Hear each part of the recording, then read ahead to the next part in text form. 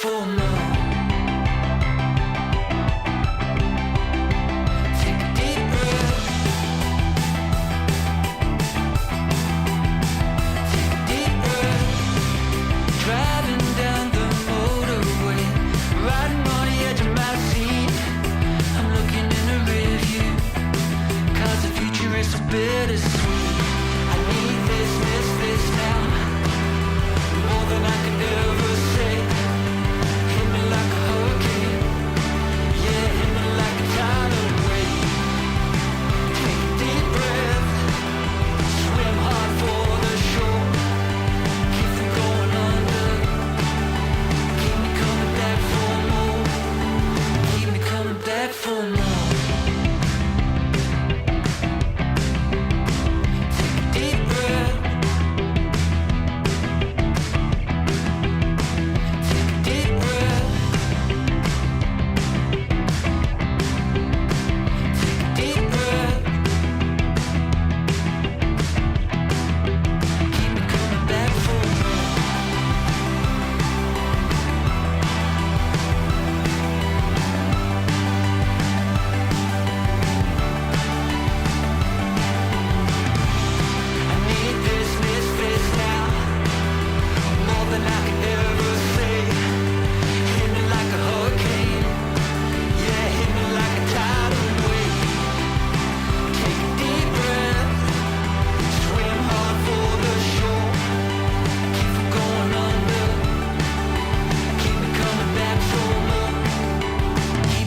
Back for more.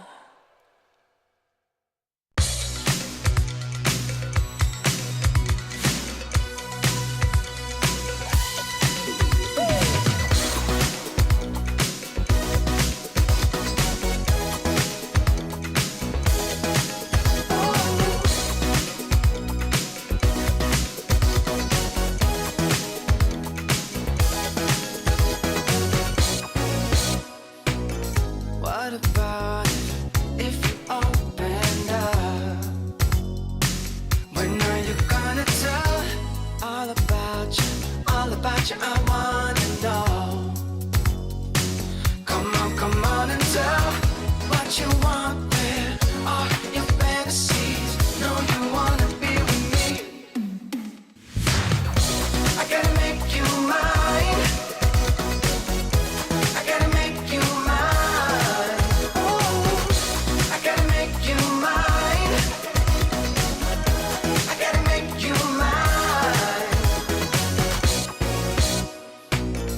What about if you talk to me? And in the secrecy, what's behind that little smile that you're giving me? Oh yeah. Come on and tell what you want with all your fantasies. Know you wanna be with me. I gotta make you mine. I gotta make you mine. I gotta make you mine. I gotta make you mine. Oh, what you want, what you want, what you want, yeah. What you want, yeah. What you want, yeah. Make it mine, make it mine, make it mine, yeah. No, you wanna be with me. I gotta make you mine. I gotta make you mine. I gotta make you mine. I gotta make you mine.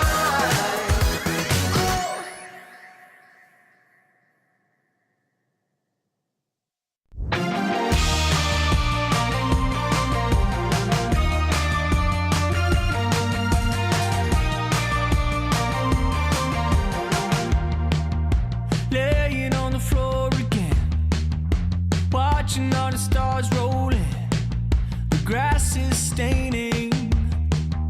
Met you at the park with your friends, waiting till the sun went down. Smoke came out and you turned thin. Call me when it's 10:30. Sneak out of your window again. Burning rubber on the pavement. Bottom of the bottle again.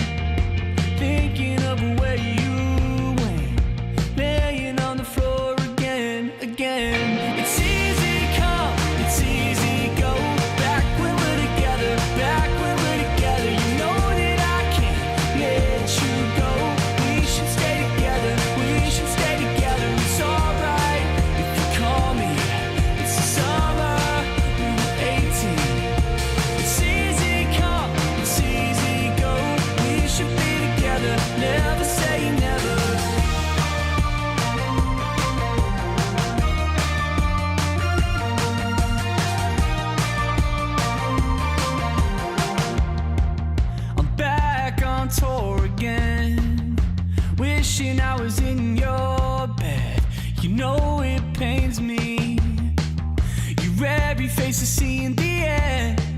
You're in the crowd, you're in my head. In my dreams you chase. If you want it, I'll be calling. You're the one who keeps me honest. I'll be waiting, I'll be waiting. If you want it, I'll be calling. You're the one who keeps me honest. I'll be waiting for you, babe.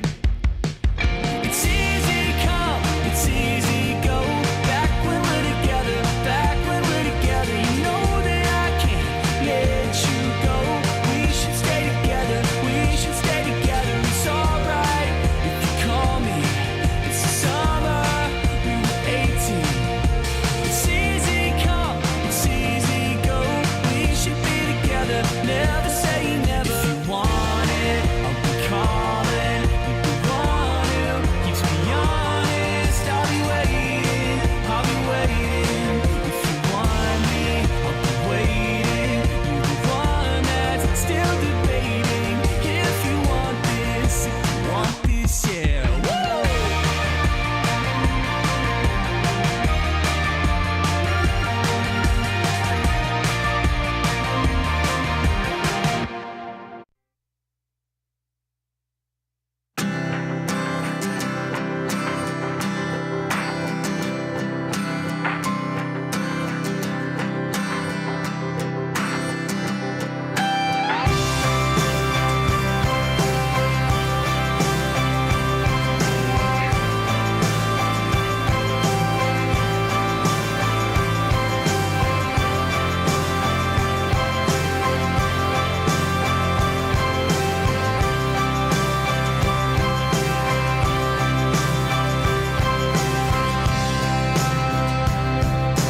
Plain as the stars at night,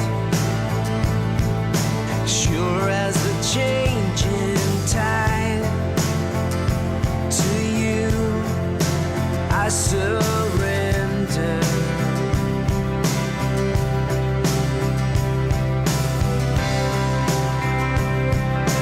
Just as the sun will rise and time keeps on ticking by. To you I surrender.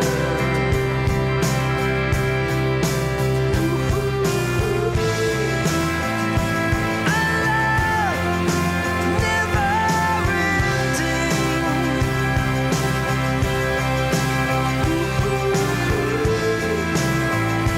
My love is reaching.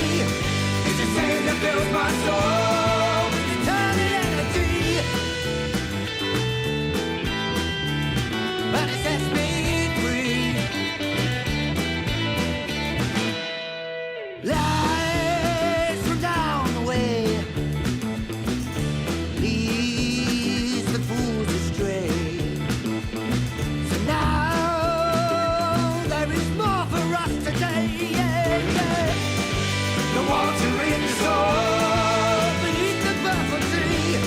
It's the same that fills my soul with eternal energy. But it sets me free.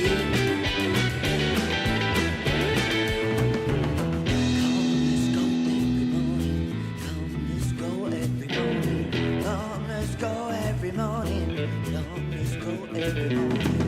Come, let's go every morning. Come, let's go every morning. Come, let's go every morning. Hey, yeah. Woo.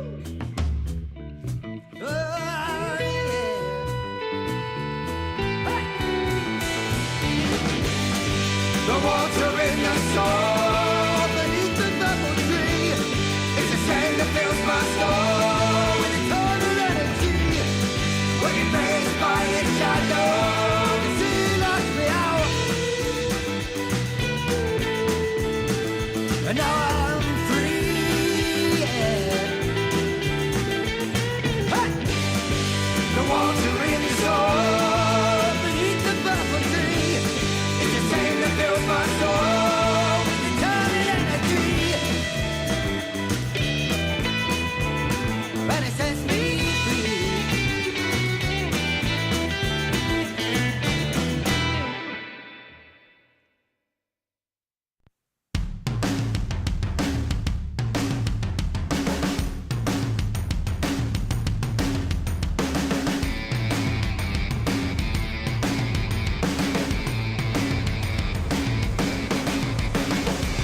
So tell me, baby, what you got for me? We got desires, gotta set them free. No use denying what you want from me, 'cause we're just looking for some company. So tell me, baby, do you like what you see?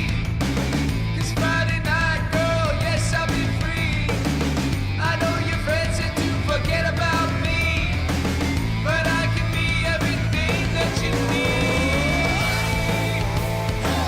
So baby, hold on, don't let go. I bet for you what you know. I'll meet you after the show. So baby, come on, don't let go. Give me a love, yeah. So give me a love, yeah. So give me a love, yeah. So give me a love, yeah. Empty bottles on the hotel floor. Blurry vision, but you're hard to ignore. Kinda feels like we've been here before. I feel your energy, girl, I want more. So baby, hold on, don't let go. I bet for you what you know. I'll meet you after the show. So baby, come on, don't let go. Give me a love, yeah. So give me a love, yeah. So give me a love, yeah. So give me a love, yeah.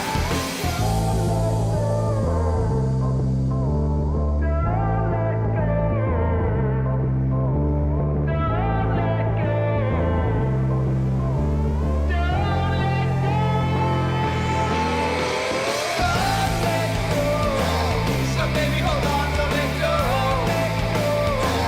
I bet for you what you know. I'll meet you after the show. So baby, come on, don't let go. Give me a love, yeah. So baby, hold on, don't let go. Give me a love, yeah. So give me a love, yeah. I'll meet you after the show. Give me a love, yeah. I wanted you, I never wanted to be the third person you'd be searching for. I had 5 reasons in 1996, 7 minutes in this heavenly sin.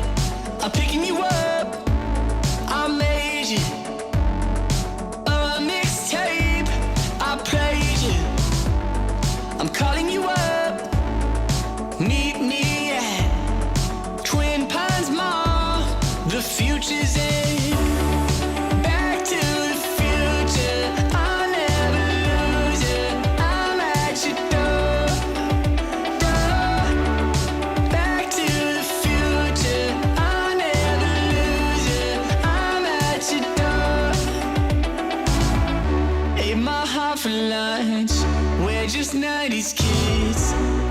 10 reasons that you hated this. I could count the ways that I love you so. Every petal from a bouquet of roses. I'm picking you up, I made you a mixtape, I played it. I'm calling you up, meet me at Twin Pines Mall. The future's in. Back to the future, I'll never lose it. I'm at your door, door. Back to the future, I'll never lose it. I'm at your door. In a memory so sensory, I still smell your Camry. Whoa, I'm at your door, door. Back to the future, I'll never lose it. I'm at your door.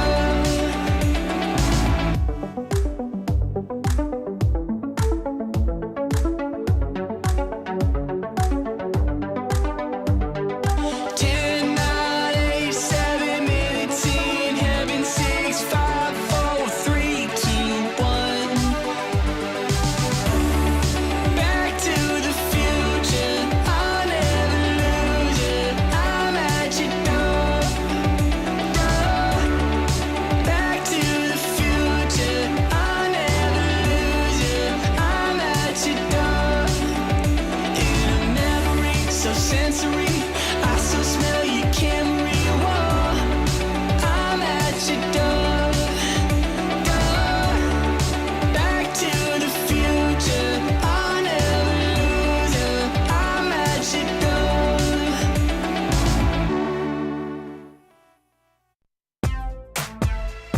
Yeah, check it out. Come on. Negative emotion running round my head. Thinking about the things you did, the things we said. So who's lying now? And who's crying now? 'Cause look who's crying now. Trying to pretend that you don't really see.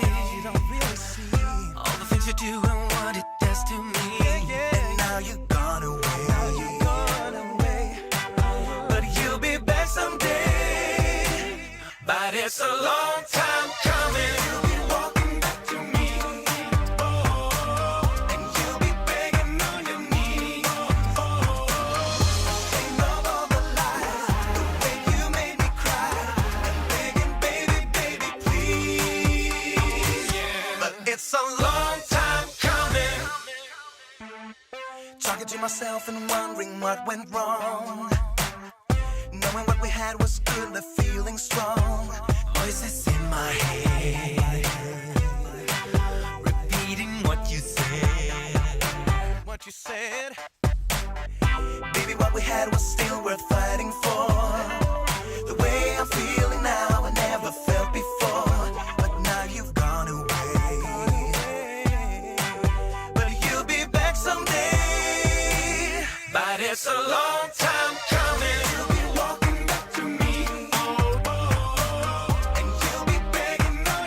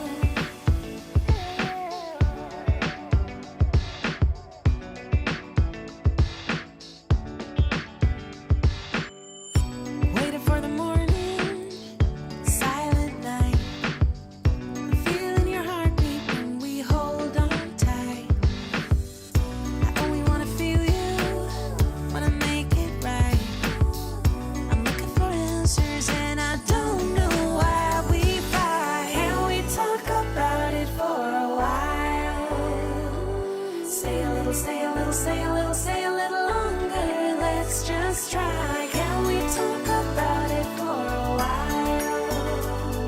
Stay a little, stay a little, stay a little, stay a little longer, baby, now.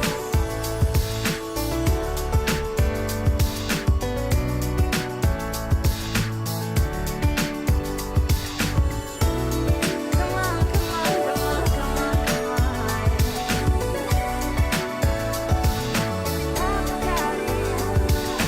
Can we talk about it for a while?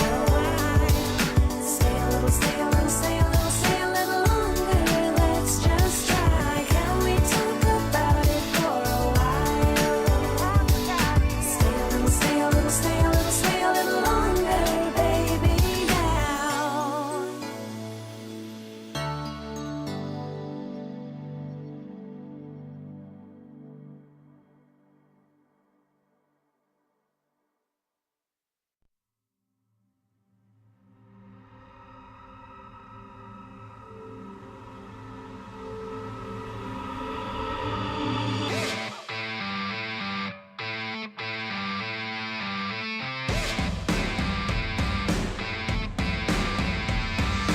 Baby, I'm looking at you. You're the prettiest girl in the room.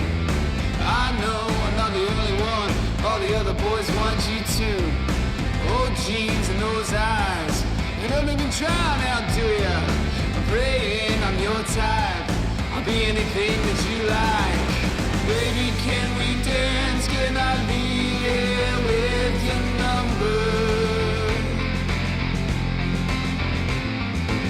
Asking for a chance, baby, after the party, come on over.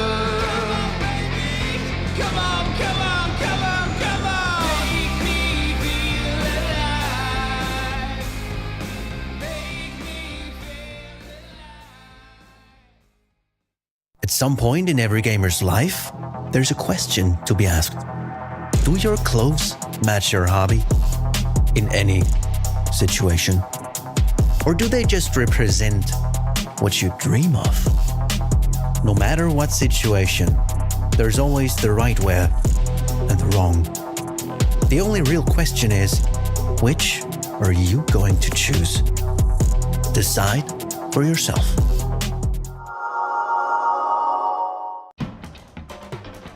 ESL 1 Birmingham is brought to you in part by Intel Arc, Acer Predator, DHL, Qiddiya, Monster Energy, 1xBet, and the United States Air Force.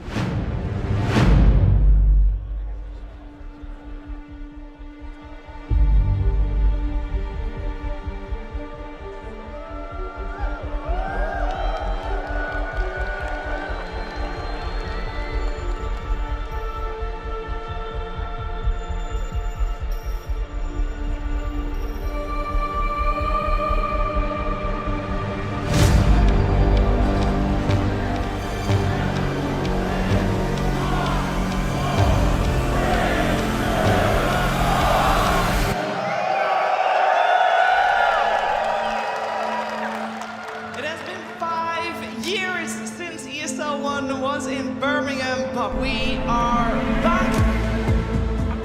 We took a different approach for this event.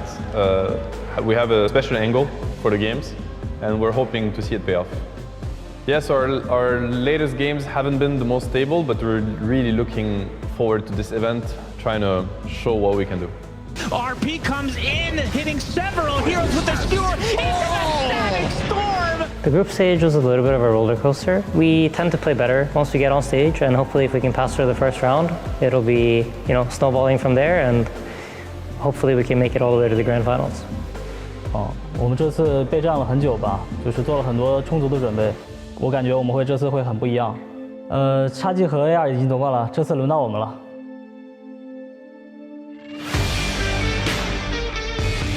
You're going to see the best team from the Americas, not only South America, and we're going to teach you all how things are done. Get ready. He jumps forward, doesn't manage to get all.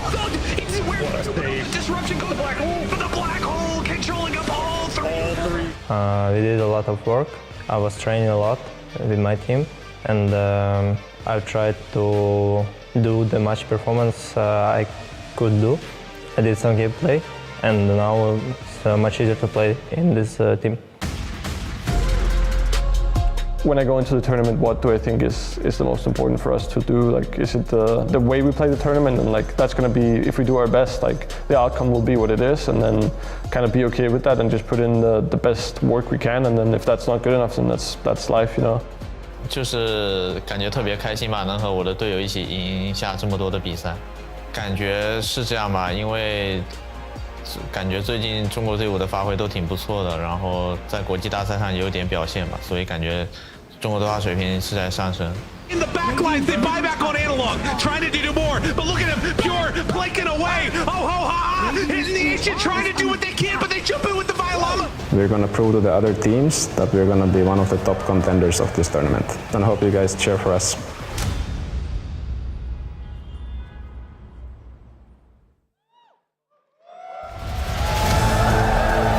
Good morning, Resorts World Arena, Birmingham. It's so good to be here. We're back, baby, we're back.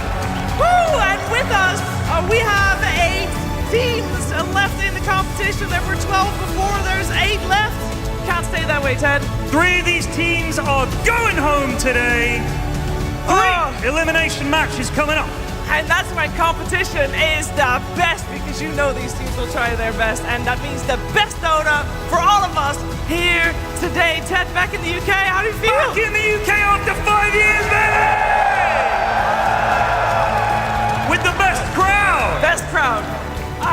I'm looking forward to this. It's gonna be fantastic. I think it's time. Are you ready, Ted? Oh, I'm ready, Sheets. All right. Ladies and gentlemen, welcome to ESL 1 Birmingham! Let's go!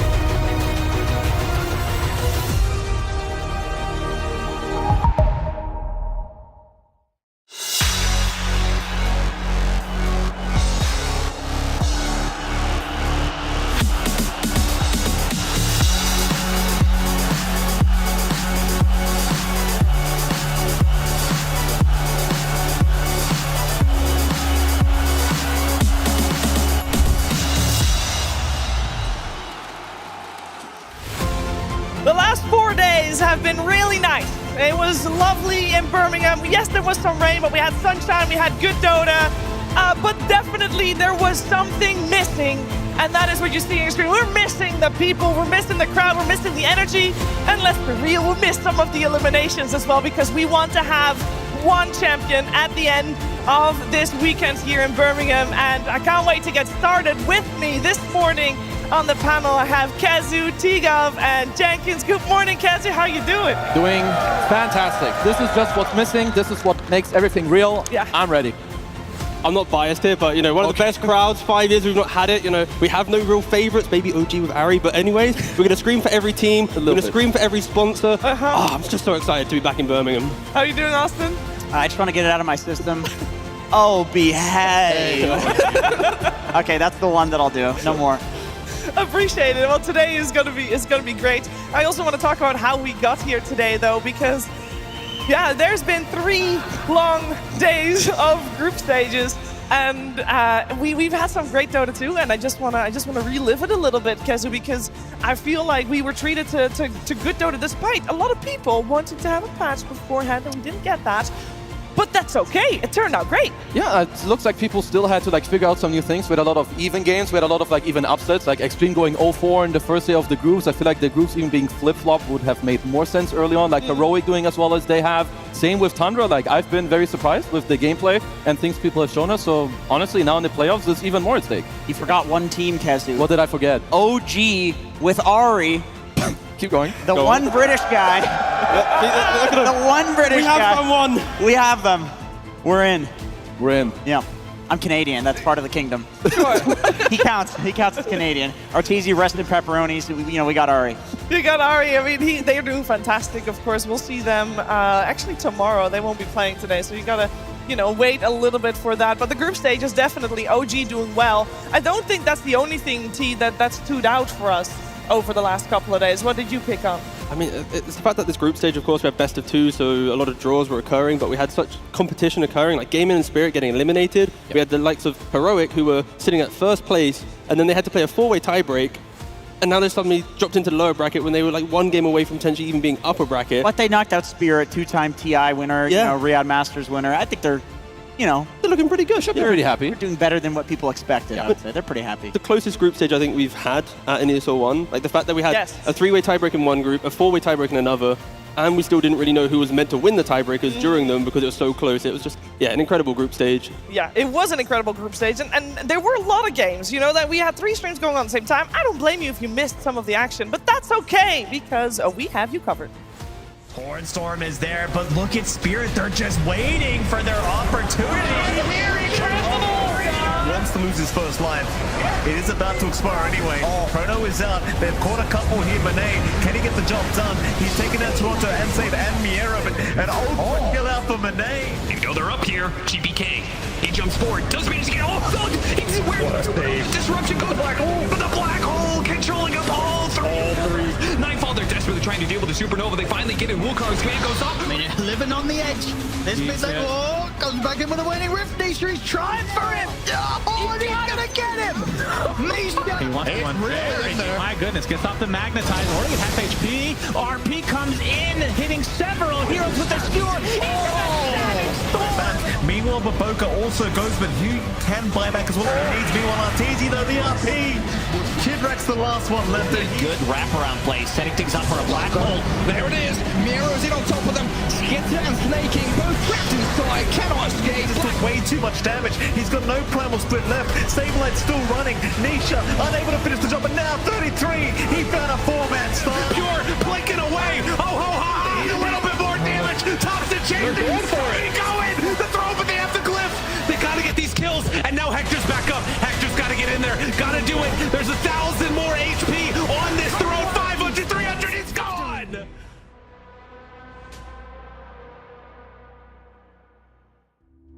Yeah, we were treated to a lot of great team fights, and well, of course it's great for teams moving on. We have some fantastic fights from them, but some teams fought well, but it was not enough. And especially, for example, Team Spirit, knowing that they have the exact amount of wins and losses as the team that goes up a bracket. Jenkins, that is unheard of. Yeah, that's a rough one. I mean, Shaver, you mentioned it, the team fights. Team Falcons, I think they're a team that kind of popularized this meta of just being really, really good at fighting, and then, playing the fight really well, getting a bunch of kills from a single fight, even game, and then they just blow the game wide open. Kezu on youtube.com/Kezu69. Yeah, that's me. He has a fantastic video about this, the way Amar plays fights. They like linger at the side of fights at 10% HP and then go back in when they have resources and cooldowns. They do a really good job of doing that. And a lot of other teams have basically copied that style, which I think is a part of the reason why Dota is so close these days. I mean, this is, if I just look at this group stage, we've touched on it, but literally even the lowest team having 3 and 4 wins and like no team really pulling ahead. You always have usually like these group stages where a team is like 8-0 or 8-2 maybe at the worst, but here's 6 and 4 on the top teams. So you can just tell like how even it is. Teams are always improving, learning from each other. So yeah, we're in for some bangers. And we are, and we already had some as well. Let's take a quick look at our brackets where we can see that there's already been a couple of games played. Now, yesterday we had our upper bracket semifinals, and if that is any taste of the games we are expecting here today, T-Gov, I think we're in the right place. Yeah, and I think for the arena at least, it's awesome when we have these playoff brackets where we're not having teams from the same region play each other. I am very upset a little bit that Extreme and G2 do need to play each other, but everywhere else, like South America versus Europe, East versus West, and then MENA as well, like we are going to have a journey of the brackets where we aren't just having these like isolated little things that we see throughout the previous DPCs and stuff of previous years. So other than that one China versus China series, everything else is just going to be like international Dota, what we want to see at this stage. Yeah, it is going to be a tough one for the lower bracket. I look at that lower bracket and I'm like, wow, there's like all these finalists team that we're expecting to see in finals once again, but now they're all in that lower bracket. We can also see what they're fighting for, as we have got a lot of money on the line, guys. This is definitely a lot of money on the line, points on the line as well, but I want to focus a little bit on the money because I think, Kezu, that the amount of tournaments, especially for teams maybe not qualifying to all the things, this is incredibly important. No, this is a good chunk of money, and it's also nicely spread. Like if you place high here, like let's say you're heroic, this is going to be one of the more important tournaments you can be at. First of all, with the money, then with the points too. So, there's still, I would say they're still an underdog when people are underestimating them, and people need to be careful. They do. This team was like 1 win away from actually starting in the upper bracket. The same can be said for almost every team, yeah. They did give away Chen a few 20 times, but I won't get ahead of myself. They gave away Chen and still almost landed three as number 1. 3 times, bro. Come on. And dude, they had like 2 or 3 like 70-minute games that they ended up losing. So this team, like, you cannot underestimate them. No, I don't think their opponents this morning will. I'm looking forward to the action, and I know 2 people that are looking forward to the action as well. I believe. Give us a little bit of a. Hey, there they are. Let's go. Good morning, Stasman Sinner. How are you doing up there? Hello, Shiver. I'm still digesting that Indian food from last night, as you know. Really rocked my world. How are you doing? I'm doing fine. I was here up this morning, and I think the walk after the Indian food also helped a little bit. And generally, I mean, maybe TMI, but I normally don't have as many digestive problems as you do. Yeah, we can talk about that a little bit more. We can talk about this game as well if you'd like. Shiver, it's your call. I would love that. Wait, Shiver, I actually have a question for Suns fan. Do you still have a wife? Yes. Okay, that's lucky. Okay. Doing great. Good input as always, Jenkins. Yeah, okay. Appreciate it. How are you doing, Sid? Are you good today? Yeah, I'm good. It was. I also think it was a great walk up here. This is. We're very high up in the arena here. We get to see out to absolutely everything and enjoy the view, which is great. And I also had a good evening yesterday with Shannon, but I'm doing much better today. Yep. So. That's right. No digestive problems. That's good. As always, we are. Yeah, how's your bowels? Thanks so much for asking. I'm great. I'm just for the fans who sit below them. I don't know how it goes from a pre-show in an arena to talk about bowel movements. What do you mean? This is the We Say Things podcast. He finds a way. Well, I'm looking forward to hearing more. I'm just letting you guys know how I feel. Thank you. I'm also excited. Ask a more direct question next time, Shiver. I will ask a more direct question next time, but I'm looking forward to hearing you commentate the Dota this morning. So get prepared and maybe, hit the toilet beforehand so you don't have to go during the game. And we'll check back in with you once the game starts. But before we do that, we are going to check in with, the guy that I just opened the show with, Pyrian Flax. What's he up to? Hi there, I'm outside Resorts World Arena, Birmingham, and the queue is starting, as you can see behind me, the queue of fans ready to come in this morning. Let's get a chat and see how far some of them have come. Hello, chaps. Sorry, can I just ask, is this your first Dota event? Yes. Well, a South African event doesn't count like this. Yes. From South Africa? So you come from South Africa? Both of us, but I live here, so I didn't travel that far for just the Dota event. Not as impressive, but still pretty cool. Is this your first Dota event? Yeah, the first time I get to the live stadium to watch the game. Very excited. Fantastic. I hope you enjoy it. Thank you. Is this your guys' first Dota event? Yes, same. Yeah. And how far have you travelled? From Poole. From Poole? We're from Ukraine, but we live in Poole. Poole? Yeah, Poole. In Dorset? Yeah. I know Poole in Dorset. That's near where I grew up. That's fantastic. Good luck to you. Have a great time. Hello. Is this your first Dota event? No, I've been to every ESL Birmingham so far. Fantastic. Here from London. Easy trip down. Looking forward to see some Dota. We all are. And let's get into it right away. Back to the Dotes. Take it away. Yeah, the queue was a long one, but everybody made it inside, I believe, I hope at least. There's still people coming in. They're on time, you know. You guys are all on time. The action hasn't begun yet, but we are getting very close to. So before we start talking about our two teams that will take the stage in a little bit, we're going to head to a tiny break. But when we're back, this is coming. So we're going to have ourselves Heroic, Team Liquid. I know there's two other series today as well, but let's be real. The real action is the first series of the day. Extreme versus G2IG is going to be fantastic. I'm just saying, we're going to start off with a bang, okay? We're going to start off fantastic with these two teams. Falcons will play later today against one of these two teams as well. Whoever wins the first series will be playing 2 times today. So they'll play up against Falcons, another elimination series. So it's a long day for one of these two teams, but who will be the lucky one? Find out after a break.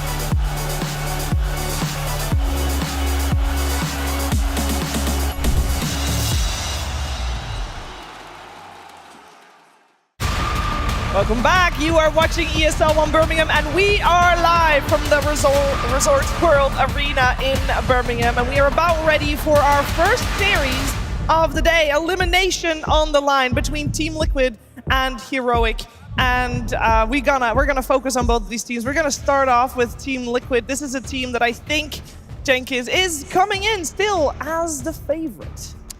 To this series, yes. They're looking really good. Their Luna currently, I would say, is looking unbeatable. They look like the best Luna team in the world, and this might be the best carry in the game currently, so that's very solid. You know, they've had a few events to integrate 33 into the system that is Team Liquid, and take his ideas, which are very, very strong, and integrate them with theirs, which are also very, very strong ideas. So they're looking like they're getting better and better every day. I would say they integrated 3-3 very well, but in their last two drafts, I really did not like their two last picks. It was the Vanu and the Bristle. I hope that they will look at that and learn from it, because if they do that again today, you know, that could be the tipping point of why they will maybe not have the best chance against Heroic. So I hope that, you know, they're gonna work on that. And we had the interview with 33 where he was saying, like, some of the games that they lost, it's like, oh, I'm just a noob slardar, that's why we lost. And then, like, you have these moments where, like, they're picking the Venom, they're picking the Bristle. Like, there maybe is still room to grow with how they want to integrate 33, even though it's been enough time compared to previous rosters. But I'm sure on the main stage, once everyone, you know, levels up, they'll be perfectly fine. I mean, it's not a Beastmaster Visage Lycan patch, so it's a little rough for him. But the Doom, I mean, he's probably the best Doom in the world, and that's a god tier offlaner currently, so I would expect that to be banned first phase. Yeah, it could be for sure, and we're talking a lot about the integration of 33, and it's nice that we are talking about it, but it would be even better to have Boxy talk about it.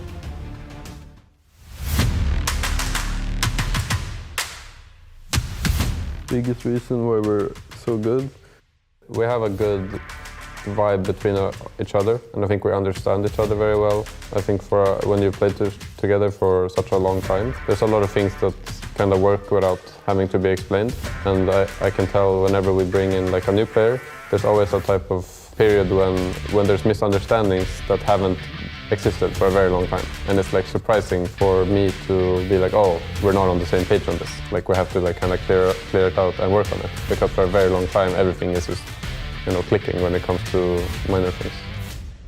Turn around and burst through the Shadow Demon. Snaking goes down. The BKB's up. Mickey's ready to hold his ground. Skeeter and Omar, they're getting shredded here by the damage illusion. Triple kill from Mickey. Liquid's ready for the cleanup. Murray going to TP out, but the lucid beam's there. Ultra kill for Mickey. I think Fifi has been like a very good fit. I think he tries really hard to adapt to us. It's not like by choice that you don't understand each other. It's just maybe like my choice of wording or something else that he's used to, and it doesn't really affect like our ideas of the game or anything like that. It's more just on a personal like communication level. Like, oh, I didn't understand what you meant, or I thought you wanted me to do this, whereas I maybe meant like, let's do it in a little bit of time, and it's getting better. We've worked pretty hard the last few weeks. There was some other tournaments as well, and I think playing a tournament for practice, or like one tournament leading into another, is a good way of getting better. Personally, I would say I play better at LAN. We used to play worse, I think probably due to like nerves or pressure, but lately it's been a lot better, maybe up until the grand finals. But it's hard to tell. I think these things kind of come and go in waves, depending on how people feel. Overall, it's more fun and it's more engaging. I think there's a lot of pressure, but pressure makes a diamond. This year, there's just going to be like a few LANs, and it would be really nice for me to have a big, like major LAN win. That's kind of what we're aiming for. And if it's not now, then I don't know, you know, if I'll ever get the chance. Ending on a heavy note there. If it's not now, then he does not know when it would be possible. But Team Liquid, they've come so close so many times, Kezu. Do you feel like they're form right now, obviously with 33 incorporated? Do you feel like they're back on the right track to at least get the same form and obviously, ideally for them, surpass it? I think so for sure. Like 33 is a monster player. If they can just keep working on making sure that they can help each other, like Boxy is saying, it hasn't been maybe the easiest, but they're working on it with the communication as well. Like if they have those problems and they're still doing this well, like if they can just work on those, like this team is scary. Like Nisha as well, in some of his last matches, he's just been really popping off, so we all know how good this team really can be when it all comes together. I mean, he's right too that they are a LAN team. Like the statistics speak to that. They the only tournaments that they will do poorly in are Dream Leagues, which are online. They will often do like just decent in group stage and then go through to get a top 2 finish in like, 10 different lands in like a 2-year period. So like these guys power up when there's a crowd. They do power up when there's a crowd, and I want to bring something to your attention because the style between Team Liquid and Heroic, I feel like Heroic has maybe a more clear style and maybe also therefore extra supported by the crowd. We have a US Air Force Wisdom Rune for you to highlight that specifically, T-Gov, because team fight participation in general, I mean, it's a stat that gets thrown out here and there, but if you imagine that all 12 teams, there's a gigantic list of all the percentages, Heroic got the top and the bottom slot covered. Yeah, I mean, it clearly is the philosophy of make as much noise as possible so K1 can farm behind you. And like when you look at Analog, he is first picking his heroes quite often. Like if he gets to Pangolier, he's gonna go for it. If he gets to Leshrac, he's gonna try and open up the map. And it just shows that Heroic have looked at how, let's say, Falcon and Liquids are playing and, taking there just a little bit of a spin on it where they want to make as much noise as possible. And it is, I think, Analog, he is a key figure in this team. If he is able to make these early moves, that's when they look the most dominant. If he's ever shut down, then they can potentially look a little bit lost and then lose out some of these games. But yeah, Analog, the left guy on that screen, he is so pivotal for this team. This looks like a South American stat because obviously these are 2 SA players. That's actually a North American stat because on US East pubs, everybody's so bad that when you're the mid laner, you have to 1v5, which is why Analog is used to just running around and killing everybody. And then if you're the carry, it's like, well, my team is dumb. Like they're never going to do anything. I'm just going to farm. Nobody's going to stop me from farming either because Analog's not on the enemy team, right? It's just some shit mid laner. And, you can carry the game that way. All the games I've seen, like Analog has really been the shining star. So they need to help him because he just helps enable everyone else. Because as you see in K1, my bro, he farms for 20 minutes, 25 minutes, and then he comes and then he carries the game. But they need to make the space for him. Well, Analog's playing mentality, definitely a strong one, a unique one potentially as well. But I am more interested in learning more about the Scofield mentality.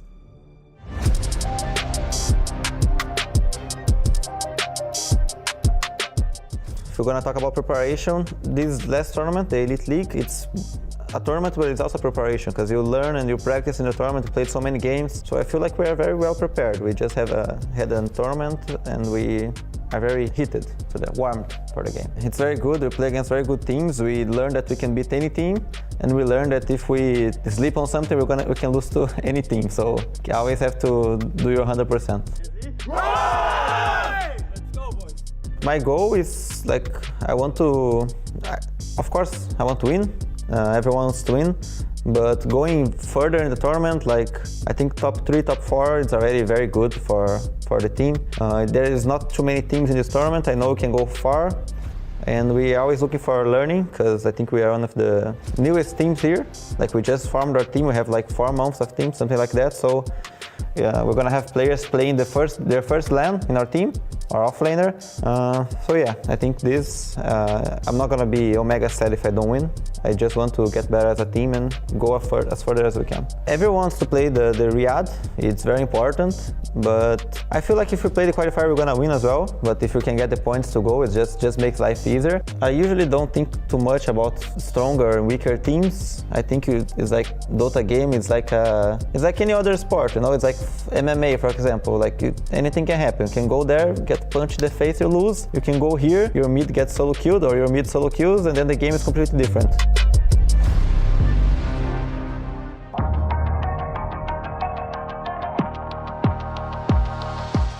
So my teammates, inside the game, I like a lot the Scofield mentality. He plays so much Dota that if you don't play as much Dota as him, you kind of feel bad. I like the actor's confidence. Analog, he's very serious, and Lama, he plays a lot as well. I don't play that much. Me and Hector don't play that much rankeds, but I feel like we're very confident. That helps the team, knowing that we are not gonna fuck up or they can rely on us to win the game. This is very important. We try to speak Spanish, but sometimes we end up speaking English, and not everyone understands English. My mid laner is from Brazil as well, just like me, so sometimes we speak Portuguese. It's not 100% perfect yet, so we are working on that, but when the heat comes, it's a little bit harder. And outside the game, I feel like we are a little bit different, each player. But yeah, I feel like our connection is more inside the game because, like I said, we have some different cultural differences. Like I'm closer to Analog because it's Brazil. Hector talks more to Scofield. But we try to go outside as a team. But since we are practicing so much, we play so much, we're like the whole year traveling. Sometimes when the free day comes, we just like, I had enough of men who play Dota with me. Can you guys please disappear? But we have good chemistry, let's say.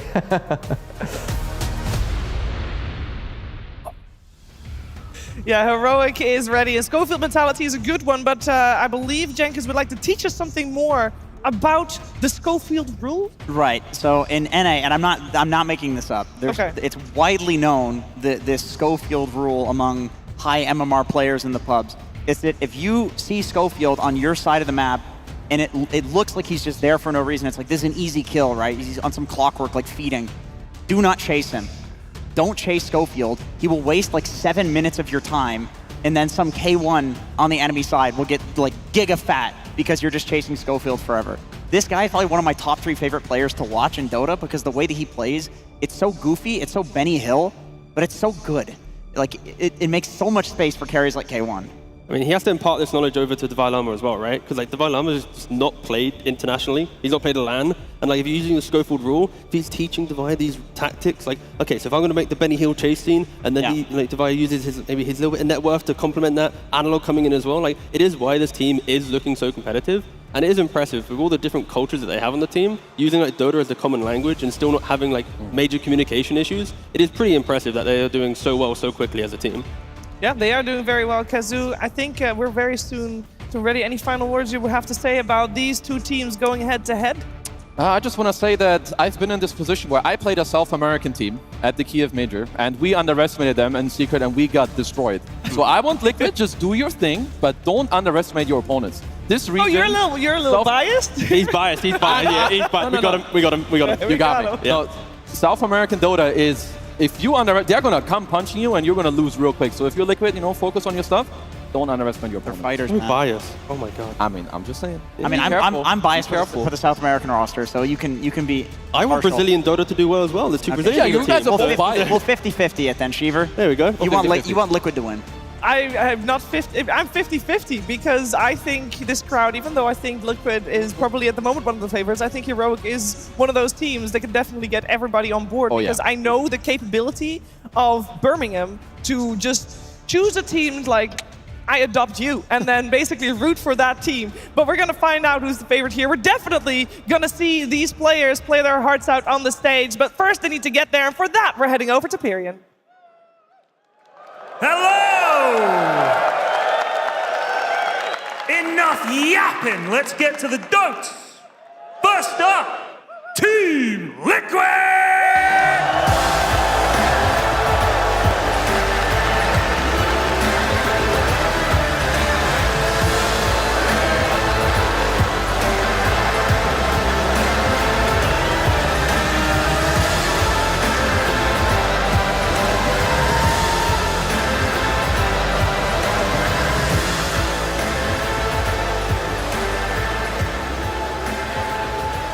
And their opponents today, Heroic!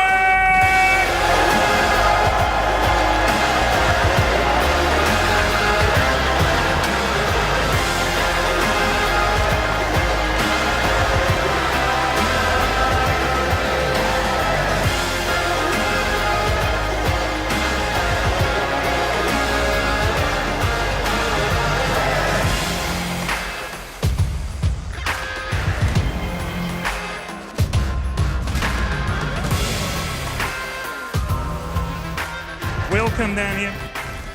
I need a representative from Heroic to come over and do the pre-match trash talk or friendly banter. It's up to you guys. Gentlemen, please shake hands.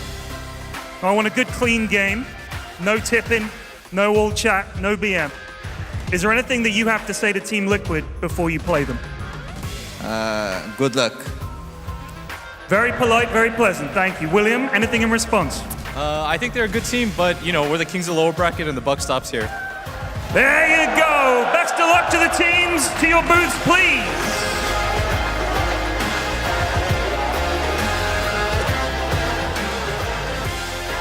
All right, great. I'm still ready for this. Although I will say after a comment like that from Blitz, I think if you were asking for please no tipping and no alt chat, you just ruined your chances, because that deserves some tipping and alt chat. And to be honest, don't we just love kind of like a little bit of the spice?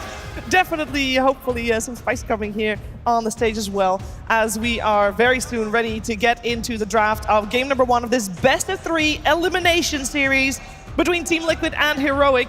And small little facts coming out here. There has been a lot of ESL ones, obviously, and of all the champions, of all the ESL ones, there's only one player still in the tournament. Okay, so it's Nisha. Would you believe it? I would believe it, because this kid is, he's really good. Liquid, as Blitz said, they are the lower bracket champions. They did adopt it from an old team. As we all know, upper bracket is for Bs. So Liquid, they are, no stranger to being in this position. No, they are not. However, I would say that I think Heroic is the type of team to become the lower bracket Grim Reaper Tigo.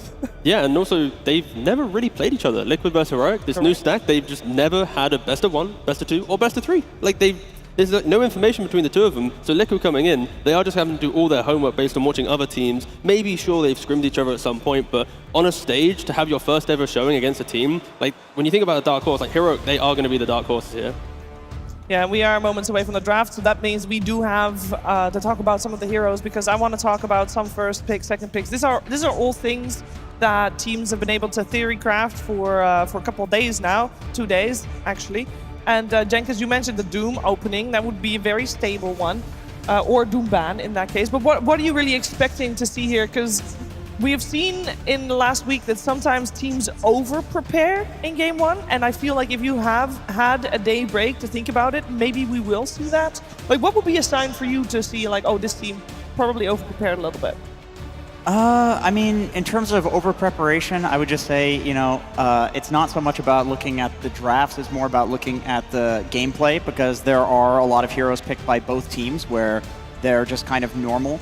And then you have heroes like the Doom, like the Luna on Team Liquid, where their games are, they're not just normal games, they're stomps. It's 33 being at the top of net worth, or it's Mickey being at the top of net worth and 1v5ing, getting an ultra kill or a rampage, and the whole team, setting up for him to be able to do that. So I would say, look at the gameplay, let the gameplay speak. Don't just look at the drafts, because you can let like a tiny through or something, it's whatever. Actually, maybe not to Scofield, but there's certain heroes you can let through that are just normal heroes, and then there's the true specialty heroes for both of these teams. Where we are ready. We got Heroic on the Radiant side. Team Liquid will be on the Dire side for this first game, and first pick also in Team Liquid's hands. We got some bans coming out already. Keeper of the Light removed, IO Doom removed, and of course it is Heroic that can ban out 3 heroes. 4 heroes, rather, I believe. And Team Liquid get ban out 3. I'm intrigued to know if Liquid's going to be respecting like the Leshraks, the Pangos, these heroes. Because they're first pick, they potentially could ban 1, keep 1 available for themselves, and take it away. Again, Analog, he is such a pillar for this team. We were talking about it in the pre-show. And at least those are the 2 big heroes that I think Heroic like building drafts around. Yeah. Especially with them also like banning Doom, it would make the Lesh a lot better down the line when they close out the phase, because Liquid obviously can't open with it. So I do wonder what Liquid want to do about it, because if they leave Lesh open, I think their first pick already needs to be the type of hero, right, where their first pick kind of covers Heroic closing the phase with it. And the Coddle is banned as well. This is probably the best mid lane answer to the Leshrac. Both mid laners take it. It's a really strong laner. Analog likes to play really strong lanes, and I believe it is Nisha's most played hero in this tournament. With the stat that we saw earlier about how Analog is joining all these team fights and basically creating or setting up the space for K1 for Heroic, do you feel like Team Liquid also wants to draft something, not just for Nisha to have a favorable 1v1 matchup, which I think you try to always draft, but also to maybe draft in a way that frees up the supports a little bit more to help out that mid lane if needed? Is that way too specific to think about in a draft like that? I think both teams are just ready to scrap. I think that's what we're seeing here. Like Falcons kind of started this. They were winning tournaments. Liquid adopted it during their qualifiers, and then Heroic has kind of also entered the scene with the same logic to some degree. Maybe they bring Hector in a little bit less than they do Meke, but I think, yeah, it is just about have the ability and the tools available to take fights if needed. And Liquid, they ignore the Leshrac, they ignore the Pango, and they first pick the Brewmaster. Brew overall is just a very good hero. He does get banned out a lot. I personally wouldn't be too surprised if we do see Heroic end up picking the Lash, right? We've said they have a lot of success with it. And Lash is a hero that does really well against like overtime damage, right? You don't want to play against this overwhelming damage. Brewmaster, his team fight is strong, but like he's Radiance burning you, he's like lifting you, you're still doing stuff. So overall, I think both teams are probably going to be pretty happy, at least with the first phase. I think we've seen against Brewmaster at least, if you have high damage to kill the pandas, or at least sustainability, that when he does hit that split, you're not like under threat, like, oh, we have to go protect our Oracle, or we have to go protect this random hero that doesn't really want to use spells themselves. If you have that logic to extend the fight, Brew just falls off quite a lot. And already, Heroic throw in the Lifestealer straight away. There isn't really flexibility with Brewmaster. We're not seeing it go to a 5 roll or anything, so that's why they aren't afraid to lock in the carry straight away. We saw first pick carry from Bet Boom yesterday, right? Or no, it was Tundra actually. They also misclicked the Lifestealer. No, not that Lifestealer. The Morphling against Razor. It's very rare prior to this tournament to see a carry first pick. It seems like they just really value. They're at the airport. I could answer that question. Oh shit. They really value this lane, and also K1 is one of the best Lifestealers on the planet. When I think of K1, I think of generally like these melee kind of lane takers with like Radiance, some Wraith King, Lifestealer, Heroes that can Chaos build Knight. gauntlets of strength. Yep. That's my boy K1. But I like that teams, like, they throw a problem at you. You just instantly address it with the pick that you think is best. Like, you just man up, you know, you show them that we don't care about just picking Lifestealer here. We'll ban one hero for it, and we're totally okay. This makes me think they might be leaving in the Luna and just saying, okay, go ahead, pick it. We have Lifestealer, which is one of the better answers versus it. Obviously, Luna is a partly magic damage carry, and Lifestealer has the spell immunity. You can also hop inside of her and disarm her. You can man-fight her even through the Glaive Shard. It's a ballsy play to do that, though, to give Liquid the Luna, because we've seen teams do that and try to counter it, and it hasn't worked up until this point. Would you be opposed to Heroic going down quite a defensive line of draft, like some Bane? Continuing the idea of if Brew wants to step up, he can get gripped instantly, you can prolong the fight, stuff like this? I think Bane could work. I'm personally not the... I feel like the Bane Brew matchup can go kind of both ways. Sure, you get then, left, at least if you go Bane, you need more heroes. Yeah! My man. Sorry, as a British guy, if you see that, you have to just scream it. Sorry, it's installed into me. I still haven't had Greg's. You haven't? What? No. Well, I think you can order it here. Everybody should try a good steak bake. I'll give a feedback. Buy it later. Oh. Second series? Yeah, sure, we can get you one. If you ask for Greg's right now, at least one person in There'll the be like crowd 12 sausage rolls being thrown at you. They'll walk up to you with Greg's. There's like a sea of sausage. There's like 15 people that have sausage rolls currently in the crowd. Yep, I'm looking. Just throw them on stage. I really just want one just to come flying. Please don't. Also, if it's that good, then people wouldn't want to part with their sausage No, rolls, no, so, we like to share, it's fine. Yeah. We are still looking at the final pick for Rogue before the next couple of final ban for Rogue before the next couple of picks come in, and they only get one, so this ban is pretty important to set the tone for what they want to go for. Are there any other heroes that Liquid has played over the last couple of days that, other than the Luna, that we should be looking out for? Because we obviously have already seen the Oracle removed. Maybe something like some soft counters to like Nyx. I feel like maybe some... Okay, they go with the Tusk, or maybe some Shadow Demon. Okay, they go with the Grim. Okay. One of the few teams that still picks the Grimstroke. Yep. I think we mainly see it in the position 4, but it's always nice to have multiple melee options to throw the Inkswell on, push them deeper into the fights. Yeah. Against a Brewmaster, if you can get the Embrace on them, prevent the split instantly occurring. I think it does at least indicate to Liquid that the future picks from Heroic will have some very clean initiations. But yeah, overall, nice Grimstroke pick. Yeah, it'd be a very good Centaur pick at some point for them, because you can ulti away from the Brew split. That's kind of the best way to deal with it, is to just disengage, run away from the Pandas, and then it's a hero that the Grimstroke can put the Inkswell on. You don't really want to be, like, Lifestealer wants to be left alone. Later on, he's a good Inkswell target, but not, in the early game. You want something like a Centaur. They go for the TA. We're going back to the just pick the cause. Yeah. Make sure we have these matchups, like Heroic reacting to the Brew, now you have the TA. I think Lifestealer, even though you like to buy items that can deal with a TA, you have Armlet for the armor, Radiance for the mischance, Ags also for the disarm down the line, the TA pacing can delay or punish a Lifestealer at least. Also, I forgot how hard it is to panel and draft when you just keep seeing different signs. Yeah. Because like you start thinking... You want to read them. You just want to read them. You got to read the signs, man. I mean, Ahmed, so the mid-game timing of TA Brew is very good together. I would love if Liquid would kind of have like a soft save. Like what Heroic are showing you is Grim, Nakes is going to infest when they're going to go in. So I would really love like some Venge, SD, or like just some soft save, maybe help your Brew out against the Phantoms of Sprays as well that T touched on. So that could be cool. Liquid go for the bait. Okay. I can say one thing for sure, and it's that like, Liquid T. Well, this is two things. Okay. Liquid TA. Yep. Fantastic. They're one of the best teams in the world at playing around this hero and drafting around it. And for Heroic, they did not prepare for a Brewmaster TA opening. There's no team in the world that you're going to think that these two heroes are going to come up first. So this really puts the ball in their court in terms of the draft. Like it gets confusing at this point. It's like, okay, what we prepped all this stuff for these normal openings. What do we do now? Go on, lads. You got this, lads. Come on. Come the last one. Come on, guy on the left. Guy on the left. It is past noon after all. Wait, what? Oh, yeah, it's 12:09. We're The good. best time to drink is in the morning, actually. Oh, so they missed it, you're saying? No, Actually, no, they started early. No, the best time, you just drink both. There's still like 8 more games after this one. You drink until the morning. You start early. Yeah, true. Crazy. The All right, Pango came out. Ooh. Pango did come out. Is that, because that is probably our analog hero, right? Correct, yes. Is that one that he can indeed set a high tempo with and create that space with? 100%. This hero is explosive with the correct supports behind him. As soon as you get that defusal, like Grimstroke wants to push heroes forward. I think this... Ooh, KJ as well. KJ is the only... Oh, we're going again, but okay. KJ is the only person to come on, profit. That's a big one. That's like 2 liters. No, he doesn't have That's to. like 2 liters. Also, the middle one. It is mandatory. If the camera shows... No! Get ready to boo him. Get ready to boo him. Guys, they You just got sat this. down. They're You got like, this. I want to save my Big man on campus. That's good. So yeah, anyway, Nature's Prophet, Heroic are the only team to play at position 5. Of course, throughout the last couple patches, Nature's Prophet has been getting nerfed through its Sprout, through the cooldown of Teleport, but KJ still likes doing it because it's the pacing it sets. He can still TP for the Wisdom Runes, he can still TP to deny off the mid lane runes. And when we're talking about Analog being active, if a Nature's Prophet, who doesn't need to help the Lifestealer because he's a very independent carry, is able to make all these macro choices around the map, he's going to further just push the Pangolier forward and just progress the game.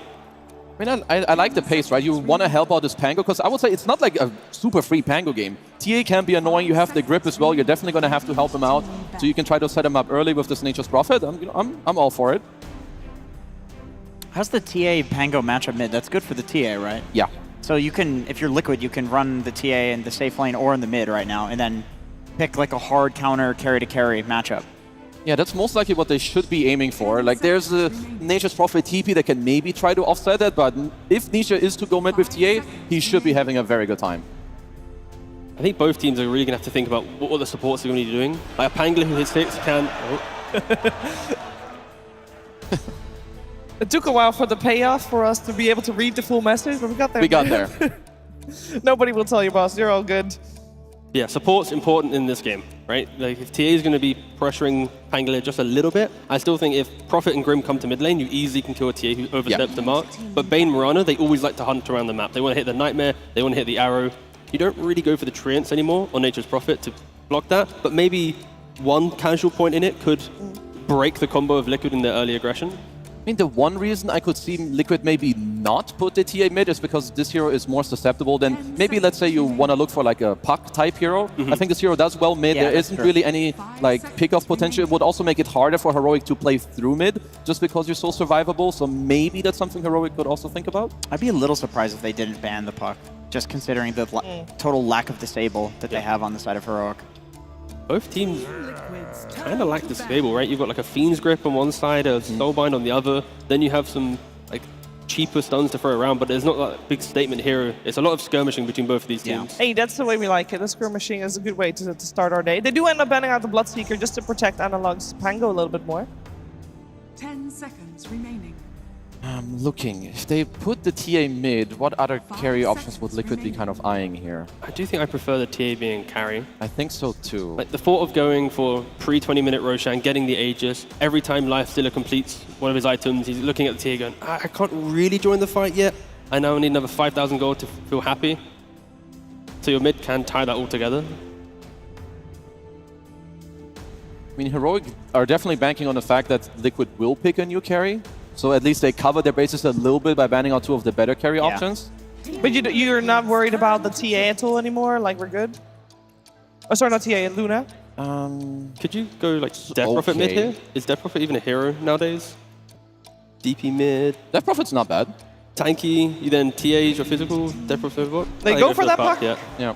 I do think it makes the most sense. Like just looking at the pace and what Heroic want to do, I would say this makes it like really hard for them. Yeah. So now it's on Heroic to like, okay, you know the puck Pango matchup, whatever. Now maybe you can try to abuse the TA instead, and now locking in that on the safe lane. So what will Davai Lama cook up That's here? what I was thinking, like a Viper could come out from Davai. He has played it. Yeah. I feel like a Viper is relatively hard to gank too from a puck if he has any sort of net worth advantage. Ooh, is this not a good... the lane's nice. It will be in the track. Oh, Pango off lane. So they'll go for the Pango on the off lane. Yeah. I was leaning to a little bit of quirkiness from Davai Lama, but the Pango off lane, we've seen it a couple times. Not the strongest laner. It has fallen off quite a lot in, like, maybe like a year ago it was viable, but...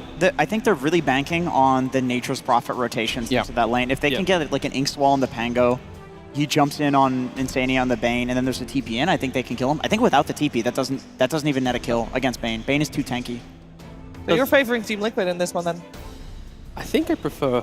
Oh, for Jenkins? Jenkins, Who do you prefer? I prefer the safe lane of Liquid, but I do think like Nakes versus TA late game is, I'm pretty sure that's like fairly Nakes favored. So could go either way depending on the tempo of the game. Could go either way, gentlemen. I will not force you to pick a side. We are unbiased as ever. As our commentary duo, as we're heading over to them right now, it is Sunsfan and Synderen. Thank you. Let's find here with Cinder. We got Heroic versus Team Liquid. Lower bracket best of 2. This is going to be our first eliminations of the playoffs. Cinderman, do you have a favorite before the picks came out? Because we'll have plenty of time to talk about that. A good question, because I feel like Heroic kind of took everybody by storm in the groups, and they were kind of unfortunate to even end up down here to begin with. They were having a great day one, they were looking hot, and a lot of the games they lost were really, really close, so could have absolutely had a much better score. Liquid were a little bit more hot and cold, I would say, in their games, but now that it's on the big stage, you got to favor that experience. You know, you've got a new player in Davai Lama on the big stage. He hasn't really been here much, so you want to factor in those things. Maybe a slight edge to Liquid in the experience department. What do you think the crowd is going for before we ask them? Oh, whoever makes more kills, I think. Whoever wants to play aggressive. And for that, I've got Heroic, because they picked Nature's Prophet in the second game of the tournament this hero is being run, and that hero is all early aggression, so. All right, Birmingham, how many of you are rooting for Heroic? Okay, what about Liquid? Yeah. I think just you wait until that Prophet comes in play, okay? We'll win over some people with this, I'm sure. All right, fair enough. Let's get started with game number 1, shall we? Yes. You gonna bring out your British accent for this? No. Okay, well, we're not ready to go yet, apparently. We're in game. Good to go, Cinderman. There we go. Before battle.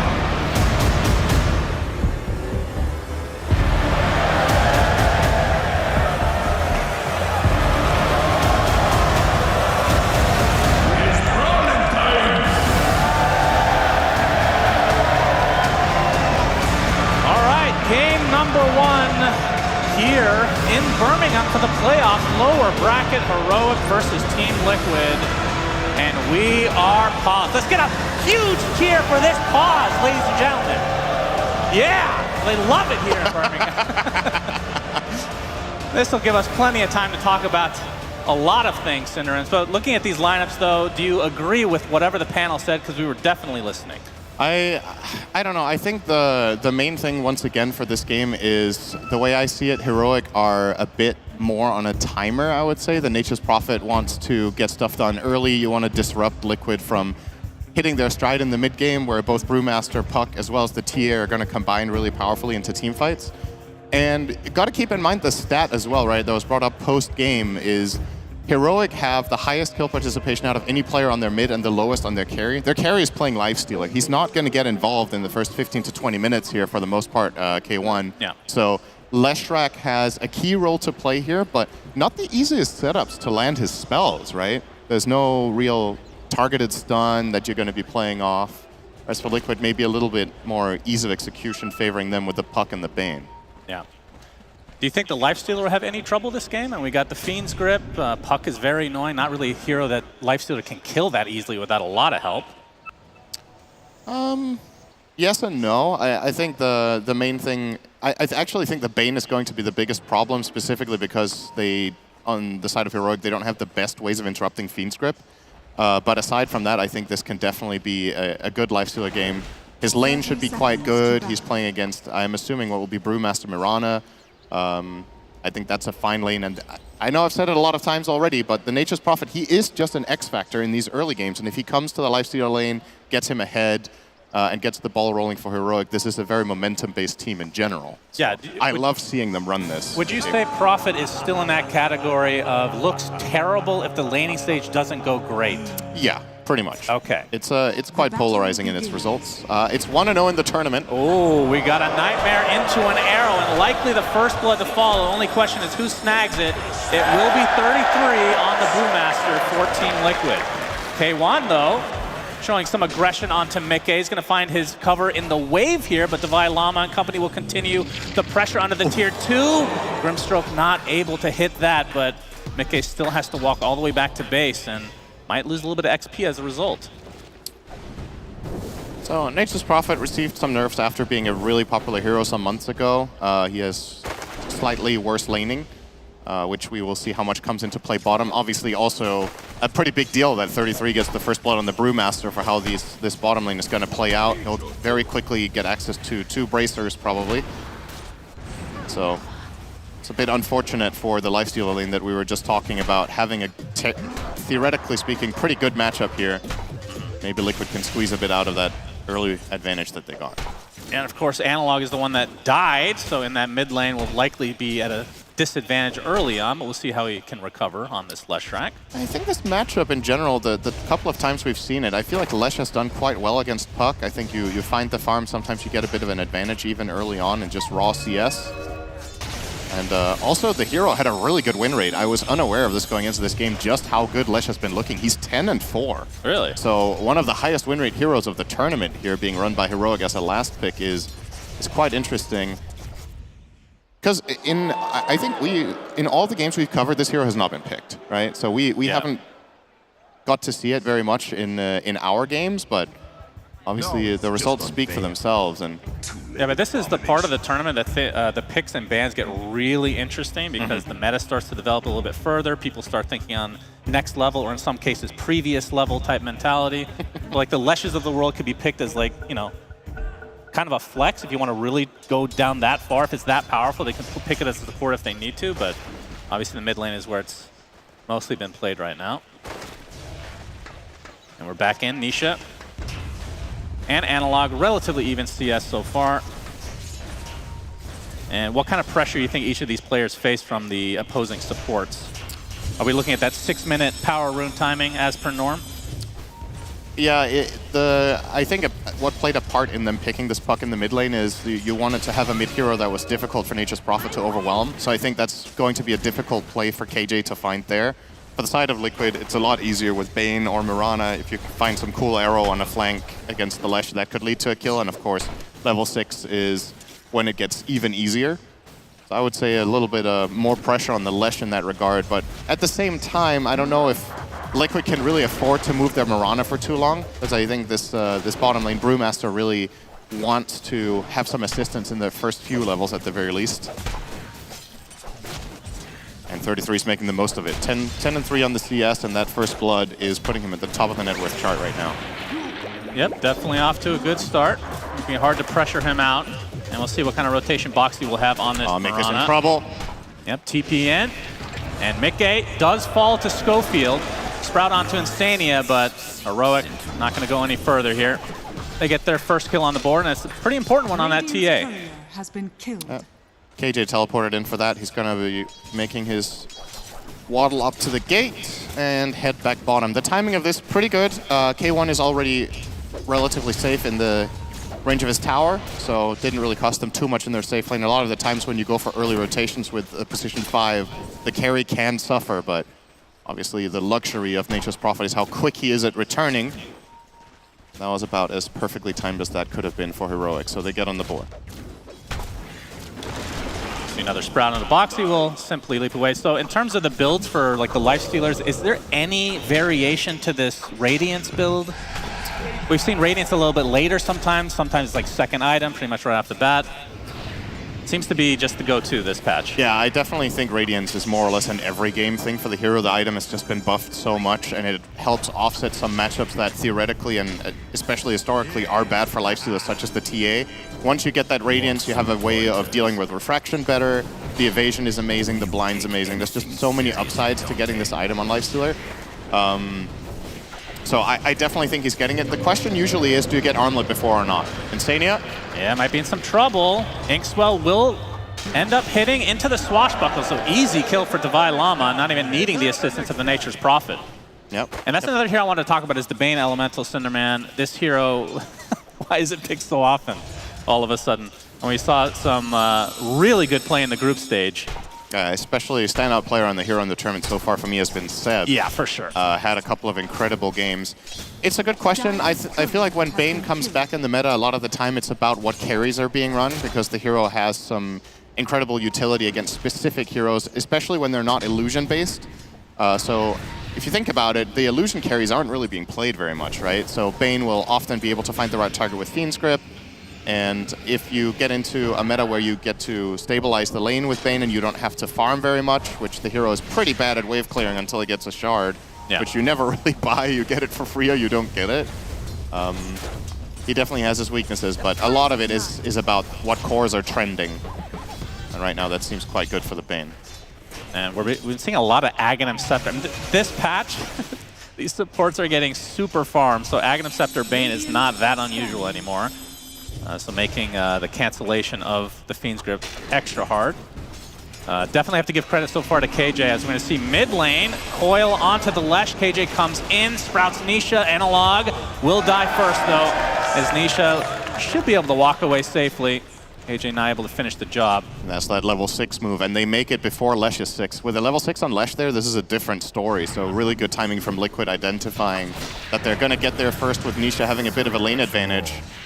And the moment that 6 cracks, the Mirana comes in for a 2v1 setup. This will be harder next time. They got it done while it was at its easiest, and that's what you want to see if you're a Liquid fan. Now, haven't talked much about the Pangolier for Mr. Divine Llama, as he's getting a bit low. Kind of a weird game for him, as the shield crash will be there, but the Nightmare from Insania. Actually, Inkswell connects anyway. Boxy with the arrow. Not going to hit. Scofield and company will have to back away, but they did force a rotation from Liquid. Yeah. But yeah, from Pango's perspective, just a weird game. You got Coil, you have Bane, Fiend's Grip. Like, not an easy game for Pango, but it is an offlaner. Yeah, and they chose to pick it into Bane, right? They didn't see Puck at the time, but I guess Heroic are just that confident in their Pango that they feel like they can pick it into a classic counter matchup in the Bane. Sometimes some of the reasoning could also be, well, if... Oh, hang on. Boxy. Nice to be read. Sneaky. Very nice read, but leap into safety. Arrow from afar. Oh, it does hit! Insania's gonna steal the room! Oh my goodness! That is very unfortunate for Heroic. Insania will happily sacrifice his life. Maybe he can get a deny on these Ancients. Oh, nice wash. He might just try to run away the old-fashioned way. He's fine. All right, well. Unless KJ comes in. Analog is coming. No teleport ready. Yeah, he's got his splitter at the ready. He's not fine, Shannon. How dare you? Very dead. Insania eventually drops, but that does take a lot of time. That feels like a major win regardless of dying there, just because you had 3 heroes on your tail for so long. Lesh made the rotation, you got the rune. K1, oh, actually, the rage doesn't last long enough, and he ends up dropping in a 1v1, essentially, knowing that there's no reinforcements there.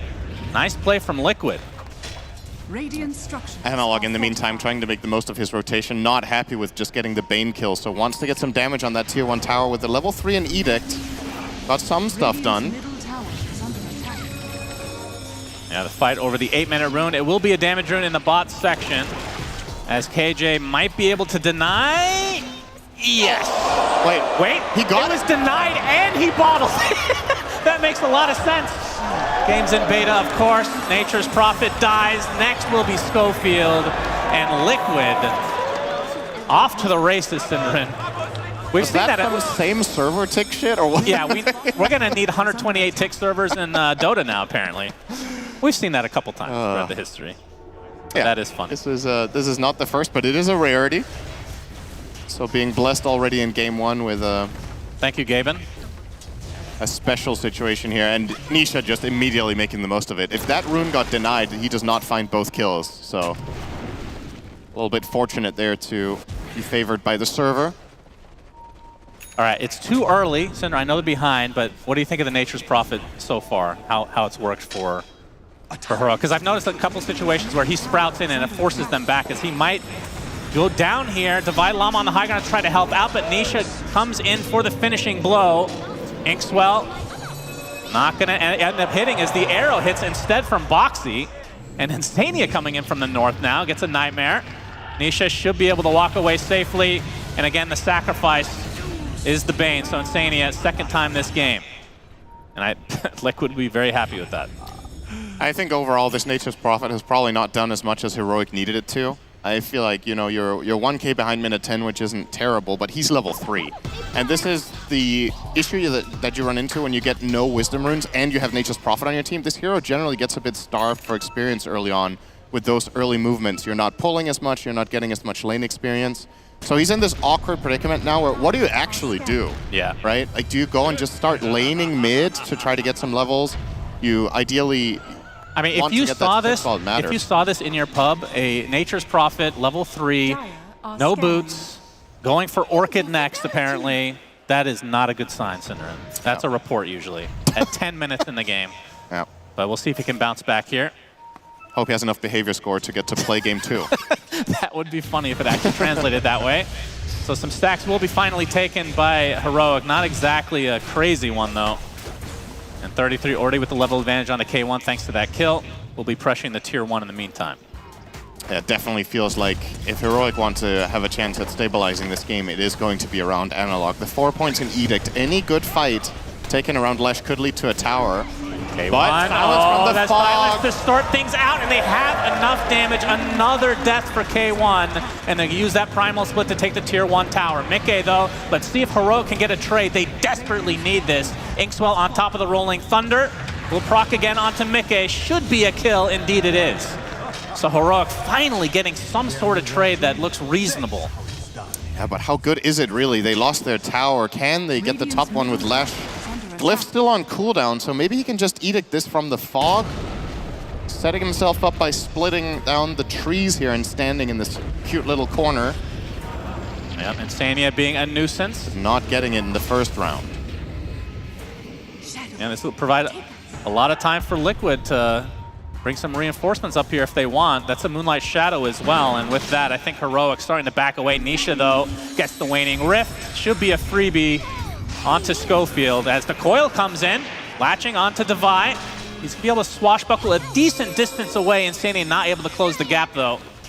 And Devi is hounding him. They're continuing on here with the refraction charges. You can't blame them. And Nisha, I don't think they're going to pick up this kill, but definitely showing their prowess here early on. Liquid, I believe, in that instance also did see the Ancient stack. Theoretically speaking, could try to steal it with the TA. She's not the strongest just yet to do this, but I guess with the low resources they have on the puck and the lack of brew split, they're just not going to look to invade that. Maybe settling here for some good damage on the tier 1. Don't think they'll be able to complete it.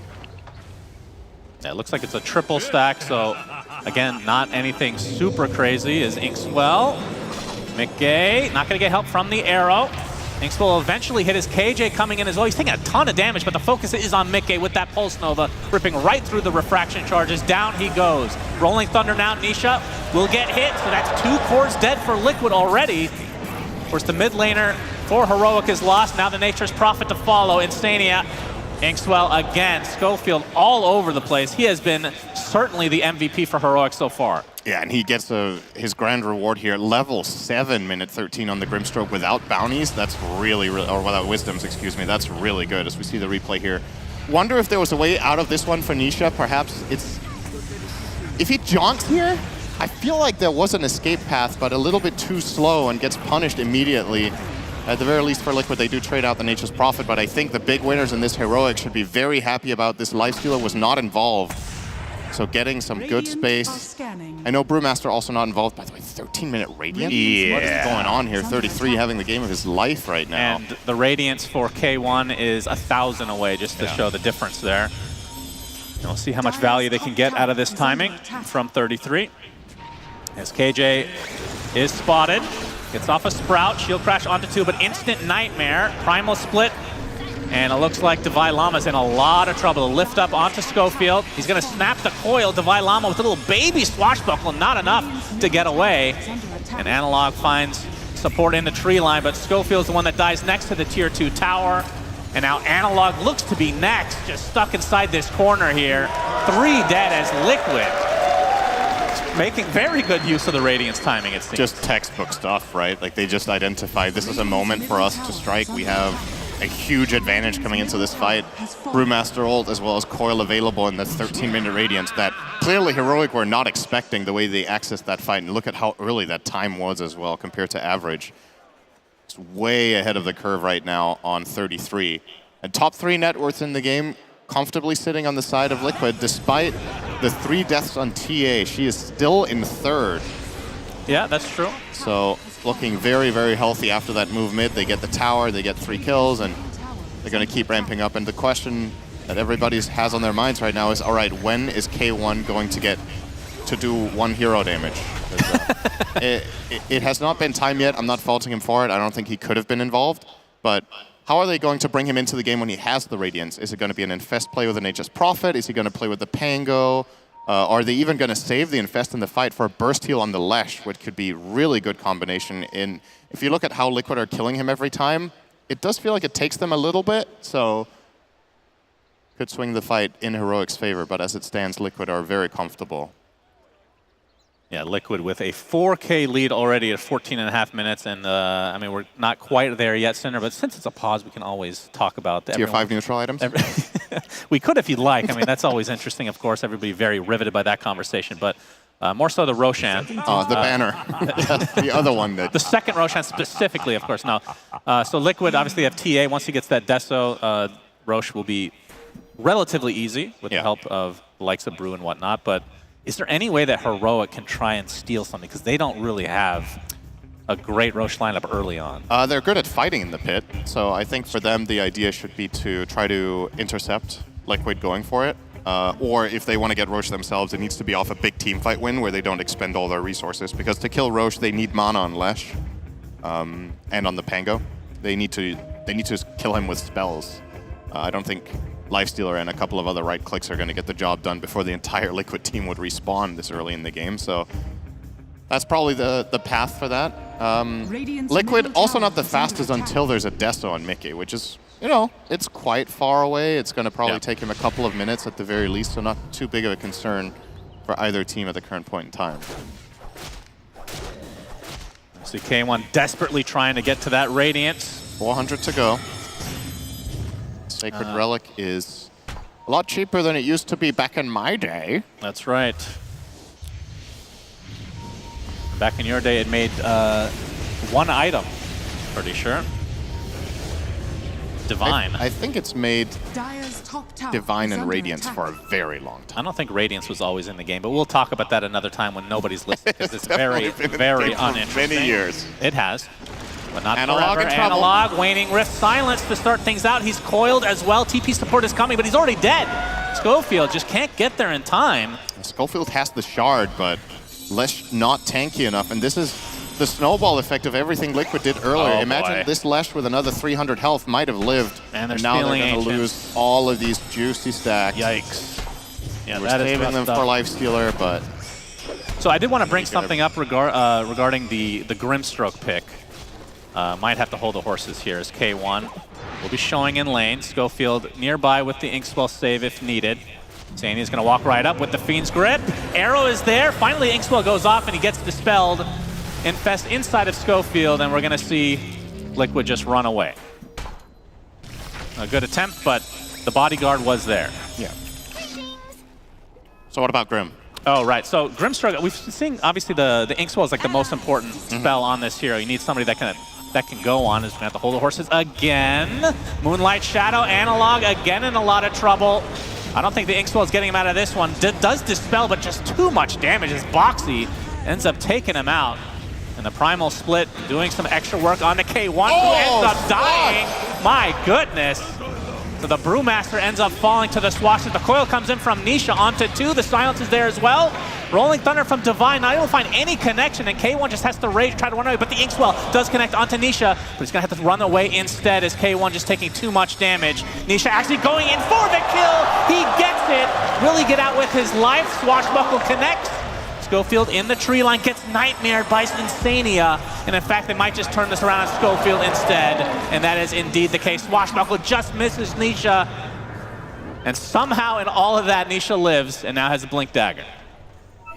Some really good individual plays coming out here. Nisha being super clutch on his puck as usual, but also Davai Lama with an insane swashbuckle kill on the Brewmaster. Managed to hit the Storm element in the back when they were killing the Earth one in the front. If he hadn't killed the Storm element there, this would have been a complete crushing team fight. The way of Liquid. They still do win it.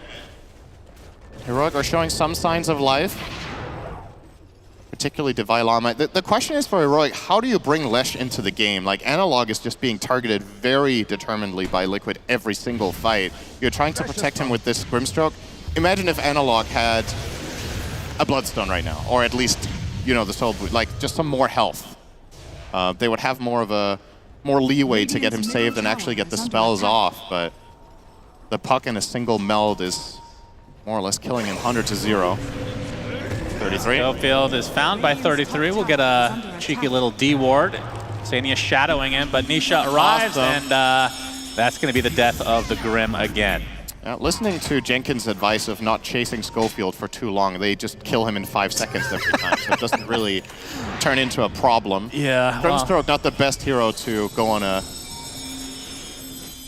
tour with. Clockwork has a better chance to. Oh my God! Blind arrow from Boxy. No He's not follow-up. going to go in yet. Not enough vision there to just want to see feel if confident. he could do it. Yeah, and he did. Good job, Boxy. We're really proud of you. 7K lead for Liquid.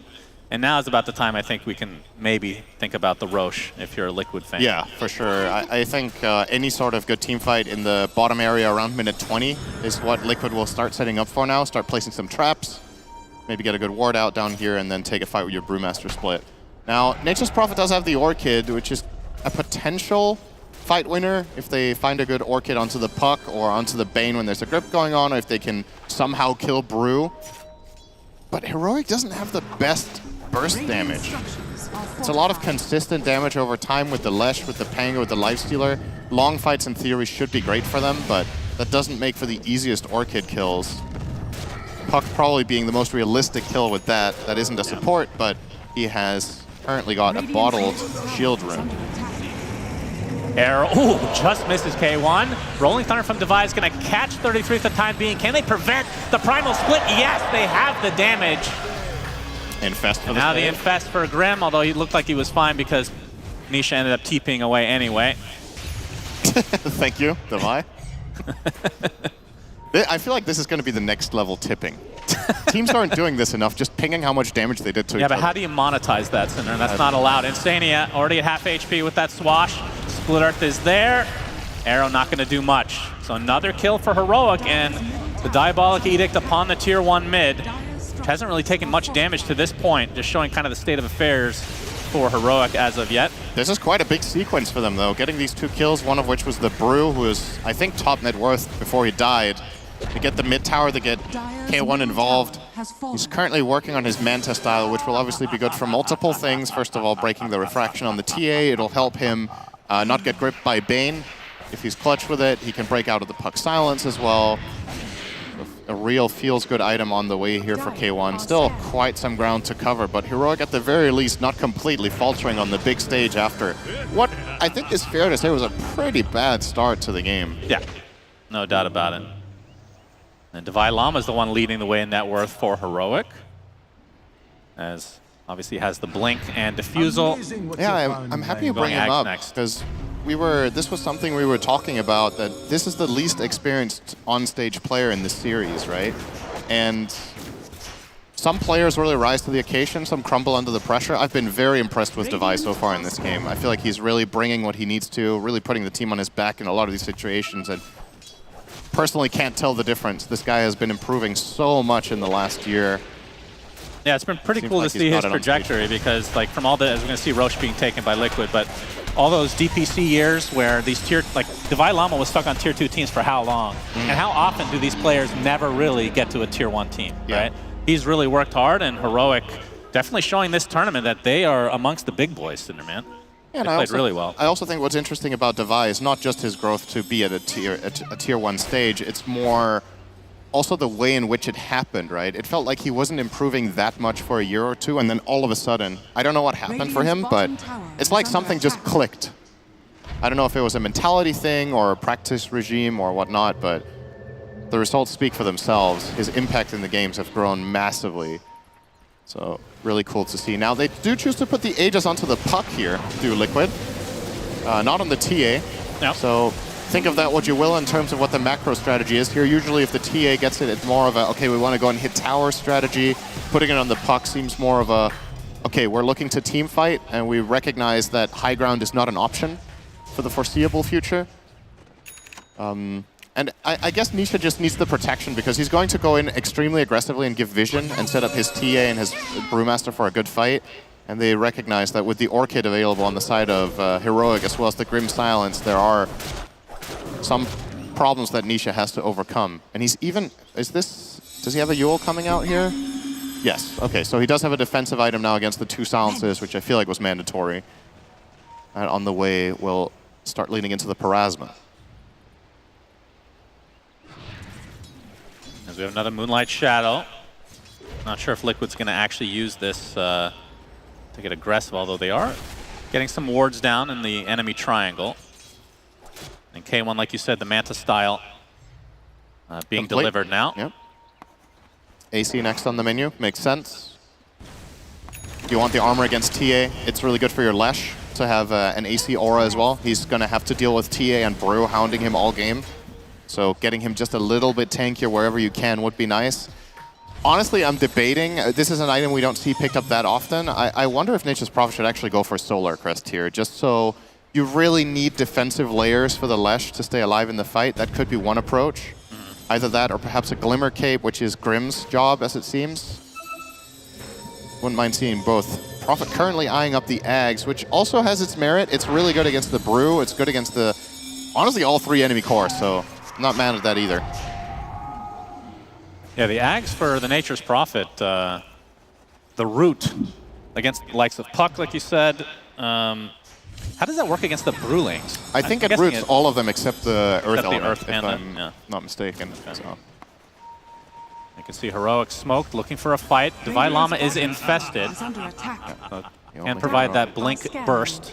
Only see Nisha, and he has the Aegis, and there's a lot of uncertainty in this situation for them. They don't have information about the whereabouts of the Liquid squad like we do, so we'll play it safe, weather the storm, and I think for Heroic, if you just avoid fighting entirely for the next 2 minutes while this Aegis is up and you keep your farm going, that's quite fine. Yeah.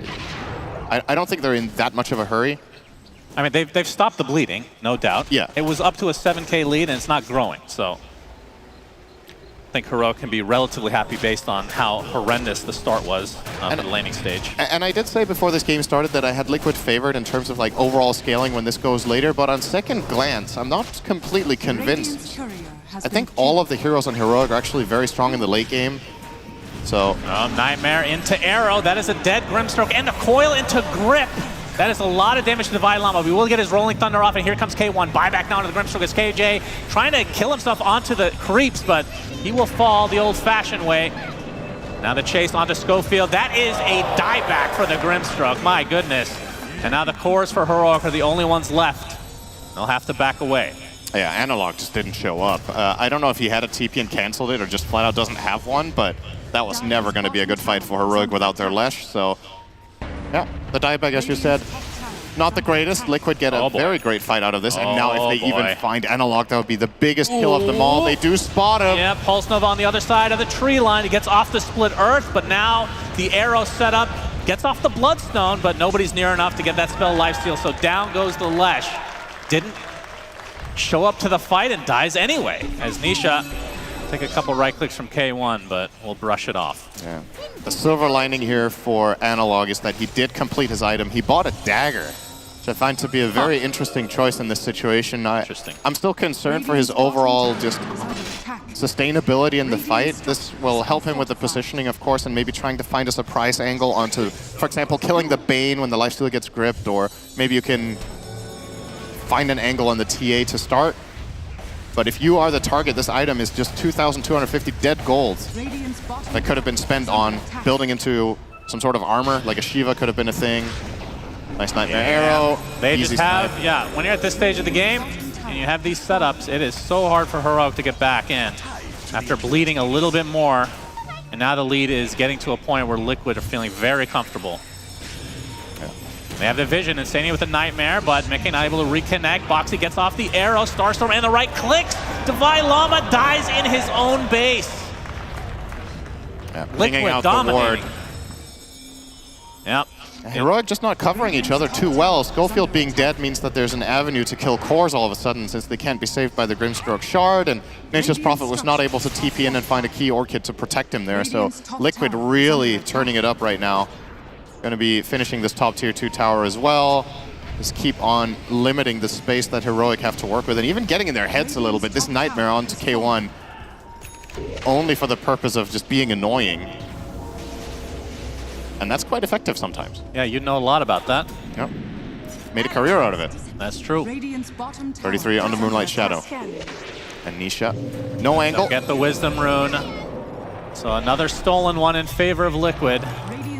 Yeah, you'd think KJ would steal theirs in turn, but yeah, that's not really true. looking at the clock, is he? He's got a lot of other things on his mind right now. Bit of a blunder, to be honest. Boxy, Yule's arrow set up again into a burst damage from everyone, it seems. Mika gets the last click for that. So top 3 net worth for Liquid. Do not have Aegis any longer, but they will poke the high ground. Yeah, Scofield getting desperate for some D-warding. It's going to cost him. Infested Ogre. Ogre. He actually wants to go in. Yeah, the Infested Ogre comes in. Something to truly fear as Mickey dies. Wow, Liquid were not near at all. They just called the bluff. I don't know if they saw someone on a ward out on the map, but Heroic were like, this is a free TA kill. Just a flat-out mistake for Mickey to be left alone here. Whoever made the call to either leave or stay. Somebody's losing behavior score on that. Divine Llama in trouble. Yes. Will be saved by Grim. Will barely get out. Insania gets off a Nightmare to keep Analog at bay. The coil onto 2 from Nisha, and here comes 33 beating away at the Lash. Scofield dies for what seems like the millionth time, and now basically a 4v1. And that is the death of Analog. And they find Divine Llama on the outskirts, and now a silence onto K1. Yule, Primal Split being faked out. There's the grip. And you would think they should have the damage now to finish the job. Indeed they do. So despite losing their TA at the beginning, Liquid fight and win handily. Yeah, the classic kill the enemy carry mid lane into dying 4 heroes afterwards to going in 1 by 1 essentially. It's Heroic not playing tight enough in this situation, I think. I like that they were trying to invade the bottom area and put some more pressure, but you've got to bring the Lifestealer to this move. You have the perfect vehicles too. He can infest the Nature's Prophet to always be there. He could have infested the Lesh or the Pango. They both have daggers. The ways of getting in are there, but just not quite delivering in this instance, and Liquid going to capitalize in a big way. 4 kills, Elena Barracks, and way back into a comfortable spot. Might even go for a bit more here. Mickey will be poking at mid at the very least, but they will respect the counterplay potential of Heroic. Now finally this Axe comes out for KJ 30 minutes in. I mean, this is a pretty decent support inventory, usually at 30.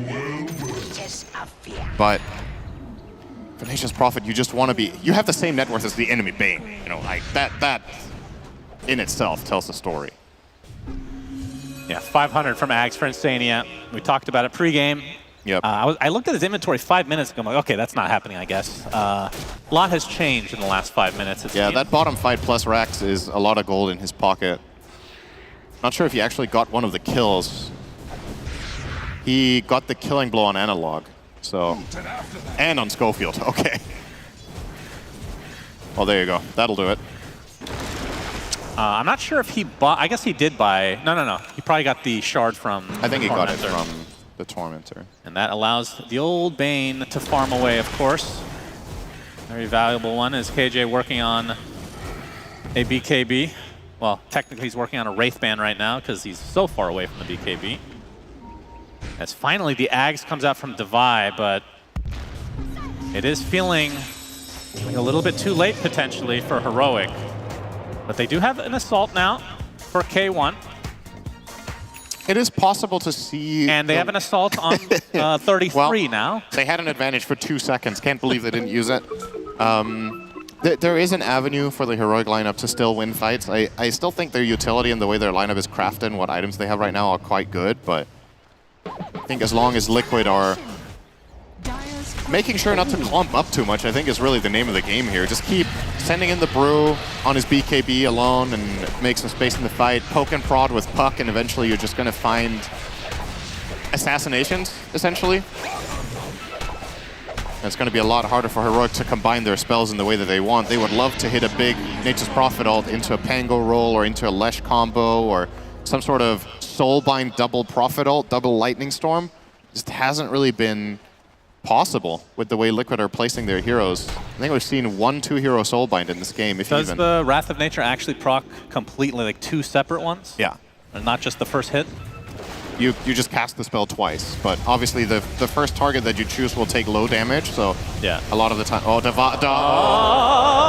oh no. Oh boy, Heroic have to back away. They can't even kill the Tormentor at this stage. All right, K1's like, I can't believe I have to do this for you guys. He will. There you go. And he will get open wounds. That's a good one. Should mention that Insania's Courier did die, so the Aghanim Scepter will not be delivered for another minute and a half. As We've got 33 some Booze and Buddies with in the base and in the crowd. Yes, very, very fitting. Gonna push K1 to the other side. He's gonna have to use his Rage to try to take out this Earth Panda, but it's not happening. Now the Rage is gone. Instant Orchid onto Nisha, but you can see Scofield is the one dying on the other side to Mickey very casually. And then we see the Wrath of Nature, but the phase shift will end up dodging out the Split Earth. And already 2 dead for Heroic. And that's a buyback on to Scofield, but damage has been done. Ranger Axe is dead. Will they try to defend 4v5 with this melee rack still up? Looks like that is a negative. So 2 sets of racks for Liquid here in this game 1. And they're not going to stop now. As Mickey with the Hurricane Pike. Scofield. Oh no. Oh, that is so sad. That is a dieback for him. K1 does take out Insania, but now Mickey and company trying to turn this around. Down goes Analog. Only 2 remaining members of Heroic. As the BKBs were popped galore for Liquid. Still with the Aegis, though. No reason to stop now. Major numbers advantage. Divide Llama is back in 5 seconds, so this will likely be the last stand for Heroic. If they're not careful, they're going to get mega creeped here in just a moment. I think even if they are careful, they will. That's a very bold call, Cinderin. Hurricane Pike again. Divide Llama with the Rolling Thunder. Mickey on the other side doing a massive damage to Divide. Trying to focus down Mickey, but again, he still has that Aegis as Boxy with the BKB. All right, we didn't notice that one. Another nice swash, but that is going to be the death of Divide Llama, and now the mega creeps to come for Liquid. And still the Aegis remains, and finally the Ags is completed for Insania. A little bit bittersweet to get your amazing item after Megas. That's right. Well, as long as it's in the in-game or the end-game inventory, that's all these pros care about. Primal split onto the tier 4s with the Deso being applied as well. And there's the grip. Insania can walk around freely, showing that Aghanim Scepter in style. And K1 is dead. 70 seconds of no lifestealer. And now Liquid just going to clean up everybody else as GGs are called. Game number 1 ends in a 13-37. Damn it, they ruined it 38 as Liquid will take it. Yeah, nice clean game from them. I think the worth highlighting really is how much they shut down Analog. We talked about it pre-game. For this Heroic team, Analog really playing a key role in setting up fights and really being involved, and Liquid just absolutely ruined Lesh's game. They killed him so many times in the first 15-20 minutes. His item build got delayed significantly. Heroic, I love the Nature's Prophet pick for a game like this to try to bring the pressure to Liquid, but they didn't falter under it. KJ ended up being very underleveled in the early game and had to play catch-up Yeah, for a long that time. first Wisdom rune really felt like it was a snowball. That was a very important arrow from Boxy to find that one. And, yeah, everybody on Liquid just playing a great game in my opinion. Not really much that could have gone a lot better. I think there were some situations that could be improved, but for the most part, a relatively clean game. Yeah, fully agree. Liquid taking game one of this best of 3 to start things out here in the lower bracket of Birmingham. And we can see the endgame stats. Nisha 11, 1, and 19. As we give it to the panel, take it away. Thank you very much. This was a very clean game, clean start from Team Liquid indeed, especially for Backstage. You saw 8-0-24 there coming from his Mirana.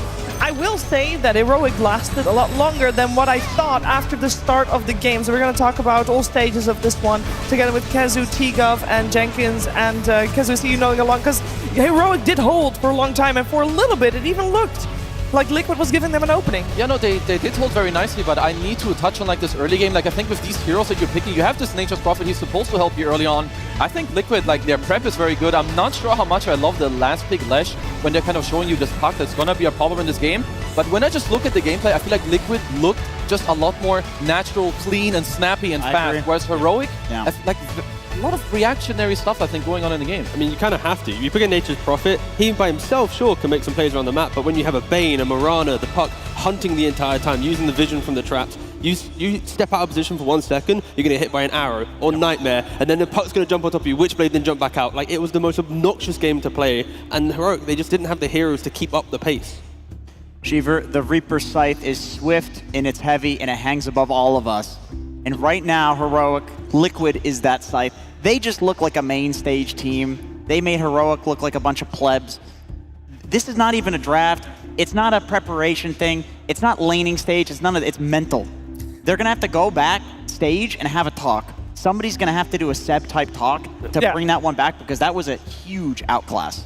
Yeah, I won't debate that, but I will say that we did see some moments where it's like, okay, so that's what Heroic is going for. Because, yeah, at the start, we know that K1's not going to join any of the fights. He's just going to farm. And then at some point, they were able to get that kill on the TA, and they were able to get the kill on the Brewmaster, Kezu, because that was the plan. Eventually, K1 comes online, and that's when they ball up and go.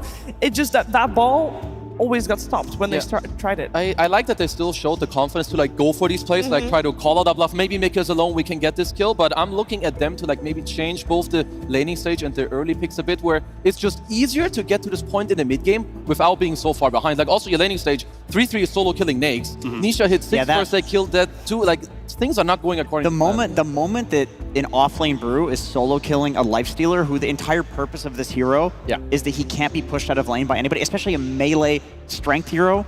Like the game is, you have to have some miraculous thing happen to come back in the game at that point. Like at that point, if you're in a pub, you're like, GG, go next, you know? Yeah, and if you want to make a comeback, you better have top tier vision to do so. Isn't that right, Tigo? My favorite part of the day, yes, it's going to be the Kitty Award of the game, but this time around, it's not a award, it's many little awards, otherwise known as the most obnoxious thing in the game, TA traps. They're pieces of little shit. They basically just absorb the map and you can never go anywhere. And this entire time, Bane, Mirana, Park, of course, they're very potent at picking off heroes. They want to see that little lad by himself, just to bully him, kill him, send him back to the base. And guess what? The entire game was just 8, 9, 10 traps, checking out every little high ground spot, every little step spot. So when you want to maybe make a moment of play, no you can't. Here they will, of course, place an observer as well to get the kill onto the Vailama.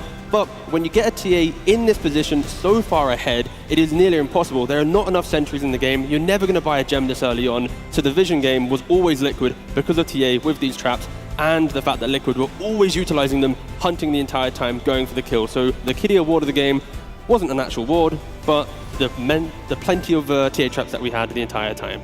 Yeah, and I think, overall, I think Mika had a great game. So I kind of feel like this was a TA second pick and it wasn't really answered at all.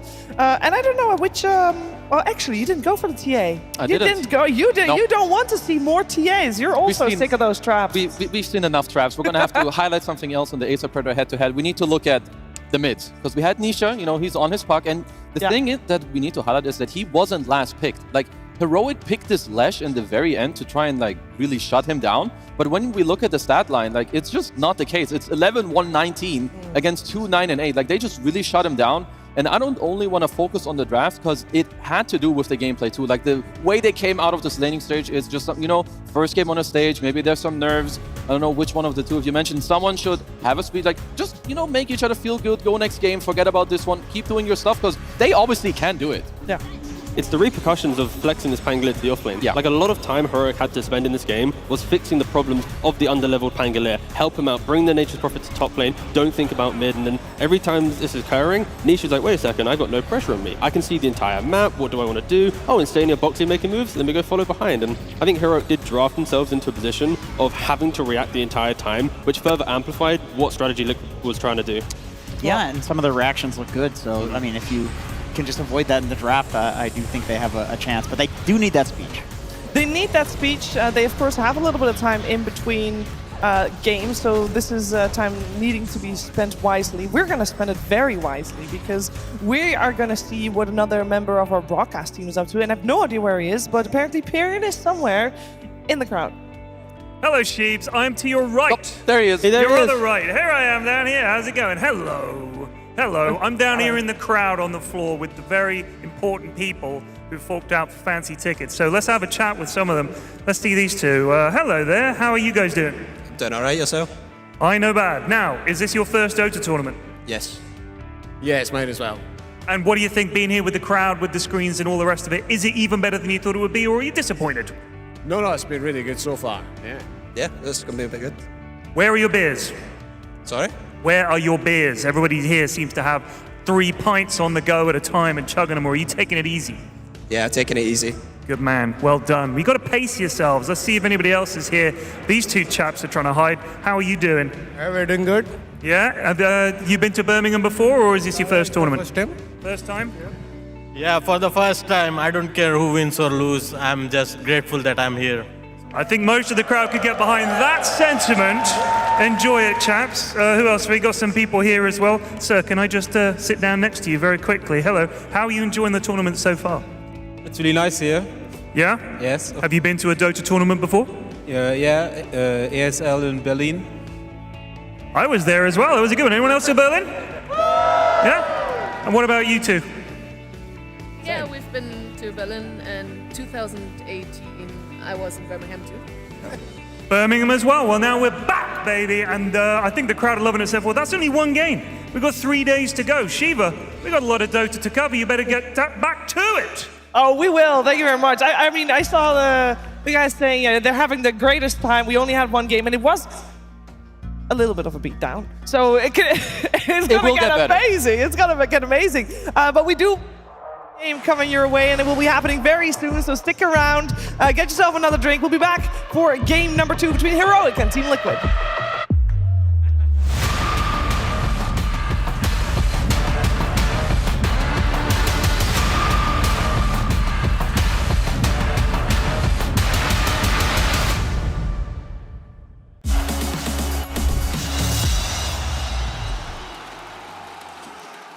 At some point in every gamer's life, there's a question to be asked. Do your clothes match your hobby in any situation? Or do they just represent what you dream of? No matter what situation, there's always the right wear and the wrong. The only real question is, which are you going to choose? Decide for yourself.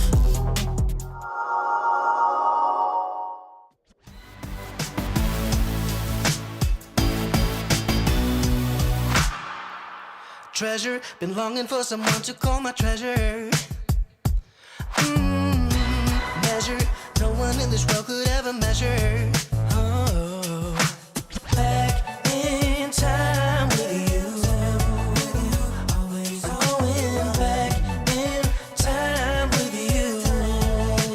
Always on the run. I see pleasure in your eyes.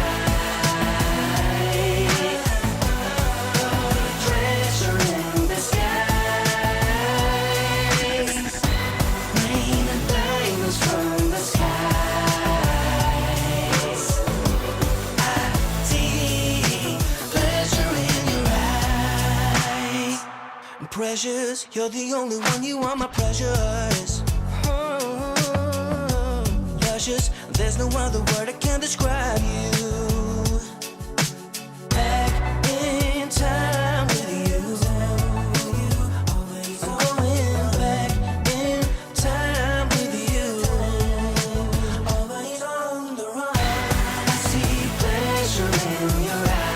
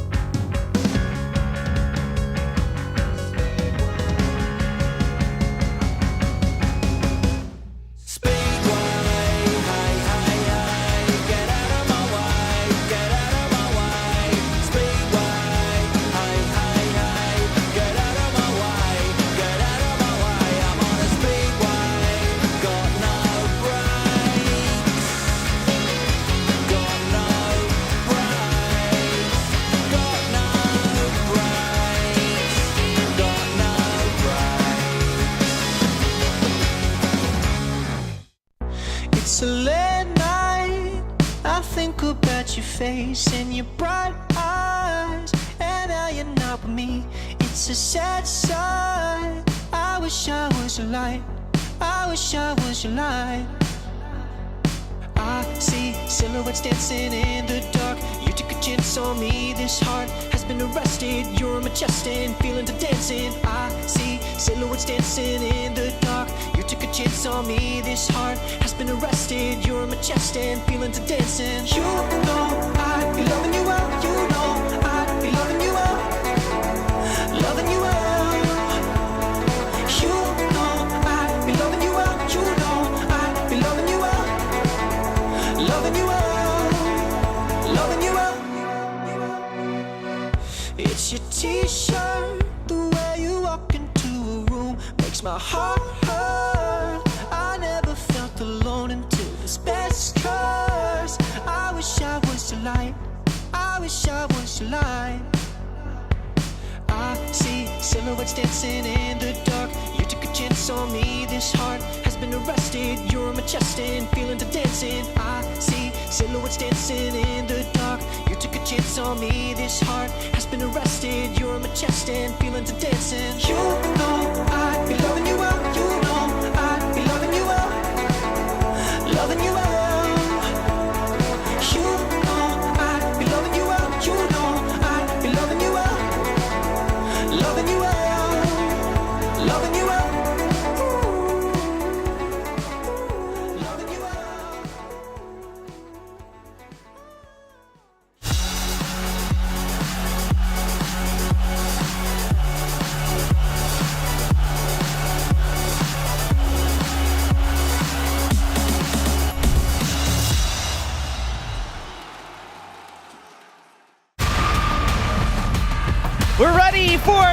number 2 here between Heroic and Team Liquid, head-to-head in the lower bracket here for ESL 1 Birmingham, and one team is doing a little bit better than the other at the moment, as we do have Team Liquid with 1 game up, and they made it look quite easy. So we talked about what should happen in the break. Thank you. And we are going to be seeing if the results for Heroic are there of that talk that they had in the break, because something needs to change, and we can put it on gameplay, we can put it on draft, but the reality is that everything needs to just be shaped up a little bit better, and we know they can do it. They just need to be able to do it on stage, which is an entirely different thing from doing it from not even hotel room, from the setup that we had in the group stages, Steve, because we had these booths which are very private, and now this is not private at all. No, and again, just for the offlaner of Heroic, right? It's his first international competition where he gets to the main stage. It's a lot of pressure there. Of course, again, like the team, they're not all from the same region, so they've got to deal with like kind of how to break down the game in that regard, whilst also trying to hit the personal level of stuff. And I think in game 1, they just overcomplicated the draft a little bit. I think so too. Yeah. Why is the Pango going off lane? Just leave it mid, get a good off lane pick, and you're probably going to have a competitive game 1. I think if Heroic can make the second game competitive, or if they can win the second game, then MVP will go to Cafratato, the coach, because I do think that the issues were not any individual like underperforming or anything. It was slightly mental and slightly strategic, both of which can be adjusted between games, but only if there's a good coaching session that occurs. Yeah, it's so important that they help each other. Like, you can break so fast, especially on the stage, especially when you have younger players with less experience. But this time around, looks like Heroic were pretty confident that their Pango, wasn't really the problem. Maybe this time around, they'll be more confident in actually just putting it mid and solidifying where it should be from the get-go. And Liquid, they also know that there was absolutely nothing wrong with 3-3's Brewmaster. He was kind of popping off alongside Boxy. Was it 4.5 minutes faster on average timer on that Radiance? Yes. That's insane. That was not bad. You had a free first blood. He got the first blood, then he got the solo kill. First blood, solo kill, everything's working out. Yeah. Boxy stealing wisdom runes, your team is pogging off. 3-3, making it look kind of That was like a flawless game from 33, honestly. They also ditched him, went top for a little bit. Like, it was like the perfect recipe for a Brew to own the game. To be fair, if you're, you picked a lifestealer to ditch the lifestealer, so it's just unfortunate how huge 33 got from the first blood, and then as well just making the plays. Yeah. We've seen teams like Tundra where they lose a game and going into the next draft, they don't really change anything other than maybe a key support or two. Do you think this could be the same situation here for Heroic, where they lose game 1 quite handedly, but their adaptations will be only a couple heroes rather than trying to really change everything? Yeah, maybe they won't change too much. Maybe it's more about the pick order, I guess, because last game they were second pick. I wouldn't be surprised if they don't make too many changes, because we also said there was a lot of gameplay involved too, right? It wasn't just the hero picks, maybe the way you flex the Pango. So this time around, I don't think we'll see too many differences. That's a pretty interesting ban from Heroic. Like Brimstroke, Liquid's not touched it at all. Heroic are one of the only few teams that's playing it. So that is a major we respect the hero type ban rather than Liquid. And I don't know if Liquid would really ever want to pick it. Maybe as like a surprise factor, but again, Heroic showing a lot of respect to a hero that really just isn't respected so far at Birmingham.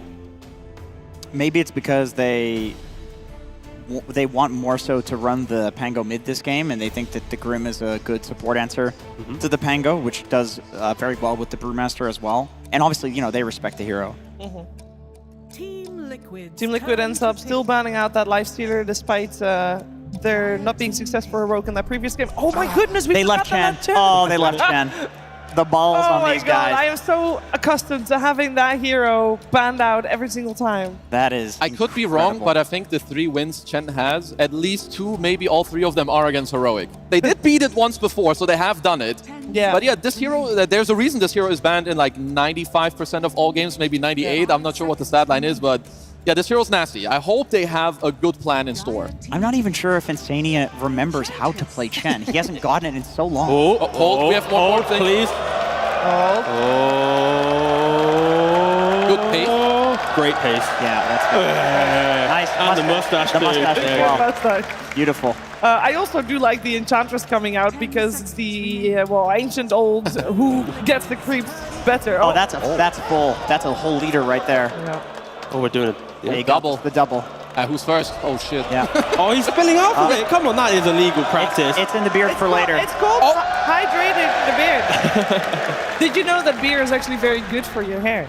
You know? So Yeah. he's doing that for his beard. Could have Very told me that last My year dad is- before I shaved it all off. I'm sorry. My dad is bald and he is quite the drunk, so I don't disagree. You better put it on the hair. Doesn't matter. You spoke about Chen, by the way, in Yeah. Heroic. They've played against it 3 times. They've beaten it once, lost to it twice. But they're the hero that the team that's played against it most. Yeah. I mean, one of the interesting things is kind of this Earthshaker. Extreme are the only team that have really picked it. It's like this long-range poke. I would say it works out really well with a Pango, so I assume most likely that's just your 4. I don't really see this hero being played in any other role. We just saw Bane Murano as a strategy. Super nostalgic, old-school combo. Earthshaker into Chen, equally so. When you want to try and move yourself to objectives, the fissure to block off the creeps, the additional units for the Echo Slam, like it's a very old-school counter. Yeah. But my big fear for Heroic is only Pangolier right now is the best, like the hero, to deal with the ball from Liquid. You're going to have Chen creeps, the Luna right-clicking your towers, Brew with the split. There's a lot of emphasis on Pangolier having to do a lot of like anti-aggressive work right now, on top of like the fissure or 2 from Shaker. Surely you just get the Nisha puck here, right? And I feel like if they do, Liquid has like the 4 best heroes. Just win lanes. Yeah. Okay. This is a position where Liquid could have maybe gone for the melee position 4, right? Like you have a ranged support, you got the Luna, you want someone to initiate the fights, but instead of going for that, where we've seen Boxy go for Tusk and Tiny a lot, they've opted to make sure they win the lane. Like this time around, they want to utilize the massive damage that Techies provides with that Brewmaster and just make sure all the lanes go well. Like Chen will win the lane for Luna, Techies will win the lane for Brewmaster. Yeah. With the last pick for Nisha as well. They want to play with tempo here. Yeah. Which makes sense with the Chen. You just never see a Chen picked in games these days. So. When you see these Liquid heroes, you need to have an answer or at least something to fight back in the mid game. So I like that they have the Weaver here. Oh no, I'm afraid that is a friendship that does not seem to be working out there. You've got to ban, I think, Zeus if you're Heroic. Any overwhelming damage from Liquid will obliterate them. The vision to see Shaker, the True Sight against the Weaver. And Puck too, probably, right? Yeah, I mean, Puck, Zeus, yeah, the 2 that come to mind. I feel like Liquid needs some sort of like just stun. They need an anchor for the fights. If they can coil with the Luna ult, all the Techies mines, a Brew split, it's there goes the devastating. Heroic still they need more. There's when Liquid run at you at like minutes 15, 16, there's something missing in this Heroic draft to like stand this ground or fight back. They're missing like the Kunkka Primal Beast hero. Like when you look at their draft, they go, he's like the connecting kind of front line that allows everyone else to be chaotic around you. Well, both are now banned. So do you have any other suggestions that would do the same thing? Because yeah, I'm a little worried for them.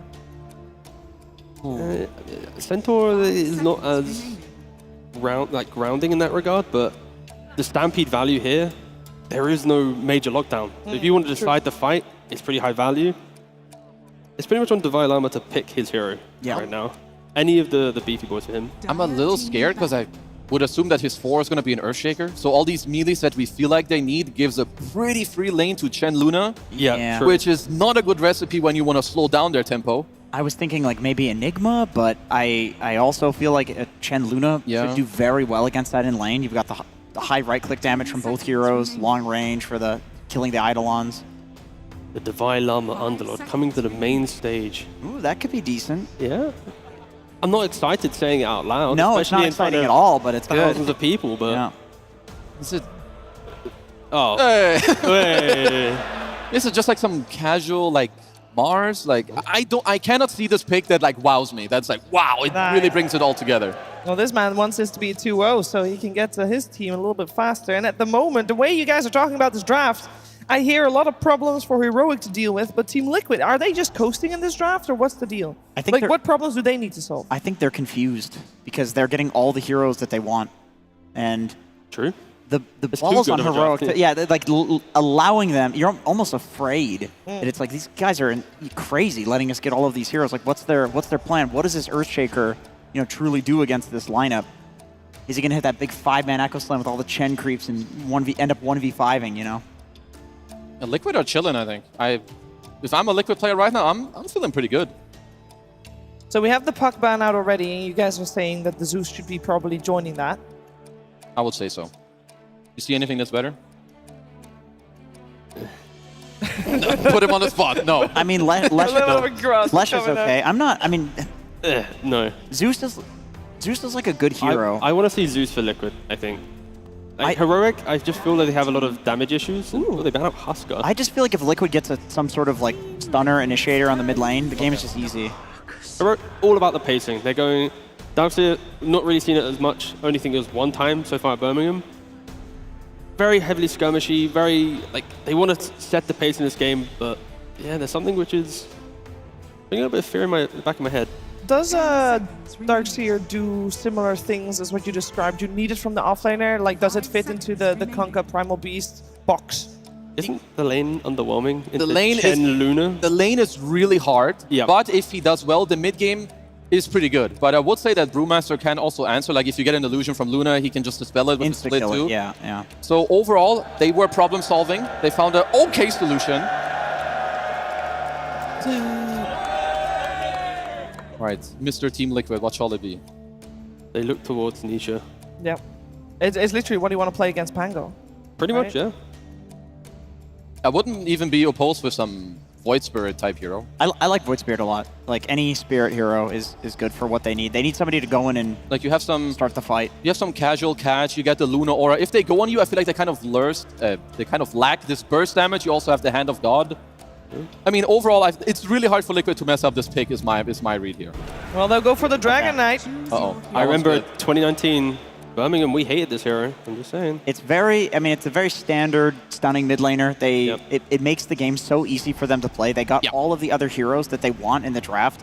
They have the Chen, they have 33 on his Brew, which is probably his second best hero next to the Doom. They have Mickey on the Luna. We talked about Liquid's Luna looking pretty much unbeatable. Now they have Chen with the Luna, so they're just like, all right, we lack stuns, let's just pick a stunner mid lane, win the game easy. You do get a Darkseer illusion of the DK, which is very strong, but clearly they're very confident in the Brew being able to counter those illusions, that they're like, those are not going to be an issue regardless.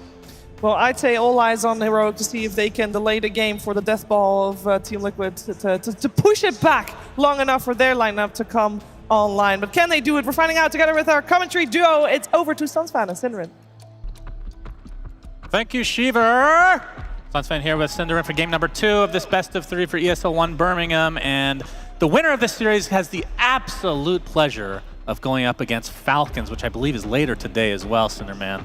But so far, looking pretty good for Liquid in that game 1 victory. Pretty dominant, I would say.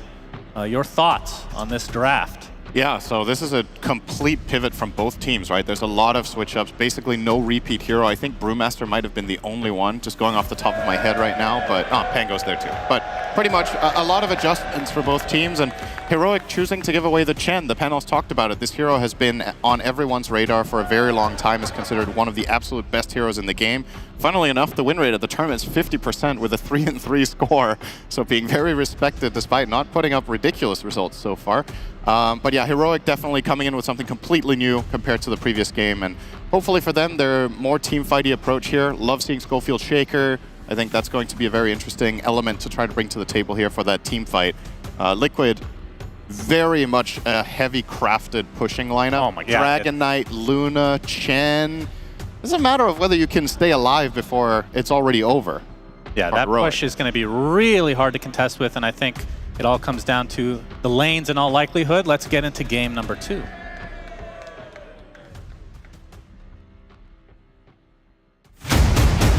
Let's raise a cup before battle.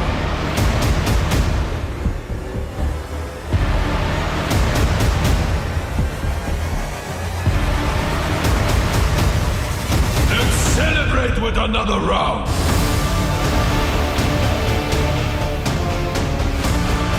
Into game number 2 we go.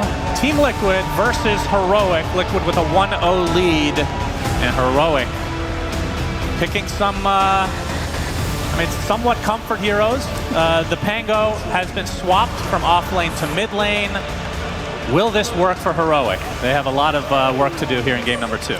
Yeah, I will say something that could work very well for them is the fact that the lineup they're playing has heroes that haven't been played very much this tournament. So Liquid probably not too warmed up playing against Darkseer, playing against Shaker. And these are some trademark heroes for these players as well. Scofield, in my opinion, one of the best shakers in the world. You've got Devailama on his Darkseer, one of his best. And K1 with a carry Weaver, also one of his best that just hasn't really been trending very much this tournament. It's had a couple of games here and there, but definitely some surprises to be had there. Liquid's a lot more standard meta from them. Yeah, we'll see how good the synergy and communication is between the likes of Scofield's Earthshaker and Analog's Pangolier. That could be really good to use the Fissure with the Rolling Thunder, but it could also be really awful. Sometimes pushing them to the other side, and then you just don't have an avenue to actually do anything. So it can be kind of counterintuitive, but we'll see how it works out for Heroic here. Yeah, Liquid got a very quick D ward there on Heroic, trying to rush down with the Weaver to place an Observer, but didn't really get much out of it. Now the question is if they can get something out of this. So obviously, 15 seconds until the runes spawn. A lot of the times we see teams clashing around this, and see if Oxy is pretty well positioned here. We'll break it. Yep, Scofield making his way over. And he will just yield the area. Just not but now Sticky Bomb is actually going to not hit. Fissure going to block out Boxy. Lucent Beam onto Scofield. Who gets the first blood is the question. Got the shield crash onto several. Boxy is going to go down first. And first blood goes to Analog. Very important for Heroic. As Scofield, he's going to make it difficult. In fact, he's going to make it impossible to kill him with that Fairy Fire. Now Insania slowed to a crawl with the Enchant. See if they can actually finish the job. The Fissure is there. Nice block from Scofield. Terrific start for Heroic. Yeah, it looked like Liquid were uninterested. They were backing off from the rune. And then they kind of went back in. So Heroic get an opportunity, and they capitalize in a big way. 2 kills for them. And the first blood going the way of Analog is a very good piece of news for him. Last game, he was having a rough one. This time around, hopefully he can make his own fortune come true. That's the saying now. Yeah. I'll be laning against Dragon Knight. This is a, I want to say, pretty decent lane for Pango. I feel like both heroes, for the most part, should just find okay farm. But Analog missing a lot of these early ones. Actually got 0. Yeah, Breathe Fire can be really annoying. He's 0-1, and this is despite getting first blood, so Nisha doing a very good job of kind of equalizing the lane and now kind of taking the lead, it feels like. Let's see how fast Analog can get out that bottle. I mean, he was only a couple creeps away from getting the bottle to begin with, and he's still just sitting on 600 right now. This is brutal. He'll get the gold for it now, it looks like. Any second now. Just one more CS. All right, that's another deny for Nisha. And he missed that one. He got it. Swashbuckle to the rescue for Analog. Now he is celebrating because the bottle's on the way. Yeah, they're basically even on net worth despite first blood. Yeah, imagine if there was no first blood. This would be so bad for I mean, it already is. As top lane, KJ taking a ton of damage, 33. Will help finish it up with the likes of Boxy, and he will get traded in the end. No deny this time. Yeah, should be pretty happy with that on the side of Heroic. Weaver, the type of carry you just want to get off to a quick, good start. Hero can be extremely oppressive in lane, and it's one of the best lane carries in the game against Brewmaster. I don't remember which tournament it was. If it was, I want to say a few months ago, we had teams specifically targeting Brew with Weaver Grimstroke. Now in this case, they obviously have the Ench instead of Grim. I would say for the most part that is a bit of a downgrade for this lane. I can't believe I'm saying that because it's Ench in lane, but the Grim Weaver lane is just ridiculous. But this is still a very formidable one against Brew.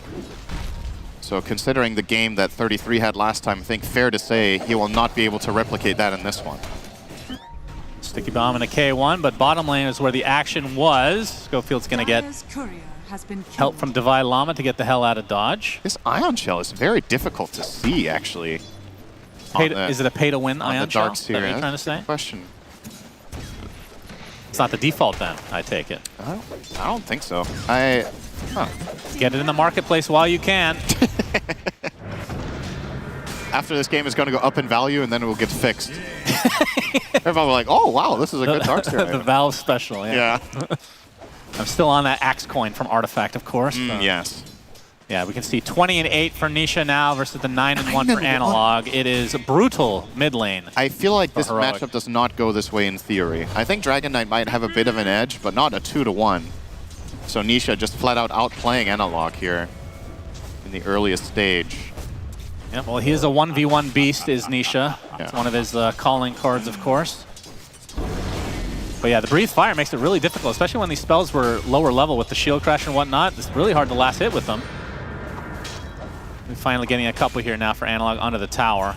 Yeah. I think it would have been really good news for Liquid here if somebody came and stole a water, because Analog is out of mana. So if they could have stolen the top water and Nisha could have got the bottom one, Analog would actually be suffering quite hard now, but he's at least going to get the one refill. It's not that Nisha needs the help, it's just you could shut him down even further, but... Yeah, make him rage quit. That's always the plan in the pubs. K1 right now on this Weaver, 21-3 versus the 26-7 of Mickey on the other side. Both pretty close. What do you think of Weaver as a position 1 these days? I think it's underpicked, personally. I feel like this hero has really good games. Sometimes the teams just don't identify. Oh, KJ in trouble. Blast off. Boxy gets the kill. And he's attempting to run away. The Swarm is upon him, though. Nice disarm from the Taser, but K1 will eventually get the kill. Yeah, I think Carry Weaver, in games where the carry-to-carry matchup is good and the enemy team doesn't have too much in the way of disables, this hero can really do a lot. Oh, nice block off here. Mickey will be fine, but this Shaker Darkseer is, to be fair, not the strongest of lanes. I think that's completely fair to say, but they're getting Divai Lama off to a pretty good start. Now, Darkseer is the type of hero where the first few levels is always the struggle for this guy. Yeah. Is getting to that level 3 and level 5, and then the Iron Shield kind of starts becoming autopilot farming. They've already got there against the Chen lane. All right, Nisha, pretty happy about he was getting ganks. He's just going to TP out casually. And they had another TP coming in, but I believe they canceled on Heroic's side. Yeah, Scofield a bit too late to the party there. A heads-up play from Nisha. No stun to come, of course. No level 6 yet on that Pango, as Boxy's going to run into KJ. Take over the Watcher. And the Taser will activate for the brief moment in time. Sticky Bomb connects. Invis is available for somebody in the mid lane. See if they'll be able to get it or not. As Scofield and Divai Lama again onto Mickey. They got the Blood Grenade now. Gets vacuumed back into an Enchant Totem and Fissure.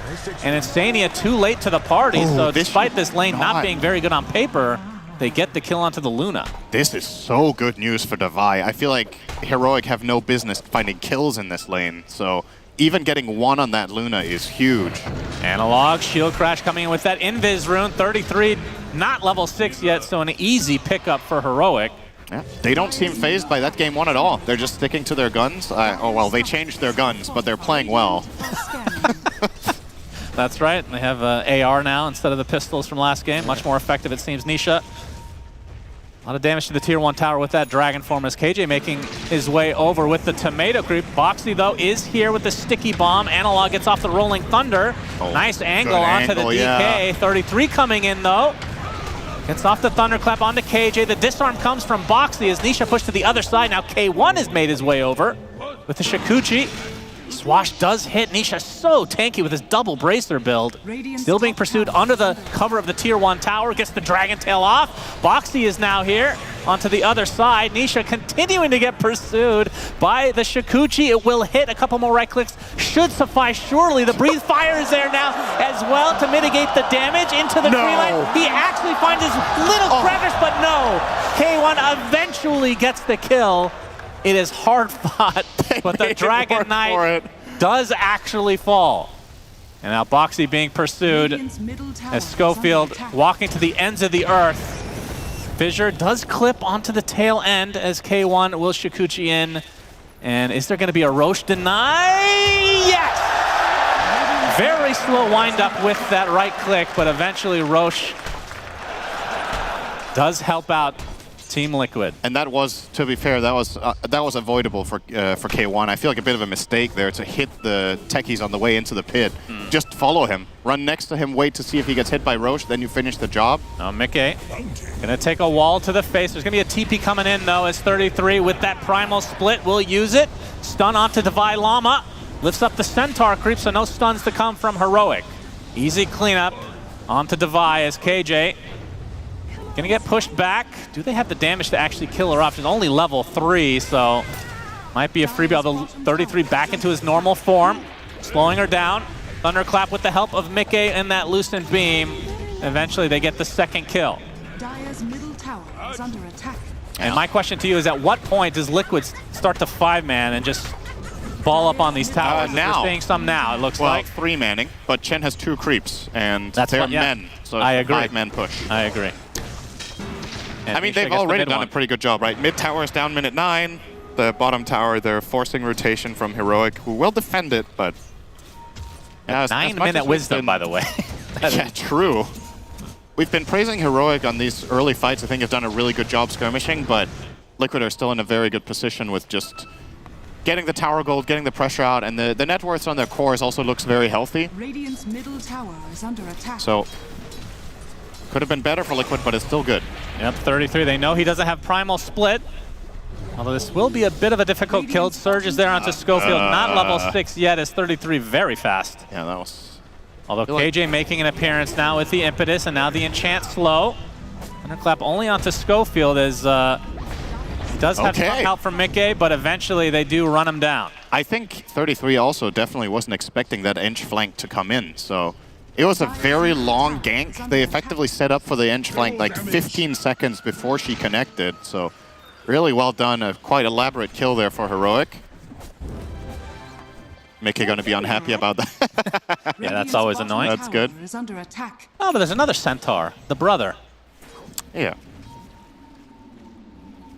Insania now level 6, has that Hand of God with the mechanism now online, with a level 1 of Divine Favor, which was very broken in the, I guess, the last big patch. Yeah. It was slightly nerfed. They really nerfed it hard from that 12 to 9 armor level 1. Yeah. It was 24 armor, I believe, at level 4. Now it's 18. It was 12 plus 4 per level. Now it's 9 plus 3 per level. So it's worse. Technically, yes. K1 will be able to dodge the sticky bomb. They get the dust off, but you can hear the DK ult along with the creeps. This will be the second tower for Liquid. They did a lot of damage to the tier 1 bot, but didn't actually finish it. I think this is the right play call for Heroic as well to not try to defend. I think they understand that fighting into this ball is largely dependent on Shaker having Blink, and Scofield needs another 1,000, so they might have to sacrifice the top tier 1, maybe the bottom tier 1, and maybe even top tier 2 if Liquid were to put the pressure that early. But they will not do that for now, so getting some time. Davai now with the first item Veil on the Darkseer. Interesting, not what I was expecting to see in this game. What were you expecting? Probably going some fast mech. You know, this is going to be a team fight type game. So I was expecting maybe a Greaves rush. Maybe even Pipe and Greaves if you think about how this is going to play out. But opting for the more offensive build in the Veil. Can turn it into Shivas later, of course, but Dire are scanning. interesting choice. 2 towers so far for Liquid. And the Blink Dagger is finally picked up by Nisha, finally at the 12-minute mark. Yeah. Really slow farmer. And this is going to likely turn into a lot of aggressive plays now here for Liquid. Of course, Mickey doesn't really have to join these fights at all. No. One of the best farming carries in the game, if not the best right now in this meta at least. And if anything, Liquid should feel very comfortable just knowing Mickey is on Luna, right? Like, this is a hero that he has mastered. It's a hero that they know very well how to play around. And a hero that has been banned against them quite a bit for that reason in this meta where it is powerful. Liquid, arguably the best team at running this hero, so you can say what you want about Heroic, but they're definitely confident giving away Chen and Luna to this team. And so far, they're showing good promise. This is definitely a better game state than they had in the last game at 13 minutes in. In particular, Analog is having a much better time on his Pangolier this time than the Lesh. He's 2-0-1, getting the 13-minute Diffusal Blade here. And once they get the Shaker Blink as well, I really think Heroic just want to fight. I think they're going to be looking for a smoke at that point to bring it to Liquid and defend their additional towers.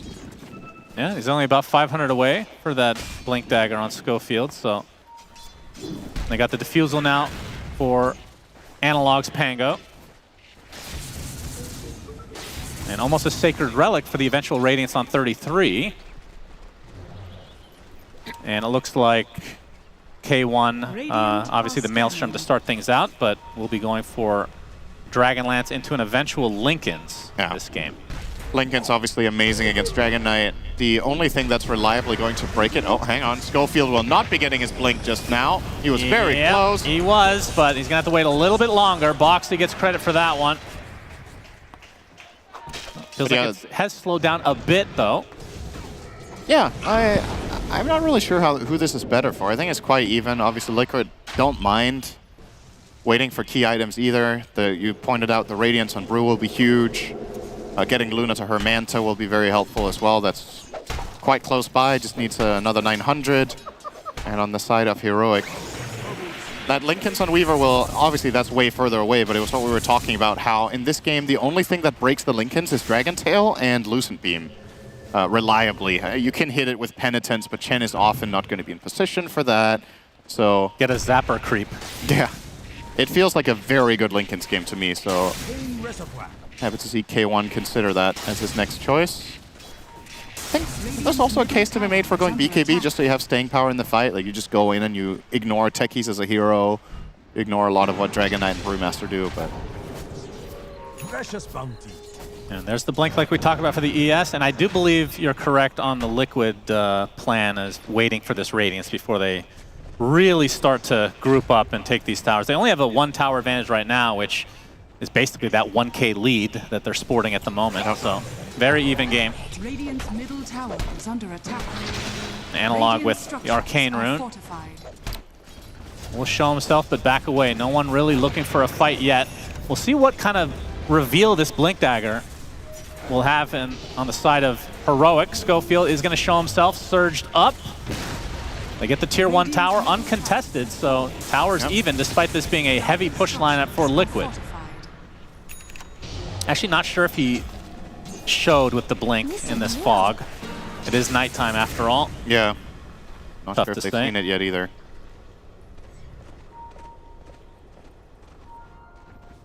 But yeah, so far, I mean, this is definitely a calm game right now. We were off to a quite explosive start, and then things have very much slowed down.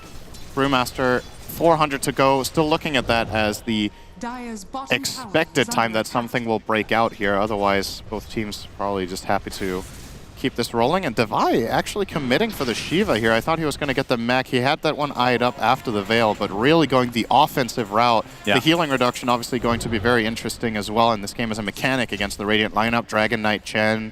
Probably we might see a Scotty at some point for K1. It's not out of the question on Weaver in a game like this. Yeah, not often you see the Shiva straight up, especially now that it costs about $1 billion gold to actually complete. It got nerfed heavily. It went from being the item to being situational in a jiffy. Might have something to do with the recipe being 2,000 gold. Might play a role. Ridiculous. Oh, it's coming out now for Devai, so he will be picking that one up. I wonder when K1's going to get his shard. I think this is one of the best shards in the game. Weavers, but it feels a bit bad to buy it as carry, right? You would really like to get it for free, but then you have to wait really long, but obviously you're going to need to prioritize it over other stat items or a BKB. So, but in theory, it should be very nice against Chen as well. Yeah, 33 has the Radiance now. So lots of timings coming together for both sides simultaneously. Yeah, clearly they're interested in something breaking out. KJ, his smoke will break, but not going to see from what, and Insania as well as 33 made their way out of there. All right. However, that's just a random clipping. Oh no. Oh, hi there. Oh. In the tree line is a Techies. They had no idea. Just randomly gets hit in there. That is Roche. Quite unlucky. Yeah. What can you do? Wow. And I mean, this is obviously going to telegraph to Liquid what's going on. I just don't think they stand a chance in this fight. They're way too far away on their heroes. They don't have the resources. They're 4 on 5, so free Roche going the way of Heroic. And that is that's great huge. news for the Weaver. As an Eclipse comes in, Mickey finding a little ES action. Yeah. So ends up being a 1-for-1 for supports, but obviously the Aegis on the Heroic side. And that, against a push lineup like this, theoretically a push lineup, we haven't really seen that much of it yet. Very good Orchid, but the Shikuchi was already off. Now this build from Nisha is very aggressive, right? The Blink Orchid from Dragon Knight, you want to find engagement. Oh. Well, you're going to find one, I guess. He almost died to Dragon Tail itself, which is very rare. Yeah. But yeah, another support down for Heroic. They will likely try to back away. 33 making his presence known, wants to take some of these creeps to Llama. Does he actually want to fight? Pops the Shivas. Onto Boxy, the vacuum beautifully placed, mid blast off. Oh, this is so awkward now the Rolling for Liquid. Thunder from Analog, focusing on Insania, but Nisha is who they really want. The creeps are going away, it looks like. So Nisha might be left to his own devices. Swashbuckle's there, completely out of mana now thanks to the defusal. That ends up being a very big kill for Heroic. Liquid just not on the same page, it seems. They're at least not in the same area, right? And it's a bit awkward because, as pointed out, this Dragon Knight went for an offensive build, right? He has Blink Orchid. Nisha wants to find kills with his Orchid. He wants to engage something, but it doesn't feel like they can really skirmish that easily into the lineup that Heroic has. It does feel like it's going to come down to big team fights, and this time around just outnumbered. Like, there's no play there for them. So, yeah, not too happy about that one. Boxy getting caught off first. His progression on Techie is being slowed down massively. Radiant's top tower is under attack. And I believe Ags is finished for Analog. Oh, yeah. On the Pango. Doing very well now. The saving grace for Liquid is that Mickey is huge, but effectively this is starting to turn into a game where Heroic need to solve primarily one hero, and it does simplify the game a lot when you know that a huge chunk of the enemy's net worth, more than is supposed to be, is on one guy. You can start strategizing around, all right, are we going to target him? Are we going to dodge him in fights? What's our prioritization? Oh, Orchid, Dragon Tail combo into the blast off. Do they have enough damage? So tanky, but eventually Analog does die. And KJ now. Big damage, some good damage. He's actually stuck in the trees. Very awkward for him. Not sure if he has a way out, and K1 and Divide will be able to take out Boxy, although the Hand of God was placed, keeping Boxy alive. Eventually, the Fissure does do the job, though. Nisha, a bit aggressive on the other side of the Fissure now as the Eclipse comes through. A lot of creeps to tank it up, though, as the Primal Split is used as well. As Nisha gets destroyed by Scofield. Divide eventually getting run down, though. So lots of trades throughout this fight. As Scofield brought into the air and swiftly brought back down into the tree line he goes. The Enchant Totem trying to get off the blink, but there's just too many cancellations. And that should be another kill for Liquid. Ends up being a 3 for 3. Okay, one is not stopping here. And Mickey out of mana, but K1 won't pursue any further. KJ eventually found his way out of the tree line, doing some damage to 33, who just simply TPs out. I think that could have been a better outcome for Heroic. That Fissure, the last one from Scofield, unfortunately for him, catches the Luna on the wrong side. We're going to see that in 50 seconds, which is how long this team fight was, of course, but there we go. That's the first Fissure. Decent one, that one. And I don't like this engagement from Nisha. I feel like this is overly aggressive. He's really compromising his position. Keep in mind, he doesn't have a tanky build, and the follow-through is not available instantly on the Dragon Tail. Techie's being dead means no blast-off, no Mind Burst. And Heroic quickly identify that this Dragon Knight kill is easy, and this Fissure, if that's on the other side of the Luna, I think Heroic might have got an even better fight out of that. Yeah. Boxy in trouble. Boxy being pursued, but has some company with him. K1 gets Lucent beamed. He's silenced up right now as well. The Sticky Bomb applies. They don't have the damage to finish him off. It looks like he's going to be close. Finally, the Aegis is taken. And Nisha getting rolled on. Has support in the form of Insania as K1 making his way over with a Shikuchi. Look at that impetus damage, a big vacuum from Divide Llama. Nisha's dead. Insania looks to be next. This is a disaster for Liquid. Mickey pops the BKB. Will he be able to get out with his life? Looks like that is not to be. 4 dead. Heroic absolutely destroying Liquid here. It's just too easy. Oh, Device getting hyped. Living up to his name there. Yelling Divide looked like a llama, I guess. I don't know. He went for the whole thing. And yeah, amazing fight. They get themselves 4 kills. They're getting this tier 2 tower. And okay, so again, keep in mind this Luna, right? The Luna is the only true core that Liquid have right now that is scaling. Dragon Knight's build is falling off a cliff right now. This Blink Orchid has yielded him, I think, 1 kill. The Brewmaster with the Radiance is not progressing much either. So when all of that net worth is on the Luna, we didn't even talk about this, the Wall of Replica, right? You're just getting an additional ally in that fight through the Luna illusion that gives them even more damage. We got to see it being showcased a little bit there by Divide when the fight kind of was already over. But Liquid, man, I am worried for them in this game at this point. Like, how do you recover from this position? Your lineup is tailored to be peaking right now. You're 7K behind. What is the comeback path against this monstrous teamfight lineup that Heroic have going and a completely free game on their carry? K1 5-0 and 9. Does he have BKB coming out now as well? Or is this just the Ogre axe that he's bought? He just got his Lincoln's and Gleipnir. There's no way he has a BKB as well, right? That would be crazy. That would be very crazy. Speaking of items, Scofield closing in on a Shadow Blade as his item of choice on Shaker. Hell yeah. Opting for that over Shard, I think that's an interesting choice. This feels like a game where you could get a lot of value out of just max ranging Fissures into Enchants to just let your Weaver and Darkseer do the job, but... Yeah, but I was going to say Lothars. My god, how many years has it been? Shadow Blade is way cooler, Cinderin. That's true. And you're on land. Cool so points. Doing cool things definitely will get the crowd behind you. As obviously this crowd a bit Liquid favored, but maybe this game number 2 will change the tune of some, as Heroic have been basically the underdogs throughout this entire tournament, I want to say, and the fact that they've made it to the playoffs. A lot of people would not have predicted that from the start. Yeah, and let's just not forget the way the group went. We did talk about it in the previous game that Heroic arguably should not have been in the lower bracket even. Yeah, it was super. I mean, that's one of probably the closest group stage we've ever seen. Yeah, and I think memory. This is the closest a team has been to the upper bracket as well. Like they had so many opportunities, just one more game win, and many of their losses were like over an hour. Scofield wanted to steal the Tormentor. Instead, he feeds his life away. That's a Shadow Blade buy right there, Cinderin. That's what that looks like. But his reward is a Shadow Blade. Their own shard from their own Tormentor. Hell yeah. Agent Scofield getting paid with a dire shard from the Tormentor. I like it's a cute play, right? Like if it works, it's massive impact, of course. It's a huge net worth swing. Stealing a Tormentor is 2,800 gold, right? But not the case. Liquid get a little bit of a freebie. But if anybody wants to do that, it's Scofield, right? It's just so on brand to see this guy go for that. No doubt. With the ward over there as well, but didn't quite get it. So from Mikkei's perspective, since you are going up against the VAC wall, do you build the hero any differently than you normally would?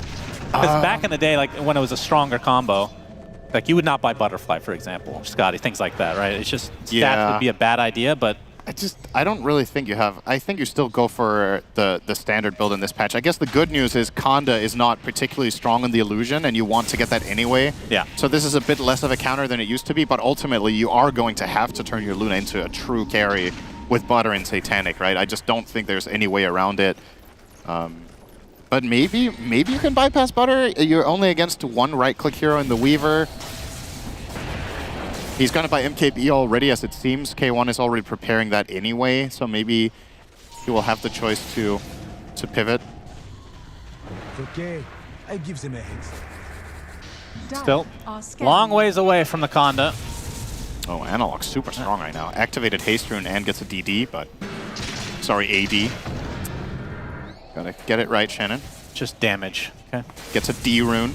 That sounds pretty bad. No, I like it. Okay. Now, Heroic showing themselves on this top section of the map. The tier 2 ripe for the picking. Some creeps will be shown. Gleipnir applied to them. Not going to be able to kill off any of them, though. 33 in the front. Trying to force them out. Actually, will use the Primal Split. Now the disengage from Heroic. Scofield is seen in the cover of his Shadow Blade. And he will be the sacrifice, it seems. But honestly... Oh, wait. No way. Scofield. No way. Scofield, Blink, TP. Oh, Nisha. Wow. Very close.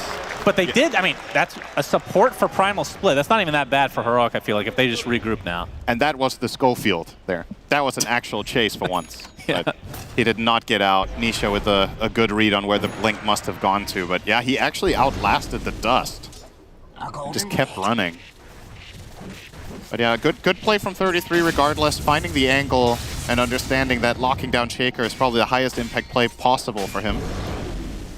K1 going to see Nisha hitting some creeps here. See if they turn it into anything. Doesn't look like it. Nisha will take the camp and back out.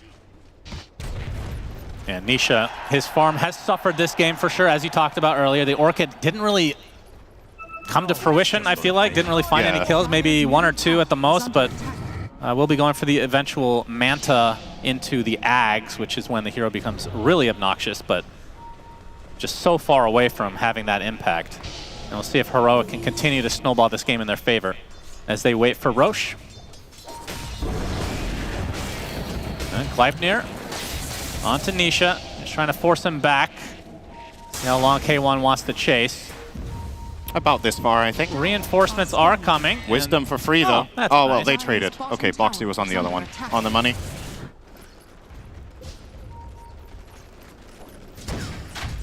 Yeah, trying to pressure this tier 2 bottom, but we can see that Heroic not really interested in defending as of yet. Instead, they're going to take their own. And Liquid also don't seem particularly interested in defending, so... Alright, they will glyph. So they're buying the time for their Luna to trade down bottom. Let's see if Heroic will return the favor. Not glyphing their own. Instead, they are looking toward Big Boy. Big Juicy Boy on campus. Boy. And Liquid are nowhere near this. So this does feel like an inevitable second grab for the side of Heroic. Wonder how Liquid are going to play the next 5 minutes with this disadvantage. Should be quite awkward now. They're going to hear the roar of Roche, so they know what's happening, but yeah. Nobody's in the vicinity, so they will concede this. Aegis and Cheese. And Heroic. That's funny, they because of that tier 2 tower taken out in the bot lane, during that time they actually cut into the lead by 2,000 gold. Yep. So a lot more even than it was not too long ago. K1 is a beast. He is so strong in this game. Boxy. Yeah, they find him. That should be an easy pickoff. Nice kill for Heroic using this Aegis advantage. See how much they can get out of it. Typically, second Roche is all outer towers and maybe poke of high ground. Yeah, Heroic not the best high ground lineup to... When you look at it, like Weaver can do okay with the Dragon Lance and have some decent positioning. It's not like it's a Desto build or anything like that. Yeah, it's going to be quite slow. But he will get started on it. No hesitation from K1. Lincoln's BKB Aegis. What more can you ask for against this Radiant lineup? It's going to be hard to kill him even once. Well, force a rotation here. TP back from Mickey to start.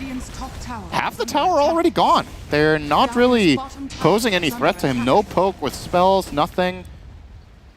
Devi grabbing a pipe, so pipe Greaves against mech pipe. Insania not going to complete the Greaves. He is looking at a drum. So all the teamfight items coming out in spades, but really feels like this Heroic lineup is going to be difficult to pierce for the Radiant. I think damage issues is kind of the story for Liquid at this point, right? Dragon Knight still not there. So if you have the pipe popped and you have your Greaves in your back pocket as Darkseer, who's going to kill heroes except the Luna? Right. It is a little bit lackluster from Liquid. They need to be creative about how they approach this. Now lost 80% of their tower. Nothing really gained back the other way. They're starting to get cornered on the map. Will maybe find an angle. Yeah, the last thing they want to do is just sit high ground and wait for the inevitable. It's K1 being shown. They dust him, they pop the Lincolns, and they get the Dragon Tail. Do they have the damage? Big backflip into an Echo Slam. K1 has lived as a result. Somehow nobody is dead. As they're going to push back the Enchantress, and now Analog comes in with the Rolling Thunder. K1 continue to apply a lot of pressure from afar. Still has the Aegis intact. Nice fissure with the Rolling Thunder combo. Mickey getting really low. The shield crash into the impetus. KJ gets the kill. Make it 2 as Liquid crumbling. Now they get the Aegis, but that is all. That was a disgusting back wall into Echo. Yeah, and what a perfect fissure too. Buying the time, really understanding that for K1 to bait that and feel confident that he's not going to get killed off, they had that all mapped out, Heroic. Having the same read on the situation, we can bait our Weaver because Liquid don't have enough burst damage to deal with him, so they just put the Shaker in the back line. And now another beautiful vacuum into the Shivas, into the Swash. 33 has no primal split and is eventually taken out. Nisha's basically a creep at this point, does no damage. And the only member left is Insania. They have a bunch of buybacks, but Heroic feeling very cheeky right now. They're going to force out 2 and maybe back away. Dragon Tail onto Divine Llama, getting really deep. Blast off will connect. So at the very least, Liquid gets something out of this, but now the rest of Heroic on the run. And if they only lose one, then they are going to be very happy with this exchange. Yeah, 2 core buybacks spent just to kill the Darkseer, who was overextended into the tier 4s, and Heroic immediately call the retreat and get out with all of them. And they might even get a kill in return now. Yeah, Boxy trying to deward. How dare he do so? He's swiftly taken out. They do preserve the buyback onto the Luna, but Heroic definitely in the driver's seat. 15k lead, still have the cheese, in fact. Yeah, this is looking pretty bad for Liquid in this game number 2. Yeah, I'm trying to think of what Liquid can do to turn the tide here. Like if there's some key item that's going to really swing things, and all I have on my mind right now is get more damage. That's still the problem. And Luna's buying Satanics to have sustaining power. I don't even know if that's the right choice here. I mean, sure, you can stay alive longer, but you're not hitting hard enough. Dragon Knight is on the way to the Manta. That will be step 1, but he still needs the Ags to boot. The AC on the Brewmaster is kind of the biggest item, but it's so far away that he's actually going to change into a Vlad's. 33 gave up on getting his big item. He doesn't think he's going to get there in time, and he will even buy a gem for the team, so not even getting the Vlad's as it Support seems. Brewmaster now. Yeah, really low net worth on him. We've seen so many great games from 33 this tournament, and this one he's just been stifled and not been able to find the same impact. This is a totally different Brewmaster than in game number 1. Maybe had a little bit too many drinks in between the games on the ground. He was watching the stream and really jealous of everybody in the crowd. I mean, that's just Brewmaster, though. Sometimes you just get too much, you know? You gotta know your limit. Dire are scanning. K1's going to show himself. Radiant's bottom tower. There's backdoor protection. He doesn't care. Time lapses away. Satanic now there for Mickey. So has his survivability. But still, feels like they're lacking that damage. I mean, he can certainly output damage, but they don't have a secondary. What's that taunt? Divide Llama's taunt. That's the Darkseer skip rope? Yeah, I believe so. Huh. I don't think I've ever heard the sound from that for some reason. Are they going to go for the old Tormy? They take the Wisdom Room. Primal Split, nice fissure, blocking off most of the team. And Heroic can likely just back away, but they might want to fight. His K1 actually had to use his BKB to pop the Lincolns now. Do they have more stuns on top? They get the Dragon Tail into the Lucent Beam. He's brought back into the fray and destroyed. Beautifully done from Liquid. Heroic sticking around a little bit too long, perhaps. Do they actually want to fight this? Rolling Thunder does proc onto Mickey. Now they don't have that ultimate to work with. Fissure blocking off a bit more. Has the shard now on Scofield. Oh, they found Devi. Yeah, if they lift him into the air. That's cheese. He's in quite a bit of trouble. Dragon Tail is there. Analog with a swash, but has to probably back away as the vac wall is in fact used. Scofield dies instead of the trade of Boxy, and now Devi has to just surge away. And the continued chase from 33 and company. They find KJ in the trees. Do they have the vision? Do they even have the damage, really? I mean, Enchantress at this stage is not the easiest pickoff. That's really big for Liquid. I don't understand what happened. Like, how did K1 feel forced to use his BKB and just strand? He was completely alone. Yeah. In the backline, going for Boxy. I understand you're feeling on top of the world on Weaver right now, but you still need your teammates. What makes your lineup strong is playing around Fissure. And K1 going way too deep there, popping his BKB, I guess out of fear of the counterplay from Dragon Knight, and then he's just stuck because he went on the backline alone. So Liquid get themselves 5,000 gold off of that, and a little bit of breathing room. Yeah, if that happens one more time, Liquid's back in this game, honestly. Yeah, Mickey is going to start approaching damage items now. Satanic complete, and the next item on the menu is going to be the Daedalus. And it's pretty close. He's already 4K into it. Depends on if he wants to save for that buyback. AC completed on Nisha, so... Gotcha. And the Vlad's onto the Brew. So Nisha did not go for the Manta. This was why how they redistributed their item builds. Instead of trying to get an AC on Brew that would be too slow, they moved it over on the DK, who had 4K gold in the bank. Brew got something cheaper. He's now queuing up a Nullifier. Oh, interesting. On 33. Well, the Surge is pretty annoying. It's a quite hard item to use on Brew. Yeah. See how that works out for him. Maybe they'll change it so you can use active items on the Void Panda. Oh yeah, this hero needs a buff for sure. We've seen weirder things in Dota history, honestly. Yeah. And the wait for the third Roche is here. It is up, though. As Mickey with the best taunt in the game. Level 24. And it's just a Daedalus out of nowhere. Yeah, can Liquid, I mean, they have to contest this surely, right? Roche belches, so everyone knows. K1 is doing stupid damage. Level 25, that extra Already Geminate half attack HP. is a massive DPS increase. They're too late. There's no way Liquid make it here on time. Yeah, looks to be that way. And Heroic in good formation too. If this fight breaks out post Roche kill. Aegis Cheese, and I believe Aghanim Scepter as well. We'll see who consumes that after this potential fight. Scofield is found in the tree line. 33 with the gem in vision. Now they take out the Earthshaker immediately. Has the buyback though. There's the back wall, but not really hitting too many. But the Luna is who they're targeting. Mickey pops his Eclipse, taking a lot of damage from that Impetus. There's the Hand of God keeping him alive. The Blast Off going to connect onto one. Divine Llama in a lot of trouble. Boxy getting extremely low as well. Beautiful Rolling Thunder. The beautiful Fissure as well. They lose one on the side of Liquid as Nisha trying to continue the pressure onto Analog. As K1 finally the Echo Slam comes in onto 2. Scofield and company take out Chen as a result. They take out the Aegis though as K1.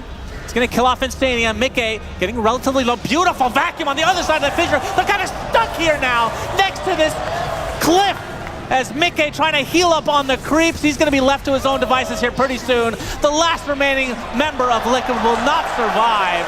And no buyback to come from him. A great buyback coming out from Scofield. Definitely turning the tides here for Heroic and now doubling their lead.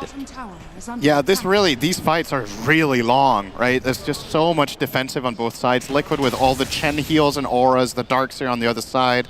In this case, Divine Llama, I believe he had another cheese there, right? Which made a really big difference in that fight, getting the big burst heal out. As Liquid were close to killing him off, things got reset. And I think Liquid played a really good fight there, despite, you know, they were against a really big advantage from that Roche, and they still managed to make it a competitive fight. But now, a minute down on 3 cores. Yeah. Can they even avoid Megas, is the question. Or even the game. Like, if Heroic realize that there are no buys here, it might just be over. Yep, quite possibly. Mid lane definitely dead. Onto the top lane they go. K1 is going to go to the bot now to split their efforts. And I don't see any defense coming out of the likes of Insania and Boxy, despite it being a techies. It's not the techies of old, Cinderin. Yep. Not the high ground god, much to Slax's chagrin. After one huge fight, Heroic likely taking this to a game 3. They will get Megas. Yeah. Are they going to go for more damage? They still have 20 seconds. They're like, okay, if Liquid had buyback, surely they would have spent them by now, right? Oh, yeah, for sure. They might at least squeeze out a tier 4 here on your Weaver, and K1 will do that. Going to work. And Divine Llama, we should mention, he's the one that picked up the Ags off of Roche, so has normal punch, which is also very good against Luna. Yep. Another illusion to work with temporarily. Absolutely. And yeah, I was going to say that is the only course that I see Liquid coming back is the Divine for Mickey, but it is quite a ways away. Yeah, and I mean, what do you sell for this, right? It feels like he needs all of his items. Maybe you sell your treads? I would assume so, yeah. But it doesn't feel great to have low movement speed on Luna in a game like this. You really need to be able to position yourself and stay on target. Doesn't have an attack range item, so... Well, if they hold off till tier 5 items, Cinder, and as we like to bring up, of course, Force Boots are available. I thought you were going to say then he can get Ballista, but no. He Oh can't my god, that item. Oh, I still have PTSD with that one, I'm not going to lie. That is one of the worst ever introduced to the game. There's Mickey eyeing up the Tormy. Yeah, waiting for friends. Friends will arrive. Who doesn't have Shard at this point? Nisha and Boxy. Yeah. So it will be Boxy. And the Fireball. I think they'd rather have the Boxy one, so I think they're happy with that. Yeah, I think so. It's quite decent.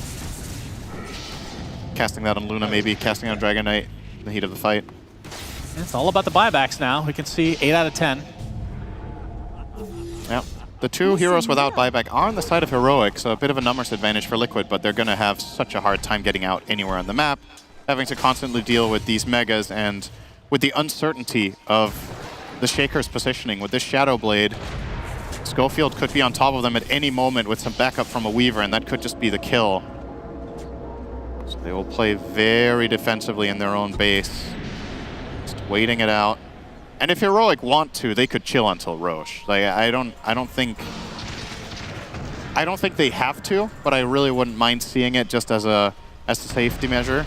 Yeah. This kind of game. Insania pauses.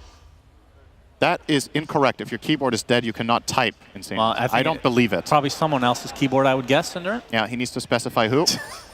Yeah, very, very important here. As we wait for this eventual last push, in all likelihood for Heroic here in Birmingham. How many people think that Liquid will win this series? Well, very shaky, actually. How many people think Liquid will win this game? It's the same amount. There was a lot of hesitation on that one. But There's a lag in the audience. It might be the alcohol. We will get back to you on that one. Yeah, I will say the amount of cheers coming out. More cheers for the alcohol. I do think there's a bigger chance of alcohol than Liquid winning this game. I will say that. So I think that's an accurate representation. And I think to the 5 people cheering for Liquid winning this game, you guys are delusional. Get it under control. I mean, we've seen some Please crazy drink stuff. responsibly. Yeah, we need to cut you off, I think, at that point. It's only 1 p.m., for God's sake. Good Lord. It's all right. It's not over. It is possible. It is very difficult, but 1%. Gaben believes. We've seen 100% wins lose. We have. So. This is difficult, though. That's to say the least. Yeah, I think you're right. The only question is, do they wait for Roche? It's still 3 minutes away from the very earliest of spawns, so they can constrict the map and just continue to control everything. And of course, write some notes and wait for those tier 5 items in 17 minutes. We're definitely getting there. This isn't a PA game, though. Yeah. I feel like in the last patch, the PA was the ultimate mega creep defender. Yeah. And the ultimate way to suicide on the Tormentor as well. Yeah, unfortunately, Revenant's brooch was changed. Everybody was really unhappy about that and would have loved to keep the old one. I mean, it was fun to see PA at least, right? It was stupid. It was very dumb. It was flat out just stupid. And now that item doesn't exist again. It's just a really difficult item to balance, I think, like design-wise, because either you make it... Like, who's this item good for if it isn't broken, you know what I mean? Yeah. It's kind of... It's in an odd place. Yeah, you just make it Harkin's Blade and you don't have to worry about that anymore. The Linas of the world will love you for it. K1 working on a butterfly now, it seems, as Mickey has sold the treads, and yeah. On the way. Close to go time. He's going to lock it just in case. In case somebody's hovering on the outskirts of the map. Who was it that had his rapier sniped on a courier in a game we cast? Yeah, it was somebody. I agree. Yeah, we had that earlier. It was Should fast. have probably taken notes and not assembled it on the courier that game. Yeah. But all right, so Divine Rapier, which works a little bit differently than before Cinderin, but Luna going to be using the right-click variation, of course, for those Lucent Beams that connect with Conda. Yep. It's going to hurt. But is it going to hurt enough to extend this game? I mean, they do have techies with those mines, and with enough time, you can definitely fill your base up. Okay. Interesting. Oh, never mind. Is it Bongo Boots for him? No, he's not buying them yet, so Insania is saving buyback. Yeah, good question. Now at least Liquid have the damage problem solved to an extent, as long as Mickey gets to play the fight. So it's going to be all about frontlining for him, giving him K1 pops the BKB. That's Focusing quite on early Nisha again. for now. Gleipnir onto a couple of heroes. Analog on the vicinity as well. Nice fissure. Mickey has basically nowhere to go but the south. As Analog continuing to pursue with the Rolling Thunder, but not really finding anything. As, my God, he's taking so much damage. Will he be able to even get out? Eventually does, but now they know that Rapier is on the Luna. He took half his health in damage, rolling past Luna with Glaives active. You want to see a replay of that. That was 1,700 damage from the shard just passing by. It hurts. My goodness. Okay. K1 needs to be careful to not make the same mistake he did earlier, though. These like really early BKB pops are definitely costing. Look at this. Rolling Thunder. And yeah. Oh that's a lot. Woo. Rapier's an item. Always fun. Halberd now for Nisha. Okay. Interesting choice. This will be a Lincoln Breaker for him, so he can access a more reliable Dragon Tail plus, I mean, he already had the Orchid for it. Yeah, but. I feel like the Orchid has been exclusively used as the Lincoln Breaker because it hasn't done much else. So maybe that's the logic here is obviously you get a tankability item here, you can disarm the Weaver at some point in the fight, but also you have another way of accessing the fight where you can retain your Orchid. So you can blink Halberd, stun the Weaver, and then you can Orchid, say, a Shaker that you see coming in, or perhaps a Darkseer after Greaves. Still not the easiest Orchid game, in my opinion, but maybe that's the rationale. Roche in a minute 40. Liquid trying their best to get out on the map a little bit. Of course, this is more and more time for Boxy to build a nice, comfy home. But only level 2 in the proximity mines means he will have fewer of them to place. Oh, you're 14-second cooldown. Yeah, I didn't realize still only level 17. Yeah, both supports on Liquid actually not cracking level 3 ults yet in a 47-minute game. Where are those wisdom runes at, man? Yeah. Goodness. Yeah, those level 3 ults should help quite a bit. Does it upgrade your current mines, do you know? I don't think so.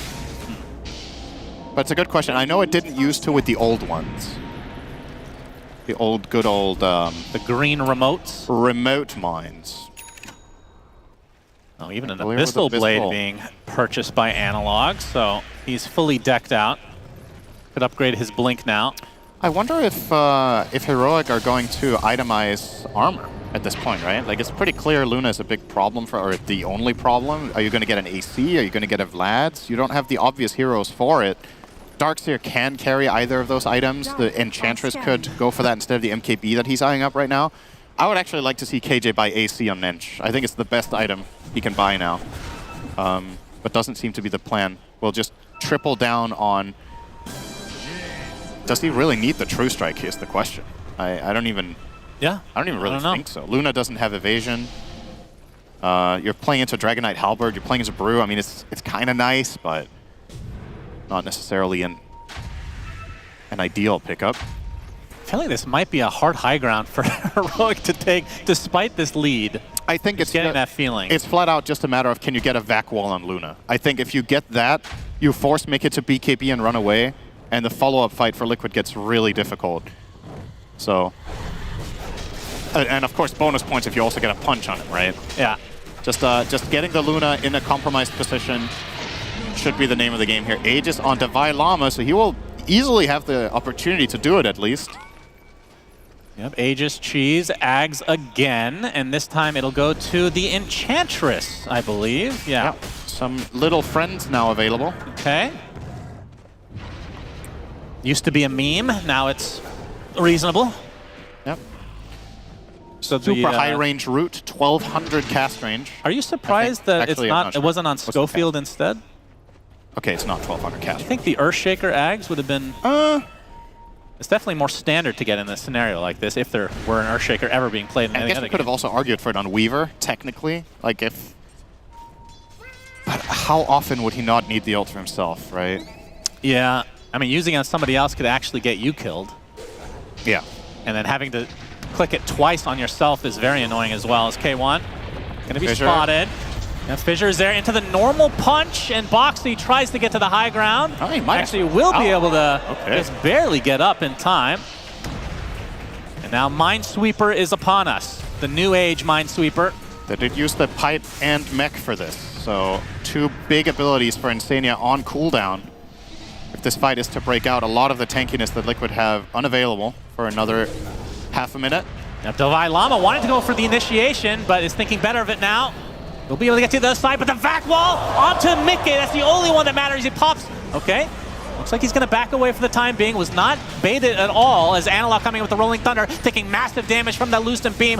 Beautiful Fissure again from Scofield, keeping the Luna at bay. Analog gets to the other side, should be fine. K1 gets brought to half HP via 1 Lucent Beam again.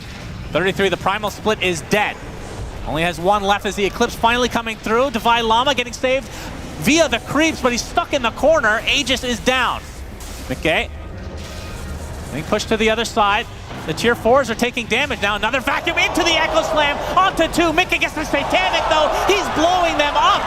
And now K1 looks to be next on the list. The Blast Up is there as well. 2 dead for Heroic. And now they are on the retreat. Nisha TP He's fine. So they lose 2. This is going to be a hard high ground. I said that before, Cinderin. Am I the delusional one? What? I said it. The fans saying Liquid would win this game. Delusional. Well, Cinderin's delusional. I agree. Okay. That is not a good chant. It doesn't sound right. It's beautiful.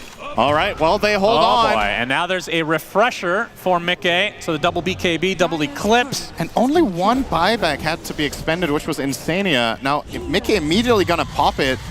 Oh, really? I don't necessarily know that he did. Okay, well, they want gold. They want to force buybacks. I mean, you're against Mega, so you still need to get more than just holding your base. Inevitably, if you do nothing else and stay in your base and just keep defending, you're not really forcing an advantage at some point. So here they're looking to get buybacks out of the side of Heroic. They don't know, but they lack the critical information here. Yeah. Wall is ready. This is another Divine. Normal punches in with the wall into the vacuum. There's 2 illusions now to work with. Mickey pops the Satanic, and he's going to be A-OK. Analog rolling, thundering away. Gets spotted by 33. In fact, TPing with the fortification as well, just to try to catch this Pangolier. He high-fives back into the fountain. Delaying. That is a very successful defense. Heroic 3v5, lose no heroes. Ooh, they do find it, though. And basically take no structural damage. All right, well. Refresher on Brew. Yeah, well. Another one for Liquid. So we briefly mentioned, but Nisha has Divine as well. So he does damage finally, and he's going to try to apply some of it to this Pangolier. Vacuum will keep them at bay. KJ now, he's doing a lot of single target damage with that impetus. But Divine Llama getting in really deep, gets off the normal punch onto Nisha, but he pops the BKB. The Primal Split is there as well. Rolling Thunder is trying to keep the Luna at bay, but K1 is the one taking massive damage, now has to retreat. Analog, the Rolling Thunder is down again. The Radiant base is in trouble. Yeah, it is taking damage. The Ancient is God, exposed. It's literally just going to die, but Boxy coming at the last moment as the techies, as the fight continues to ensue, as Mickey very low on HP. They're going to force staff, double force staff K1, but the Satanic again to keep Mickey alive. Okay. They are really kiting this entirety of Liquid right now. Fissure into the impetus, Mickey getting really low. The vacuum is there, and down goes Luna. Divine Rapier on the deck, and Nisha stuck in position, and the rest of Heroic just destroy him. So both Rapiers on the deck, only 2 alive for Liquid, and that should surely do it, as this will be extended to a game number 3. Divine, that is not fast motion, by the way. That is the fastest clap I've ever seen in my life. Oh he's my goodness. Really hyped as GG's come out. We're going to a game number 3. 64,000 gold advantage. We'll do it for Heroic. But yeah, great to see them bounce back and get a game 3. It would have been a shame if they just went out with a whimper after that first game was so one-sided, but look at the Vailama. He is pumped. Ready for another shot at getting to the top 6. The winner of this will, as you said, face off against Falcons later today. So what a grand prize to get. If you win a tough fought out best of 3, you get to have 1 series of rest to watch the Chinese derby, and then you're straight back in against one of the favorites of the tournament. But man, do these guys want that opportunity. But they'll have the momentum, and Falcon will not, whichever team comes out. But yeah, this was a hard-fought game. Liquid extended it as far as they could. Heroic, though, just too much to handle in this game number 2. So we can see the stats now. K1 owning on the Weaver, 12-2 and 18. But Divine Llama, I feel like, set up so much in this game, Cinderin. Yeah, he played an exceptional Darkseer game. And I think it all, obviously the panel is going to break this down, but I really think Heroic just got off to a good start this time and really got the foundation going. Panel, we're going to a game 3. Oh, we're loving it. Thank you so much, Sunsman and Cinderin. So ready for that game 3 and so happy Heroic is showing here what they got on the stage here. You can tell that this win went a lot to them as well. I'm looking forward to see what they bring in that 3rd game, but the emotions were high. The play level was high as well, Jenkins. And I do indeed want to go to the start where there was a good start for Heroic, especially on that off lane for Divine Llama. Yeah, they played that lane extremely well. It's not an easy lane playing into a Luna plus Chen. They're playing into 2 melee heroes that can just sit there and right-click the shit out of you. Like, they shouldn't be getting the kills that they're getting. And then also, in the team fights, Divine and Scofield were so on point with the vacuums into like multiple man fissures. That one in particular, they were trapped between a rock and a hard place with illusions hitting as well. Like, it was devastating.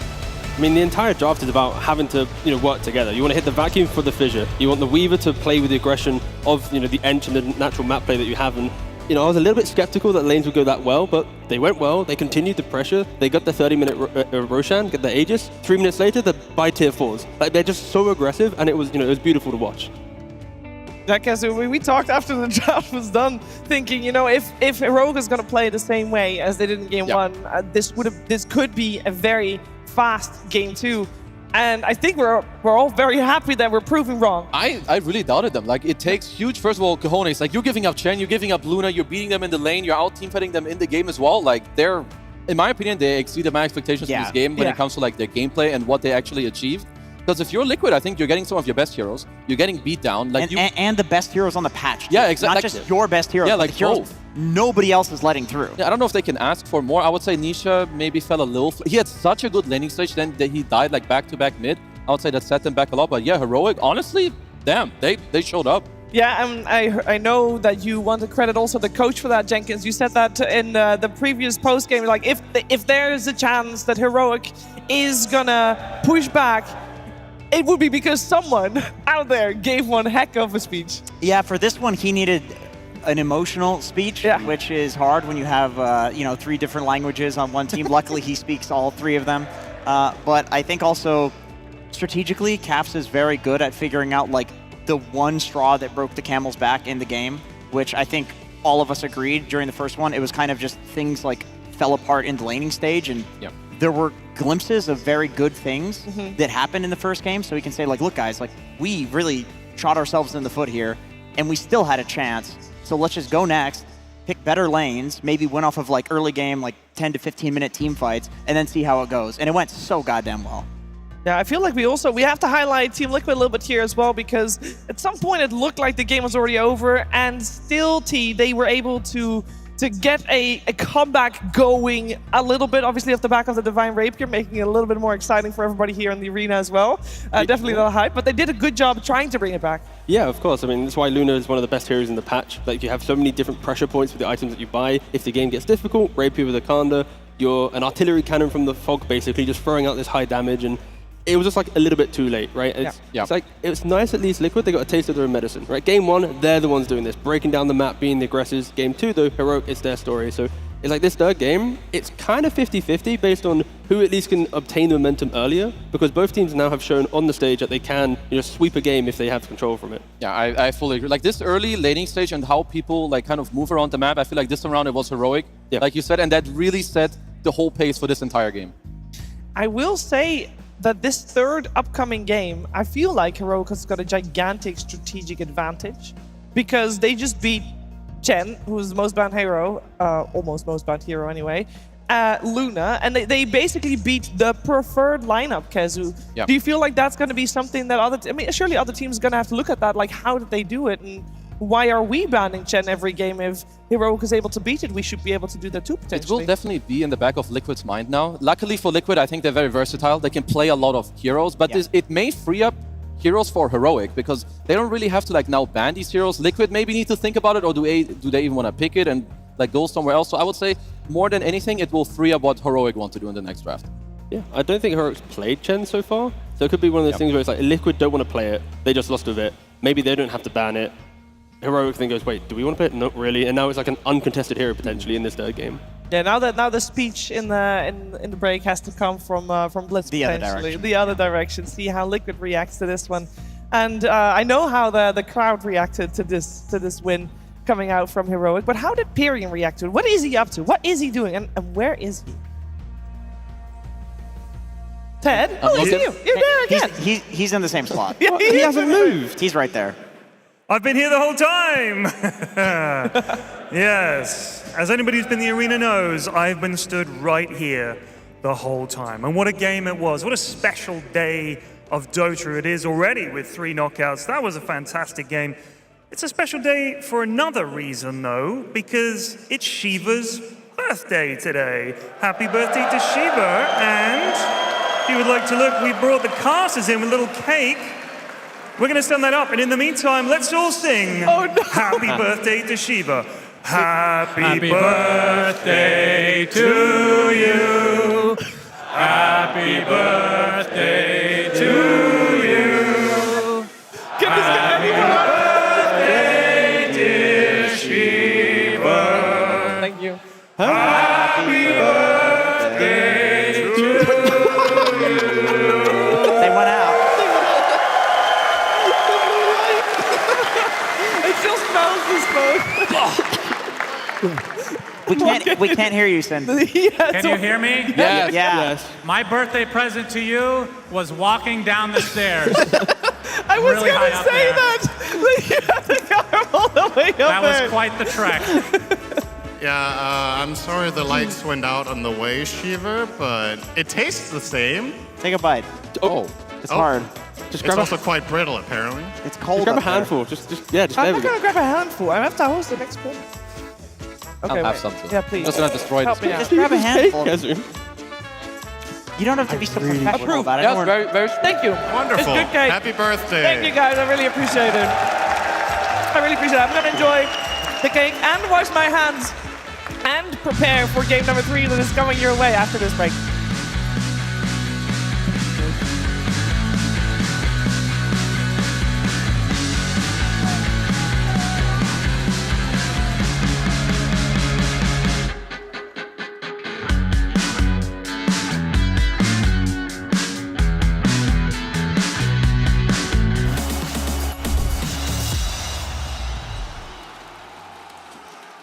At some point in every gamer's life, there's a question to be asked.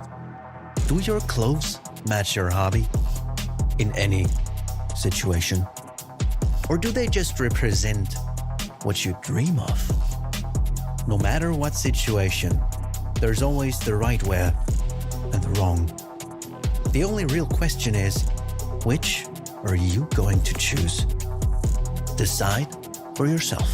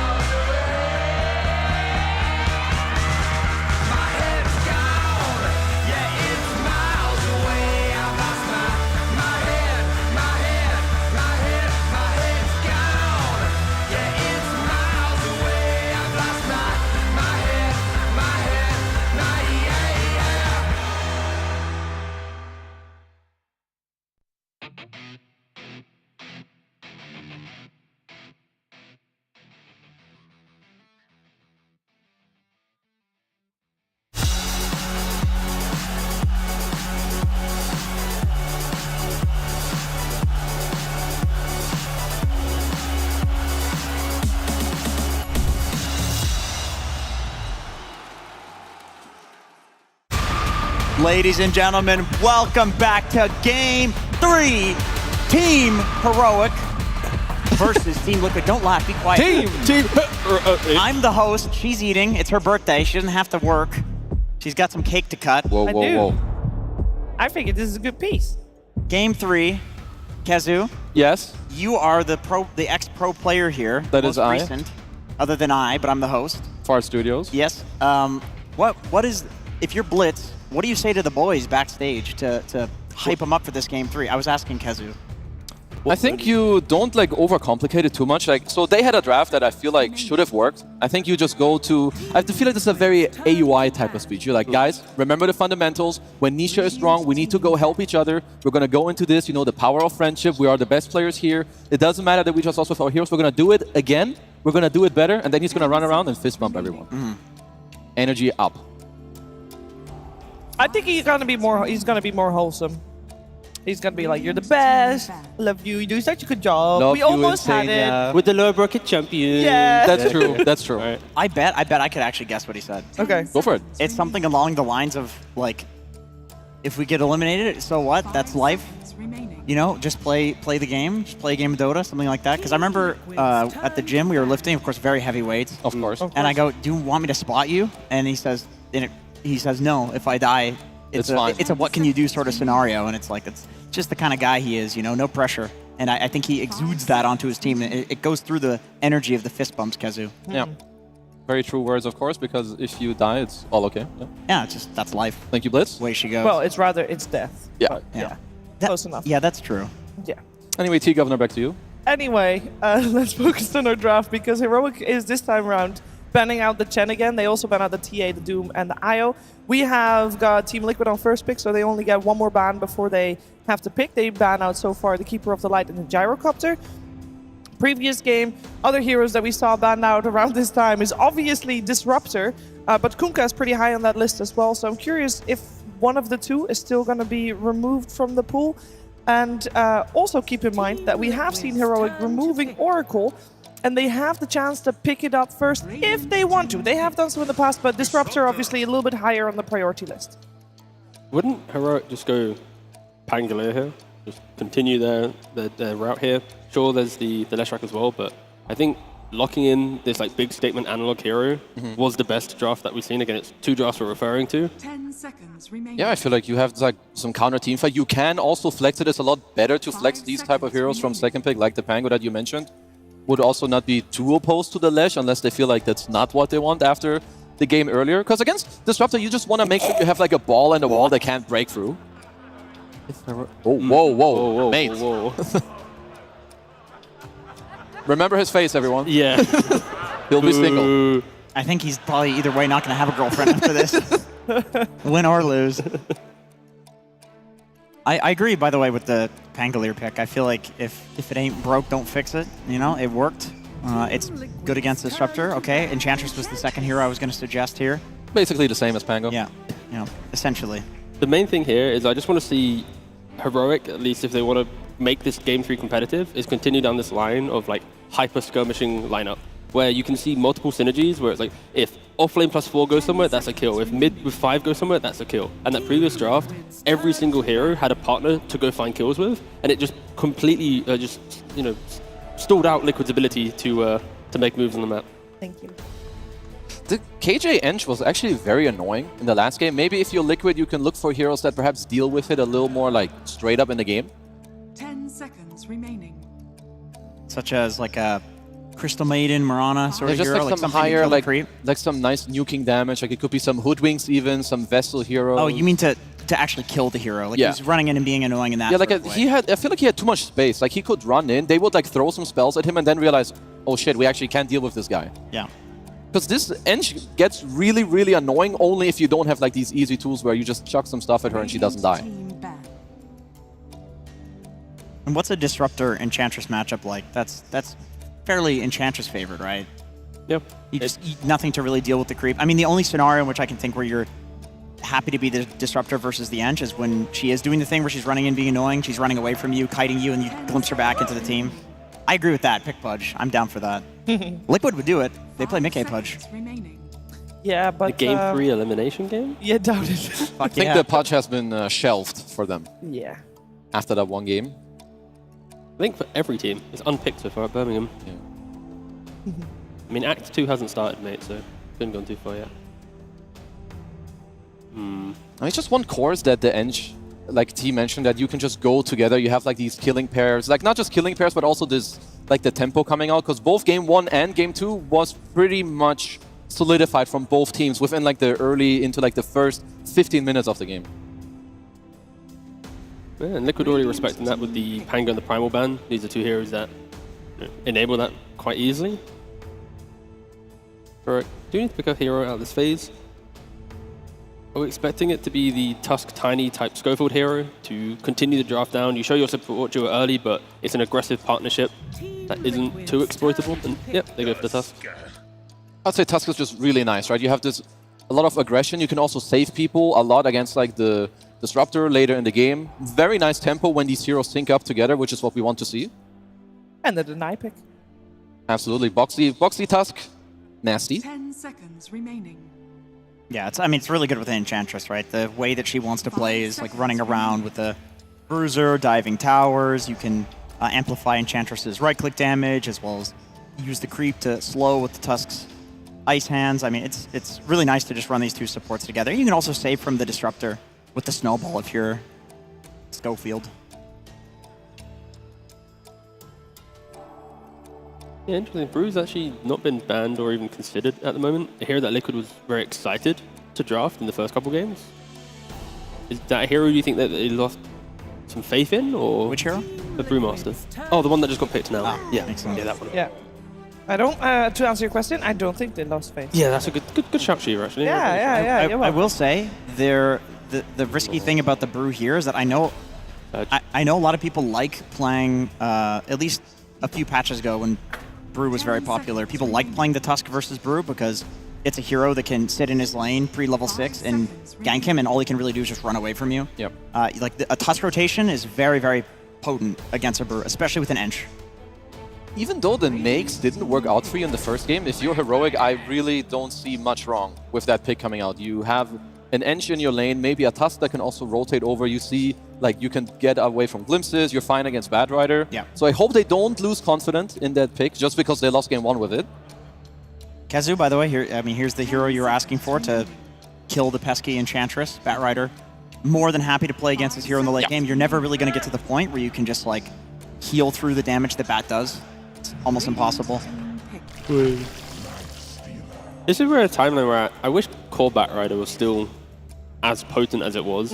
Like seeing, maybe pre-Lifestealer, but seeing like Ench Tusk, it is like a pretty free game in that regard, but most likely will be the Bat Rider 4 play with the Brewmaster. Yeah, that's like a Malrine special, I think, like a exclusive for him that he's the only guy. Bad Rider is going to be a core. Let's see, it would be super cool if Heroic can find the core that can be mid and offlane flex and you hold it until the very end. No, this one will not be, they'll just go with the solidified like type of offlaner, good lane with Tusk, right, some kill combo. Just for the fact that we have an arena, put that mid, give me the Rubik, we see one big black hole, we see a stolen black hole, a second stolen big black hole. Then they refresh, you get a third black hole. Yeah, and then another refresh, we have 4. Okay, so Mr. Liquid, what do we go for here? It's kind of annoying to pick a lot of carries don't like Lifestealer, and a lot of the carries at the same time also don't really enjoy Enigma all that much. The difference though this game is Heroic won't be able to replicate their aggressive nature across the entire map. Like, Enigma can move from pressuring his lane to then maybe walking to mid tier 1 tower, but they don't live inside the enemy jungle like they did in that previous game.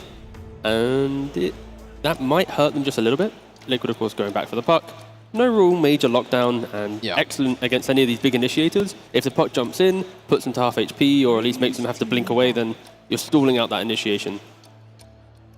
So DK is out. That's definitely like... Liquid need to try to protect this puck. What else do you guys feel like they need to really take away? Because right now Puck has a good game. I feel like that's a Jenkins. I wasn't reading the sign. What did it say? 10 seconds remaining. I feel like you're baiting me to say. No, I really didn't read the sign. Oh yeah? That was like that. Oh yeah. Thank you. All right, we got the final phase of the drafting phase here. We got ourselves one ban on the board for Why, dude? What's your... He's got doxed. Now people know my real name. Yeah, it's crazy. It was really hard to figure out. Yeah, it was really hard to figure out. What the hell, man? That's my dad, by the way. Got us to pop. All right, guys, we got the DK banned out. We need 3 more heroes banned, 2 more heroes picked. From the looks of it, we're looking for a mid laner for Heroic and a carry for Team Liquid. Anything that we feel is still very scary that needs to be removed. For example, a Luna, we talked about earlier already. You want her out of the pool? He's been to previous Birminghams. The thing with the mid lane right now is Analog, you either go for the I can stun the puck hero or the I create so much momentum that you just play behind me and Enigma brings the auras, Lifestealer brings the eventual damage. The Bristol ban, in my opinion, is actually really cool. If you can find this hero for Liquid that at least slows down the Enigma, this hero needs to be addressed. Like, we all know what Enigma can do. So if you can just find this type of hero that helps you running, you have this tempo for the Brew, Disruptor wants heroes to run in. So if we can find this similar archetype of hero, I know people love Gyro against Enigma, but Gyro against Lifestealer is not one of my favorite matchups. Especially with the Ags build and Lifestealer, when Gyro wants to stand his ground Satanic, you just disarm him and he's not no bueno. To be honest, I'm just feeling the Luna here. I feel like with the way that Blitz thinks, it's just a lot of how do we win the game at a certain point. And even though Lifestealer and Enigma are both very good against the Luna in the late game, it would give them the tempo with the heroes that they have to ball up and end the game. Yeah, so it's like 1-to-1, it's not good, but I think for the way that Liquid likes to play and draft, it's good. That's a good point. It helps your puck a lot, it helps your Brew, and yeah, it's something that Liquid value a lot, not just the 1-to-1 matchups. Like on paper, it looks bad, you know? If this was a pub, but it's not a pub. That's true. Is the Lifestealer and Tusk too much of a deterrent for like an Alchemist for Liquid? Again, in the lane, you have the Acid Spray, so Idolings doesn't cause you an issue, but there are some decent counters against you. Doesn't that kind of hit the same like tempo idea as a Luna, except just worse? Yeah. I'm thinking if you want tempo, then Alch lanes well, but... Ooh. Oh, okay. If you're a Windrunner. 1 and 4 so far in Birmingham. Yeah, not the greatest success rate. Why would it work here? What's the thought process? You always play on distance from Lifestealer. You can lock onto him quite nicely, and in laning phase, your win run, you don't really get pressured. It kills the Enchantress as well. If you can catch the Enigma, you know, pre-blink black hole, you can kill him. I mean, it's a similar idea to the Luna. You're going to have a very fast tempo, but it's a better matchup for Lifestealer. Void Spirit comes out. Now, I know we've mentioned Void Spirit a lot during drafts, but he never really gets picked, so gets picked here, though. Very good Ags game for the Void Spirit to get some silences onto Brew or Puck.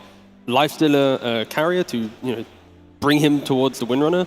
Lifestealer also likes to go MKB down the line if he really wants to, so there's going to be this like double jump the Windrunner, get the kill. It's, nice drafts from both teams. Liquid, though, they are the ones who want to be hyper-aggressive this time around. I'm just excited to see Analog play this, honestly, because this is like, back when he was making a name for himself in pubs, like this was his hero. This was his bread and butter. This is what he started with, so he's going back to the basics and just says, pick me my best hero, and I'm going to dominate this game. He probably asked for it. Well, this could be the draft to knock Liquid out of ESL 1 Birmingham, or the other way around. Who's going to take Game 3 of this Elimination series at ESL 1 Birmingham? We're finding out as we head over to Sunspan and Sinrin. Thank you very much, Shiver. Game number 3 about to begin, ladies and gentlemen, here at the Birmingham Major. The first team to be eliminated on stage will be after this game. That's how it works in the lower bracket, Cinderin. Did you know that?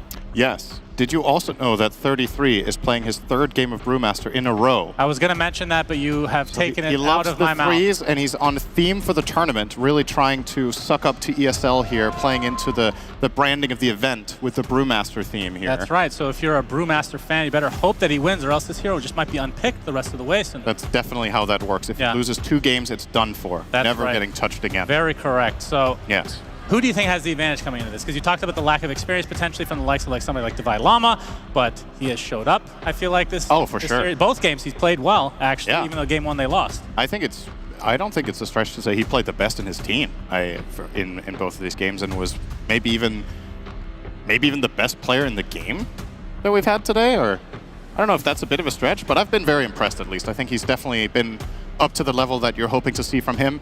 This is a game that has a couple of sprinkles from previous drafts as well, right? So we're going to see some of the same heroes once again. Yeah, let's go to game 3.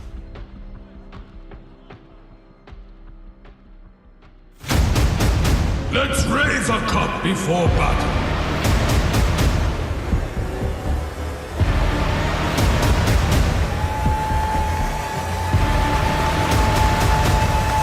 Let's celebrate with another round. Celebrate with another game of Brewmaster, specifically 3 games in a row, currently 1-1, just like the teams are, Cinderin. True. What will happen in this third deciding game? Like we said before, winner is out. Winner plays Falcons later on. I hope the today. winner isn't out. That would create a really weird dynamic. Did I say that? Yes. I said winner is out? Yes. Why do they hire me for these things? I don't know either. Really weird. You must have some very good connections. It's all, yeah. It's all, what is that called? Nepotism? Well, I was going to say the other, cronyism. Ah. Yeah, it's a right. cooler nepotism, for sure. Right. As we have a what pause to great. start the game, this has been a, Yeah. the classic donkey. He looks like he may be hung over with Brewmaster a little bit too much, actually. A little bit off, but yeah, But going he into still this. has more polygons than Morphling, though. That's so still true, happy but about he has that. not been picked today, so we have not had the chance to enjoy that wonderful attention to detail that Valve have with that. So, okay, wait, we might not get to talk about anything else, then who's going to die? Yep, smokes break, KJ. Oh man, that was beautiful, but the snowball comes out. Pseudo save, but now they're putting themselves in precarious spot as KJ is the one getting super low. The Nature's Attendants healing up ever so slowly. Nice blocks from Analog. Gets a nice resonant pulse off as well. Nisha wants to finish the kill, but KJ continues to run. Half Bambi. It's Analog now. They're going to turn their sights to him. This will be a much bigger kill, and it looks like another snowball. Potential save, or is it suicide again? Now Analog is on the run. Nobody from Heroic wants to die. Insania looks like Nisha's the first to fall, in fact. Analog ends up trading his life. It's a bloodbath as 2 more supports go down. It's a 2-to-2 trade. Gracious. What the hell kind of beginning of the game was this? I don't know what it was, but I love it and I want more. That was a very interesting fight. Just so many clutch things happening. Scofield with 2 good snowball saves. Analog just barely getting Resonant Pulse ready again. And hitting those 4 heroes, just getting so much barrier in these exchanges does keep him alive for just long enough for them to get a very good trade. Oh, well, I say very good trade, but at least not a disaster when that was looking extremely Liquid favored to start. Heroic come out okay in that. Now, highlights from that situation. The first blood did go the way of Heroic, right? Of Heroic, right? Nisha died first. Nisha did die first, so Divai Lama is going to come to lane with a very nice bounty here on his Enigma. A couple of repeat heroes in this game. We have the Ench again that Heroic had great success with in last game on KJ. We've got the Lifestealer that K1 played in game 1 with less success. And on the side of Liquid, repeat Puck and repeat Brewmaster, but still a lot of new input from both teams in this ultimately best of 1 for survival. Analog had to go back to lane with very low HP, so gonna get pushed out here for the time being from the Nisha side. 33. I mean, game 1 is obviously the one victory that they had with the Brew, and he did get first blood, so he kind of just cruised through the laning stage, I want to say, and ended up getting a ridiculously fast Radiance. See if they can try to mimic that, but so far off to a bit of a slow start. Some quite interesting lane shenanigans here. If you want to learn how to get better at laning, the secret is to not hit creeps. You just run in a circle with Lifestealer for 30 seconds straight so that the waves line up correctly as Boxy was pulling the previous wave to the Brewmaster. They don't want to play this lane head on, but trying to avoid playing into this Ench Lifestealer by just disconnecting the waves. But Heroic will do the right countermeasure of just pulling them in circles there until the next wave connects. K1 will reap all of the rewards here, and now also stalling up the next 2 range creeps, so this will be another denied wave if he plays this right, or at least partially denied. Boxy will be a part of this. So fun little detail. Scofield in some trouble. They're going to miss the power shot, though, giving himself vision here for the snowball. Doesn't need to go, though. Should be able to walk away, though, as Analog gets a water rune here. Early on, he's sitting on 6-2 versus Nisha's 11-3. So Puck favored so far. How does that typically go? I want to say this lane is generally pretty even. So Nisha does have the CS advantage, but also a ton of creeps are coming into towers. Now it's a matter of how many of these Analog can grab with the pressure of Nisha actually jaunting in behind him here. Boxy gonna set this up with the flame break. KJ is just gonna take a courier though, as Insania is taking a snowball in the top lane. Scofield will be able to survive. Insania not so much. We'll pop the Fairy Fire, in fact, as Mickey wants to try to finish it, and he will actually live. I think Mickey the Thunder Strikes. Screwed. Oh, He's Mickey. dead. Yeah, the Eidolon's owning him, and that's a double kill for Device. So not only First Blood gets 2 kills in lane. Oh my god, this Enigma is going to be so farmed. 2,500 net worth, minute 3. 3-0. And now he's going to snowball Insania. Has to live here. He's going to get Malefist on, and the Eidolons will continue their reign of terror. And that is a long walk back for Insania. Boxy's TPing in. Be able to get the Firefly off. This will be a pretty damn valuable kill onto Divide, but he's just right-clicking away. Flame Break is there. Boxy getting pretty damn low, and now another snowball. So Boxy will die, but can Mickey try to get the kill? Indeed, Divide's reign ends. The kill streak is over, and Mickey really needs to finish the job here. A couple more right clicks will suffice, but a nice Ice Shards buying some distance. Looks like he'll be able to walk away unless... Oh my god! That was a headshot. That was a three-pointer. 180! Wow, Analog. Nice Aether Remnant. We'll be able to get the Water Rune with the help of his teammate. Sorry, I needed to get the right sport. I think this is more of a darts than a basketball country, so we will adjust there. Analog getting a bottle refill coming in from Scofield. Really took me out, by the way, with that. I can't think of anything else than the NBA. Your mind just goes blank whenever you hear about basketball. That's right. Boxy back at bottom. You would have thought this would cost 33 a little bit on the laning in the laning department, seeing that Batrider had to TP top minute 3, but 33 has managed to stand his ground quite well. He's level 4.5 on the Brewmaster, so nothing too much lost down here for Liquid, but my goodness, that start for the Vailamo is starting to look scary. Good news for Liquid, they solved it at least partially there with that rotation, because Enigma is not a hero that generally gets off to an explosive start like that. The hero has a hard time getting early kills. Sometimes lane matchups can be good together with Tusk, but yeah, having a 3-1 and 3 scoreline here is a dream for Devi. Oh yeah. That goes without saying, and that is one of the scariest heroes in the late game, as we've seen so many times before. I mean, what kind of late game, not that we need to talk about late game, but it is the most fun part of Dota, of course. What kind of answers do Liquid have for an Enigma late game, would you say? Yeah, not the best, right? The only BKB piercing ability they have is Lasso, and that's on a position 4 Batrider that's going to have the right positioning, going to need to blink, maybe a lens too to reach reliably. The Basher on Focus Fire, Syndrint? Yeah. We've seen it. Yeah, it is a possibility. That will not come to real, but maybe, who knows? Scofield taking some damage here by Insania, looking for this bounty rune. He will snag it. Now he tries to get away with his life, but the glimpse is going to be there. Nice Ice Shards, but Nisha able to Waning Rift, and the coil should secure the kill. They will give it to Nisha. This does actually not really feel that worth it for Liquid. They brought 3 heroes over, including Mickey carrying from the top all the way over to that, and Scofield still got the bounty, so... 33, trying to run away. Analog eventually catches up via the Astral Step, so looks like a death will come eventually, unless it's to a neutral camp, which is always a possibility, but we'll try to aggro them, but he's getting blocked off, and... Oh, okay. Okay, that... No way. There's no way, right? K1 actually TPing back to the wave so he doesn't miss XP. Analog as well. 33. They just didn't want to bother with it anymore. It's awkward for Analog because he has to reserve his Aether Remnant for so long, because otherwise it's just a straight TP out, right? Yeah. So he's reserving it so long, and then 33 gets a nice angle there in the jungle where it's not reliable where he's going, and they guess wrong.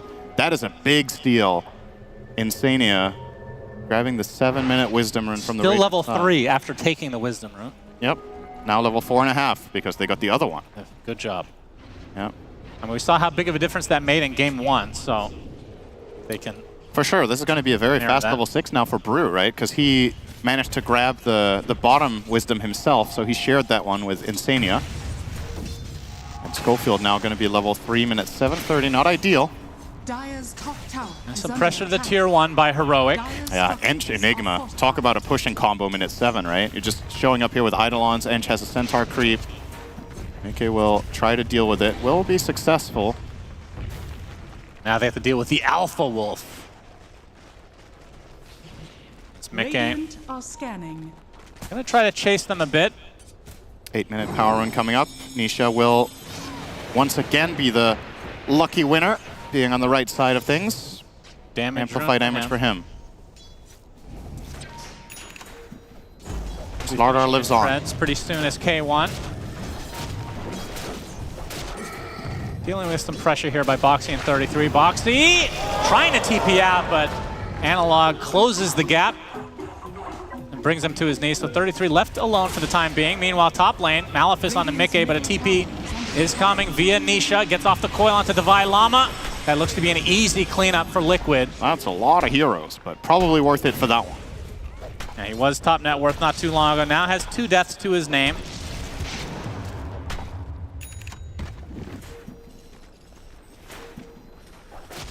K1. Very quick Vlad, so it is important to slow this guy down and not let him take control of the map. So I think Liquid with the right read that it's just too important to solve this top issue that they will bring perhaps 1 hero too many rather than 1 too few. You just force that Enigma out of there, but in turn Heroic going to go for the immediate counterplay of, well, guess what? If you guys are bringing so many heroes to top, we're going to push bottom. So really just forcing Liquid's hand non-stop. It feels like Liquid are putting out fires everywhere they go. Nisha is a prime firefighter in this game on his puck. Oh, Analog. Well, he doesn't have to worry about the coil, but the glimpse is there and now has to astral step to safety. Liquid have many members to chase this, though. Aether Remnant does hit, and that should buy enough space for Analog to get away. That was pretty scary, but meanwhile, the bottom section of the map, we have the Primal Split going off. Divide Llama might be dying a 3rd time, but the Infested can keep him alive a little bit longer, looking for a potential black hole, but doesn't have the mana. In fact, looks like he had already used it prior to that. Down goes Divide again, and KJ will follow suit. And really also seeing here the problem with these under-leveled supports from Heroic, right? These Wisdom runes playing a big part. This is a level 3 Ench, minute 10. Scofield close to 6. He's been given some laning space. Analog should be fine. Nisha got the rune again, though. As he does, so the bottle refill will come for Heroic. But still, this tier 1 tower top survives. This is looking, I mean, net worth-wise, it's relatively close, but it does feel a little bit more like game 1 with this level advantage right now for Liquid. 33 pulling this wave away so that their siege creep can hit the tower. Another nice little detail. This lane seems to be giving a lot of details, and you know, as the 33 special, he has, I want to say, even pioneered certain lane mechanics in the offlane. He's very creative when it comes to how to manipulate the lane, etc. Seeing another example over there. Nice shackle shot. Good Wild Wing push, though. Yeah, that keeps him alive. Scofield now level 6. Thanks for the help, Wild Wing. I will trap you. Dire's middle tower. Poking his beak at Mickey. The tier 1 tower will fall in favor of Liquid. Radiant's bottom tower has fallen.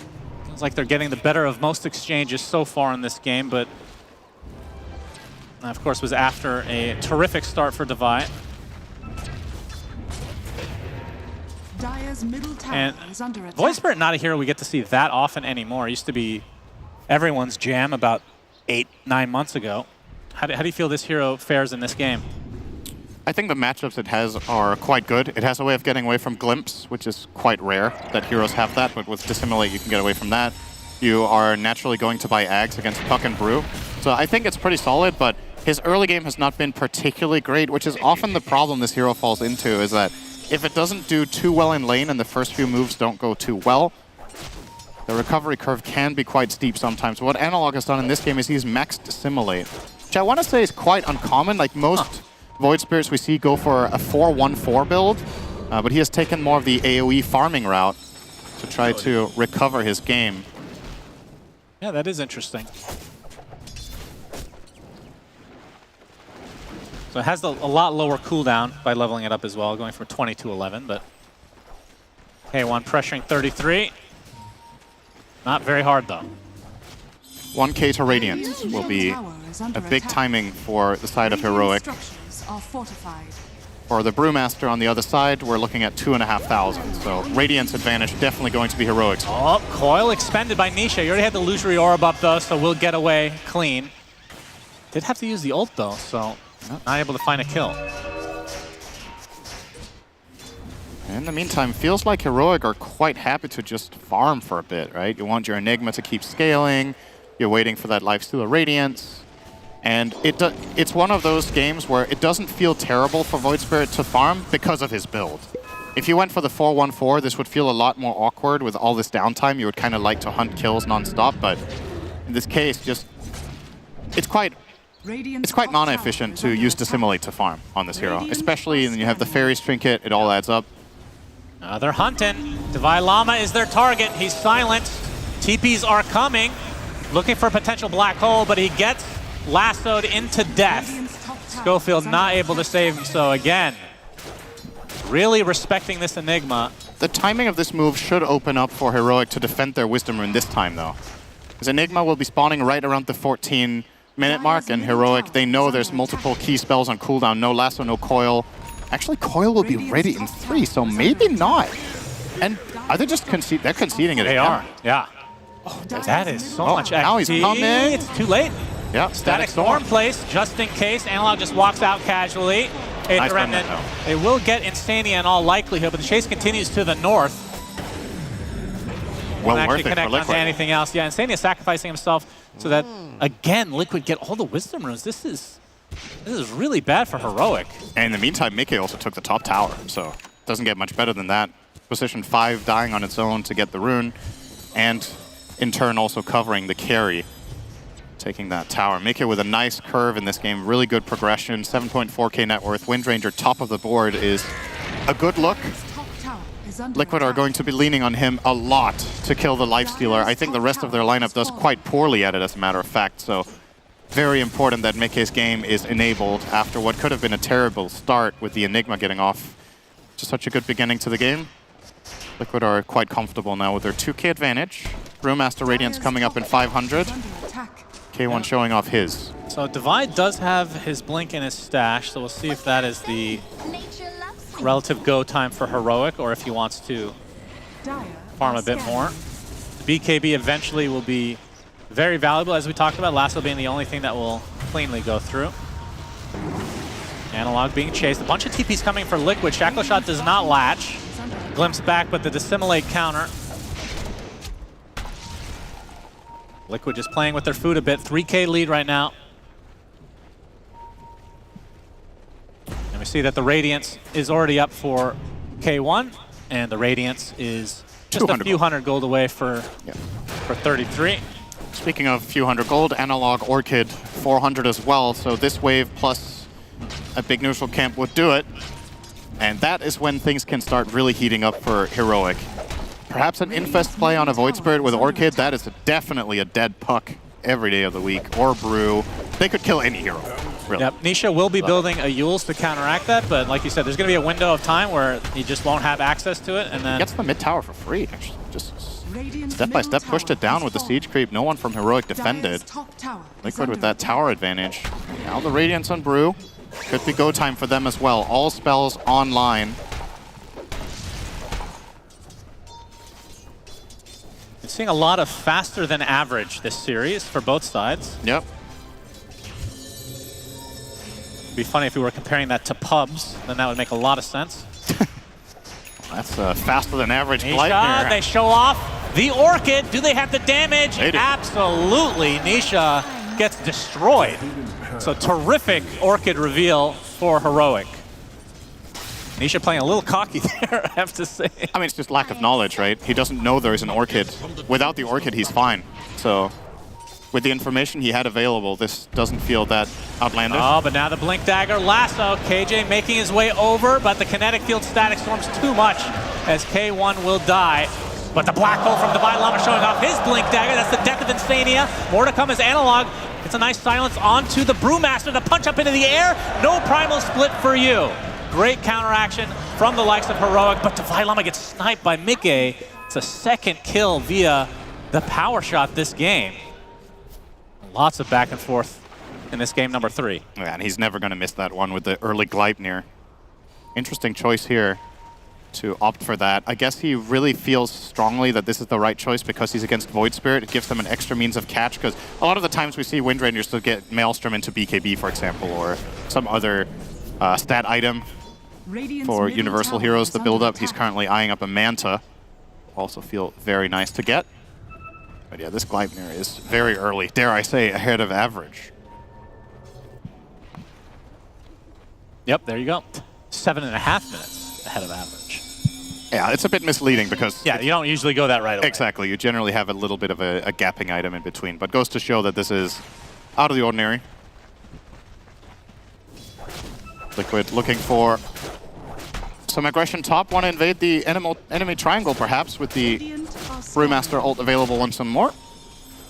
Lasso coming off cooldown in 3 seconds as well. This is a big moment. Heroic trying to break it with Scofield. Boxy with the lasso. Static Storm right on top as well. And a flame break in addition. 2 dead from Heroic right off the bat. And Divine Llama glimpsed into death. So Heroic absolutely crushed. And now they have to worry about their Void Spirit potentially getting away because Coil was still up and available. He pops it. Analog with the Astral Step. Trying to get away with all this mobility, but just not enough. 4 for nothing for Liquid. Just such a clean invasion. This is the dream scenario, is that you get this lasso opening onto the Lifestealer. So Boxy with perfect targeting, the right vision at the right time. He might pay with his life now, though, at the end of this. Down bottom. Yeah, he's actually still living. No blink, though. Technically alive. And now he's technically alive, Cinderin. Okay, never mind. He's still alive. Is insane. He gets taken out by Divine Llama in the trees. Boxy goes, ring around the Rosie, attempted TP, but the punch in the air. Boxy really tanky, but will fall. A couple of casualties on the way out for Liquid, but still very comfortable win for them, getting the core kills that they did and slowing down this Lifestealer further in particular, just lassoing K1 at every turn when they can into the Static Storm. A nice combination of spells.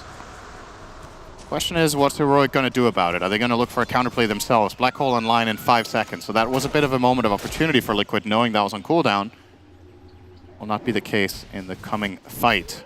Divine Llama farming up toward BKB now. All right, what are the chances, Cinderin, that Liquid want to add insult to injury and go for the 21-minute Wisdom Rune? 3 in a row. Well, this time around, they're not in position right now. Yeah, the map positioning is not favoring it this time. It looks like Heroic have learned their lesson this time and will be clearing it out and get themselves some much-needed experience on their heroes. KJ level 8 on Ench. About to get level 9. Do you think the experience gap right now is more drastic than the gold? As we're going to see Lasso this time applied to the Ench. Easy kill for Liquid. I would think so, yeah. I mean, 2 Wisdoms, and taking into account that Liquid just won a big fight when the heroes were the highest level they've been, I would think the experience lead is also quite comfortable for their side, so. Looking very Liquidy right now, this game. 33 showing himself. The rest of his team in the cover of smoke. Analog. Rogue Siege Creep here, giving They some have vision there, but they find Scofield instead. Snowball. Gonna put himself in a terrible spot, but Divine Llama with a nice black hole into 2. Mickey just on the outskirts with a nice focus fight to be able to kill off Scofield. Eventually, Boxy does fall, so it's a 1-for-1 to start. Divine Llama burns to the ground as Nisha taking care of the backline.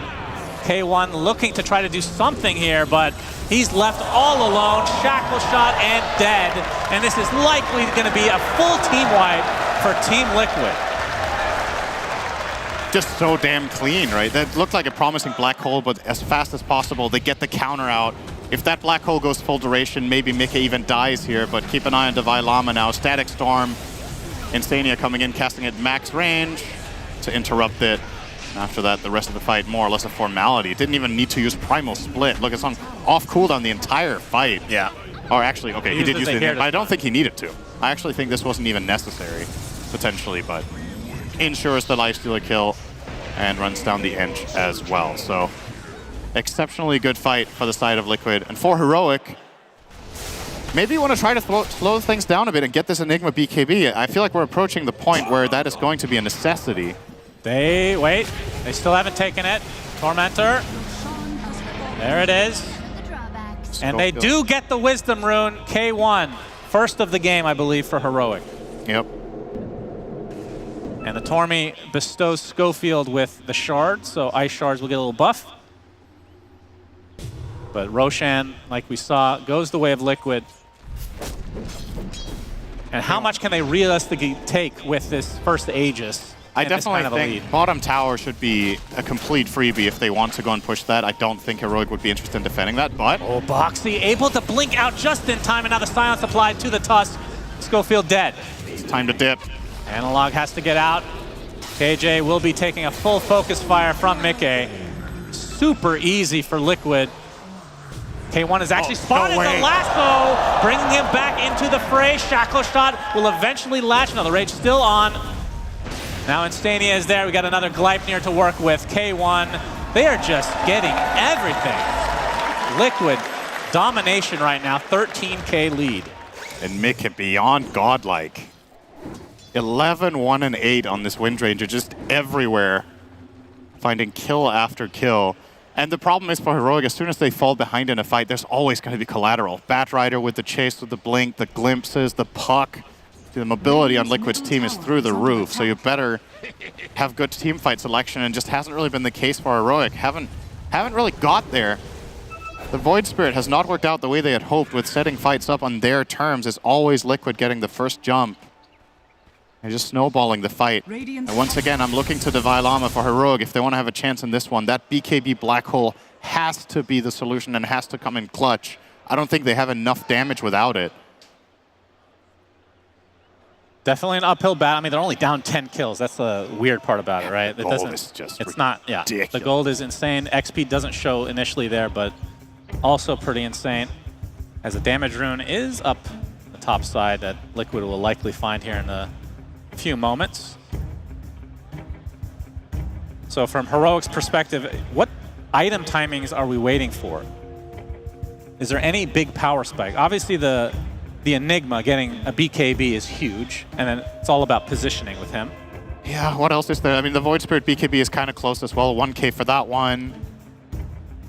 Those are pretty much the items, right? There's nothing else that is even remotely close that's going to make a difference. Lifestealer just got his Manta, but died instantly after. K1's game is looking quite miserable.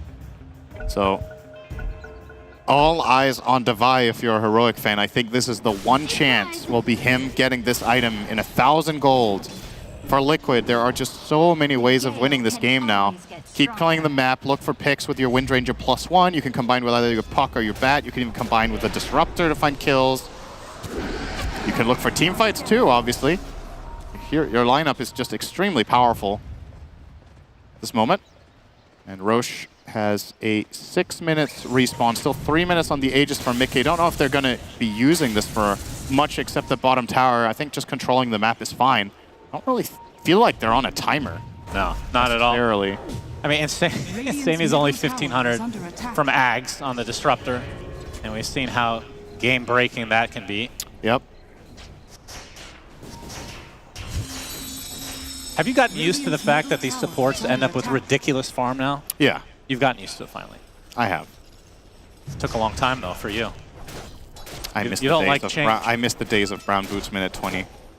I miss the days of Earthshaker having to buy Bracer recipes until he has enough to sell to buy Blink Dagger, because he would lose too much gold dying. Really fun. Waning Rift, Nisha, freebie onto KJ. KJ correctly pinging out the ward that spotted him. At the very least, he's getting some info like this. TP! Oh my goodness. Close. Wow. And you talked about the Enigma being the most important hero on this squad for Heroic. As Scofield, okay, double Gleipnir proc from Mickey. Not going to pursue. Even though they have the numbers, they don't know it though. Infest or to use on a creep apparently. And it looks like Heroic disengaging completely. And Aegis, still a minute 20 left. And still 2 tier 2 towers up.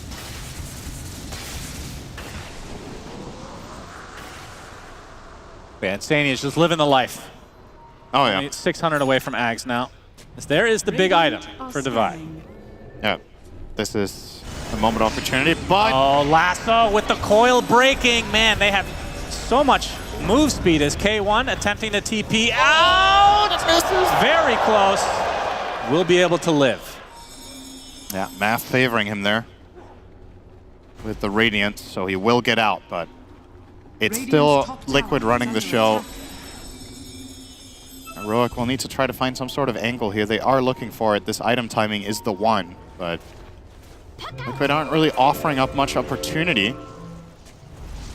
Just playing nicely spread out. Pushing the waves with low-risk heroes. There's another example of that. Nisha. Oh, Mickey gets the shackle into the focus fire, but there's the black hole onto Mickey. This is just the Aegis, though. Oh, he has 10 seconds of Aegis. It's Mickey, the dream. he does get it. Divine Llama takes the tumble, though.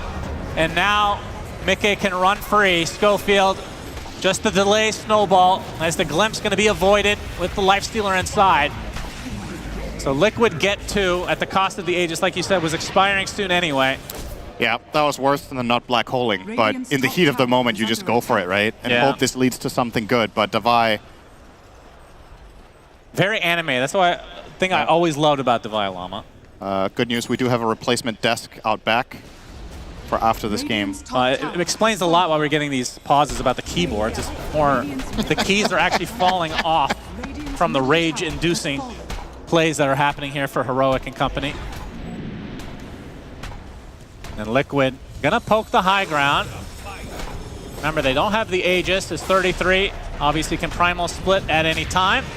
Gets punched into the air. Divine Llama gets initiated on and destroyed. 45 seconds of no Enigma. KJ dies to a focus fire. And K1 just tickling heroes at this point. Scofield stuck inside the trees. And Liquid absolutely dominating here in this game number 3. Triple kill for Mickey. K1 will Ogre Seal to the fountain. And now these buildings will melt. Yeah, they have really good damage with their cores right now. This will absolutely be one lane. Don't think they'll be able to claim much more, but Liquid making it look really, really easy. Just, again, finding these lassos boxy time and time again, setting things up for his team and making it pretty straightforward for everybody to follow through. And K1 and this Lifestealer, we saw it in Game 1 as well, has just not impressed. It's not really about him individually necessarily, it's just that the time that they pick it and the way that Liquid has solved it in both games has really rendered him quite irrelevant in both games. Yep, I think that's fair to say. These Wisdom Runes really are haunting Heroic in the Game 1 and 3, I have to say, as Tormy will bestow 33 with the Shard. So now can cancel that ult a little early if he wants. 33 is huge. We haven't even talked about this. He's top net worth now. Oh, really? Manta, Radiance, Octarine. Yeah, that's pretty good. Level 20, so he has the Bruiling health talent. Well, he got enough practice playing this his 3rd game in a row today. True.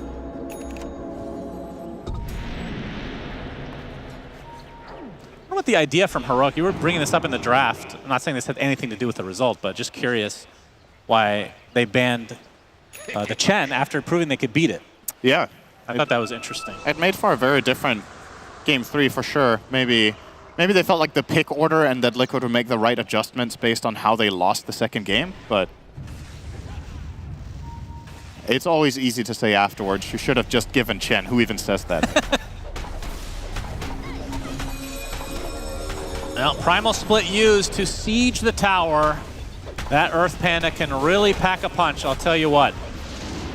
Glimpse back onto KJ. Gleipnir to follow and focus. Oh my god. Well, all right. That was a hero temporarily, and it looks like this will be the 2nd set potentially, but see a wraparound potential here from Heroic. Remember, the black hole is up. BKB is available for K1. Scofield trying to defend, but I think these illusions and siege might be enough. Finally, the heroes come in. Rage already used by K1 on top of an illusion. He's been baited a bit as now the coil comes in. Static Storm as well, but Analog inside of K1. There's the black hole onto 2, but the lasso to counteract it. Divine Llama getting brought back into the grave. And K1, the last remaining member, is destroyed again. Triple kill for 33. GG's come out.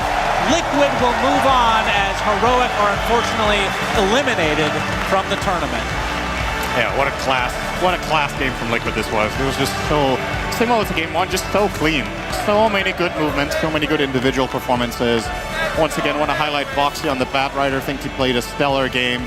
And I'm doing that despite him playing with a wind range who went 16-1 and 14. There's a lot of players you could highlight in this game. I think everybody on Liquid did their part and more to make this look like such an easy game. 36k lead with 36 kills in 32 minutes. A very one-sided affair. Fortunately, the series wasn't, though. So we got value for our money with this one, but Heroic obviously disappointed, thinking what could have been. They're obviously, like you said, disappointed, but I'm looking forward to their future. They looked really good at this tournament, and I don't think it was a fluke. They got some LAN experience now as a team. I think we can expect good things for them going forward, but I mean, going up against Liquid, as 33 has to do the old double tap there to get the nice handshake. But yeah, going up against a juggernaut like Liquid, of course, we've talked about how they are the lower bracket kings in many tournaments. As long as they can get out of the group stage, that seems to be their kryptonite in some respects. But yeah, Liquid looking very good. And the question is, will they be ready to play Falcons later today, Cinderin? It's going to be a tough one. It is, but I feel like now they're warmed up and they've probably learned something valuable from this series. They get a break. They get to watch two Chinese giants go up against each other after this and maybe draw some inspiration from that, perhaps. But yeah, definitely Liquid came to play today, that's for sure. Litz with a smile on his face, which is good to see. And Divine Llama and company, unfortunately, will be going home, but really happy to see him get to this stage, get some experience. And like I said, should be able to expect some pretty good things going forward. Now let's go to Pyrian, who has an interview ready to go.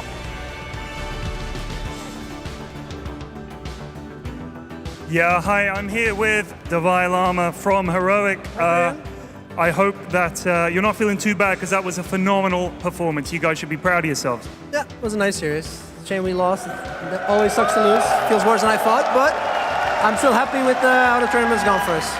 Well, I'll tell you what, you got a lot of fans here in the arena, and they were really cheering you guys on, especially your performance in the second game, which was something to see. How good did it feel when you were winning that game? You thought, we're going to beat these lads. I just thought we were going to have a game free and play more Dota. I just wanted to play more Dota. I'm not sad that we lost. I'm sad we won't get to play more in this tournament. That's all. Well, we're sad we're not going to see more of you this tournament, but is there anything you'd like to say to the fans out there who were supporting you throughout? Well, thanks to all the fans. We have the best fans from South America, my personal fans from Belgium, from France, and my family has been very supportive of me. Good man. Well, we look forward to seeing you again soon, but I'm afraid that's the end of your tournament. Thank you so much. You've been fantastic. And all the best. I guess we're now going to go and talk to someone from Team Liquid. We got Boxy. I'm running over, Boxy. I'm sorry to keep you waiting, Boxy. I'm coming.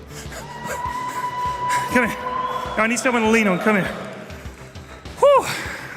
You guys made that look a lot more difficult than William implied it would be. I don't even know what he said. He said that you guys are lower bracket kings and that no problem. But game 2, you must have been sweating. Yeah, game 2, I think, I don't know how to win that game. Everyone in my team said it was easy. I felt like I don't know what I'm doing, I'm just feeding. So maybe I was the problem. But the game 3 was really nice, So you've got Falcons later today. Are you confident going into that series? Whenever we play Falcons, I feel like it's a 50-50 if we are much better than them or they're much better than us. So it will be pretty fun to see. Usually they're like our Vendetta right now. Maybe them and Betboom. So yeah, it will be fun. Well, we're all looking forward to seeing it. I know you guys have a lot of fans here in the crowd. Can we get a cheer for Team Liquid? All right, well, best of luck in that series. Take it easy, Boxy. And I guess back to the desk. Bye, Box. Thank you very much, Pyrion. Yeah, it's always bittersweet. Obviously, seeing the winning side is fantastic, but seeing the losing side very real as well, as it is a competition, and we will eventually only end up with one team that is our champions, and it is not going to be Heroic, as they fall short here against Liquid in a 2-1 best-of-3 elimination, of course, round 1 here in front of the crowd.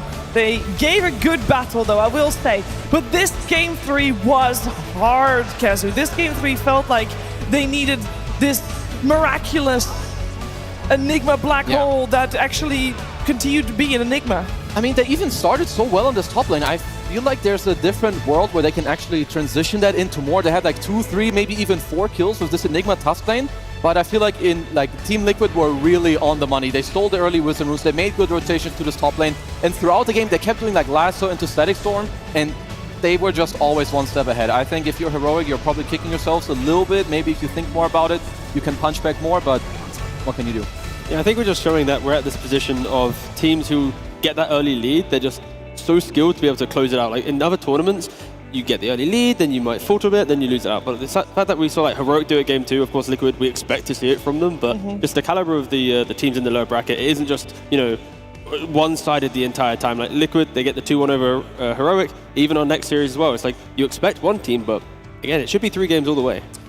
Yeah, both of those teams, Falcons and Liquid, are 2 teams that we're very used to seeing in the grand finals. This is a bloodbath of a lower bracket. I do want to say a special shout-outs to Insania in that game. He made the position 5 disruptor look very flashy with his plays, which is not necessarily easy to do. He was setting a lot of the team fights, hitting those crucial silences on like 3 to 4 heroes, you know, running in front of heroes, assuming what path they're going to go, getting the glimpses back.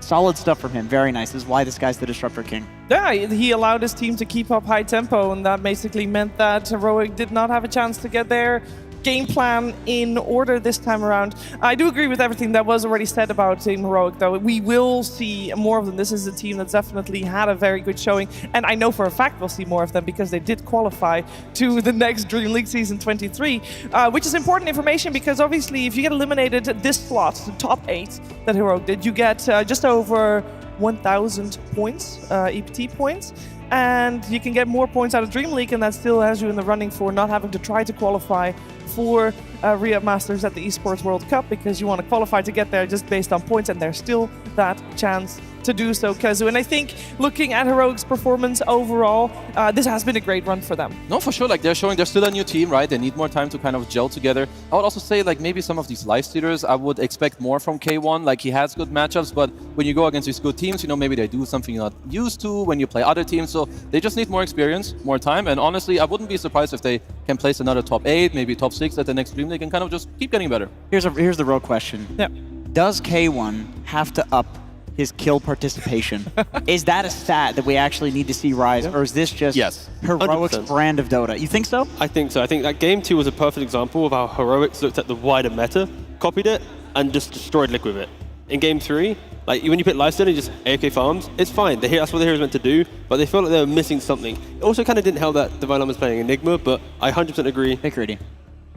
More fight, more skirmish needed. Yeah. It's off balance, right? Like, or if you're farming a lot, you need to give back later. I think right now the balance it's just off. It's not there. He's done it before. He's made the pivot. And we saw them skirmish at the very start, and it went very well, you know. And then they basically had to stop because their game plan doesn't fit the playstyle that they are very good at. So unfortunately for them, but yeah, lower bracket continues for Team Liquid.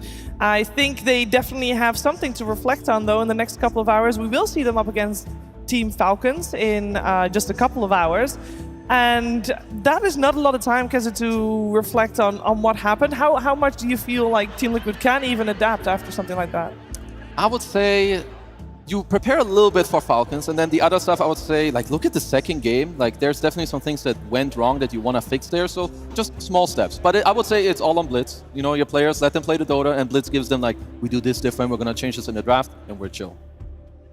Yeah, any final words on that performance here today for Liquid here, Jenkins, for this series, that is? I think they're going to need a mental reset. I do think Falcons and Heroic are 2 very different teams. They draft extremely differently. With Heroic's performance in group stage and how many good teams they took games off of, I know there was a lot of prep going into that and probably not that much time prepping for Falcons, but also there's the argument that they know Falcons a lot better. They have lost a lot of games to Falcons. They've won a couple as well, so, you know, definitely a lot of data to go off of. How about you, T? I think Falcons forces you to be less creative because you have to play their Dota. So I think Liquid, once they get their mental reset, they'll probably have to fine-tune a little bit. Maybe not go for like the Windrunner level of draft, but just tone it back because, again, Falcons is an entirely different beast to Heroic. Yeah, any final words here, Kazu, before we send it off?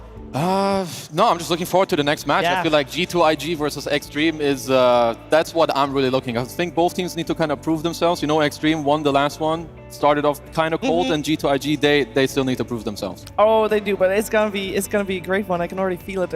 Extreme Gaming versus G2IG. Now, obviously, they came fresh to the arena, so they're probably still setting up, which means we need a little bit of time, and that's fine because we've got Pyrion somewhere. I have no idea where, but we're gonna find out what he's up to. We are doing a quick pop quiz. I'm asking people in the queue how well they know the talent working this event. So let's ask some of the fans. Can I ask you guys a quick quiz question? I'll try. Okay. Do you know much about the talent working the event? People like me and Shiva and people like that? No, sorry. Okay. All right, maybe we'll start again. I apologize.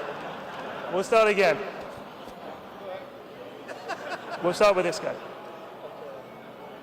Okay, I have a pop quiz ready. We're going to ask people in this very long queue waiting for beer how well they know the talent working this event at Birmingham. So, first up, I'm going to ask you this question. All right. You ready? Not really, but let's go. All right. He watched his first anime when he was 27. That sounds like Jenko? No, it was Kazu. Unlucky. Let's try someone else. So that quiz was very good. Top tier. That was good. Yeah, top tier. Tiny bit of sound issues there. That's okay. It happens. It's day one, guys. If that's gonna be our sound issues, I think we're A-okay, okay? But it does mean that we're gonna, I don't know, see if it is fixable, if it's fixing. We're gonna see what's happening there, and then we're gonna come back to you with that quiz all up and ready, and hopefully ready for the next one. So it is time for our upcoming series to be up on stage very soon. Now, I think it is also the correct time for everybody in the arena here to get your drink still ready, to get your seats still ready, or your snacks as well, because it is gonna be a blockbuster again. So stay tuned for Extreme versus G2IG.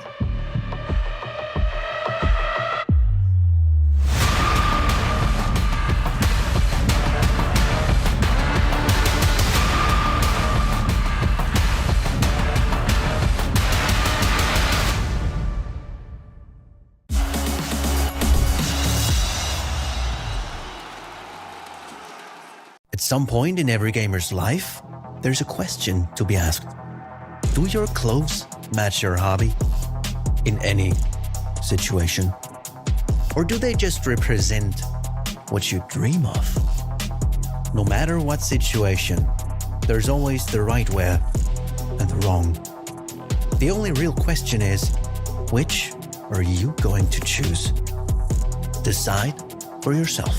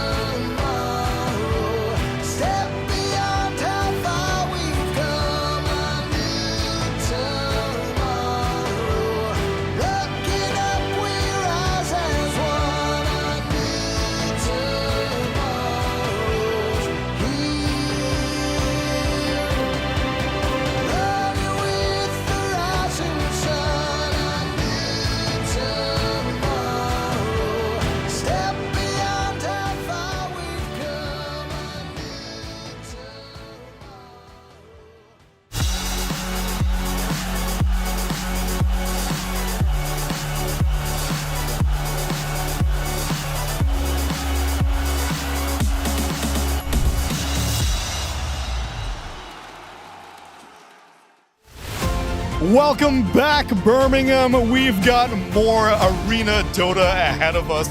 We just said goodbye to Heroic, but what an admirable performance they put up against Team Liquid in our very first debut series here in the Resorts World Arena. Guys, how are we all feeling right now in Birmingham? That's what I like to hear. That's what I like to hear, because this is actually my first opportunity being in this arena. I have said many times that anytime I was watching an event from home, I would be like, man, these crowds at Birmingham specifically are the only ones that I've ever seen match the peak Southeast Asia crowds that everyone always talks about so much. And I am experiencing it here right now. We got Liquid and Heroic out of the way, and now we're looking forward to Extreme Gaming and G2IG, but that's the beginning of the entire playoff thing. We've had Falcons, Tundra, OG, BetBoom. A lot of action going on too. I'm just a bit sad that we have to see China versus China. Yeah. You know, I always like seeing the Europe versus China, and then you've got Eastern Europe versus South America, this type of stuff. To see them have to, one of them just drop straight away, and then the Chinese fans having to follow one team the entire way. Like it's a little bit bittersweet, bit sad. Yeah. It's elimination, though. Someone has to go home. We got to crown the very best of the best, Effie. That's how it goes. There can only be one. It happens sometimes, but it's actually really interesting because XG and IG have never played each other. I was looking at their match history, and this is the first time they're meeting as official teams. And obviously, interregional players, they've played on many teams over the years. They've played against each other. They play pubs versus each other, but officially, they've yet to meet. And here they are in the lower bracket, about to cannibalize each other. They also have really long average game times. So I hope that people are ready for this. This is going to be a 3-gamer. It could have like 40, 50, 60-minute games, because both these teams, I still feel like Extreme, they're on the up right now. They didn't start so hot. And G2IG, I've been saying it many times, I feel like they have still yet to prove themselves. I really want to see them do well, because they have some superstar names. Like, they have a lot of fans, so people are going to have to be ready for some good Dota in this next series. I mean, Extreme, they started off the day one, they just had all losses, and now they're looking so much better. Well, let's see what's going down out on the floor, because I think we've got Slacks and Pyrian seeing what's going on here in the Resorts World Arena. What's going on, gentlemen? Well, gentlemen, indeed, I am joined by an esteemed guest here in Birmingham. Birmingham, a center of industry and commerce, as it has been for centuries. Sir Cornelius Whipple. Hello, inebriated pores! Welcome, He's here looking Don't touch me. for recruits to work in his factory or factories. So we're going to go and see if we can find any people worthy of working in your factories. Cornelius, after you, please. Absolutely, yes, you wonderful gutter snipes. And of course, you with your delicate hands that can fit right in between a crushing gear. We're looking for the gamer with the most delicate small hands to work the machineries. Hello there, wonderful. What did you call them earlier? Urchins. Oh, my wonderful urchins. Hello, we're gonna go find some tiny hands. Some soft hands. Does anyone in the crowd have a supple hand? He's raising his. Has a small hand. Excuse me. Let's take a look. I'll interview you Yes. for a potential to work in Cornelius Whipple's factory. Do you think you have what it takes? Of course, by far. By far. By far. Do you have any questions for him, Cornelius? Let me see that hand. It's too big. Too big Your for the hand. tiny gears. Too big, my hands are tiny. No, put them up. Those are very big hands, young man. I know what you're hiding. And that won't work in the factory. Too big to work in the cogs and the gears of his complicated machinery. I'm sorry. We'll have to find someone with smaller hands. Too old! This fellow has small hands. Oh, Cornelius. young man! You moisturize! That's good! Maybe once in a while, but only when it's needed. Show us your tiny hands. Oh my. Those are pretty good. Those are jolly good. There's a competition over here. This man really thinks he can work in the factories. Come put your hand on his hand. Come show us your tiny hand. Compare hand sizes for us. Oh, too big. Get out of here, That's too Bigfoot. big. What are you, older than 14? You can't work in a factory in Birmingham. You're hired. You're hired, young man. Say goodbye to that precious little hand. She'll be lost in the gears soon. All right. Well, one hand on him soon. Indeed. Any other? That's much too big. We need. Hi. Bing bong. Bing bonging. That was Wait, a drive-by. let me see those hands, Saber Chad. Okay. Hold up a hand. Hold up a hand. Oh, these hands, look. Do you think these narrow fingers might not be useful in some way? Very long digits there, young man. Thank you. Yes. These fingers are magical. Last place in groups. These fingers, guys. Not quite the magic we're looking for. Thank you, sir. Do you intend to hire him? No. I'm sorry, he's not going to hire you. It's okay. All right, thank you for considering me, and yeah, thank you. All right, you're fired. Get out. Right, we need someone else. Yep. More? Someone with small hands. Hello? Oh, hello. A pleasure. Sire, look Wonderful. at the tiny hands on this fellow. What flag is this? Philippines. Yay! Lakad matatag. Oh, you could do better than that. Come on. Lakad matatag! There it is. Let's see those hands. Strong hands. These hands are made for working.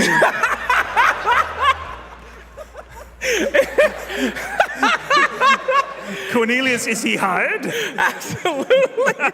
Wait, your management position for you. We can't lose those in the gears, young man. Wonderful.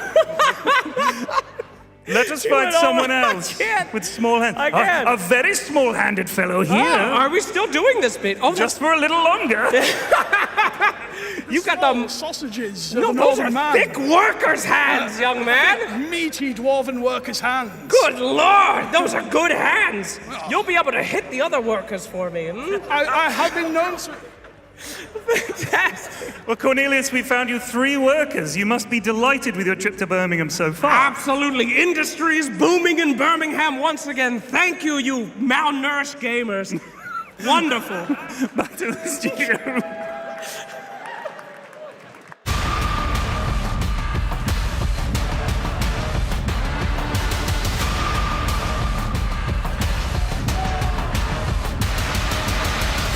Well, I hope you guys are ready to catch these hands because we got Extreme Gaming going up against G2IGT. You already alluded to it. This is our only intra-regional violent combat in this bracket. Everyone else kind of went their own ways, but here we got 2 Chinese representatives duking it out, and 2 Chinese representatives that have not faced off against each other because Extreme is kind of just making their way through invites all the time. They get gifted the privilege of showing up to a tournament, while G2IG is down here in Cornelius' factory trying to get themselves to an event. Yeah, now they're here. And the entire time, like even the events that they have both been at, they've been in opposite groups, opposite side of the playoff bracket. Like they've had opportunities to maybe meet each other, but it's just never happened until right now in the lower bracket. And I think the favorites, the favorites are, of course, are going to be Extreme. I think even when we go back to DPC days, when players like JT and G2IG, when you go up against the big guys, they were always like kind of living in the shadows a little bit. So if there ever was a time to beat them, it would be right now to eliminate them from Birmingham. Well, let's look at what makes them the favorites. Let's take a look at Extreme Gaming and the fact that they are technically the reigning champions of international Dota right now because they won in Elite League pretty handedly against Falcons. And then they showed up here, Effie, had an extremely rough day 1. And I was like, great, the Extreme era is over. Maybe that was a bit preemptive. Yeah, they bounced back for sure. That day 1 was rough. I think they went 0-4, Yep. which is very uncharacteristic for a team when they just come off of winning something. But at the same time, you just played a whole tournament, you're tired, maybe you're not that enthusiastic at the start, but they managed to pull through. Yep. They had a really solid recovery during group stages. Unfortunately, it wasn't enough of a recovery to secure them upper bracket. But this team is still capable of a lot. Yeah, and I'm really happy like how they bounced back. I feel like they changed up their draft a little bit. Like I saw them play Carry Klings, +5 Veno, like doing like some really like very unorthodox stuff, like even +4 Earthshaker, and a lot of their team fighting, like playing on like high range and stuff. What I saw in the tiebreakers really like made me believe again, okay, like they're back on point. They had one bad day, but now, you know, they're working their way up again. They know what was wrong, and they're back. It was a nail-biter, though, because they were in the 4-way tiebreaker to make it through to the playoffs. One team was going to be eliminated out of it, and it ended up being Spirit, but Extreme were on the razor's edge. So are we fully confident bringing them back, T, or you still need to see a little bit more? Oh, I feel like now that we've entered the best-of-3 category of the tournament, I think that's where any of these teams that have got previous winning experience will probably flourish. You know, we just saw how Heroics in the group stage, they were 1 game away from getting up bracket. Put them into best-of-3, they didn't have the full kind of depth to be able to get the whole, you know, that 3rd game win. Same thing here. Like I expect Extreme to be winning this series, and G2IG, maybe they can take a game off, but there's something which I'm a little bit worried for them where can they really like muster 2 good games against a team like Extreme? The thing is, though, I wouldn't underestimate G2IG because that's a team full of offline tournament veterans. Every single player is no stranger to the big stage and no stranger to this kind of pressure. And all of these players, if you look at them individually, they've had top 3 performances in the last couple of years. So they shouldn't just be written off because they don't perform so well online, because we have to remember that we're in a different environment right now, a different kind of setting for these players. Yeah, and what I love about their course is that you know that they can all clutch out a game, right? You have nothing to say, you have Monet, you have JT, they're all like incredible players that can take over a game. I would say that maybe in some of their like last games that I have to say that their last picks were not really to my liking. They had some CK in a very hard game. They also had one more aspect that I didn't really like. So, you know, they have Jack Chen, G2IG manager. He's going to help them out halfway through. This is where you need to show. Because Extreme, T was saying it, they're veterans. These guys are damn good. You better show up hard if you want to beat them. Well, maybe some of you at home might not be too familiar with G2IG, so let me share some information in the form of this video. The group stage went not that favorable for us because we expected more, and some losses are like giving out free points for the other team. So yeah, it's pretty rough. I think the group stage has been so even because I think the patch has been quite some time, so everyone understand and know how well the patch, and I think in terms of skills, everyone is just there. So it's just based on how well you do on that particular day and how well you draw. A missed opportunity if they let this go for free. We'll start to move in. Ingo steal the core, looking for a lasso. He has found one, but the toss-up is there. A nice arena though from Sableye, locking 3 of them down. X-Nova, he was forced to buy back. Meanwhile, Baboka also goes, but he can buy back as well. Meanwhile, Arteezy though, the RP. JT found 2 of them again. He found Japoy and Arteezy. There goes Sableye on top. Kid Rex the last one left, and he is certainly not getting out either. Making it to the playoff, of course, we feel very excited to be able to play at the LAN event. So yeah, so hope for the best. Actually enjoy the crowd. I don't think there's any pressure. With the crowd and the atmosphere, I think personally I feel more motivated and to play. Yeah. The vibe at the team is still pretty fine. I think we are still very confident, and the atmosphere vibe is still very good. Everyone is still very energy because we kind of knew our losses is not based on how bad we play. We kind of figure out everything. So yeah, what makes me think that my team is good to perform is mostly because we are quite close to each other and we have been in the scene for quite some time. All of us are veteran players. So everyone just matches each other well. So even though if there's any problem, we could fix it very quickly in a short amount of time. So, and our strength is mostly just, I think we are very versatile.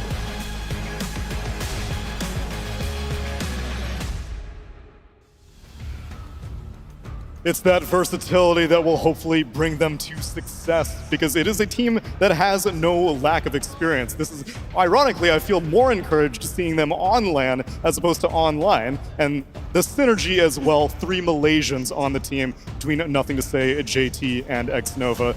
It's just, once they can get that magic, then I have no confidence that they can move it forward. This is the thing with this team. Like when they first were created, like before Armory's return, it's like this was meant to be the best team in the region. But since then, like, we still haven't found them get the results. Of course, the Army crew came through, started getting some tournament wins and stuff. But finished the 7th, 8th in Elite League, getting like 15th in Dream League. Like the names are so big, but the results just aren't really there yet. And like, when will that really hit for them? And I think maybe they put so much pressure on JT. Like even back from watching DPC days, Kezu back over in Romania, watching them play. It's like they put JT on something like Magnus, some Nightstalk, like everything has to go well for JT, otherwise some of their drafts just fall apart sometimes. Yeah, I feel like my guy is always the X factor for this team. Yeah. So if they can help him out a bit more, like I have seen Nothing to Say, also have like some standout performances, like some TA, 20 and 0, but overall just making sure that everyone's game is just a little bit easier by covering for each other, having 2 people that can go in, making sure that the early moves are good, you enable the hero you need. I feel like this is what they are slowly working on and doing better, which actually allowed them to be here, because it's still time for them to really show what they can do, because their skill is way better than their recent performances. JT can be the X factor, but he can also be the F factor. I feel like he's an incredibly volatile player, Effie, and I never really know whether it's like, even within one single game, he can be JT God or JT Dog.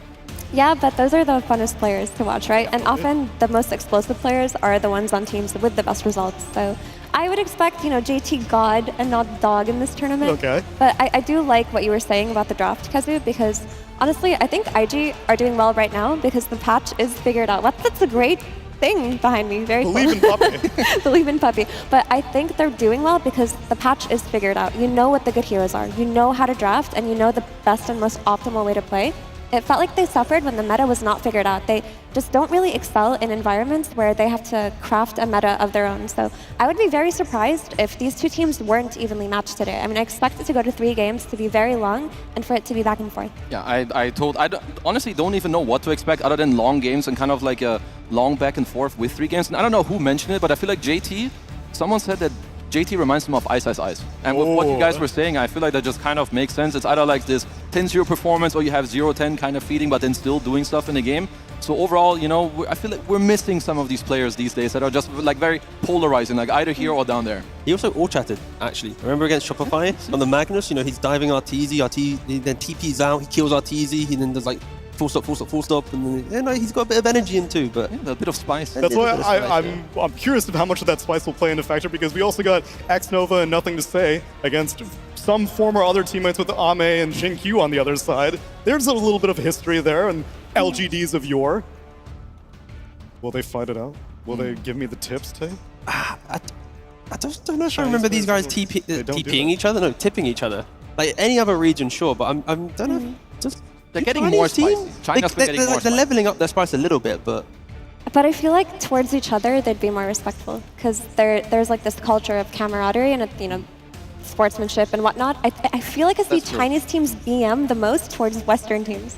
Like that's when the all chat comes out. Other than when it's on streams, because I see so many times where it's like, oh, this Chinese streamer, like SCCC is getting into beef with Ame over random things, and off the competitive scene, things are quite intense, but maybe perhaps once we're in ticketed games, things are a little bit more mannered. I mean, the Chinese players, they're actually savages. They have so much personality and they're so funny, but they don't always show it to us. So I would like them, maybe now in this China versus China match, they won't show it so much, but I'm down for XM, to drop some question marks, put some tipping there, but overall, you let your Dota do the talking, so maybe that should be the top priority.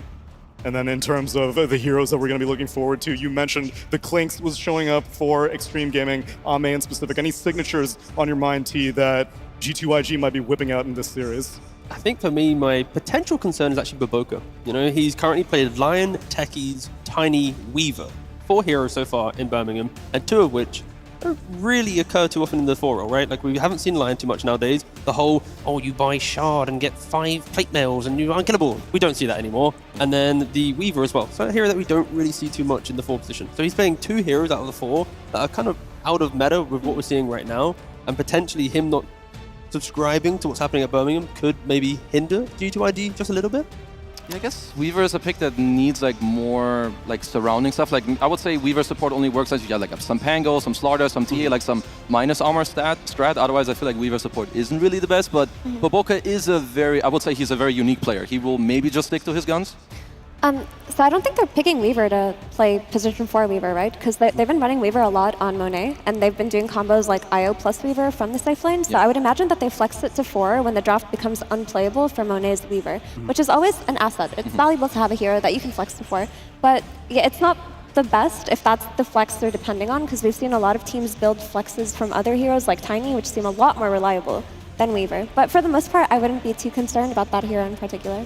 At most, we're seeing the flex come out of how much farm Baboka decides to restrict himself to, because we know that he's capable of just vacuuming up the entire map, but he's been on a bit of a leash these days. I want to see, how we saw that Monkey King sniping courier thing? Don't remind me, we've not seen that on LAN yet, and I feel like the crowd would just love that. Just watching some guy level 1 AFK minute 7 just killing couriers, everyone screaming, whoa! But then again, they probably would give it away because as they scream, they'd be like, wait a second.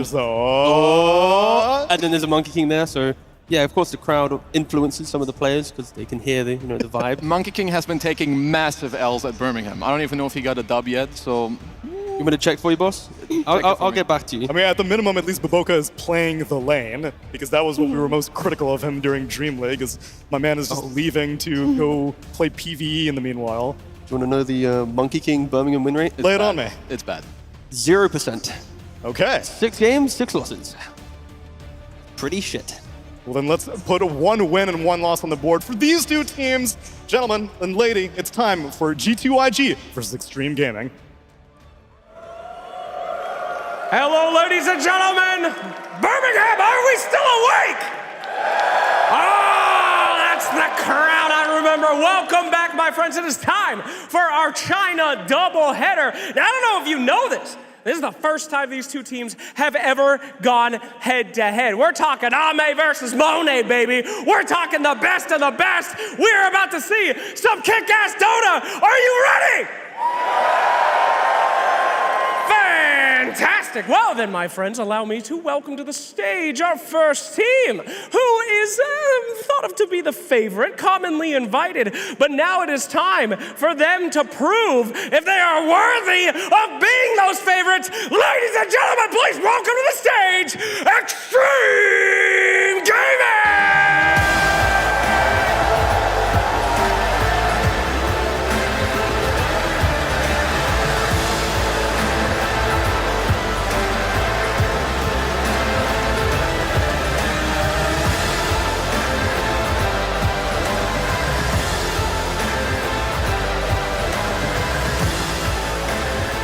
And their opponents scraping by through qualifiers, fighting for their lives. It's time to see if they will be going forward or if they got a G2 to the airport. Ladies and gentlemen, G2IG!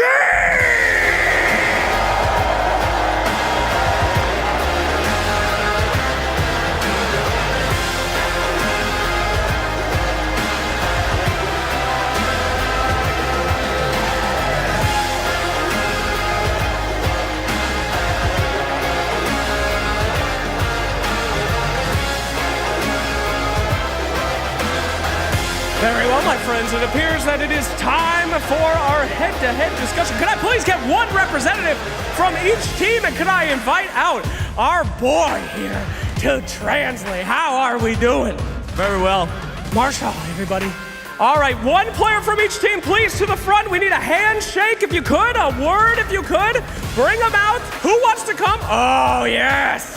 Wonderful. 1, please. Okay. Gentlemen, we'd like a handshake and a word. It could be a word of respect. What? Not it could be a word of respect. It could be a word of conflict. Are you ready? 小毛，我们要握个手，但是之前我们要互相放几句这个话，可以是尊重的话，也可以是你想说的话。你准备好了吗 Okay, would you like to go first? 你们小心点吧，我们队有3个吉隆坡的冠军。吉隆坡的冠军。You guys must watch out because we are the championship from ESL Kuala Lumpur. Oh, good days. I do remember fondly. How are we doing over here? 你们准备回家吧。You guys can pack up right now. Oh, gee, okay. Well, handshake, please. A respectful handshake between you as we will begin. Go ahead. 加油！ Oh, indeed. All right, go out of there. Go get him, my friend. Thank you so much. Well, to your stations, and we will see this match happening any moment now. So don't go anywhere. We'll be right there. Thank you.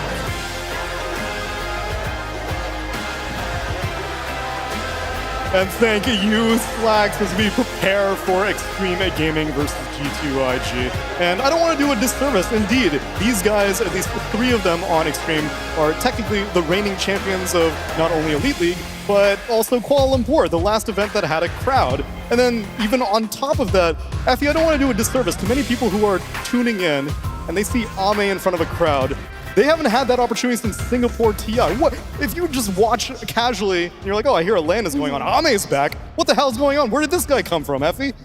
It's been a really long time since we've seen him like this. We thought it was over, right? He announced his retirement. Everybody cried a little bit. There was lots of drama on social media. But as with most competitive players, they just hate being retired.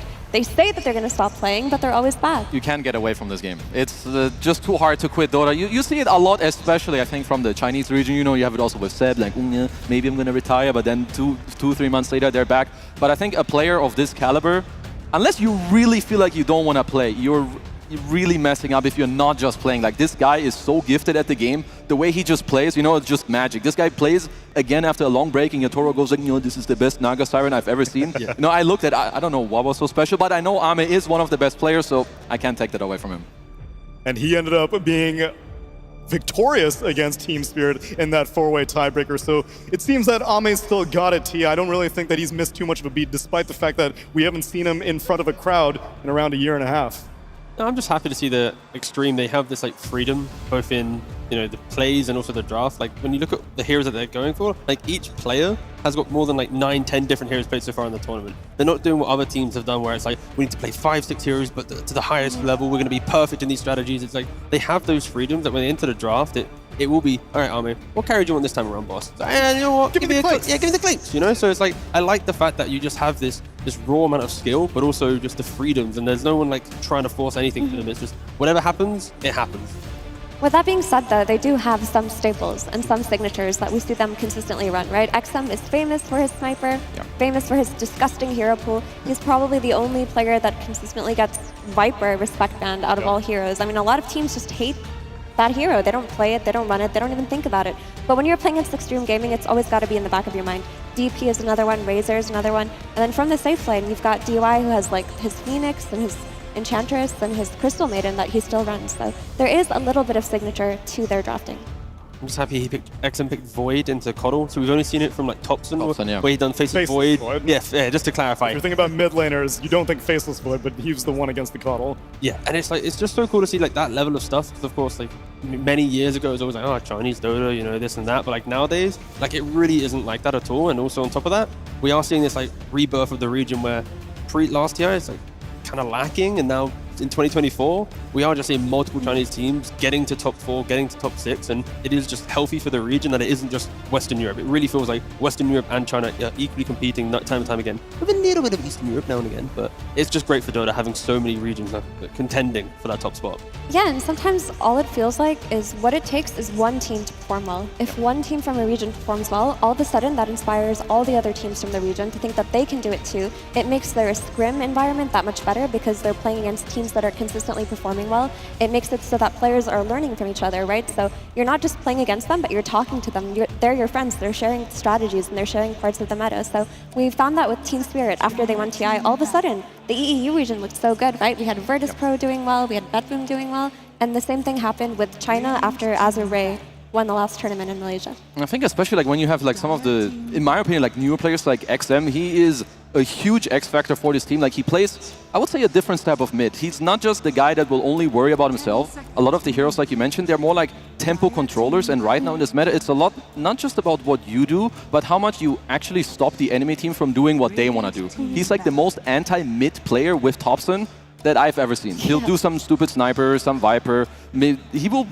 He does this Faceless Void as well to like shut down Coddle. So like T said, they're very free, and it's like one of their biggest assets when it actually comes to drafting and to their gameplay.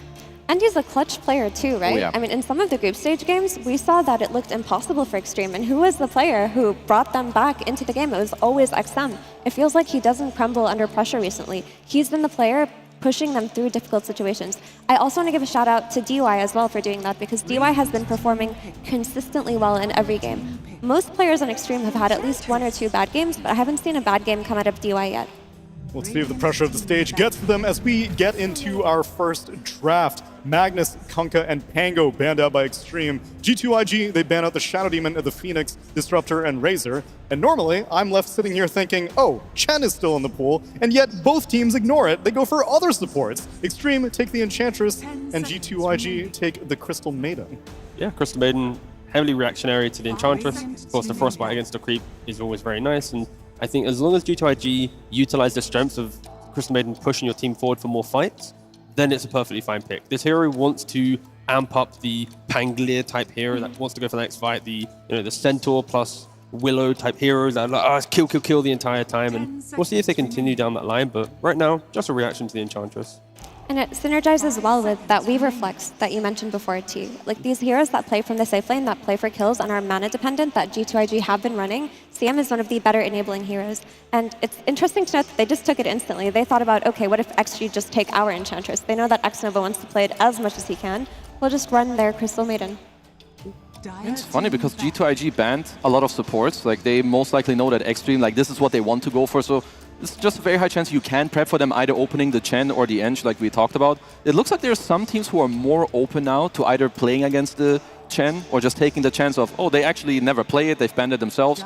So just a very, I would say, a very open first phase for both teams. You show some tempo, you take some good laning for both sides. So just a nice foundation for both sides. Okay.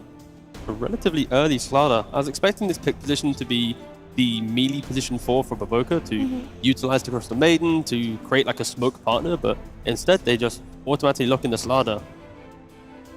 And they seem to have preference over the Slaughter over their Centaur that they were running so frequently. And they played it offlane so far for JT. I was wondering, okay, maybe there's some... I think in other regions months ago we saw the Slaughter sometimes go mid depending on the matchups, but it does look like it's just locking in the offlane hero very, very early. The thing about having Slaughter this early is it solves potential heroes that may come out of XG early on too, because when you're looking at Extreme Gaming, you have to think about the sniper for XM. It was unaddressed in the banning stage. You also have to think about the gyro that a lot of teams have been running in the group stage that Extreme Gaming have also run whenever they can, and it's one of the easier heroes to come out early on. Slaughter versus gyro, it's been a lot about amplifying the damage, making sure he gets burst, and versus sniper, you guarantee that you're going to have that blink offlaner who can initiate on him. I also like how they covered it. Like Troll would have been a very quick response here from Extreme Gaming, but they did take that out. I'm not sure if G2IG are very open to flexing the Slaughter to mid if it were to occur that it still gets heavily countered in the safe lane. And on top of that, I need them to furthermore enable the Slaughter. Like if they're going to show you a strong safe lane now, like maybe there's some hoodwinks or maybe snapfires. It's like a kind of old lane that goes together. You cookie the guy in, you're just very strong. Because your Slaughter, even though he's good and he is open to be flexed, he does have a lot of volatility in terms of being countered later down the line. It just feels like a bold pick. Of all the other heroes that they could have picked here, like going for the support or even the Doom that was still available, like that feels a little bit more comfortable for the draft. But going for a Slaughter is relatively statement. And back to Extreme, they go the Doom themselves. Yeah, I think the thing about the Slaughter is you're playing on LAN in front of a crowd. You might be a little bit nervous or you just want to bust out your signatures, and that's just been consistently JT's best hero, the hero he does the most on, and it seems like they want to secure it for him early on. The thing about Slaughter versus Enchantress though is they don't have to lane the Enchantress on forward. They could just make it run after Slaughter on either side lane, and that makes his lane so much harder.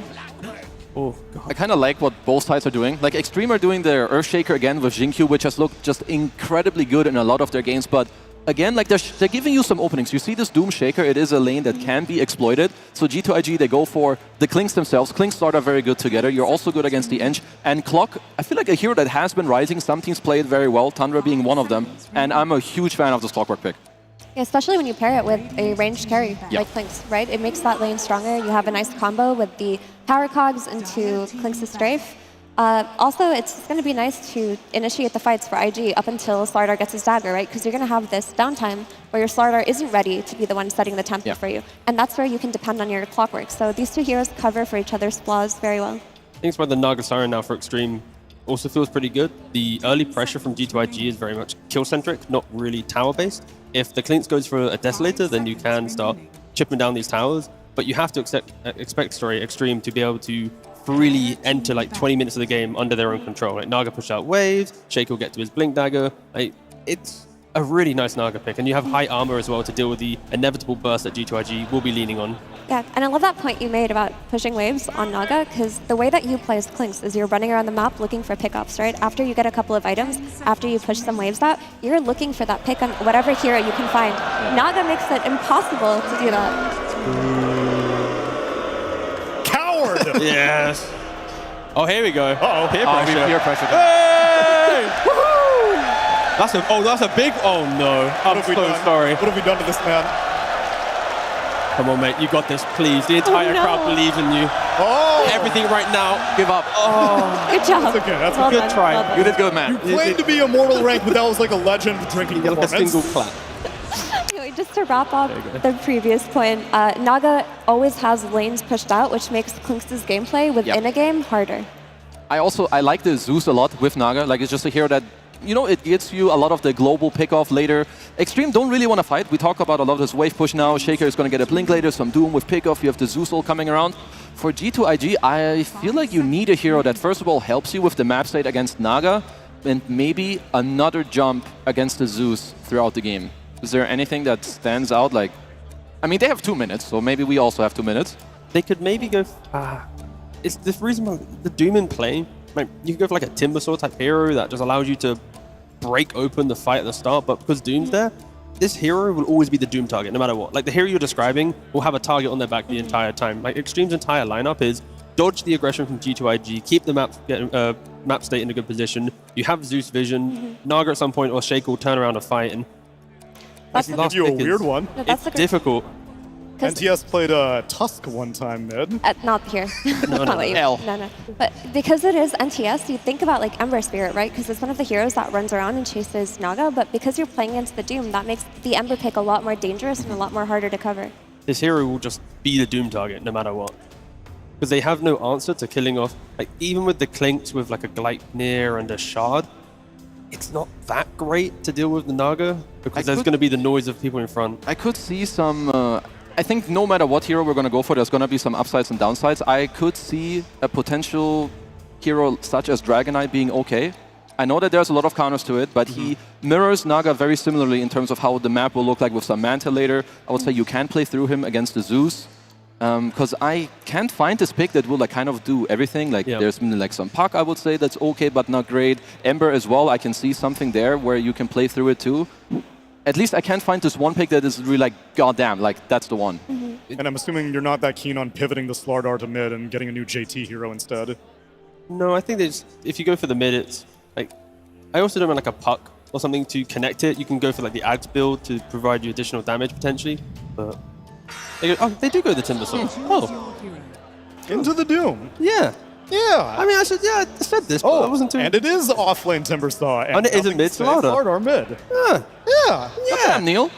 How about that? Okay. This is a good pivot. No, this is a good pivot because you're thinking about your Slardar and laning into potentially an Enchantress. That's not going to go great for your Slardar. You put him versus Zeus, he's going to farm comfortably. He's going to be able to rotate to the sidelines, and it gives you dive potential because you're looking at IG supports with the Clockwork, with the Crystal Maiden. There's going to be a lot of wrapping around to the mid lane potentially and trying to take advantage of Zeus while he's weak. So you need a hero that can just kind of withstand the tower, go in and do that. So it makes a lot of sense to me. Okay, then I appreciate the pivot, but then why Timbersaw of all offlaners? You need AoE damage for Naga. Yeah, you pressure the Naga, you don't really care about the Shaker at all throughout the game, and it just puts a big target on your back to at least soak up some spells for the Clinks to thrive or the Slardar to make the jump. I think G2IG, if the Clock and the CM can create massive plays to play behind Slardar or Timber early on, they have a really nice window to at least pressure Extreme. But as the game goes later, Extreme will just be more and more comfortable in the game. Naga gets tankier, Doom gets tankier, your Shake will find those initiations. So yeah, it's a lot of pressure on G2IG supports. Well, I see the seats are filling up. Birmingham, you ready for Extreme Gaming versus G2IG? Then let's send it over to our casters. It's OD Pixel and Fogged. Thank you very much, Tsunami. Yes, we cannot wait for this lower bracket showdown here between G2IG and Extreme Gaming.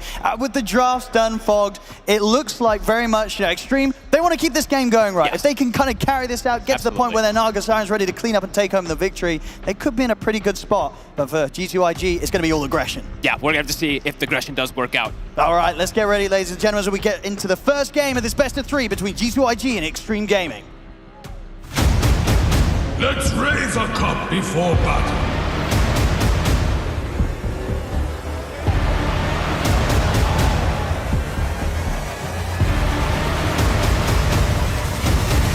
It's brawling time!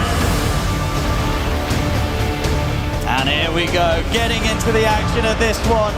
These two Chinese teams not ready to go home yet. We'll see who's going to be able to hold on here in the lower bracket in this best of 3. And a pause.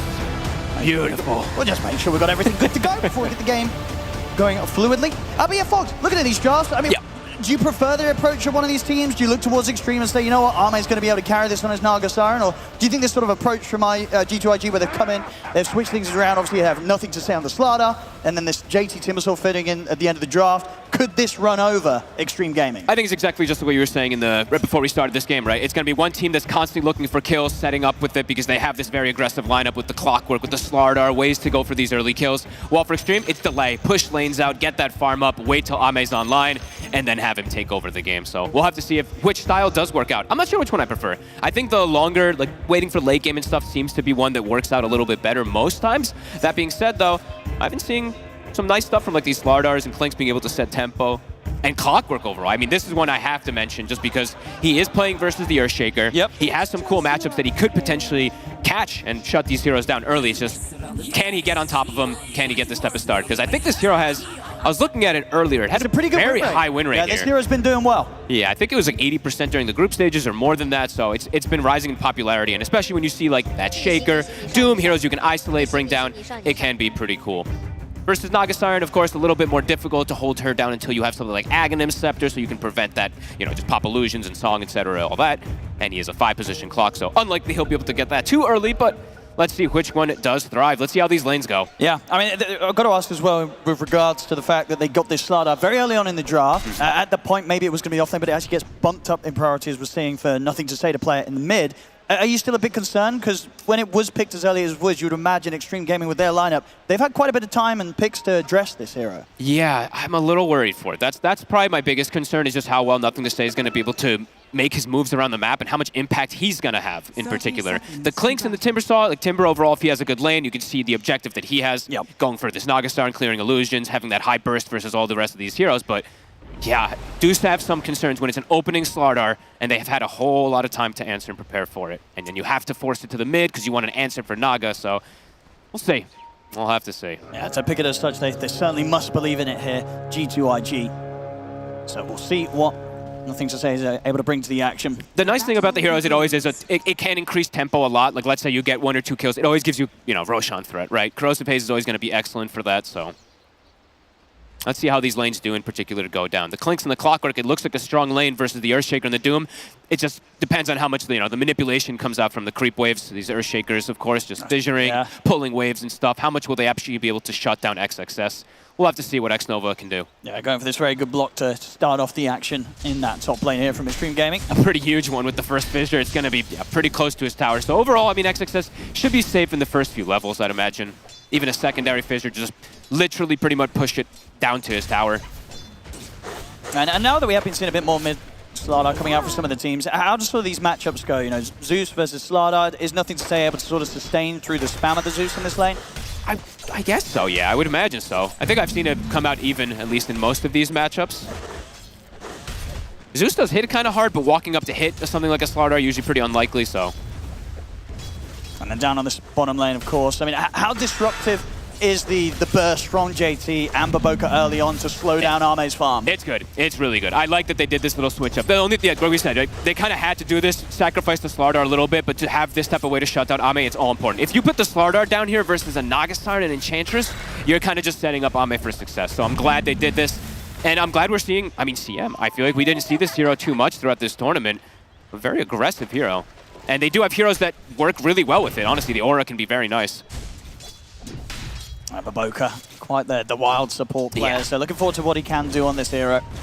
Yeah, and how much he can do to protect JT. The other thing is nice is he is good in the game overall versus like the Naga if he's able to get some farm on this team, but also he's going to be able to stop a lot of this Enchantress pressure early on, these creeps and whatnot that we've seen so oppressive.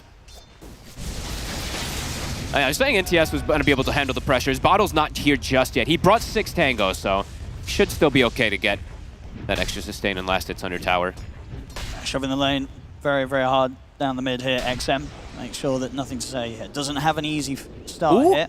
Q was, he was trying to make it there in time. I was considering maybe setting up with a potential fish. Actually, no, was a little short on the mana. Only had the clarity for regen. Courier snipe, and a quick TP out. Still in lane though. We'll be able to continue that pressure. Doesn't TP back to base. Nicely done from Baboka. And yeah, Ame, I mean, slightly getting slowed down. A couple CS here and there. Of course, as a Naga Siren, as long as the team can keep the game going, the early kind of few waves, they're not going to matter too much, right? Ame will be able to catch up in the jungle with these illusions. But he can die early. That's the one thing. This lane poses kill threat. And he did lose his courier. So I didn't see exactly what was. I didn't see if it was like the post-delivery or pre-delivery, actually. But I didn't see what he lost. But they still have some region on DOI at the least. Yeah, he's got every. Yeah, he was able to get everything out. He got everything, yeah. Got it. So he's not too unhappy. Indeed, apart from the start. The hitting the creeps is not the easiest right now with the pressure that's being put on him.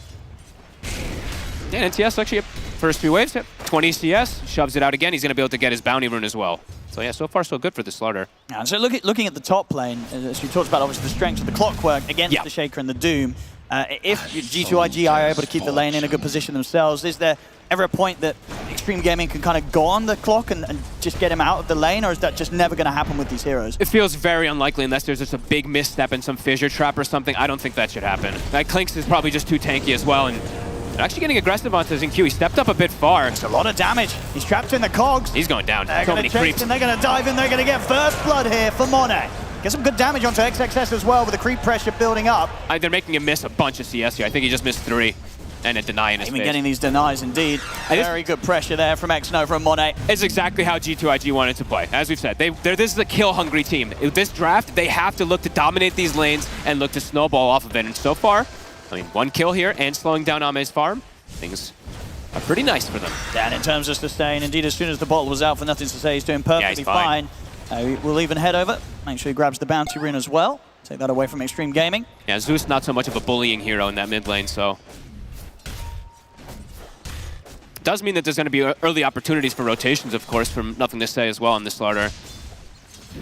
Always got to be careful from sprinting up and down the river. Yeah. And it's really strong, especially if he goes toward, let's say, the top lane in particular, when he does have those rotations. He's playing with the Clinks, that raw physical damage. Bottom lane Ame. Getting incredibly low, but he does still have a Fairy Fire, and he's going to start salving up. So he'll be okay, but very much seeing just how much damage can be done this early on here by G2IG with Baboka and JT on the CM Emberstore combo. And they've both just gone for these nulls that we're seeing picked up pretty much every single game, so they have this continuous spam that is, yeah, it's slowing down Ame a lot now. 18-2 to the 26-5 difference of the Clinks. A big deal. X-Nova just doing everything he can to stop XXS and Xingqiu from ever being able to get on top of Monet in these early stages. There's no way Monet dies to these two, in the early game at least. Solid stuff so far from the side of IG. Level 6, Nothing to Say. He's got the Corrosive Haze online. He's got his treads finished up too. See if he looks to get active early on. Nighttime has been hit.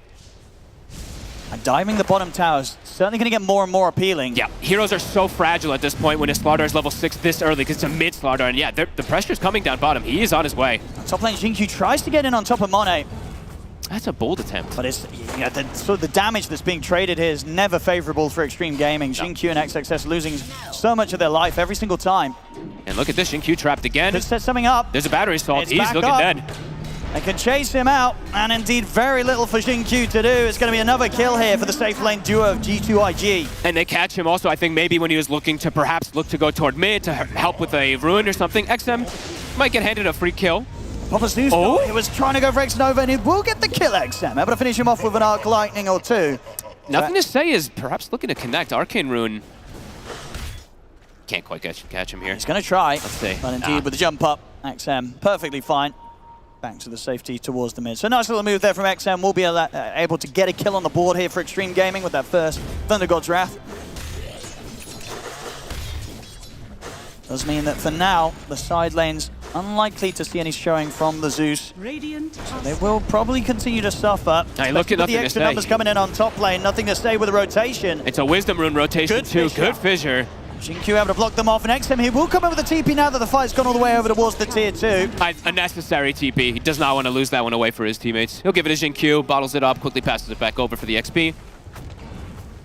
Nice aggressive moves. I mean, G2IG, they're looking to do exactly what their draft was designed to, is just really hammer down those towers, hammer down the lanes. They've already pushed Ame out of lane. And they've even brought Baboka up to this top lane as well, G2IG. Okay, cool. Keep up this pressure.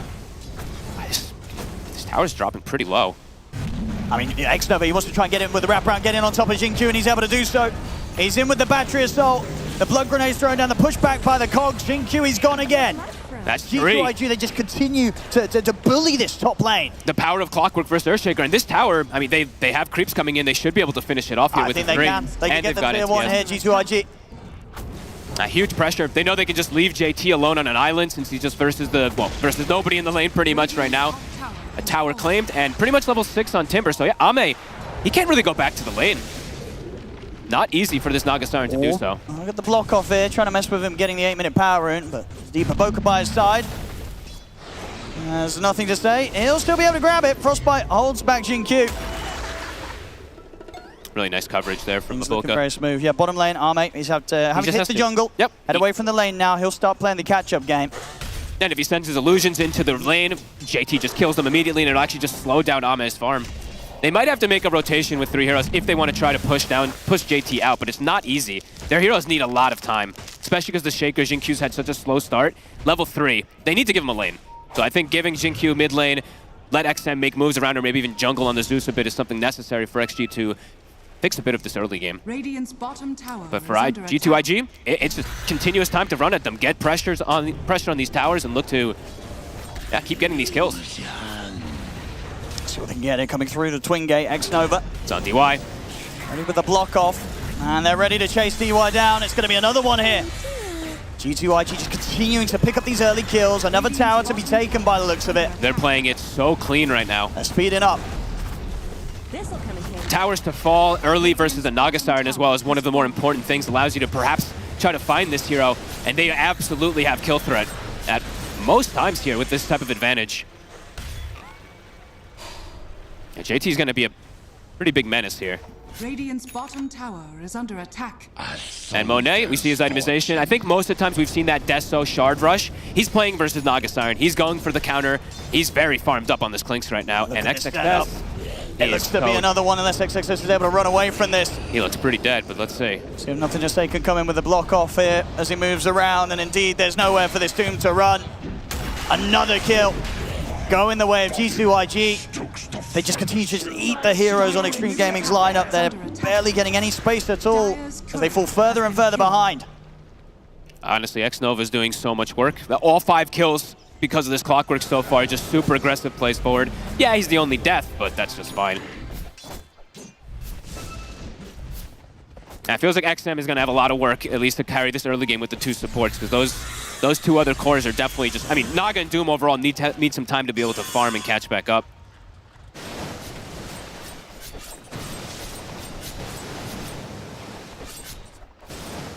DY just trying to hold a position here between the potential moves from G2IG and Arme, keeping his Naga Siren as safe as possible. And Arme to continue to push out that bottom lane. That's all it's going to be here, feels for XG, just a bit of sit back and farm. Grouping up now, DY, a smoke, he meets up with Jin-Q. Jin-Q not quite 6 though, so I think he might actually just sit in mid, and they're just going to look to make the play with XM to find maybe 1 kill to slow this Clinks down a little bit. They've got good burst with XM. He's got the Phylactery, sorry. In the mid, Nothing to Say. He's in with a jump. Jin-Q's not going to be able to find his 6 quite yet. They're not letting him play the game. 0-4. X-Nova has his number. And another tower. They have the catapult here. Radiant's middle tower is under What's the reaction going to be? Radiant structures are fortified. I don't think XM wants to lose this mid tower. I don't think they want to fight this. I don't know. I mean, can they stop Can they even stop it? Is the question. I mean, he has to try rotating over. He's going to attempt, but the tower's dropping fast. XM, he'll show himself now. Start to try and spam them out. But it's with already the arc going down. lightning. But indeed, this tier 1, it's gone. They'll get the Fisher in onto Monet. Arme considering getting involved, but will not look to chase this. The third tier 1 taking it at just pre-12 minutes. They're getting all the towers, G2IG. This game plan is working beautifully. 3 towers taken, good aggressive wards, great ways to be able to pressure and take objectives too with the Slardar, with the Clinks this farmed as well. I think he's got the Maelstrom done.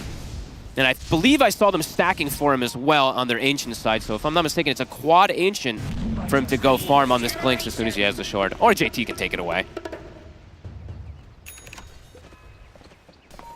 I'm going to smoke again. They really want to try and get something here.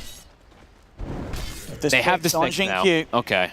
Maybe if they can get this set up with the Fisher and allow time for Jin-Q to get in on top of them, they'll have the burst, but it's not easy. They don't have a form of just catching very easily at all. They don't have a blink initiator. They just have this. Let's see. And Monet's got back up. He's able to heal him quite a bit. Has to keep his distance from Jin-Q, but Jin-Q's actually able to get in on top with the Echo Slam and the Thunder God's Wrath. They'll get the kill. And will potentially cost them XM, as indeed Nothing to Say is able to finish him off in return, but they get Monet. That was a fissure trap, right? He's just stuck there. If there was any other fissure, potentially the Clinks is able to walk away, but okay, that was pretty beautiful there from Jin-Q. Either way, though, they lose the Zeus. So it's a 1-for-1 exchange that I think actually needs, but I think IG will take that. Oh, poor old Jin-Q. And another one. He just can't catch a break. They just can't stop killing him. This is troublesome here for XG. I'm ready to look for more. They know how strong they are right now. Never Around stop. the Blink Dagger and nothing to say. Very likely to get the kill on whoever they jump and possibly even on those who try and TP over to help whoever gets gone upon. There's just very limited moves that XG can make aggressively, as we saw there. The Earthshake and Zeus can barely even finish off the Clinks. Looking for a deep play. Okay, deep ward putting down. They'll see DY, maybe they just settle for him. Quick and easy one. Onto DY. XM's there at the side. They'll throw out a Fisher here for Xingqiu, but they're not stopping G2IG from getting another. Dire's middle tower is under attack. Clean moves. A drum now finished up for Baboka too. And JT, he has full burst, and honestly, it feels like he's pretty unkillable already if he's able to get this Eternal Shroud. It's gonna be super complicated. Just the Doom is gonna have to be used on him in most of these situations. And wondering when the timing's gonna be for XG. It feels like who knows, actually. The BKB is going to come up for XXS, right? But then what's going to be the thing together with that? Ame needs another 10 minutes at the least, maybe even more than that to get involved. We'll have to see. Looking at the way that G2IG is playing, it's super oppressive wards. Very deep vision. They're watching every single movement that's coming out and keeping their farm. Very nice. DY. And there's the jump again. This time he's got a lot of backup, DY. They were ready for it. They should be able to punish nothing to say this time around. Arme's in with the net. 5 heroes. And they'll put a stop to him this time. XM gets the kill. This time G2IG won't be getting away with it. That was a bait and a half. DY knew this time around. Radiant's bottom tower is They'll under scatter attack. back to their half of the map bit. Pretty big kill. Slowing down the momentum of the Slardar, opening up the map for you guys to walk around, for Xingqiu to be able to move and actually get some creeps as well.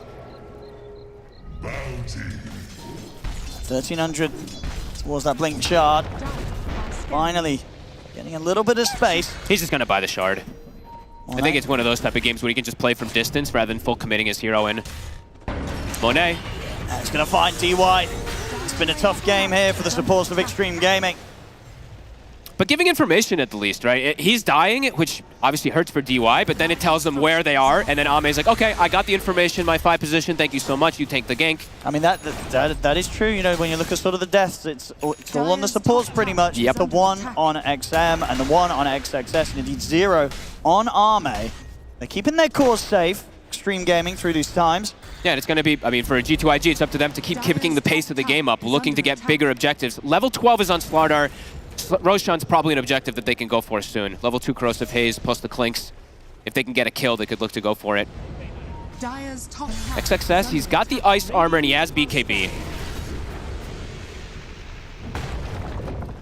GQ. Dire's middle Walk along your shard with the walk along the fissure with the shard. Juke this, but not happening. Not possible. Nice try. And it is right toward top, so if they do want to go for that Rosh, it is definitely potential for them. And I don't know if, I don't believe XG can actually go for this. They can go for a steal, but I don't think they can go for a contest. The best they can do is just sort of maximize what they can get out of the map with these moments that they know that G2IG won't be looking for them. Ame pushing out that top lane.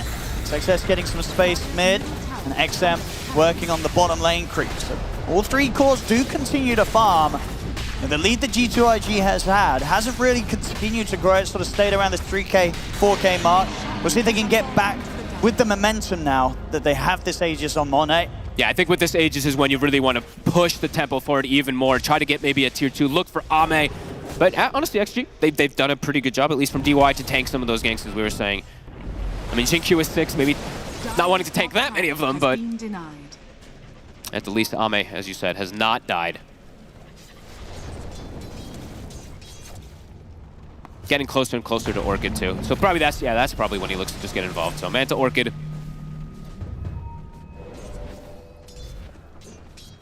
Looks like they've got their eyes over towards the mid and the top lane first. Maybe looking to see if they can pressure these tier 2s into the timing of the Aegis. Yeah, it's kind of what they, I would say, kind of have to do with their lineup when you're playing versus Nagastar. They've got to keep it up. Yeah, it can't really slow the pace of this game down by any means, or things are going to start to get really complicated for you. Radiant's top tower is under attack. So nice deep vision. Look at the deep vision they've placed, right? They have vision behind the top tower, tier 2, mid tower, tier 2. They're just really trying to push the envelope here. Get that control over the map. prevent Ame from catching up this much. I mean, catching up, he is caught up, but prevent him from catapulting forward more. Looking for an opportunity to get a jump on any heroes, but Extreme Gaming doing a good job of not showing anyone around these areas. Just Ame's illusions, dealing with these waves, dealing with the pressure that the G2IG are trying to get in against them. And I feel like the graph is starting to tell a pretty good tale of, like, you know, the slowdown is happening. The farm is starting to get back, trickling toward XG. They're getting the space for these heroes. That explosive start from G2IG is starting to whistle away a little bit. They still do have, of course, you know, this clinks with the itemization that's going to be great versus the Naga Siren. But, I mean, it's another catch, but it's a support. It's another support. Now, DY and Xingqiu at this point, I think they really don't care about these deaths. Ame is just starting to cut waves and stuff like that. He's not being found. JT trying to look for him. Radiant's top tower. Oh, a fairy trinket on the floor. Okay, whatever, he'll ignore it. He's found him, but doesn't have anything to follow. And knows that Ame's always got the luxury of the strong TP. So, okay, he does have the blink. I was about to say for JT, it's like he went this Eternal Shroud after the Kaya. Now he has blink to actually hunt, because the Eternal Shroud, they just avoided. They weren't looking for fights on XG, so now with the blink, perhaps they can actually look to find some of these kills that they weren't able to in the last few moments. But XG, now they're feeling, they're ready they've to go. got a timing. They're ready to go. They've got the Doom ready to drop. I mean, if they see, I mean, if JT plays too far up, a Doom, he will die. See if they get the setup on him. JT, Ame's got the illusion upon him, so they've got pretty good information. He's up to the high ground, but illusion was still there, so further information for Extreme Gaming. He's now too deep. Thinking about using the Thunder God's Wrath to scout out potential to go, but now they've got to be careful themselves. G2IG are ready to turn back over towards Extreme Gaming. Fisher's there. Monet's on top of them. Monet scouting out XM, XXS, and Ame. X-Nova, he's in. He's caught DY. They'll get the support kill again. Can they go for more? XXS, he's going to turn, Doom on drop JT. the Doom down onto JT. JT is going to back out of the fight, TP away from this. Baboka keeping the area secured here with the freezing field. G2IG taking quite a hit themselves, but nobody going down. Everybody's able to get out of there. Just Extreme Gaming once again losing a support, but nothing more. Yeah, these supports, my God, 11 deaths. They're tanking everything here. They're doing their job, DY and Xingqiu. Truly are. But that was a Doom used. So that was the first aggressive move that XG's kind of used. And IG, they're not really cooldown reliant. So I would say for them, they can look to hit right back with that Doom on cooldown. And they kind of have to look for these constant plays. He should be, yeah, he's fine. He's okay. They just can't go on this Naga Siren right now. He's going to have Manta in a second. And if he feels necessary, he won't need to stop. Okay. He's got a lot of backup here around the tier 2 tower. And yeah, G2IG know they cannot dive for this. Only a minute left to try and get something done once more with this Aegis. Extreme Gaming, they really are drawing out this game exactly as necessary. They'll be able to head over towards getting the Tormentor. It really does feel like things are getting a little too comfortable for Ame on his Naga Siren.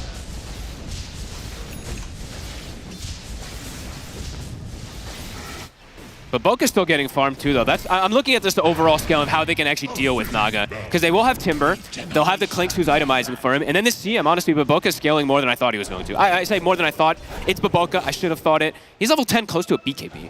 So these little things, I mean, maybe they're thinking that they can actually deal with the Naga if they do get some type of scaling, keep this at the consistent 3 to 4K. But I feel like for XG, I feel like they just feel happy. I feel like Ame is just like, okay, when I get heart, what do? Have to see where IG looks to go with their next pressure, because like you said, Aegis, it's getting reclaimed. And items are starting, the big items in particular, at least for XG, the ones that allow them to fight are coming in. Oh, that's a big catch. Can they finish him? He's going to try and jump away, but with the 3 of them on top of him and the cogs out, that's this a nice time kill. they'll get the big kill. XM out of the game. Keep hunting. Hunt or look for a tower pressure here. JT, we'll see some illusions. They can't quite find it. Hard for him alone to sort of have the setup required, especially with X-Nova's hookshot being on cooldown. Yep. We'll be able to push Ame out of his triangle for now. And still, Ame continuing to pick up a lot of farm from the map. I mean, they're all just farming. Look at DY. He's just like finding these tricky places as well to try to find some farm as an edge. Send some creeps in for it. Farm, farm, farm on the side of XG. Radiant are scanning. And now they've gone past this period with the Aegis, things get a little more complicated once again for G2IG. Blink now also finished up for Xingqiu. Xingqiu's ready to turn these fights around. It's getting harder and harder for G2IG to find these opportunities to jump any of these cores. Something that they've struggled with a lot already this game. Only really getting the supports big time. How close are they to at least 3 BKBs? Boca, he's close to his. NTS has his finish, and I believe, yeah, okay, Klink's getting closer and closer. That's going to be the big one, right? Second Roche and go, but Extreme, everything's back up. Blink, reveal, Jinkyui's got it. Smoke up from both sides. XG there in Oh, prime the position clash. on the high ground, but the jump's going to be there. Forming, What a start to the fight, Armin! Holy! They're gone! They're all gone! Nothing to say with a beautiful initiation. They're even going to be able to chase down more. That's what they He needed. gets caught by the frostbite. They get a 4th kill. That explodes the And they're game. going to get more. The Blink's back up. Nothing to say. In on towards the Doom. There's no escape. As this is going to be a team wipe. As T2IG completely smash Extreme Gaming off the back of a beautiful jump from Nothing to Say. The smoke dispels. He does straight in there, and he gets straight in there. I mean, the combination with the Slardar Shard plus the Klinks. Heroes just decimated. What a fight. That was picture perfect. That's what they needed to blow this game really open. got the show back on the road here for G2IG. Back up to a 9K lead. Getting every single one of them. God, that was such 10 seconds too, right? It's like, there was like 8 heroes clumped up both sides. If Earthshaker gets the jump, potentially something different, but bam! NTS gets it absolutely perfectly. Level 17 now on him too. Now they've slowed it down. Yeah, now that is pretty much the biggest hit that they could have gotten. Now the Nagasarn's farm is completely stagnated. And that was what Doom was used in the fight too, so. Sometime where XG can't actually look to punch back, and IG, they're ready to fight. Oh, they are. They're ready to start poking at the cores now. On 8, trying to start things on XXS. Jinkyu's going to be able to block him off with the fish. Nothing to say considering diving the tier 2 little tower, deep. A lot here. The silence and the roots there. Arme holding back. Nothing to say for now. JT, he jumps in again. He's looking for that further burst, but there's a lot of heroes here. Underneath the tier 2 tower, it's a little bit too much for G2IG to go for right now. Scary for a second for NTS. His BKB was on cooldown. It's a little bit of a tense moment there. IG continued to swing now at this point with this good vision, with this good pressure on the map too. They have all the lanes kind of pushed in a good spot. Now bottom's starting to get pushed out, but they're just hunting. They saw that the Zeus was down here. Will they find XM? Not quite. That's what they needed though. 9K lead now, Roche. It's a long respawn, a bit unfortunate for G2IG, but good map control to be able to set up for it in these next few moments. You got to imagine that one thing just for certain, I feel like those sort of moves where you get in with like a 4-man crush, they don't happen again, right? If you're Extreme Gaming, you're making sure whatever happens with whatever move you try and do, you're not standing in that sort of position. I literally all clumped. Like, it's rare that you see the Nagasarn clumped on top of the Doom, on top of the Shaker. Yeah, how quickly he disappeared when he gets caught in that sort of initiation. Arme was pretty much the first to go down in the fight. Burning Barrage with the Slardar, with the Corrosive Haze Shard, it just applied to everybody instantly, just all gone. Picture perfect. G2IG set up around top. Radiant's bottom tower is under attack. Dire's middle But Boca, is he going to be able to stop this now? Won't No, not quite. catch him in time. DY's out. Close to his own BKB as well on the Enchantress. On the Enchantress? I'm sorry. No, sorry. I was like, damn! On the CM, yeah, but Boca. Boca's very close to having his, yeah. It's going to be a little longer for those items to fall into place for DY. I mean, on the force. but Boca went Blink after too, after his drums and everything. He's still going to have a really good timing. He's big. I mean, 2-0 and 880 last hits on this Crystal Maiden. Nothing to laugh at when you're playing versus a Naga core. Dire's middle tower. Look at this move too. IG continuing to accelerate, continuing to look for these heroes as XG just continues to try to avoid fights. I mean, if they get sort of vision on XXS, when he's this sort of pushed out on the map, or at least settling for DY, it should be an easy kill. Oh, DY's going. No TP, no mana. Goodbye. Just setting up the map, getting these waves pushed in, and at least trying to get things in good position for them to open up towards the Roshan. And in the mid, they're going to be able to maybe get another support kill once again, X-Nova. The hookshot catches there.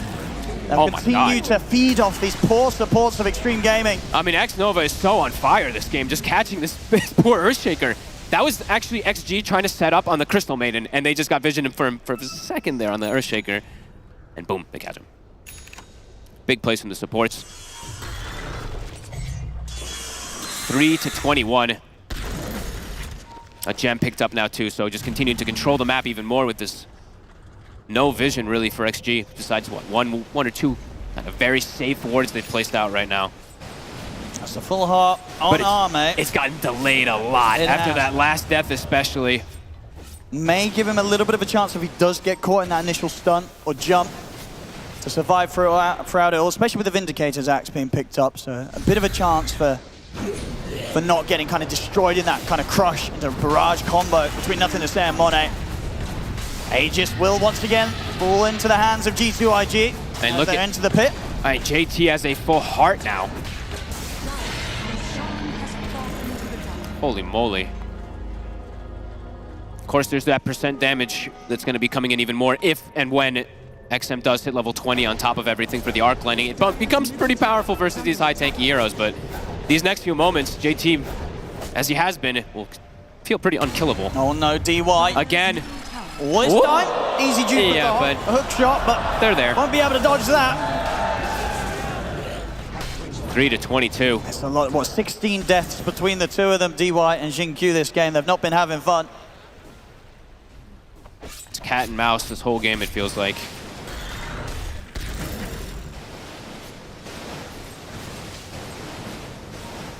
From XM and XXS, all about just getting that next item done. Got was 700 gold towards the Blink Dagger on XXS. It's still going to take quite a bit of time for that one. XM attempting to get the Dragon Lance so he can have some more pressure and ability to just push out these waves with the Manta Shard spam. Feels difficult. The next 4 minutes feel very difficult for the side of XG to try to get anything back versus this Aegis. Feels like IG has a lot of moments here to just completely control the map.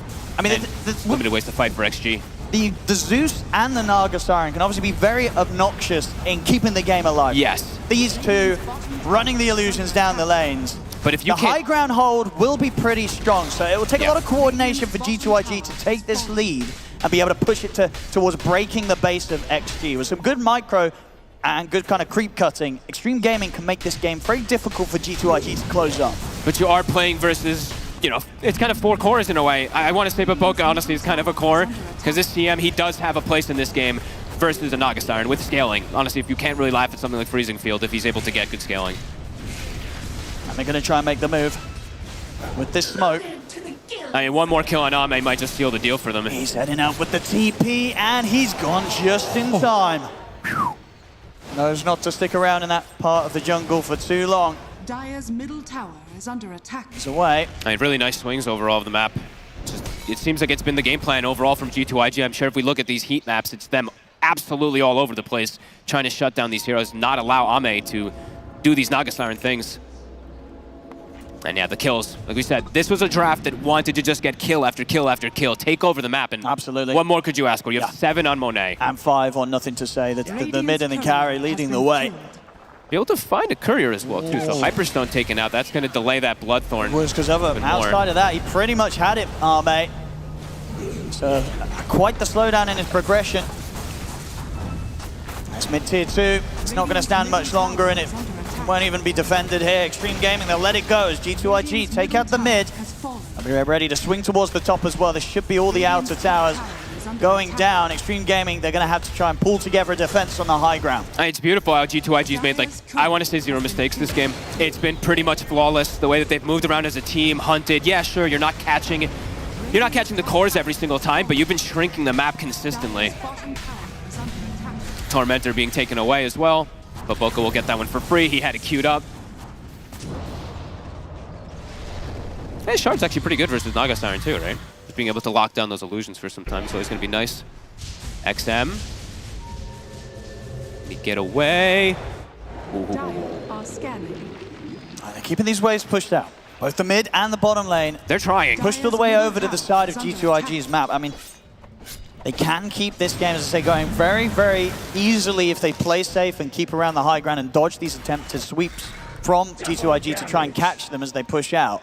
But keeping the game going, will they be able to take a fight? It's going to always be that question. Probably, like you said, base defense is going to have to be the big thing for them if they can get some type of catch-up overextension. They catch someone outside. The BKB comes out from XXS. It's a BKB and run here. JT and Mono, they'll look for his Xingqiu, but he gets the blink off in time. Wow, Extreme Gaming will manage to escape from this. All right, they actually got out. I thought at least one of the two would be caught on XG. All brought back to the base, though. Illusions, I think there's only 1 or 2 in the mid and bottom. Right now, the lanes, they're in a great position for G2IG. I'm even watching Xnova. He's rocketing the bottom lane, so top, mid, and bottom now being shoved in onto the side of XG. Yeah, that certainly plays a big part, alleviating the the pressure that the illusions from Extreme Gaming are putting on these lanes. They're sneaking. They seem to out know. the action. Oh, they seem to know exactly And where they've he hit the is. scan. They know that he's up here, and there's the jump straight away. Right on him. In with the initiation. XM nowhere to run, nowhere to hide. As he'll throw as much damage as he can. He'll kill X-Nova. At least bring someone down with him. But that's him out of the game for 70 seconds. So a long time now in which G2IG may be able to pressure up towards the base. It's wild. XM has all the kills for his team. 4 out of 4 of them. And I think he's done pretty much all of the damage in them as well as the Zeus. On Extreme Gaming, they're going to try and take a fight, maybe when they don't anticipate this. Aegis got reclaimed, so maybe they're just trying to surprise them on top of that.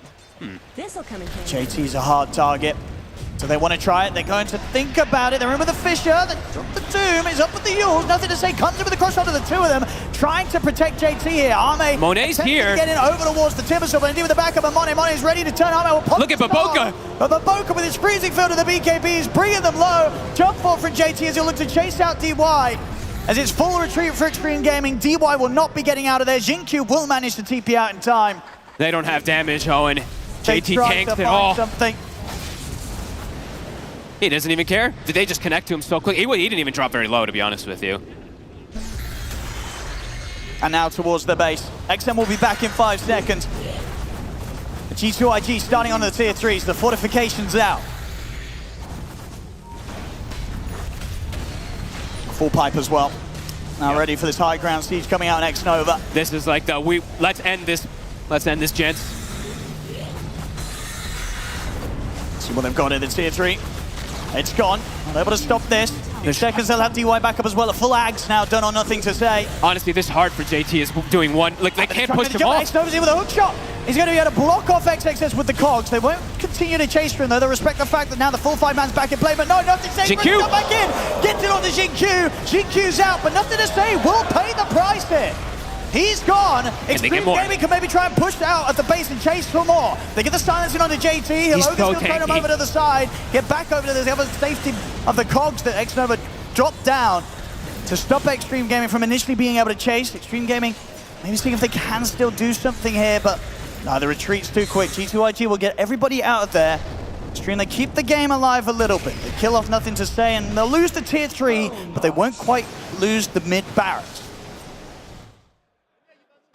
And look at JT. I'm just watching him take, even though he has like, the heart, the percent damage and stuff that Zeus is able to deal versus him, JT's just tanking the brunt of it. A good hold though by XG. Let him down there. Getting very hyped up about jumping in like that. Oh, sure. He knows he's unkillable, as you say, JT. Especially when he's got Wind Waker. Now though, after always counting every little thing, XM just at 20, so a bit of extra damage. This plus 6% current damage, of course. Nothing to laugh at all. More damage as well from Monet. Daedalus stun. Oh man. If they get one of those jumps again that we saw earlier in the Radiant jungle, the crush into the damage flying out from Monet, these heroes are going to get completely shredded. I feel Gaming. In a straight 5v5, IG will crush them. However, in the side of the one thing that XG can have going for them is when they have this nullifier for Ame is popping a hero instantly. If they can kill a hero and then perhaps try to get sequence kills after that, that might be the one few thing that they can do to get back in this game. It's a very difficult thing to do, but they do have good ways to just focus fire one target. If they doom him, nullify him, full commit, then that could be one of the outlets to try to get back into this game. But yeah, very tall order, very tough ask. As IG, I mean, they pretty much no mistakes, not really giving them much opportunities to do that. They could go for the next roast, right? It's back up. On the side of the map as well, so once again in a position that Extreme Gaming are incredibly unlikely to ever be able to get towards or anywhere close to. Some nice Aghanim, or sorry, what is it? It is Aghanim, sorry. Yeah, some nice Aghanims that they can get from this one too. The Clinks one can work pretty well when you're going for the siege just to be able to kill heroes when they're running. JT could get it just to be pretty invulnerable. Or here's the big one. You give it a Baboka. They're not gonna, but you never know, Baboka. He's got it queued. He wants it. He's ready to pseudo carry it. It becomes ridiculous. As well. It does become ridiculous because it's the old shard where it gives the increased everything, but I don't think they'll give it to him. They'll give it to JT. He's having such a good game. Don't blame that. But Baboka maybe tried to argue for it. 24K lead. Extreme, once again though, have managed to push all waves back out off their side of the map. Parasma also finished up for XM, so even trying to get all the damage it feels like they possibly can to just focus fire one target or just focus fire any of these cores besides the Slardar. I mean, NTS has gotten brought down a couple times, but yeah, JT still proving to be immortal. Dire's bottom tower is under attack. And now with this Aegis once more again on Mono, they can really try and force this high ground. Time this relic, JT. They've got the glyph, okay. They glyph for bottom, and they'll be able to get some good pressure onto top. Tower's dropping. That's the fortification. G2IG, they'll certainly be quick to poke again here. This time down the mid, they're going to look for the jump on XXS. The fish is down, the three of them jump forward for Jinku with the Echo, but it's not enough damage. They'll drop the Doom out onto JT. JT will separate himself in the fight for now. Nothing to say. He BKBs and he retreats. G2IG, they'll back off. That's a lot committed. That is your Echo and your Doom. JT's just going to be able to waltz it right off. And lane's still in a pretty good position for G2IG to keep this push going if they'd like to. And they will. Round 2, down the mid. That was their, I mean, that's how they had to kill somebody though. They needed to use the Doom. They needed to have everything to pop one here, and it didn't happen. Just trying to slow things down. Fisher into the shard stun from the Enchant Toad, and Monet still standing his ground though, not afraid to lose his life even if he ever gets close to being threatened. Because he's got that Aegis. It's annoying to push into. IG's like, all right, you know what? They're spamming us too hard. Let's back it up. Let's look at the luxury of 3 minutes with the Aegis. They can work towards getting the Nullified done on Monet. They can play it as safe as possible. Just keep waiting for these BKBs whenever you go for like the high ground. Go for the kills and reset. Just wait for the BKB to come back up. So NTS, nothing to say. 35 seconds on his. He has Octarine queued up. I don't even blame that if he does actually go for it, just because it's the cooldowns, right? So faster BKBs. Faster blink crushes.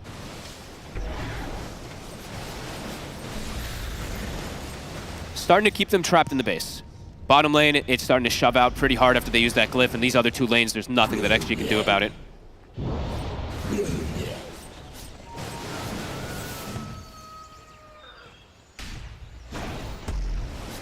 A slow, methodical death that IG's trying to plan for XG. And yeah, there's the Octarine finished. Had a fantastic game. This mid Slardar working out an absolute treat. Again, considering that this hero was shown early in the draft, has not hindered his gameplay whatsoever. Been playing it fantastic, and just sort of seeing the team showing the versatility once again that you have with these squads that can do it mid, do it off lane, and have exceeding success. Yeah, it really was like such a smart thing to do. Just getting this Timber Saw too to just address the Naga completely, because it seems like Ame's had it. I mean, literally, he has no had no game. He's had a tough game. I mean, he's able to get a lot of farm. The farm's fantastic. 535 last hits here at 40 minutes in. But it's just the nature of the hero in these sort of conditions. You can keep the game going, but can you turn the game around? I mean, they just have so much to answer versus these illusions at this point that it just feels almost inevitable unless there's a big mistake from IG. That BKB's back ready. Glyphs are on cooldown. Got their ults back up. Gonna try and set things up with the fishes. Trying for it. There's a lot of damage. Monet's got the ones. They burst through the cleans, but Boca's in with the BKB in the freezing field. XM and Arme will destroy them. Does die. The CM's gone. They've got the stock. The buyback's here for Jinku. Can they set up something else here? Extreme Gaming. Jinku's trying to maybe get the angle here for the fish. He'll get it out onto the three of them. He'll move it on towards nothing to say. Pops the BKB. Can he get out? Over. Extreme Gaming, they're going to chase this all the way and get as much as they can. JT's isolated. Over on towards JT. He'll bounce out of the side with the Ogre Steel Totem. Pops no way. But the 5 of them being down onto the Timber Saw should be able to slowly but surely get him. JT's got another Timber Chain. He's got the blink. Continues. They really want to get this. The silence is there. The root comes out. They got him. They closes the gap. Extreme Gaming. They'll keep this game alive. Holy moly, they get it off this time. They've got Nullifier, Doom, everything. They threw it onto the Clinks. Monet had to full reset and run. Oh, wow. Marvelous execution coming out. It was the little things, that the opening jump as well. Jinku, perfect starts the fight with the Echo. Sure, he goes down, but buying back, and then Arme with the song. They realize they have to commit for the fight. They have to set something up. Jinku getting the perfect angle. 3 of them hit with that Fisher. It's all that they needed to be able to push down and kill them off one by one. Oh my God. And keep this game alive. That was insane. I mean, they get the perfect target, right? Just removing Monet. He just had to kind of run. The whole rest of the fight, he was just panicking and running away. That is insane. XG showing that they still have a fighting chance in this one. And that's going to give them good windows. I mean, 45 seconds, no Timber, to be able to push these lanes into a better position, get a full another item on Ame. I mean, what do you do after a team fight like that if you're G2IG? Do you sort of say, well, I guess we're waiting for the next Roshan once again? you would probably have to talk about who wants to go for the sieging and stuff like that, because if Monet shows himself on the front, we saw that they have, if they throw absolutely everything onto him, he's just dead. And maybe a little bit of something to work with the fact that Jinkyu did have to use his buyback. He did. If they can catch him before a fight, obviously that would be super ideal. Because he was a pretty crucial part of setting up the turnaround there, so eliminating the Shaker, at this point, it's no laughing matter. They take Jinkyu out, the team fight's going to be a lot harder for Extreme Gaming to piece together. Big item still being picked up for G2IG, even though that moment did happen. If now the Aghanims is finished up for Baboka, I believe I think a Wind Waker almost done soon, 2 on the Slardar. He's close to his Yules at least.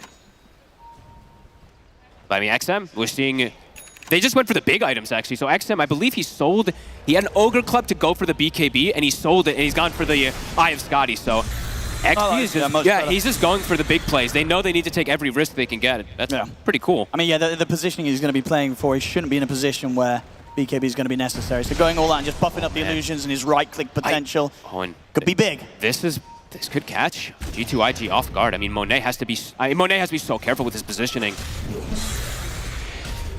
If he gets caught on this Clinks, that could be the full comeback for XG.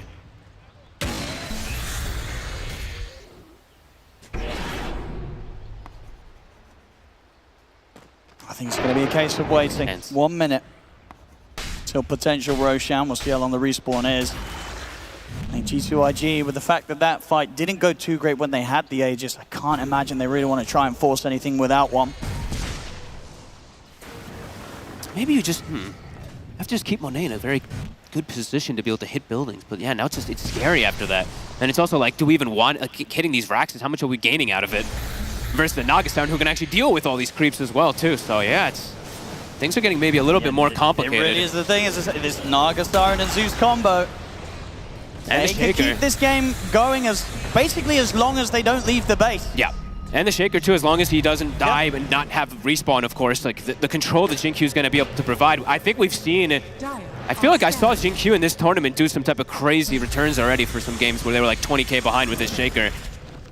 He is approaching his refresher as well too, so.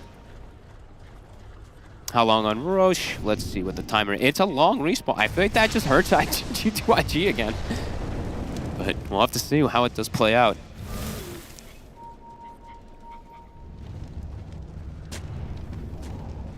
XG's finally able to kind of get out a little bit here, clear some extra waves.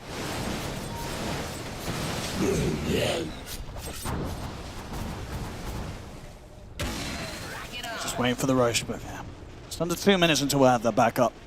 And there's definitely potential for XG to even look to, I would say, even contest this now at this point. If they can get the lanes in a good position, then maybe they could actually look for it. But the thing is, at the same time, the fact that they were able to hold against the Aegis, they're like, you know what, whatever. You can get the Aegis, we'll just wait and take the fight in a preferable position on the high ground still. They're able to do it once, every reason to believe they'll be able to do it again. That could be, yeah, that could definitely be true. It's like the trade-off, it's like, if we get Roche, we probably win, but if they get Roche, we don't really lose, right? So we'll have to see what choice XG looks to do here. XXS, he's about to have a refresher, so double targets of these Dooms. Being able to remove 2 heroes from the fight could be an extra element, and IG just has to try to solve as well too on these bushes. I mean, Jinkyu as well, yeah. Also working towards the refresher. Getting these big ults, it could absolutely hold this game alive for Extreme Gaming. It's such tense moments. I mean, for G2IG, I imagine you're starting to feel quite a bit of pressure here after that last moment. It's definitely going to be frustrating for G2IG. Xnova just has to sit in the pit and just continue to rock it from there. 30 seconds until we will get that Roche spawn. Ame starting to send himself up there to push out more. Okay, and a smoke now from it. Is that the Ninja Gear? Yeah, NTS with the Ninja Gear. He's making his way all the way toward top. The lanes are in a good spot though for Extreme.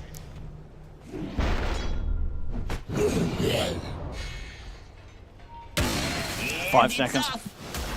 Looks like, once again, yeah, I don't think Extreme Gaming is going to be heading to this corner of the map. Nah, they probably think it dies too fast as well, too, to the Slardar and the Clinks. Nah, yeah, they can defend it.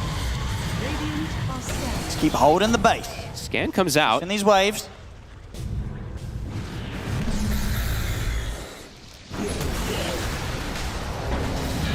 Just trying to get as much as they can from the map once again when they know that G2IG is going to be in such a position.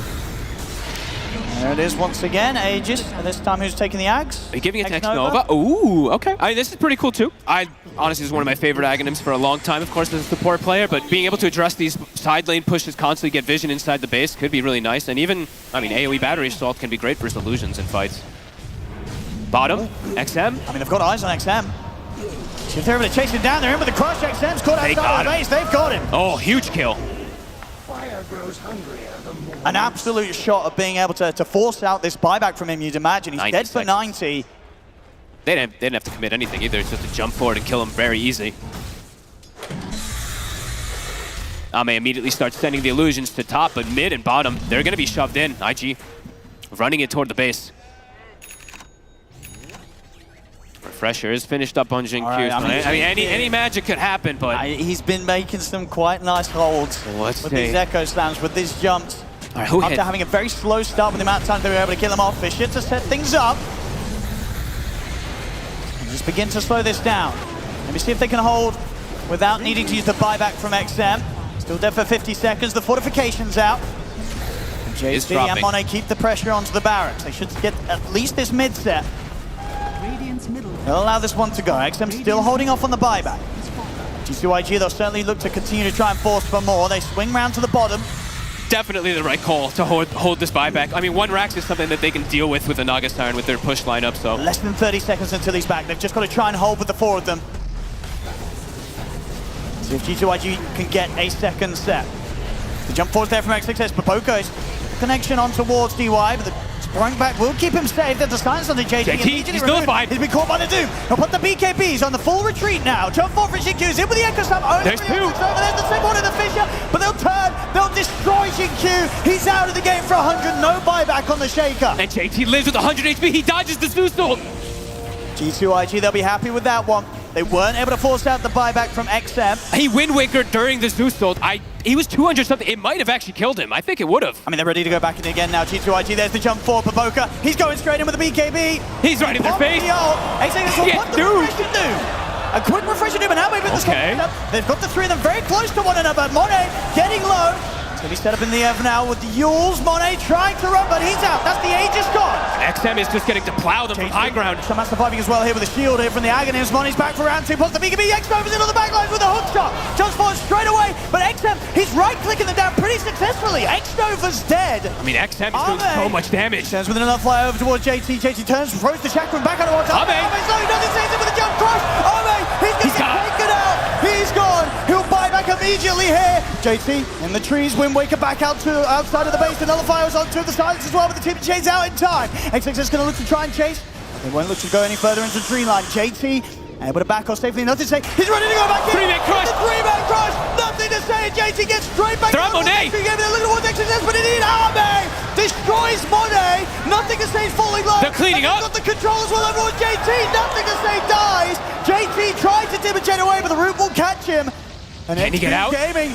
Can they get this Timber Store as well? JT ready to start trying to playing around with the Nullifier. He's looking to go for the kill. We had to remove it immediately. He's got the axe back, ready to pop with the shield. XXS and DY trying to do the damage to bring him down, but he's so tanky here, JT. Another Timber Chain with the impetus. It's enough. Holy moly. Down once again. Extreme. They'll keep their hopes alive.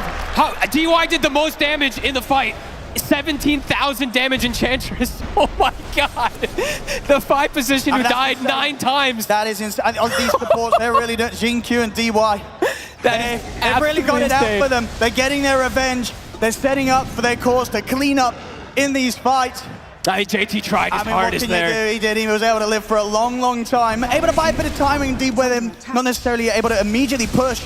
But still, there's still quite the window. 40 seconds without Monet, 40 seconds without nothing to say, and 60 seconds without JT. Extreme Gaming, they're going to see how much they can get done with this, pushing the wave straight over towards G2IG's base. That was so wild. Thankfully, I opened up the fight recap out of it, and it's like 15 of each spell being used from everybody. It's absolutely insane as Jin battles offline, of course, for a second there, but he'll be all right. Team fight, impressive stuff. He's focused.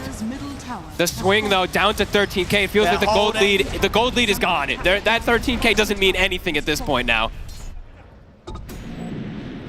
It's just going to be that buyback status, I think, that I'm looking at mostly here, since Ame, he did have to use that one, that very crucial one in that last fight. Yep. But XM, he does have his available. He was able to hold it that whole time. Holy moly, XG, they've been holding on. They're going to be careful, as you say. Ame's not going to want to do anything for the next 6 minutes with that buyback in the state that it is. I think. And for G2IG, I think it's going to be another case of, well, we'll wait for Roche, and then I guess we'll try again. But that was that felt like the biggest hurdle XG had to go through there. Now they have scaling on everybody. Honestly, even DY has an AC now on this Enchantress. He did the most damage in the last fight. He's going to do even more this next one if he gets ignored. That's insane. Holy crap. I'll refresh it back up here for Jin Q. All right. They might be able to look for something. It's just going to be interesting to see if they do. As I said, when Ame doesn't have the buyback up, how much are they willing to risk it, or will they play it safe and just hold the high ground once more? We might get to, I mean, we have quite some time, but 6 minutes till 60 minutes. There's definitely chance for it, high chance for it in this one. Yeah, this is crazy. I mean, we've been already treated to a fantastic series to start the day, and now already into the second one, this game one. It's really building up to be quite something. Still could absolutely go either way. I mean, 40 minutes of G2IG having that dominance throughout pretty much this whole game. More indeed on the dire side at this point. Extreme Gaming, they are going to be feeling very good about how they've kept this game alive. Absolutely insane stuff. The defenses have been impeccable from the Radiant this game. And now they have more protection too. XM, he was able to buy his BKB now after that last whole situation where he didn't have to buy back. He's got a form of protection for himself on the Zeus, who is quite tanky, I have to be honest. You see him get jumped from Slardar. This ain't some, 2k HP Zeus with no armor. This is a 35 armor Zeus with 4,000 HP. I mean, it looks like they're going to take the risk. They're going to take the risk here. See if the surprise factor does it. Smoke on smoke. Who gets the big jump? This will be huge either way if something kicks off. But maybe both teams will end up dodging one another with the movements. We'll see who finds who. Radiant are scanning. Looks like just some D wards at least from the side of XG on the right side. So IG should be more than aware that they're all smoked up around him. Tense moments. Radiant are scanning. Getting the further smoke sent out here, Jin Q. Smoke will end. Ward's been dropped down here. Decent information for G2IG. A full BKB also purchased for Ame, by the way. A refresher and a BKB, I believe he bought right after this whole fight and after his buyback not being up. I mean, they're going to re-smoke up here. G2IG know where Extreme Gaming is. Buckets on top of them. With the rocket flares coming out, they're going to have a pretty good idea that the smoke does still remain. Top tower falling. JT feeling strong. He's going to try and show himself. They're going to jump in with the Doom. They're going to try and threaten the Timbersaw. DY's coming with damage. JT, he's out. Monet. He's gone. Monet has the BKB and get the hell out of here. The storm's coming in. Ame trying to set up for further catches for Extreme Gaming. The fish will be thrown out to block off any potential escape. They're in on top of Baboka. He's going to go with the BKB out freezing field. They'll turn over towards him straight away. DY dishing up the damage to take Baboka down. JT buyback. He's back in. Looks towards XXS. XXS puts the BKB X over. He's in with the hook shot. Ame's got the BKB ready to go. X over. He's getting low. See if they can push him for more. There's the song. Second time round. Ame using this song. Does he want to retreat? Does he want to fight? He wants to look towards X-Nova. Throws the net out towards him. Young forward. DY down to the low ground. They managed to destroy it, but they've lost DY. DY Echo back immediately. GQ's in on top, but Monet separates himself. The second slap coming down onto nothing to say. But GQ. Look at XM go. XM. He's taken on the right click battle with Monet, and he's in his face. He takes out one. Nothing to say. Looks for the back with a pushback in XM. He gets another. Hurricane Pipe play. He'll find the triple. The right clicks are winning Ame. He's still on the retreat, JT. He's looking for him, JT. They're still alive. The buybacks were used heavily for this. I think we've had at least 7 buybacks coming out so far in this fight. But XM hasn't died. Ame neither. They're able to reset, clean up. IG, 4 heroes versus 4. They want to make this jump. They want to make this jump due to IG. They're clearing out the illusions, Monet. Nothing to say, JT. They're watching from outside of the base. They have to address... It's risky, though. They have to address XM. I just watched them free attack in that whole fight. I mean, he did 15,000 damage in that fight. Same thing with the Enchantress. Honestly, Ame is kind of a distraction at this point. It feels like he's running in and just soaking damage while the Enchantress and the Zeus just absolutely plow on everybody from downtown. 2K lead now. It's ended up for Extreme Gaming. They finally got the gold in their advantage. G2IG, they're going to get another Roshan, though. They'll back off. They'll be able to pick up that Aegis. As they'll get the Aegis onto Monet. Ame's buyback is back up in 1 minute. Zeus and Doom have theirs available. Besides that, nobody else. Everything used on G2IG's side. Oh, man. 6 minutes or so in which they have got to be so cautious, so careful. Illusion. They may have that Aegis, but they also just may have to sit back and wait out those buybacks. But can you? I mean, these fights are just so insane. They really have to address these two backliners, though. The Zeus and the Enchantress just seem to be... The right clicks are ridiculous. They're doing everything. The controls coming from Jinkyu and the distraction, of course, from Ame and XXS. But yeah, these two, they're the ones dishing out that deeps. How do you get to them, too? I mean, Monet can't get to them is the problem. And the rest of the damage, they can't actually do it to them. There's issues there for G2IG to solve. Oh my goodness, we're getting close to 60 minutes. It's going to happen. All right, we're going to see. Are there any crazy items that could just break the game for any of these heroes right now? I feel like everyone's just been taking more Giant Stringer than usual lately, so maybe that one to be able to pierce through and just not have to worry about any, pathing in particular, because I feel like the pathing maybe could be something that solves them getting to the Zeus, perhaps, but we'll see. Jinkyu smoked up with XM, XXS, and DY. I mean, for Monet, he obviously needs that Stygian Desolator, I would say. For him, he needs as much damage as he can get at this point on the He flanks, really does. I mean, we're seeing at this point, he can barely trade with the Zeus's. Yeah, he was losing the battle. So much. Yeah, he was literally losing the 1v1 battle versus the Zeus. Yeah, just little things like the Hurricane Pike play, being able to play from that range advantage, XM with the perfect build to be able to tackle these right-click cores. And XG, they know their buyback advantage. They know they have those 3 extra lives. They have the bots too as well finished up on Ame. They want to try pushing out here. This is the move to make. If they get the kills, they'll be able to end the game. X-Nova camped around a ward. I think they just saw these Riptides. And it's the time to go as well. 60 minutes coming up on the clock. You know this is where potentially G2IG take the risk to get out and look towards getting some of these neutral camps. You push them all the way back to the base to make sure that Extreme Gaming as a team, they are the ones to get these first 60-minute items. See who gets what. Alrighty. Suns fan, I'm sure, is watching from the back. Very happy for his tier 5s. And we'll see if G2IG themselves are able to get out safely and pick up some for them. The map is so scary. Still, 4 minutes until the buyback situation calms down again. Mirror Shield, that's number 1. Jinkyu takes it for himself. Doesn't give it to his teammates. I like it.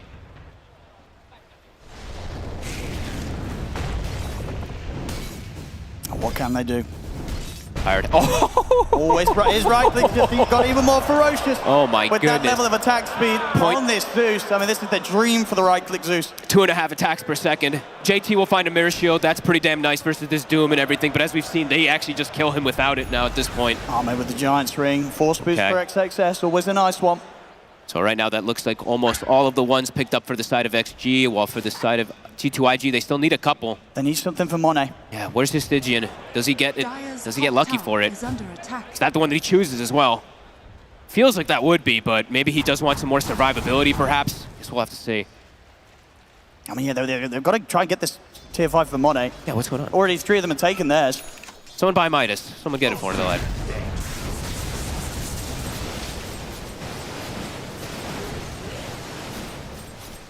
Oh, no, he does have one. Sorry. Oh, he does. It was still at the base. I'm watching him kill creeps. Got his sent out to him yet. Yeah, here we go. Let's see which one he gets. What does he have?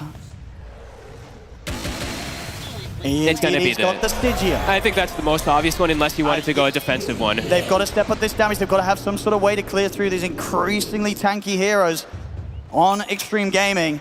BKB done for Jinkyu now as well. They're ready to smoke. They've still got these 3 minutes to play, where kills will be the beginning of the end. Okay, who else spent their gold? XXX actually spent out, so he won't have buyback for this upcoming fight. 3 of them themselves don't have the luxury, still on the side of Extreme. But almost, I mean, super difficult for XXX to die at this point with Force Boost and a Wind Waker now as well. I mean, the gold has really started to, of course, funnel in these last 20 minutes for XG.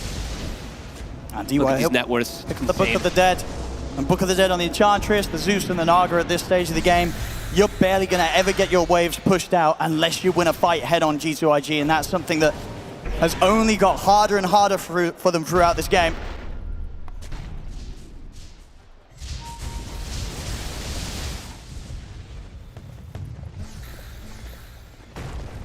I mean, it's a waiting game. I think 3 minutes.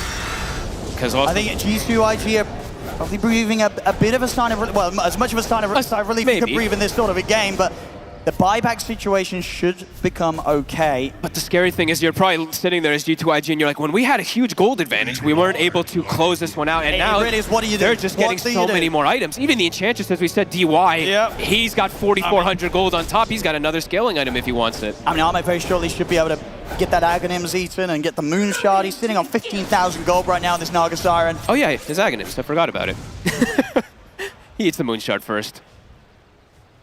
It could be nice, being able to, but maybe reel someone in, drag someone into the range of Xingqiu landing a huge double slam. The setup could be good. The reel in, I love it.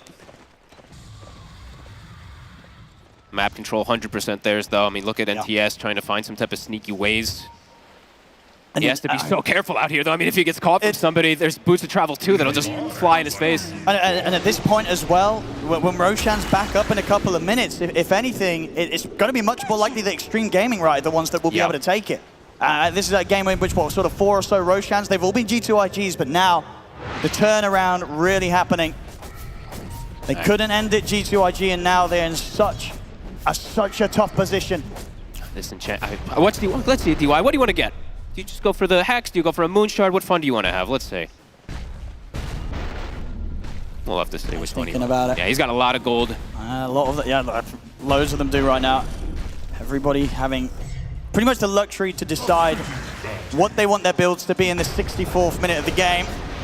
30 seconds till Monet's buyback, and all those buybacks will be coming back very soon, so you could potentially have that 10v10, of course, coming into play. We could have a 10-man buyback fight. Yeah. It's absolutely on the cards here. It really could happen.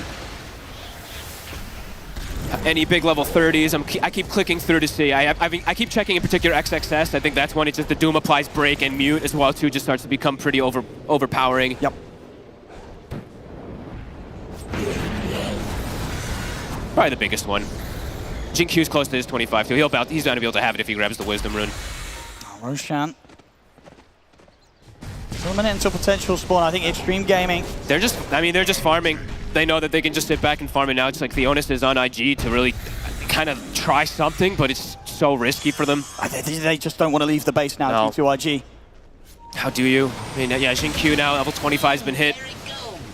It's already been landing beautiful catches with his Echo Slams and Fissures. Now it's even bigger. But the thing is, though, from their side of things, their high ground hold, it's not the same as what Extreme Gaming had when G2IG were pushing into them. It's going to be a lot tougher. And Extreme Gaming, they absolutely have the ways to just kind of dive in or set up and move in off the back of a song or such to take the fights beyond the tier 3s and break the base. I think we're at rapier territories for Monet. I think it's got to be. I think it has to be. You've got to have insane levels of damage to be coming out to just have any sort of chance of threatening Extreme Gaming when they try and go for these setups on you. Yeah, I mean, he got the Stygian, which gives him a good damage amp, of course, too, but I still just feel like he needs more to be able to clear these heroes out in time, because everyone is so tanky, and everyone is a core now at this point in the game. Earth bounty. All right, DY has made his choice. He's got the Lincolns queued up. Makes sense, definitely super valuable in this later stages of the game. Nice to refresh it. Again, that's the second time he's bought it. I was going to say, we had it earlier in that previous fight. He got rid of it. It's ready to come back. I mean, he's, as I say, Arme's got the luxury to do whatever he wants with his gold. Still got 5,600 surplus on top of the required buyback amount. Oh, I'm actually going to... Okay, I'm not going to ask it, but maybe I'll ask it for someone that can find out. So if he buys his refresher, uses it, sells it immediately, and then he buys it again, the cooldown will be faster than if you put it on your courier and backpack because of the cooldown? Whatever. Oh, that's true. That's kind of a cool one, right? How the cooldown ticks down when it's not in your inventory, you don't have the item. I don't. It didn't matter in this one in particular, but I would just spitballing something kind of interesting, but whatever. Nothing to say. I think this is the first time a hero has seen each other in 6 minutes. No, we're quickly going straight back towards the base. With the lanes, Book of the Dead's, Giant Ring, Naga Siren, Illusions shoving everything in. Continue to be trapped. Gold League continues to go up. How do you get out of the base there? They're going to maybe try. That's a great question. I mean, Monet's got the Rapier online. All right. If they can get the jump, it has to be something beautiful from the initiation of X-Nova or Nothing to Say into the damage of Monet. It's got to be a flank. Like, it's got to be a wraparound somehow to find the Zeus in particular first. But honestly, Ame's also now, I mean, they're all issues. They're all issues. It's really difficult. Of course, Roshan. Slightly slower on the respawn, so... Really cool that I've seen XXS holding this, I think, pretty much I think most of the game, right? The time warp aura. I wanted to point it out like 20 minutes ago, of course, but yeah, in holding on to that's pretty nice. You don't right? see too often, but cooldowns, they're big. Yeah, a lot of heroes that want to be spamming their spells, especially a Slada with an Octarine. Yep. And DYX changed the build again. So instead of the Linken's, he wanted a more aggressive build. He gets himself a nullifier himself. Yeah, they've got to have everything they can to try and deal with these heroes like JT. Give them a chance of going on the Timbersaw.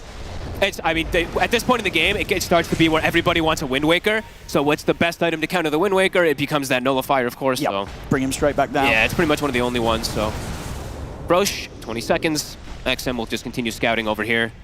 G2IG starting to trickle their way over. I mean, this could be quite nice as well. We have Xingqiu getting his E-Blade at this stage. Could be pretty big at protecting himself or one of the teammates if they are being gone upon by Monet with this Rapier. Could come in clutch. Good luck keeping track of that, because it's going to be some chaotic fight in these fights. And as I say, if both teams are willing to just commit fully in for them, we could have a 10-man buyback. Yeah, Roche hits up. Dire's middle tower is under attack. Lanes are addressed also. Extreme, they've got the mid illusions and the bottom illusions, and they will start that rush. Rocket scouted. Can they try and take a fight over here? Do they want to? I think it's better than fighting inside the enemy base. It is a position where you can will flank. have the luxury of buying back and TPing over again if you do need to use those second lives to fight here. But look at these illusions. Extreme Gaming are going to back off a bit. DY! He's going to get caught when they jump. They're going to go straight in onto him. He's dead. He's trying to go back in to cover him up, but there's going to be the death and the buyback straight away from DY. That's a great pick. They catch him really far up. It's something. It's the first buyback. Be forced out. Did they have to use later stage? So he's now. Would they have to use BKB on Monet? I think that's the only one that I saw. These creep waves every single time. They try and get out of the base, find something, but the pressure by these illusions from this, the Book of the Dead is just keeping everything pushed up to the base of G2IG. It's so hard for them to make these plays outside on the map. Ame knows that he can just rejoin his team at any moment, so yeah, just keep sitting in mid, shoving the double illusions to the mid and side lane. G2IG find themselves a position. DY's hanging around. He's got to be careful. He was the one to buy back. If they get another jump onto him, could be big. They'll use the Thunder God's Wrath to scout things out. Bro, shifting position. They're trying to get down towards the... Do they try to kill it here? Okay. Are they going to try? Okay, they're interrupting it. Oh, they can stop it. This is a pretty good effort. There's 0 cooldown on Crush. They can keep it here. This is after Extreme Gaming just moved themselves down towards the bottom. They're trying their best. They've got the control. They'll kill this. Oh, this is heads up from G2IG. They're going to be able to do it. They're waiting for the roach down in, but he never came.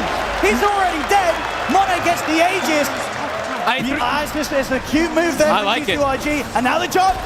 The Hex onto Ame, but they don't quite know who's behind him, so they won't chase. I love it, with nothing to say, having the -3 second Crush talent, right? Keep him stun locked and unable to get through that twin gate. As hard as he may have tried, Roshan, he was not getting away from them. 7.36. Roshan cannot be stunned while going through portals. Crap up. Back to the high ground hold. They've got that Aegis. They've got the cheese. I believe at this point, we've got Aghanims all around. I believe so. I think so, yeah. Yep, everybody's got one. On G2IG. Everyone's got more than that, just luxury items to it. I think DY, does that have, what did he buy? Heart. He's about to have a heart finished up. He finishing up his gold, of course, since he did die before having no buyback. Yeah, he doesn't want to die again like that. Even I. Refresh up. Picked up by Monet. Okay, now this is Baboka's time to shine. With the refresher shard Aghanims, the double. And will soon be, what, double Hex as well? Yup. His armor leaves a little bit to be desired, even though it gives 20 bonus armor, but... I mean, the fact that we're sort of this stage of the game, and you know, he's only died 4 times on the CM's ever died, so pick up a double Wisdom Rune here. Lovely bit of XP. Ame will finally get his Ags eaten up. So he's literally 9, 10, 11 slotted if you want to count the Aghanims shard and such. This is incredible levels of farm at this point, as expected to be 72 minutes into this game. When does net worth start to break? I forget what number it is. I think Isn't it like 60-something thousand? It's like 64,000. I believe he's at 66,000 right now. The scoreboard at the end of the game may show him as having like 0 net worth. Yeah, things are going to start getting wonky. When you get to this sort of level. And Aghanims now for the Zeus as well, too. Oh yeah, he didn't have that as well. Had it. Sure, why not? Yep. Of course, the Pirate Hat is going to, of course, have this happen. They didn't get one on the side of G2IG, right? No, nobody opted for it. So indeed, a nice bit of passive gold income from the spamming of that Pirate Hat. from XM. I haven't been keeping track of whether he's been using it off cooldown, but I'll imagine he has. He's been using it pretty often, yeah. I've been trying to keep track. Not every single time, but within like 3 seconds, I believe. He's had some good, good efficiency. Of course, getting some crazy CS numbers on Arme. Well, Arme's about to hit 1,400 last hit at 70 minutes in. This game has gotten absolutely crazy. Crazy stuff.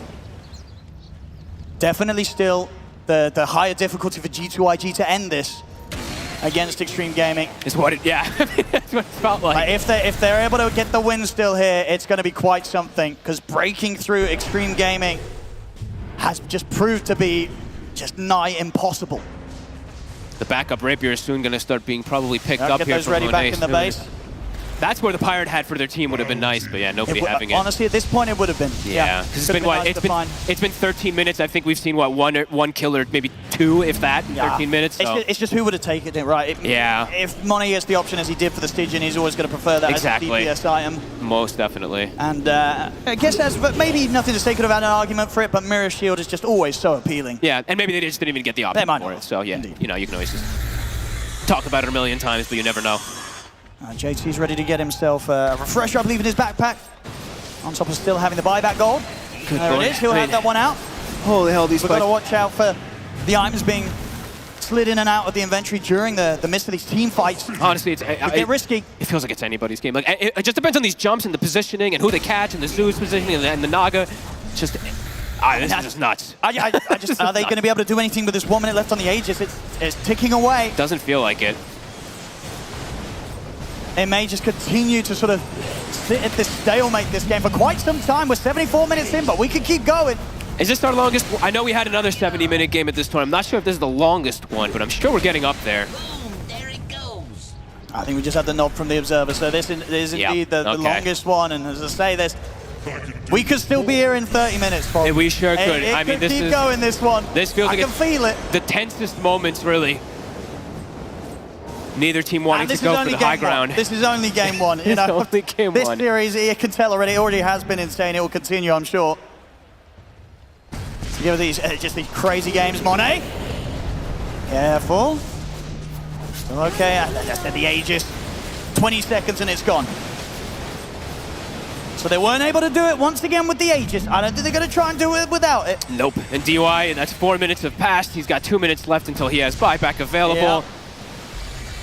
I mean, these buyback timers passing like nothing in this game. They're actually going to smoke out while this Aegis is getting reclaimed. This is risky. Arme. Can he get the illusions out?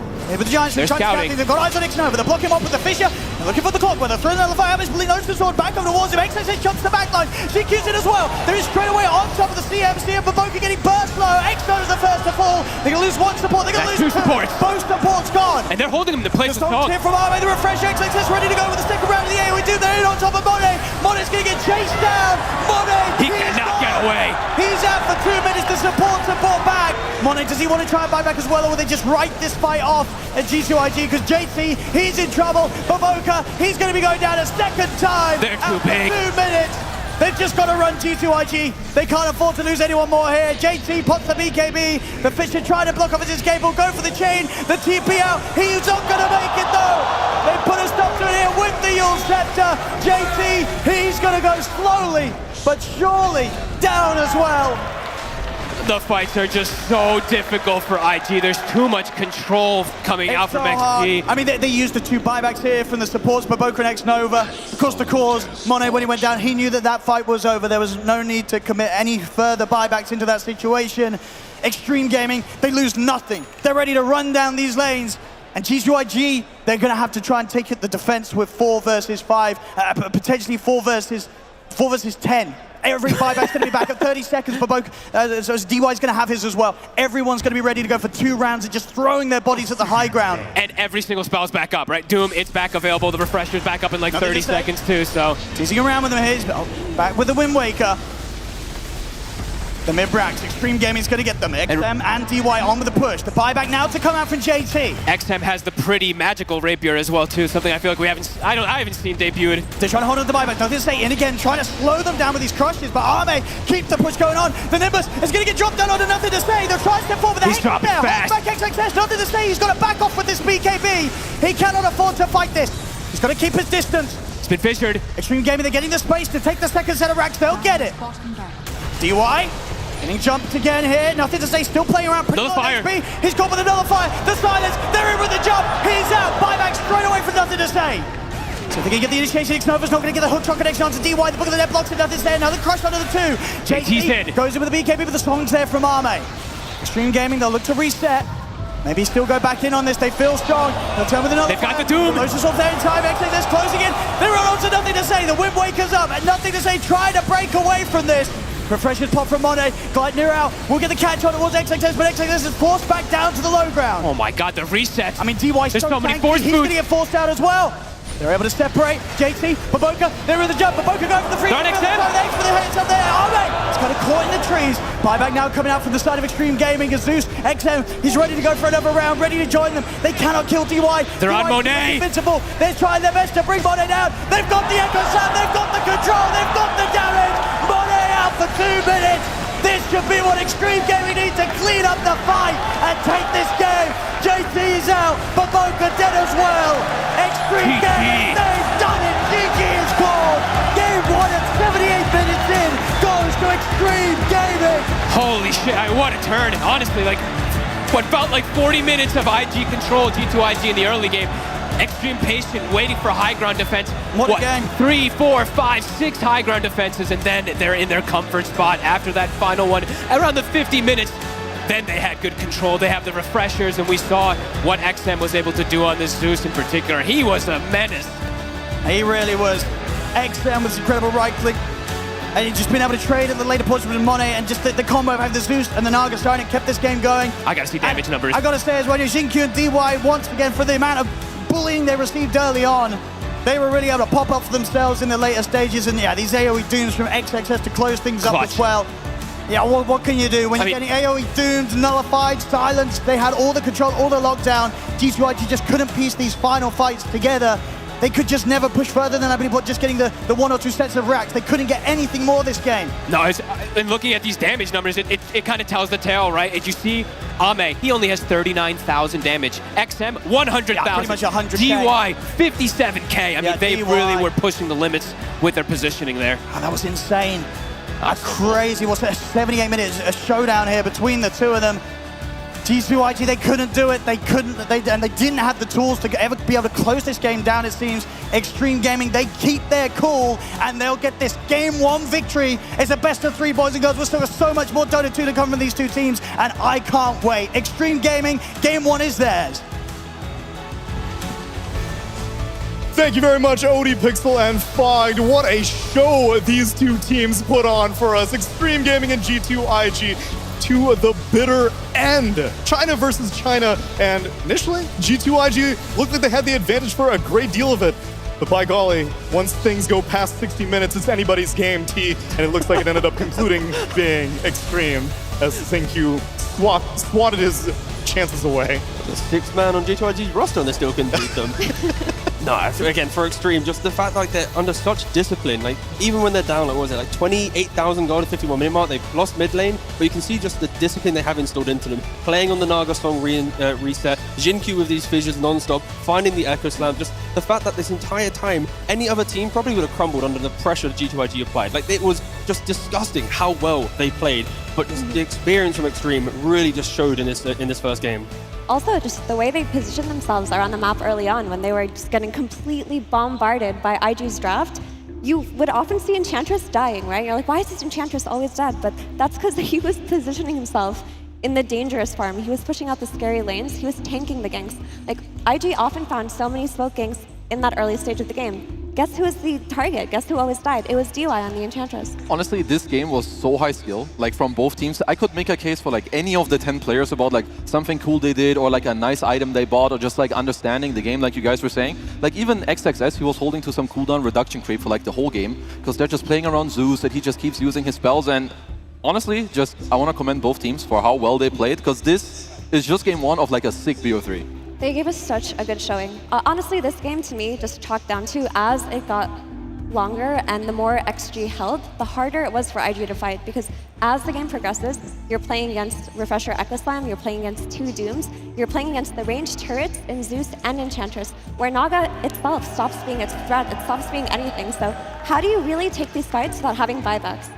Let's maybe make this a little bit easier to digest by looking at some specific moments under a microscope, specifically some vision from that microscope. Let's take a look at our Kadia ward of the game. T, what you got on the menu? On the menu today, we have the mid-fight vision getting placed. Of course, it is critical, it is clutch, and this is one of the, again, the comeback fights. During the midst of the chaos, the support wraps around, places the ward on the high ground, and then they're able to disengage just a little bit. And they don't really deward it too early until the later stages, but because of the vision, XM, he's able to understand everything. Jinkyu's able to reinitiate once again, because in the heat of the battle, if one support's thinking of vision and one is not, you're probably going to have the advantage, because there's no way, whilst you're trying to save someone, you can deward something else. So Extreme, under the pressure of the fight that we said already, they also made sure that the vision was at the top of their game, and it allowed them to get back into it, and that was the Kiddie award of the game. Thank you very much, T. Yeah, they were very much getting back into it, though, because after we alluded to which type of JT we were going to get at the very beginning. Was JT Dog or JT God? This was a godlike performance out of his Timber Saw, and yet it still wasn't enough. Is there any more that the Timber could have done after being pivoted, or was it just not possible? Honestly, I think JT did everything that he could in that game. He played exceptionally well. The only thing that I can think of, and that game was such a ridiculous game going towards the end, was that everyone on that team needed Wind Wakers, and then you just Wind Waker whoever's getting doomed. But even later on, you just had the Ags on the Doom and the Refresher, and all of these items that gave so much counterplay to Wind Wakers even later on. I have to imagine that that's why you selected JT as your Acer Predator head-to-head, Kazu. You put him up against, not necessarily, was it the other offlaner? No, you put him against the mid. Honestly, I just want to highlight, in my opinion, the 2 best players of this game, or at least when you want to look at the numbers, I think JT, absolute godlike performance. Look at this damage taken number, looks like he's cheating. That's a typo, right? With 1 extra digit was added? Yeah, for sure. Like JT, like his item build was perfect. Honestly, the way he played as well, like he's a standout player. But XM, with what we've been talking about, the way they position, the way they itemize, they just know like exactly what to do. Like some 70-minute game where you really need to understand exactly all the time how to position, how to fight, where to fight, who to go on, what to do, is ultimately what just allowed them to come back in this game. Mira was saying the longer the game goes, the easier it becomes for Extreme. I fully agree with that. So just after 40 minutes, every minute that came by, just harder and harder for G2IG to win. And it made things even more tense in the crowd, I can imagine. So we got Slacks on standby to see what's the energy like right now on the floor. Slacks, what's going on? Absolutely. Thank you so much, Noanami. How is the energy out there? Very good. It's time for one of our classic crowd vibe checks. How we doing? How we doing? What do we got on the sign? Dota yearns for the mines, as do I. What's your name? As always, Yop. All right. What did you think of that series?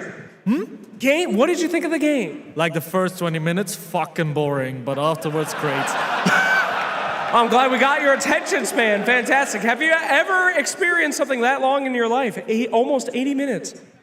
Probably not. Yes. Okay, fantastic. All right. What else we got here? What's going on? Gentlemen, hello. Where are you from? Munich, Germany. Oh, Germany. Welcome. What did you think of the match? Sorry? What did you think of the game? Perfect game, 80 minutes, comeback. We have like 10 buybacks, so perfect. Perfect. Oh, fantastic. Did you guys go to ESL Berlin? Yes, you went. Yes.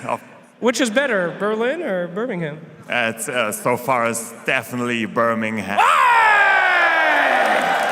Traitorous words. I love it. You can play to the crowd, let me tell you. Anybody else want to be on camera? Why are you filming me? Who are you? Why are you filming me? What is this?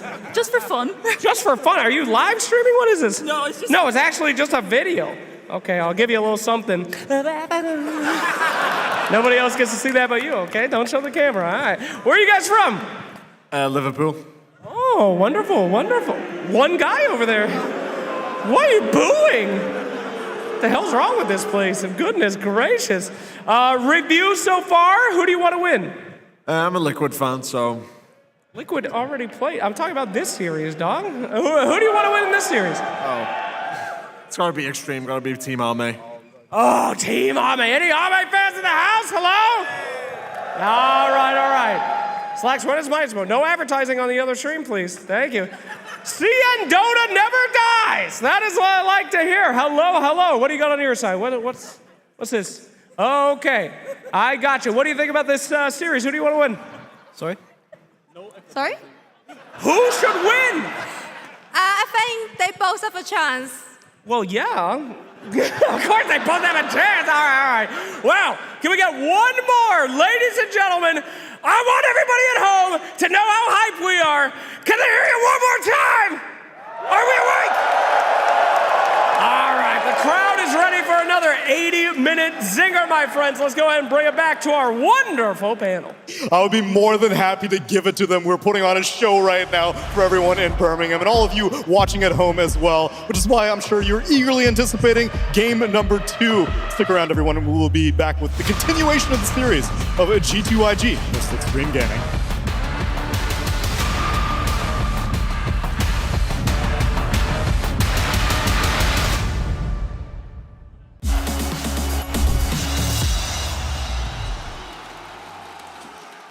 At some point in every gamer's life, there's a question to be asked.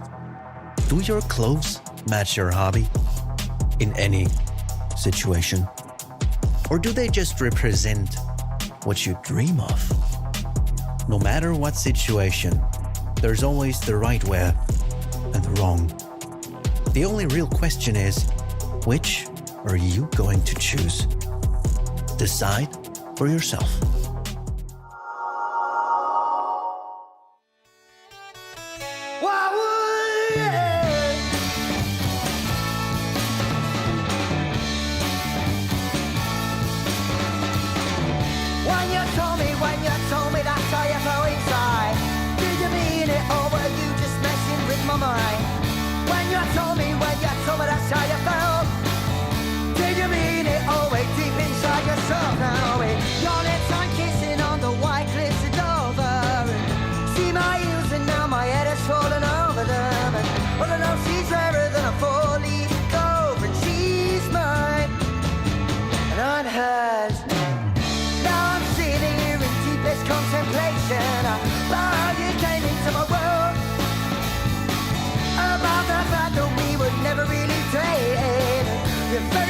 Became my girl.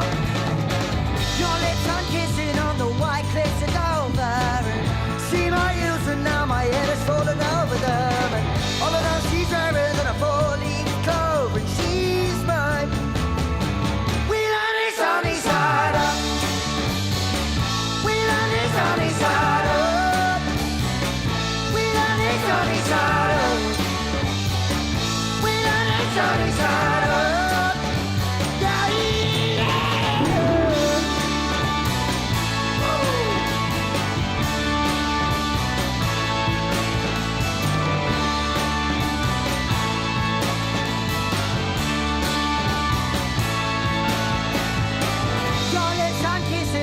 White cliffs and over, and see my heels and now my head has fallen over them. And all in all she's rarer than a 4-leaf clover, and she's mine, and I'm hers. We land in sunny, oh, we land in sunny, oh, we land in sunny, oh, we land in sunny, oh, we land in sunny, we land in sunny side up. We land in sunny, oh, we land in sunny, oh, we land in sunny, oh, we land in sunny, oh,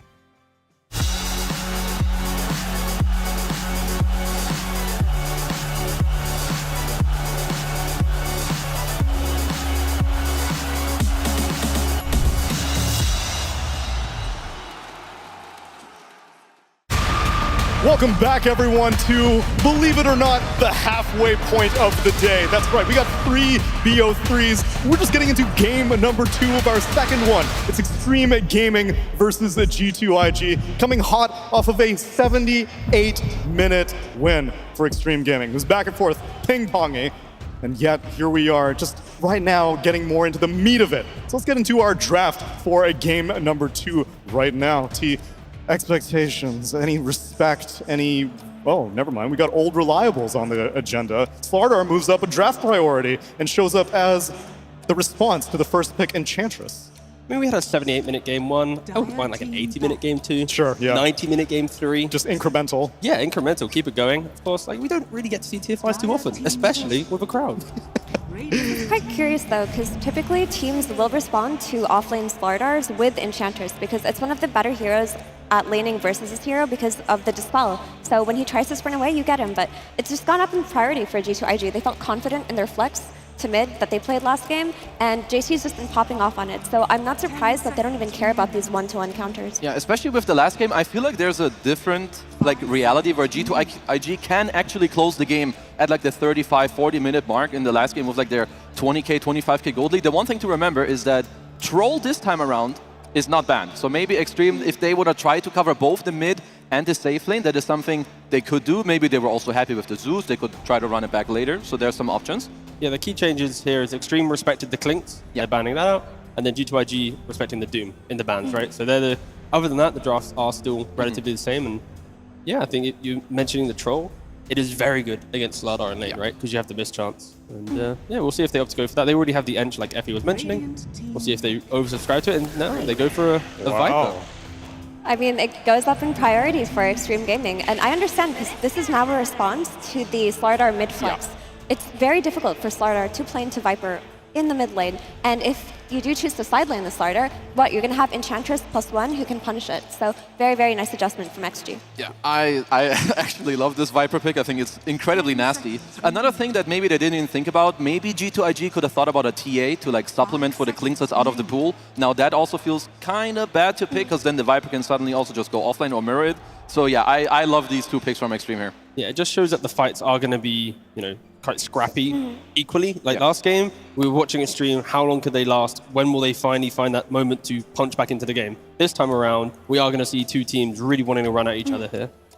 Now, I actually do have to correct some of their issues within the draft because while all of these heroes make sense individually, with the addition of Willow for Zenq, it's been his most popular hero at the Elite League and at this tournament. They have so much range damage coming out, but no hero that actually goes in and soaks spells. Yeah. So I expect on this 18 something along the archetypes of Centaur or Mars, anything like that, they can just go in for you. Mars, I feel like would really, really, really fit the bill. And if you're G2IG, I mean, at least if I have nothing to say, I don't want to play Slardar mid against XM's Viper. So I'm very likely going offlane, which means also for Extreme, most likely they know this, so you can try to cover that with your carry pick later down the line. Maybe the Troll, maybe something else. So G2IG, they do have some things that need to be answered here. We could see a Zeus or a Sniper coming out in this phase too, because we already see the mid lane matchup. We know that this Viper is most likely going to XM. I mean, you could technically play it on the offlane, but that would definitely weaken your Willow. Ooh. Oh. A common support ban. Io, the 4th most banned hero, ends up slipping through. Is there any world that we could make Slardar a safe laner with Io, maybe? Like, is there any more flex? You honestly could. Okay. If you wanted to, you could, but they've been running it with Weaver, and the Weaver does come out. That's just their bread and butter throughout the group stages here. Xnova has been exceptionally playing very well on this Io, and the Weaver, while we talked about the flex to 4 not being great, it's still a very good carry because it's a self-sustaining carry that enables rotations from the supports on your team to the mid lane. And you need something like that on your side lane if you're playing into Viper. Yeah. Anyone who goes against Viper mid is going to need help. They are going to need TP rotations. I love the way these 2 teams are drafting in both of these games. Like I feel like they just keep throwing problems at the other team, then the other team has to try and like solve it, but at the same time, while they're solving it, they're throwing different problems at you. It's like a constant like reaction of more heroes and more heroes. Weaver, Slardar, great together. I think the IO makes the Slardar a lot nicer as well to like enable him to go into the offlane later, because I would love to also see a new mid hero for G2IG. And now for Extreme, maybe the Mars we touched on, maybe something else. I think you put the Viper mid here and go for the Mars offlane. Like, provide yourself that additional team fight. You've already mentioned both of you how there's a lot of range damage. Mars simplifies that always within the draft, and If they don't go for it, then yeah, okay, they are going for it. It felt too good for what they needed. And It does feel very good, but it feels like you can punish this Mars quite easily with a +1 rotation to the Weaver lane. And this is the second position 4 CM that they're running in this series, which typically you don't think is that good, but it's good versus Enchantress, and it's an excellent hero at going through the Twin Gate and helping the other side lane. So while this Mars is going to be really good for XG, its lane still might suffer. yeah. My only concern with that is because of the Ench, with the inevitable troll or whatever carry that's going to be pressuring Slardar, it won't be as simple for the supports to leave the Slardar because you already expect him to be under a lot of pressure. And that's where this pick Mars Willow, that's got kill threat against the IO. The Ench will secure the lane to deal and contain at least the CM Slardar. And I'm interested to know what the mid pick here will be for G2IG. I think the rotations might be coming from Nothing to Say. I think Zeus or Sniper just make the most sense. You're playing into Viper, you just want to outrange him. These are two of the highest tier mids in this patch. Sniper comes out, I wouldn't be surprised if Zeus gets banned too. There's also potential Leshrac because you have to think about the IO pairing with also a Leshrac. I think the Sniper ban, absolutely, this hero had to go. This hero is way too good. I'm kind of even wondering what Extreme want first. If you're G2IG here, you're, I would say at least one of the bans is very tailored with the troll. So you need to look at replacements here already if you are Extreme Gaming. Looks like they're scared of illusion carries in Ame's hand. They take out the Naga. I'm with you, troll. But instead, another Ame signature, they take out the Faceless Void. Okay, so they just don't care. I don't really mind the Void ban. I would say Void was going to be very good for Extreme. Maybe a little volatile in the lane, but he would give that back to you in the game. Is Chaos Knight pretty good for Extreme here? Some high explosive hero, you see CM or IO by themselves, you're going to blow them up. Weaver gets hit by one single stun or root, you're just going to disappear. That sounds like it could work. Also something like a Sven, another stun carry along the lines of the Chaos Knight. Yeah, actually I like all of these three heroes. Maybe I even like CK the most out of all three. He lanes well with the Ench. He gives you a secondary jump for the Mars, which is also cool, so it's not always your bro XXS who has to do everything. Maybe not with Zeus still in the pool, right? Because you're just begging for a Zeus pick. Yeah, that will definitely make it worse in return. Instead, they opt to ban out the Lycan, respecting the fact that Slardar still could go mid. And now Extreme need to decide what Ame will be playing. 5 seconds remaining. Which, if they're considering the flex potential, then they can't guarantee that Ame will be going into a Slardar even. It might be a last pick offlaner out of G2IG. I feel like you should bank on going against Slardar. Like if you're G2IG, it's okay, they'll go with the Mr. Morphling, Water Boy. The best sign every time. You craving a sausage roll right around now, T? Oh, I would murder one, actually. Oh, they're trying to do the chant too. But going back to the Morphling pick, it's a hero that isn't really under threat once you get to Manta +1 in this game. There's one major stun, which is the Slardar. Quite slow, so you always need to get the strength shifts off anyways if you want to get the shard. In theory, it's a pretty free Morphling game. I think there's a lot of coverage from Extreme to take a lot of fights early and to scale quite nicely. Yes, Weaver can fall off against the type of cores that Extreme have right now.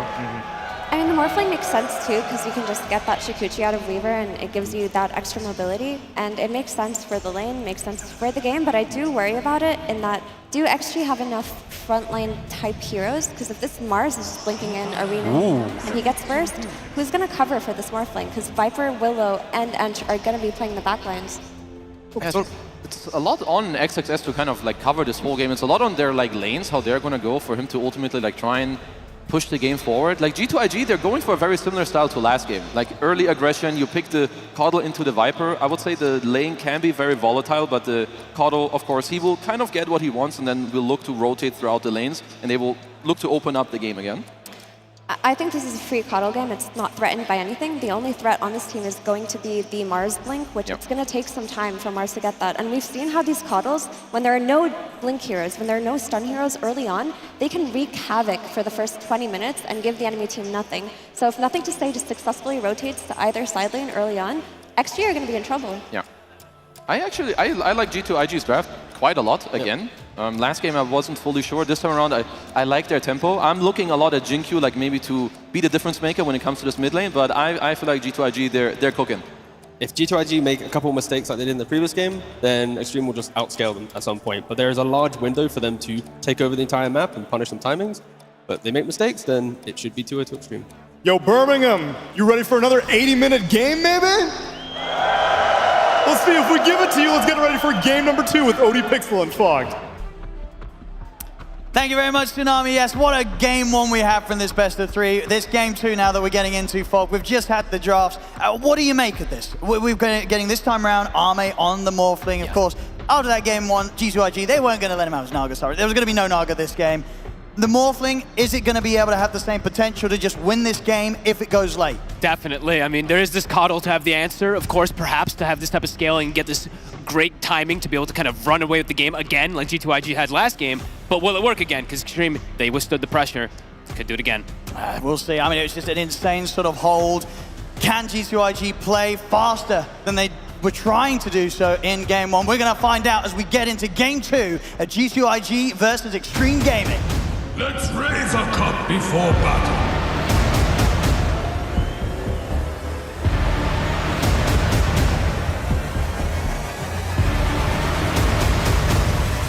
Let's celebrate with another round. And here we go, ladies and gentlemen, getting ourselves into the action here, the second game of the series, G2IG versus Extreme Gaming. Extreme Gaming with that 78-minute victory from game 1. Both teams definitely warmed up and ready to go for this second game. The question is going to be if, can G2IG, can they just do it a little bit better than they were trying to do last game? Because they came ever so close, Fog. Yeah, I love this Coddle pick, to be honest with you, to be able to do that pressure. I think it was one of the... I was thinking Zeus, perhaps, but I think this is a way better answer because it allows them to get that Spirit Vessel answer for most of the games. And it's a good hero to provide healing on pushes. Xingqiu, the body block. Monet just blocking off Xingqiu's retreat. This looks to be... I mean, he's got the Shadow Realm point. 30 seconds. So he can try and get away, but he's not getting away. This is first blood for Monet on the safe lane Weaver. Great start. And yeah, their draft, I think they were trying to find things that were similar to the last draft because I think they probably felt, hey, we absolutely should have won this game if we played better. But they found this Coddle, which is a really good answer for a lot of the heroes here, right? He's really good mobility versus something like Viper, who's, as we always talk about, one of the most immobile heroes in the game. You have to usually itemize for mobility. And he's great versus the Morphling. And he's going to provide healing and increased ways to take objectives, since that Illuminate as well, when you're grouped up with an IO, it can be very, very powerful. So let's see how these lanes do go down. Because the one thing I would say is it is a better overall lane for Ame in particular. I think last game they really doubled down to ensure that his lane was going to be pretty sad. He's playing versus CM Timber last game. This time it is a Morph versus the Slardar with the backup of an Enchantress. So we'll see how he does, because it is the IO bottom. So Baboka with the Slardar maybe does increase that pressure. We'll see how they play out, since it did move CM to the 5 position.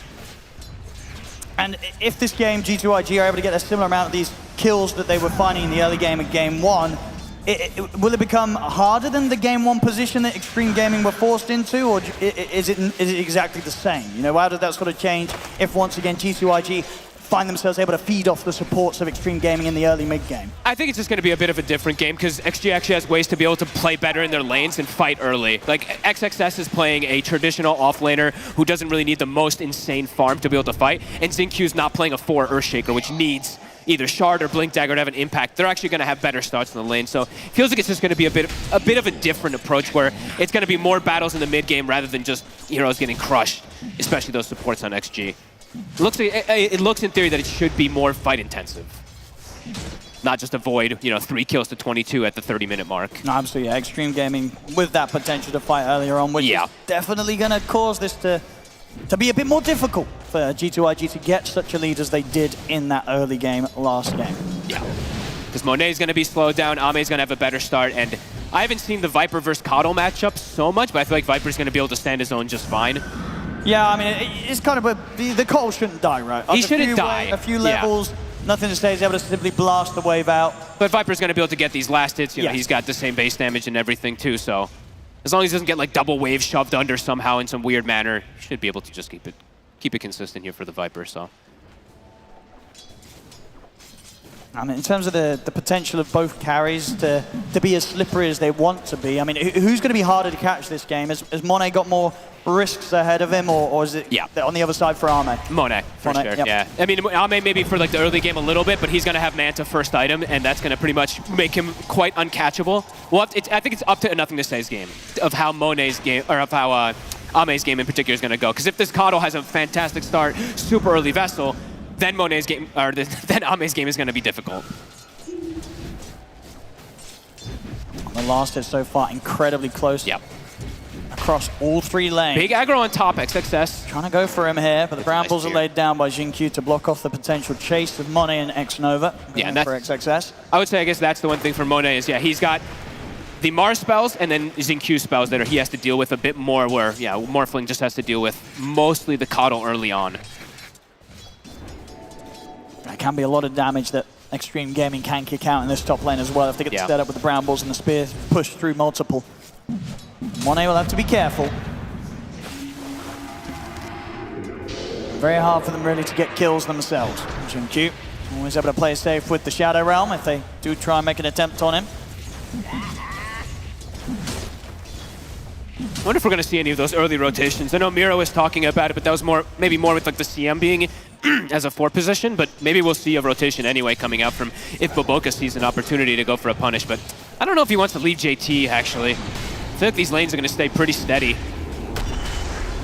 JT on his own could definitely get gone upon. Yeah. Talked about before, obviously the strengths of the Enchantress against the Slardar, especially during the laning stage. Yeah, being able to dispel sprint, it just does damage now and everything. It is very, very nice. Seeing JT is going up for the Orb of Corrosions to start the game. Something you don't see picked up too often on something like Slardar, but since he's playing versus a Morph and I guess the Ancient stuff too, he feels like it has its merits. Just for that heal reduction and chase down. I guess so. Even with that, it feels like he's probably not going to get any kills down here, right? No, I don't think so. But maybe for the overall like grand scheme of the game or something. I will have to see, because I've seen a lot of variation of builds. Some players love the Phase, Orchid, Blink. JT, I've seen more go down the routes of like Treads, Double Bracer, Echo, so we'll see how the build ends up working with what he ends up getting. As yeah, we see these lanes. Viper, 27-8, he's getting a couple of denies. He's come to sort of bully Nothing to Say here.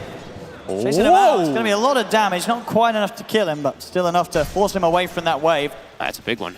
Well, at least he's able to have some of the wave meet up here that will hang around with and be able to push back out. Try to punish Ame since there's no Enchantress there. Can they finish him off? It's good damage, but I mean, are they going to get away with keep diving him? Is there going to be any sort of backup? The backup's coming in now. And it just isn't enough damage to kill Ame. Or maybe another Bash knows able to push him back in time with the Adaptive Strike. JT can't commit for the kill. Boboka should keep him topped up just enough so that Xingqiu won't find him. They might keep chasing forward, though. DY has a creep connecting over. Well, that's true with the wraparound, maybe. DY. And pushing them into the trees. Xingqiu low on the mana, though. Up top in the meantime. Pull back onto Boboka. It's a nice effort. XXS also will survive the move that they make onto him. He puts a point into his passive to be able to block out some of the damage from the double range. That's actually pretty cool. And it might have actually ended up saving him. Rotation needed from Xingqiu to be able to protect Ame, but it will protect him. And he's back up to full. Had to come down here for that one, Xingqiu. And XXS living is kind of I think the nicest thing, because if XXS dies, then that rotation from Xingqiu feels bad, but he keeps himself healthy and still looking good on those last hits. All right, Power Rune. Let's see who's going to get it. XM, he's got his treads finished up.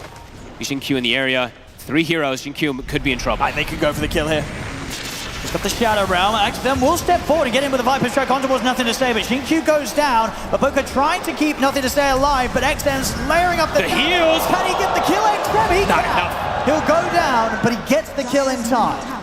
They tried. I mean, I think that was a Healing Lotus on the IO, perhaps, or one of the two. I didn't see which one passed it over, but almost keeps the Coddle alive in time. XM, that's a big kill for him. He'll take 3v1. Indeed, picks up the solo XP. He's happy with that, getting that against the 3 of them. Okay, I was the CM using the Healing Lotus there on the Coddle. And also the wave was pushing in on the mid, so extra XP and gold being taken away there from the Coddle with the pressure that the lane was applying. Top lane. Of course. Success, not going to be dove upon as Xingqiu's by his side. I really think that this, honestly, the 1 point in Bulwark has saved him maybe once or twice here. Maybe dropping low, but surviving. Kind of cool approach, not something you see too often. And XM now the biggest winner of the laning phase, though, in these first 7 minutes. That really is. It's massive. 600 ahead of his counterpart just because of that. And just sort of looking at the state of the other lanes, the fact that Ame is not getting any pressure put on him. No, not at all. They just can't with the setup with the draft that they have.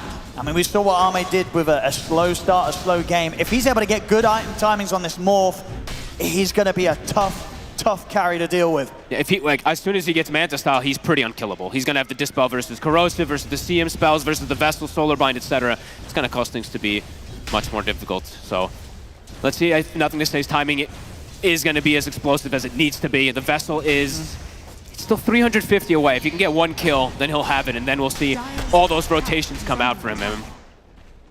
Success, I mean, he just keeps eluding these ganks. He's playing this lane very nicely, because a lot of the time now he is being left on his own, but in none of these situations are they able to catch him. So good awareness from XXS. It's causing a separation, of course, of that net worth, though. Monet's getting some good free farm into Slardar as well. JT's getting much more now than XXS in the bottom lane.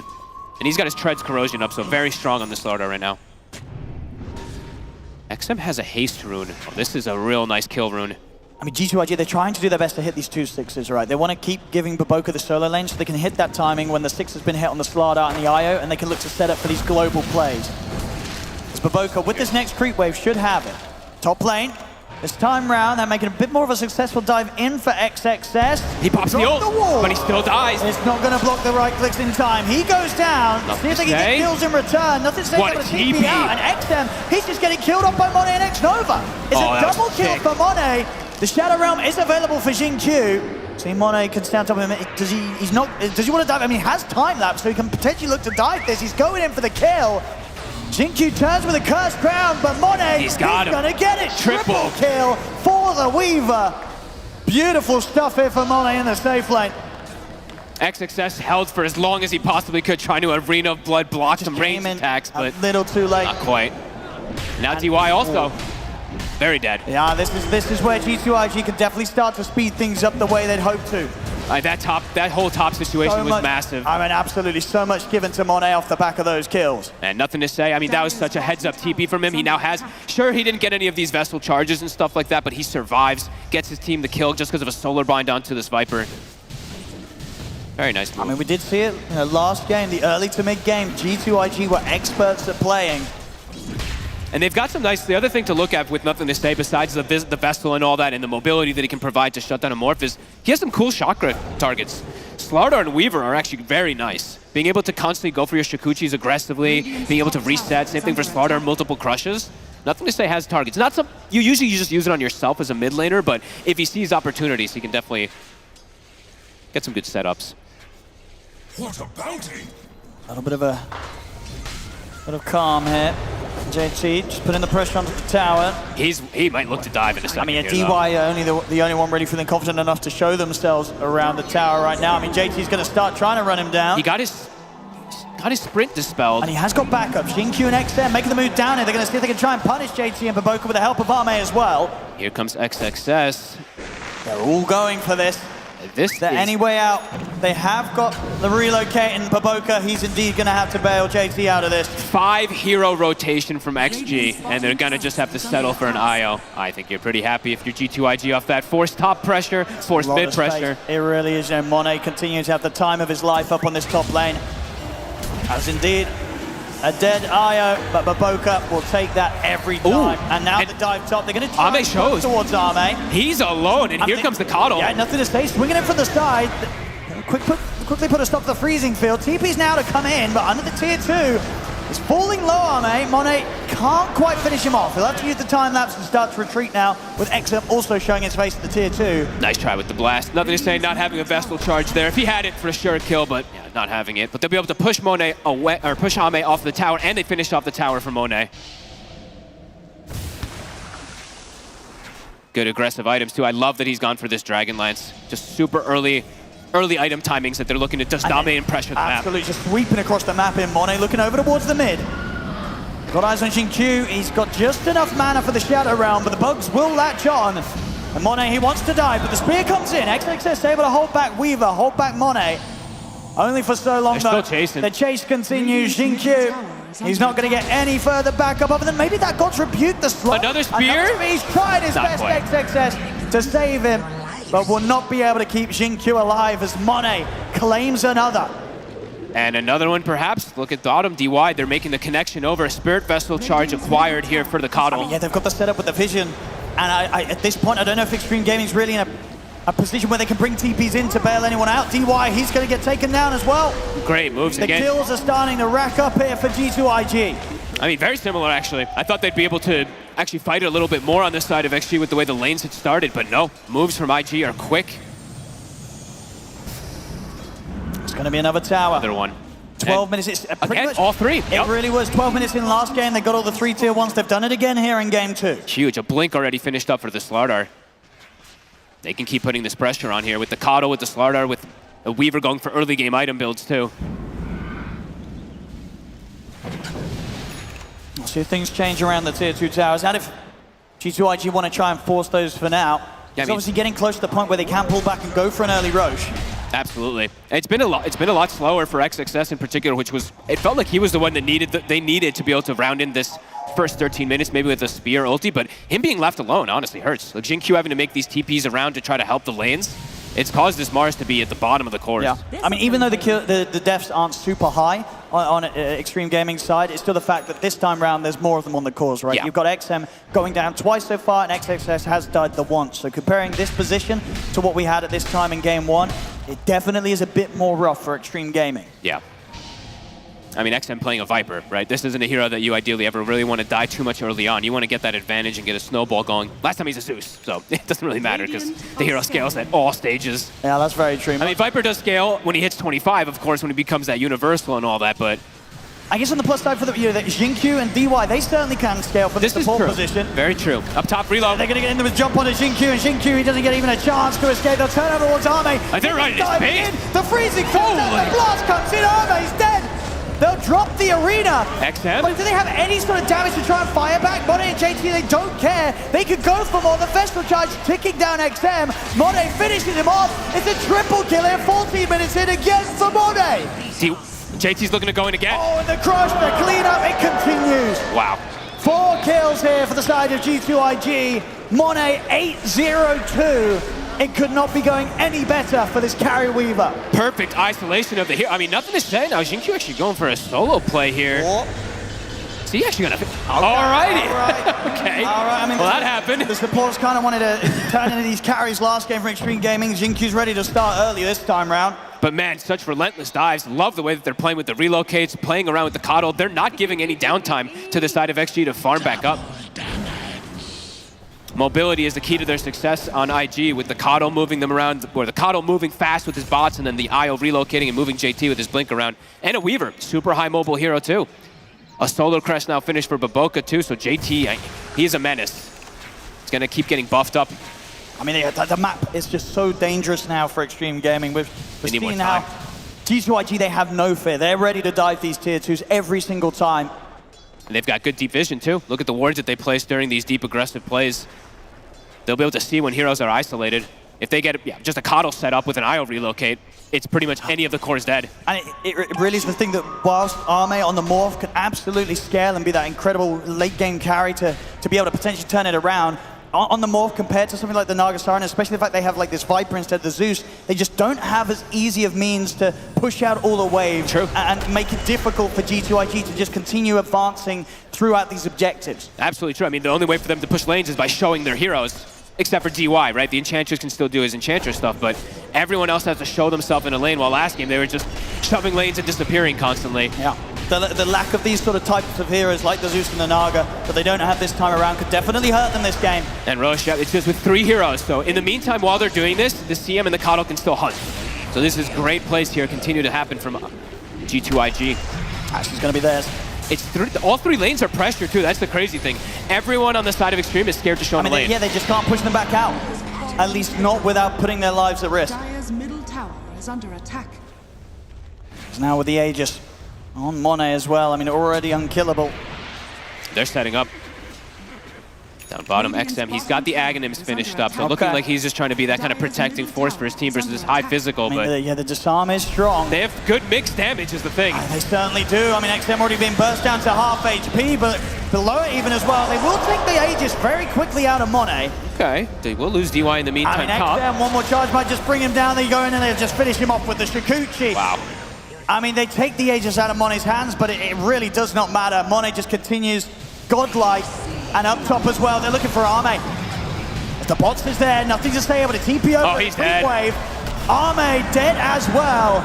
Whew. They are absolutely stepping it up after game 1. Game 1, they did play fast in these early moments. Game 2, they're doing it even faster. This is exactly what they need to be able to have a chance of closing this up. Xnova's going to take the time to farm some creep camps with the freezing field. Sure, He's why happy not? with the pace that they're hitting. Don't blame him.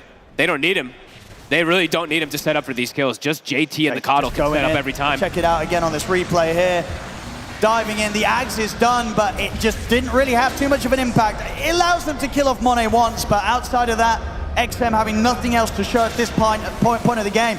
This Coddle pick just seems so wonderful to fit with the draft. It's sure the Viper's game. Yeah, it's like, sure, he's not like godlike on the Coddle or anything like that, but what he's able to do to set up for his teammates to just snowball out of control, you're just seeing the power of it. He's everywhere. The Coddle's bottom, the Coddle's top, providing mana for his teammates, providing the heal, etc. Yeah, JT's feeling it. Look at that. He's you like, just oh yeah. can't match these global moves right now if you're Extreme Gaming. They're going to need so much more time. Ame almost has the Manta at the least finished, but we're seeing fragile heroes all over the place. Even though it's a Viper and a Mars, they don't seem that tanky. And they have ways to catch him beyond the Manta now with their itemization and the lead that they have. Orchid done. Orchid finished on the Slardar and Gleipnir finished on Monet. So yeah, further forms to be able to block him down.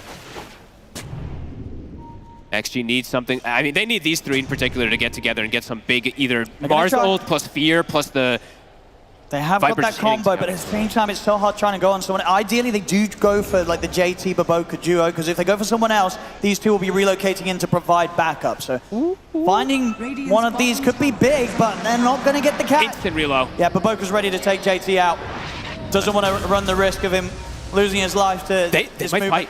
They might fight this. I mean, could they be a bit of a trick. TPs are coming in. They have the tower right here. I mean, the question is if Extreme Gaming want to try and commit for this. They want to try and get the IO. It may cost them. This is going to be risky for XP. I mean, they're going to look for Baboka, but Baboka's pretty tanky. The arena's dropped, but XM, he's already dead. The arena's out. Fear on a Baboka, but it's taking so much to try and kill this IO. They'll finally get him.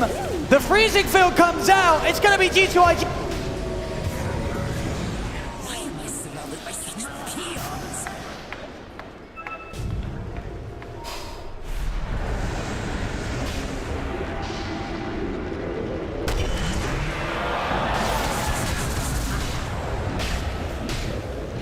Did step it up quite a bit from that last game. They did, and honestly, respect was sort of G2IG going into this game two with the same approach. You know, True, very after you have a game one like that where you're trying to play faster, you're trying to shut things down, you go all in on the early game, to lose it at 78 minutes, you got to be confident to say, you know what, we're going to run it back, we're going to do it better this time.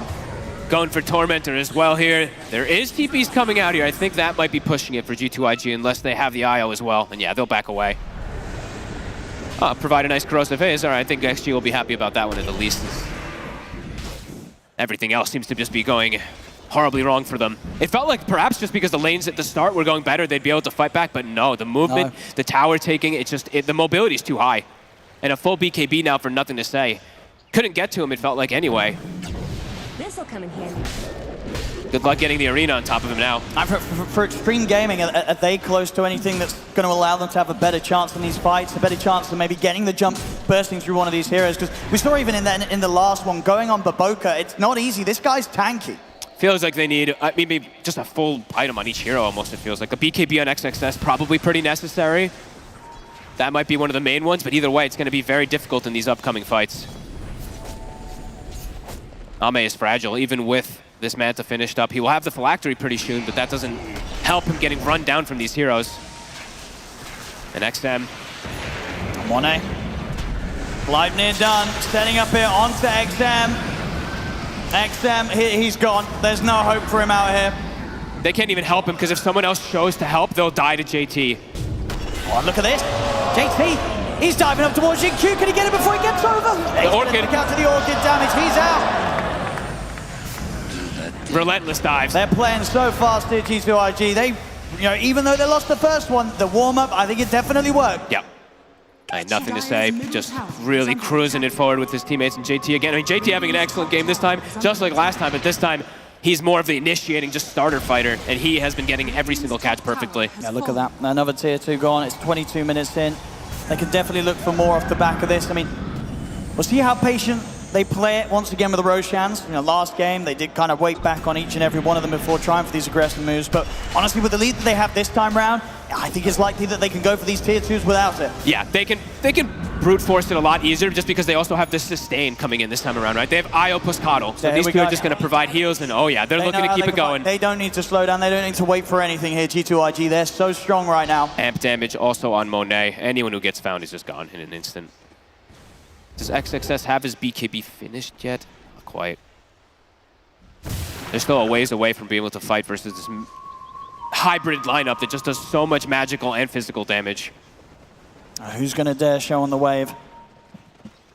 That's the question. I mean, they have to show eventually, right? Like, these lanes are a problem. Nobody wants to show on the side of XG because they just die. I mean, look at this move. They're trying to see if they can catch anyone behind the tier 2, but right now the majority of Extreme Gaming hovering around the tier 2 mid, they know that with them being off the map as long as they have been, that something's going on. DY trying his hardest to be able to find places to push the lanes out, get some farm for himself, but at any moment he could just get found and killed. All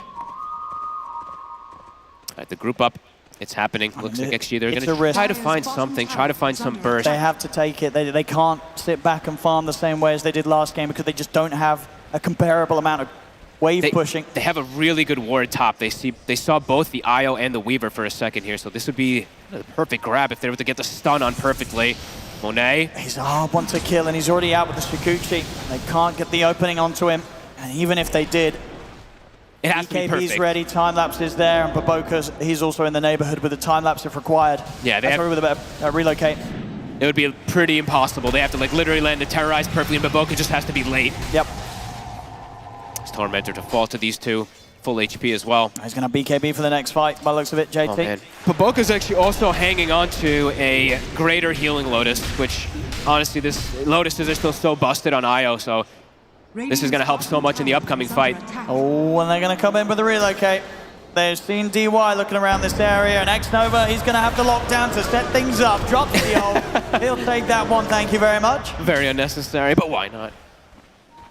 13K lead.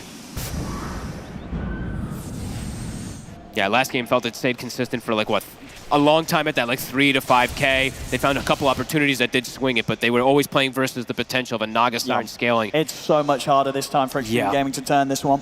It's just really the Morphling who's going to get that big scaling at this point. Viper is just way too far behind, unless some crazy stuff happens, which maybe it could.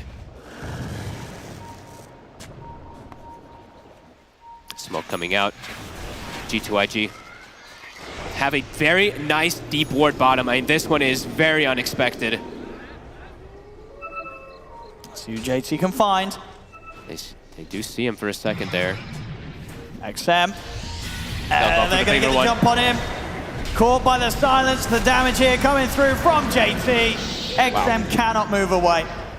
Perfect control of the map. See bottom as well too. They saw XXS, so now they even see the BKBs online for the Mars since they have that ward down there. And another tier 2. They can pressure. Very clean. Looking to fix up what happened that last game. They really have. I mean, would you say this is more down to the play or the way that they were able to set up the draft this time that's kind of allowed them to get this much more of a control on this early game? I'd say play, but honestly the draft, just the movement, the mobility that I've seen from them, the Kato with the IO being able to just move people around, it's just posing too much threat. And XG doesn't, as you said, they don't have those invisible wave clearers. Besides the Enchantress, I guess. Roshan back up. They'll be ready to go for a second one here. As Extreme Gaming not in any shape or form to come out and contest it. Nope. JT. DY's like, I got this, guys. And if anybody sees him, he is very, very dead. No way he speaks. He can't. So not only likely to get the roast, they'll get a kill on the way. Over to the pit. Baboka takes the last hit. That's pretty much Baboka's BKB as well. That's insane. Wait, BKB, he's got BKB Solar Crest down on the IO. Now, who does XXS go for? XXS's target in these fights was probably the IO, but now who? Who do you want to go for? Extreme Gaming right now, they have got to hope that G2IG use some sort of like insane base dive. Ame? Oh my goodness, that was scary. Yeah. Like, I don't Who do know you how kill? else they find the damage to kill any of these heroes. It is so hard right now here for Extreme. All this heal provided from Baboka, greater healing lotus plus the cheese, like, holy moly.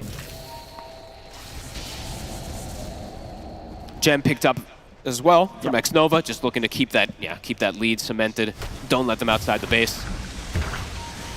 Only really the Morphling. I feel like I've only seen Ame really getting much net worth whatsoever. I see XM getting a little bit here and there. He's got his Manta at the least finished for some dispels, but just no space for them to farm with the way G2IG is controlling everything. Look at how DY has to randomly run in the river and probably just die over and over again just because there's nowhere really for them to go. Where are you going? JT will take that. 8-0-9. Flawless. So close to having that Skadi done here as well on Monet. Have a brief disconnect, but definitely some discussions to be had here from Extreme Gaming's side of things on what they want to do to just try and give it some sort of a shot this game. Yeah. The high ground defense, maybe somewhere they can get some sort of spear pushback on the tier 4s and then they're killing off someone on G2IG, but unlikely. even if they get that sort of catch, the saves that are going to be available, the heals coming out, it's incredibly overwhelming. They've hit all their timings this game, G2IG. Yeah, and they even feel confident enough for Baboka to take a Nemesis Curse. I feel like I don't think you would ever see an IO take this item if they weren't in this position. He knows. Wait, like, what? whatever. Okay. He takes 8%. Nemesis Curse IO.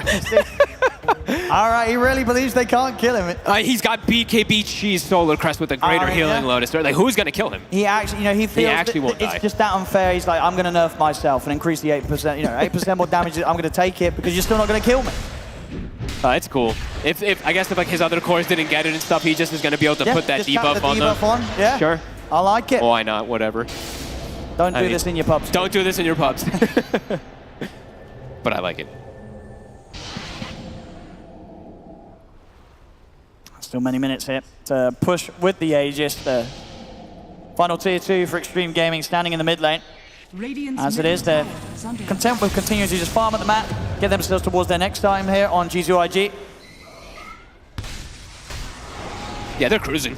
For XG, I think the only way you want to fight is inside the base. No way you look to do anything else outside. You're just looking to shove waves in and hope, really hope that G2IG just makes a big blunder going for high ground pushes. But with this type of sustain that they have with their lineup, I mean, they're not even risking it at all too either here. They're just keeping this farm increasing. Monet? He's going to get caught by a Viper Strike, but caught by nothing else. Goodbye. Easily walks himself away. Jinkyu farming some nice Ancients here. Desperation. Still very far away from being able to turn into these cores, these supports on Extreme Gaming, which, at least coming from like the Enchantress side of things, DY did do a lot in that turnaround of game 1. He sure did. They did have a way better draft of holding high ground, though, really too, right? did. Like Naga stall, Zeus stall, they really don't. And these items just keep flurrying in. There's that Scotty. Picks up a Quiver 2, level 19.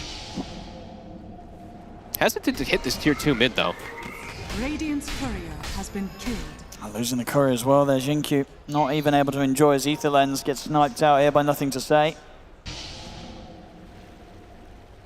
When you look at the minimap, it kind of looks like XG's, it's like a pub for XG. You see a DY is farming jungle on Enchantress, Jinkyu's farming jungle on the opposite side, and then the 3 cores are just trapped in the base. There's really not much else they can do because they can't look for a fight.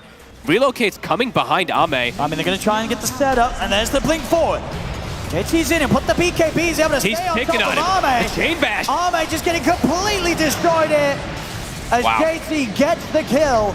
And they can look for more. They got a Will-O-Wisp pulling in the 2 of them. XM trying to jump away here with the Agnes. They'll drop the arena, but Monet's just doesn't do anything. Cleans up one of them. He's going to be able to turn towards DY as DY will slowly but surely fall as the kills should continue to roll in. 29-5, 30 minutes in. This time G2IG, they have no struggle of getting up to the high ground.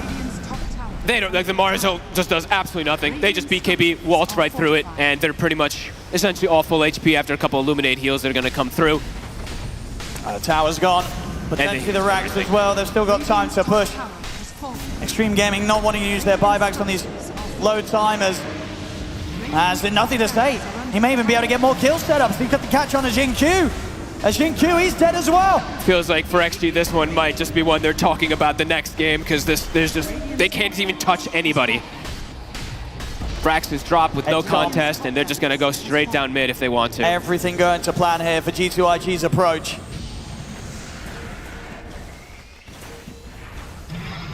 What can Extreme Gaming do? I mean, Arme... Okay, good question. 2,500 gold in towards his BKB, but even so, when that's there, they will have the means to kill this morph. Can he even get an attack off is the question. JT, when he's solo crested, overcharged, and now he has an AC, I don't think Morphling can move. Pretty sure you're perma-bashed.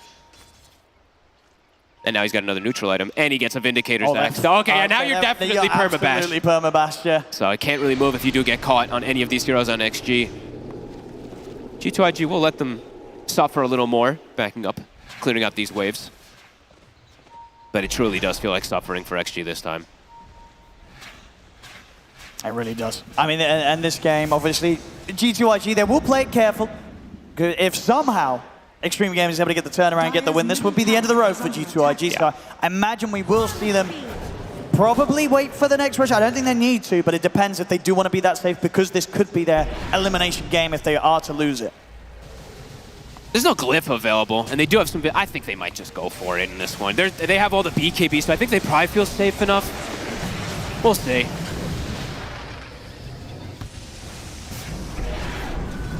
Hovering outside of the base, seeing if they can catch any members of Extreme Gaming that do dare to step out. Is that a full hex as well? Okay, another form of catch. Good God. Ame's got the BKB like you were mentioning, but how much he's going to be able to do with this? Is he going to be able to even use the BKB is number one question, and number two is, is he going to be able to actually focus fire onto any of these heroes, because the supports are tanky, the cores are unbelievably tanky, and the rest of his team does not have really any farm to back him up. They're holding back. I think they're just going to wait for it. Okay. Get that next rush. Don't take any risks.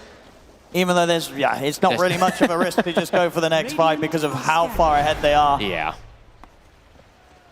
But you can't afford to make those mistakes. And still, the game one is going to be lingering in their minds. That's true.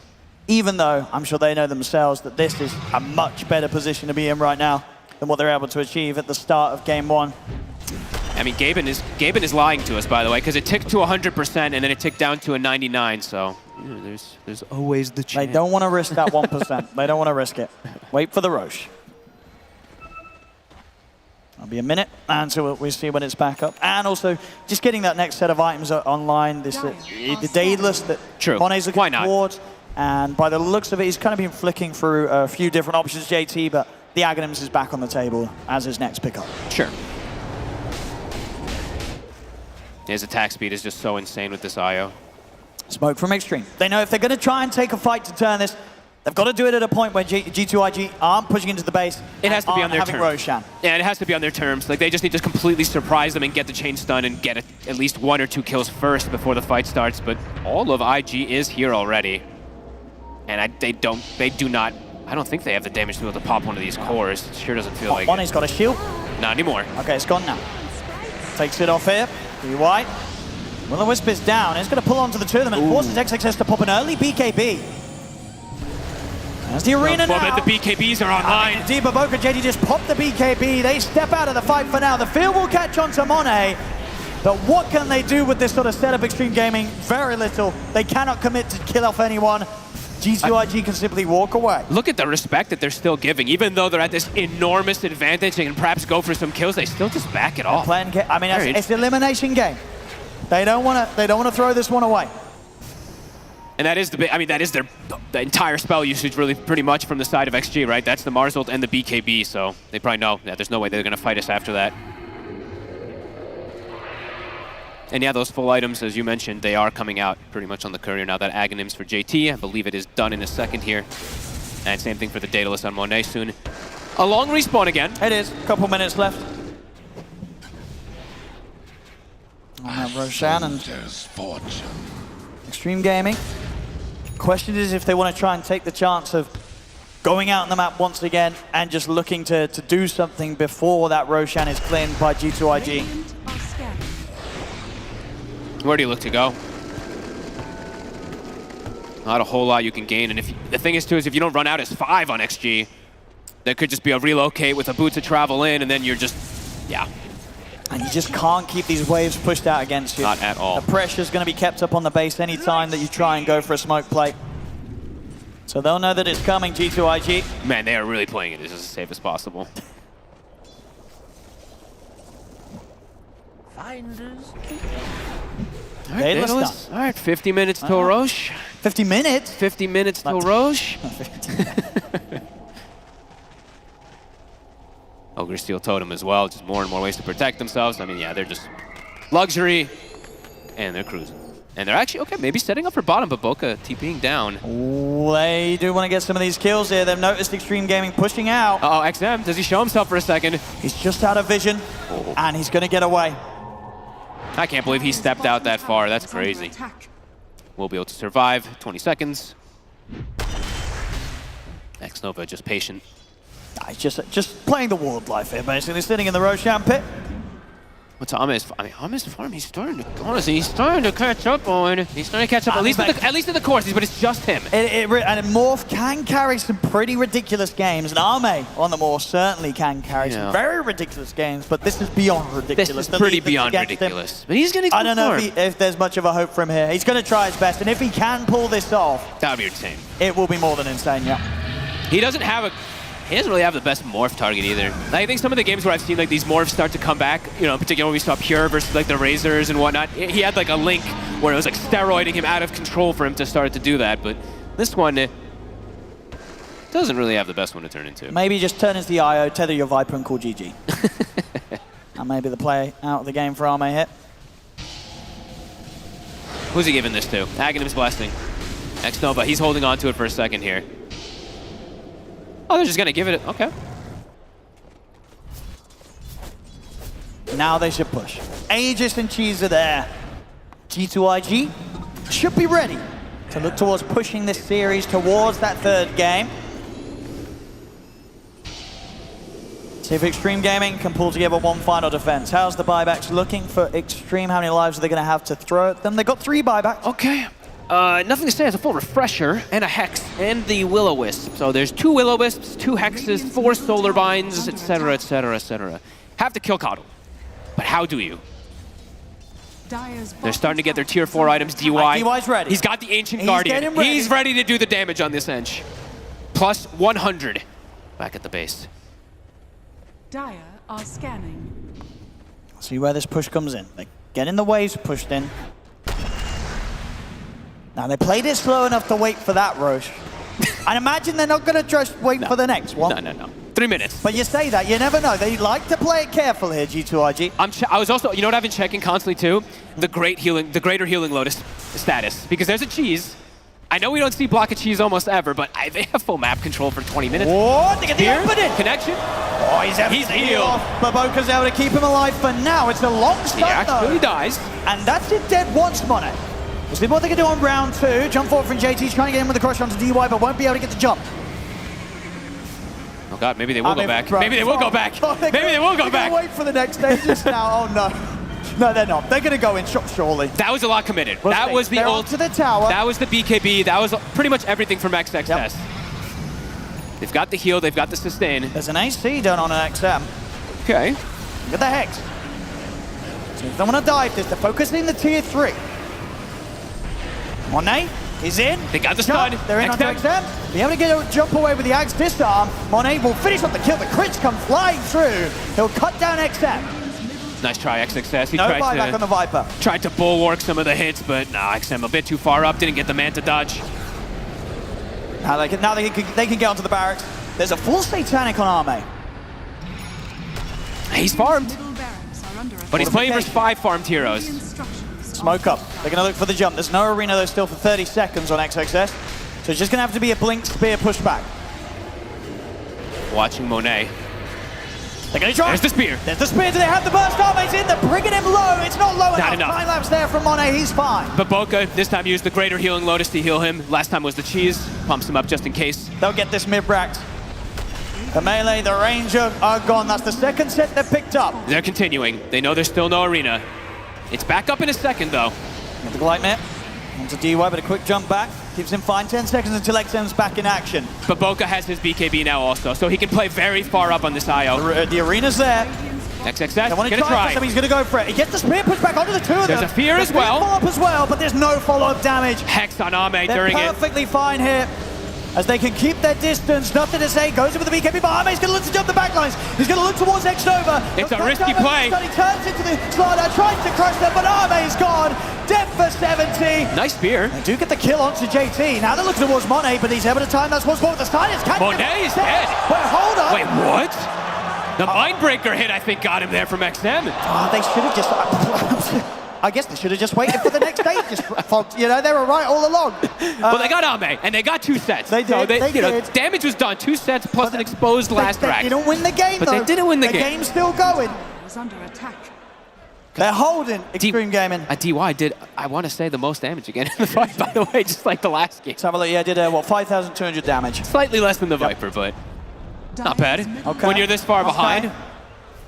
Ame full committed, though. I mean, and honestly, just brilliant catches from XXS. He's the only reason why they're still going in this game. Every single time, these spear catches, that last time around with the shard, catching the two of them. Sure, they didn't kill them initially, but just starting the fight like that. I mean, Owen, he has a full refresher.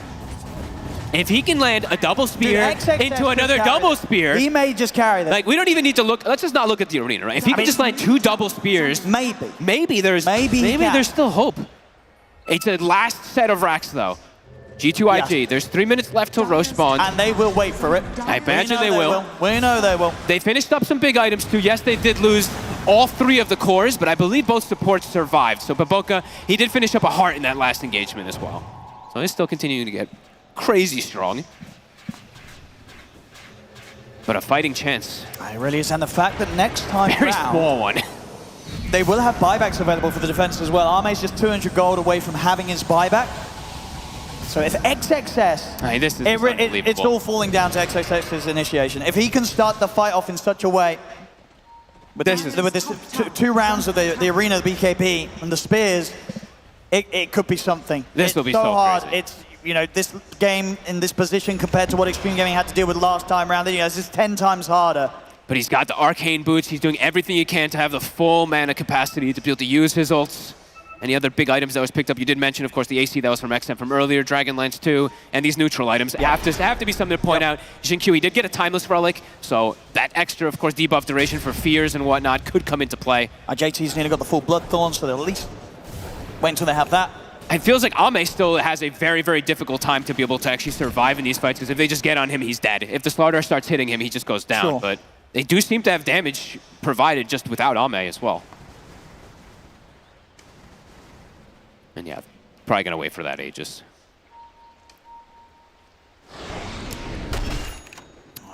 There's the Bloodthorn, so if they can still get the jumps, G2IG, they will shred through whoever they target. Absolutely.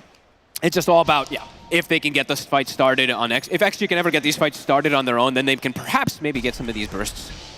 As there is no cheese, and there is no greater healing Lotus, which actually was a pretty big factor, at least I really was. Save Monet in one of the last For all ones. the farm that Monet has, and the backup that Baboka can give him, he can still die. Yeah. And I think they've been throwing double Solar Crest on him too, if I'm not mistaken. Yeah, they have been, so they see him as well. Extreme. Lanes are in They a will good be position. waiting in the base, and G2IG, they will be waiting for their favorite friend, the Roshan. Yep, all 3 lanes shoved in to XG's face. Bounty control. Items continue to come out. Monet, full panic.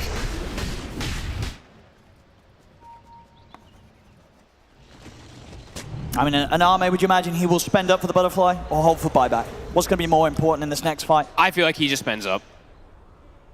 That's just what it feels like for him. It feels like he needs every little thing he can get. The question is, we saw last time round, Extreme Gaming, they did try and get out of the base and go for these fights around the timing when they assumed that Roshan was up. True. After sort of doing okay in that last defense and pushing back G2IG, do you think they try for that again? Or at this point, they sort of say, well, hey, you know what? The fights on the high ground actually can go well enough for us the high ground. that we just wait here. I think last game they had the factor of like the Zeus, where they could like Zeus ult and scout everybody. They had illusions flanking to scout everybody as well. So I think for that one, they need to fight like perfectly on their terms with the Mars. So I would say, Just wait on their high ground, yeah. It's going to be a relatively short Roshan respawn here, just under 30 seconds now, so.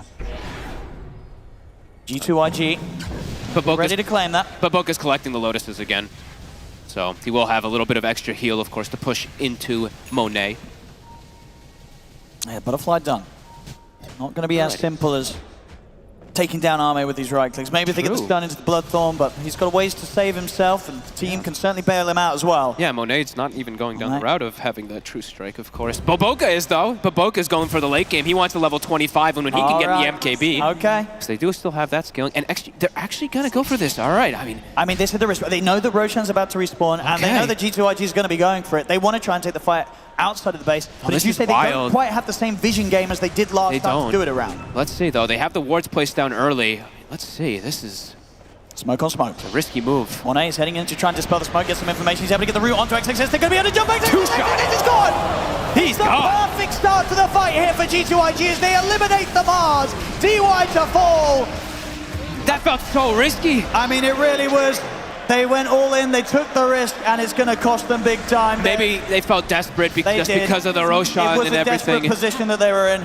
But yeah, they lose all three, no buybacks available, and now they don't even need to go for the Roche. They can just look for the end. But you say that, they might... Guys, let's get the Aegis first. We'll see. No, they're pushing. They're ready to end it. They're ready to take this game too, as they're onto the third set of barracks. And now they relocate back to Rona. They'll look for the tier 4s. Tier 4s. Satanic's done, the Mega Creeps are out. Only Arme and Jinku left up here. They've got the fortification. Creep waves are kind of pushing out in favor of Extreme Gaming, but they're killing these buildings too fast. They really are. You got the fear. Slow down Monet a little bit. Still so much time, 30 seconds. 15 seconds until XXS is up. They're going to try and force it, they're going to try and end it. They're onto the Ancient, but the backdoor protection's kicking in. Backdoor protection's kicking in. It's gone now, though. Arme, he's standing his ground against JT, nearly kills him. XXS, he's going to be back in a second. See what he can do here. XXS has got to do something crazy. He's going to get the jump on a JT, but there's relocate out. Nicely done. It's not a far one either. It's still inside the base. Yeah, they're still ready to fight. But they didn't finish the game, and Extreme Gaming will have everybody back up. Do you know what that means? They're going to go Roche. Probably go Roche. But Boca BKB, so tanky. He lives. Ancient exposed. Roshan for the taking as G2IG will back up. Good lord, did you see this damage though? A corrosive haze on one target and literally one attack from the Weaver and they're dead. That's all it really takes at this point, and there's no way to dispel it. Level 26 on JT, so if you're corrosive hazed, yeah, they know exactly where you are, and Monet will just kill you. 42k lead. Hugging the Ancient. They have everything now to close this one up. Yeah. They could pretty much just go for the Ancient. I mean, what's the sort of fortification situation? It's down. Yeah. They could probably just BKB and end it. XXS didn't use the arenas or the refreshers in that last fight, so the double combo is there. Can they deal with all of them though? Everyone's so big. That Swift Blink on JT. So farmed. And of course, no buybacks on Extreme Gaming. They don't have the luxury of the time or the money. They gave X-Nova the Ags too, right? Yeah, X-Nova, he is almost the same net worth as the Viper now. 5 cores. Are they ready to go into the base? Radiant are scanning. Smoking in. Who shows? Whoever shows will certainly die.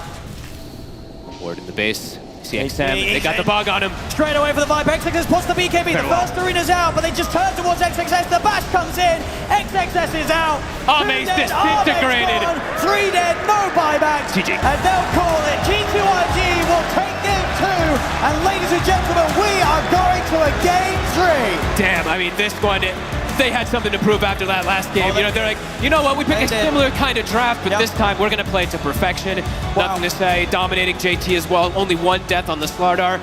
He had Ame's number. I think Ame actually ends 0-5 this game.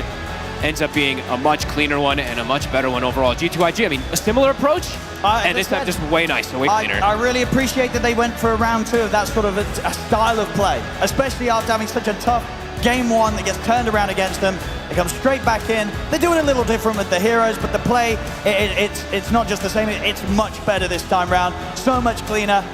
And yeah, Extreme Gaming, they just didn't have the tools to hold this one off. If anything, impressive that they were able to make it 50 minutes. I can't believe they did, honestly. But this time round, there was very little hope of them ever getting a turnaround, right, Fog? Yeah, I mean, this one pretty much at like the 30 minutes, it really started to feel pretty out of control. There was Ame unable to find farm, all 3 lanes pushing out. They don't have the same type of high ground defense or the late game scaling with, well, I guess they do have the late game scaling, I guess, if they had farm, but they can't find farm. The lanes ended up going pretty disastrously after the first 10 minutes. Everything kind of crumbled out of control. It really did. It really did. I mean, yeah, as you say, sort of on the score lines, it was rough all around, really, for Extreme Gaming. And G2IG definitely able to pad their stats up quite nicely with how long they were able to draw this one out and get themselves the victory. We, as I said, we're going to be going to a Game 3. Cannot wait to see what happens between these two teams. Both teams absolutely fighting for their lives here in the lower bracket.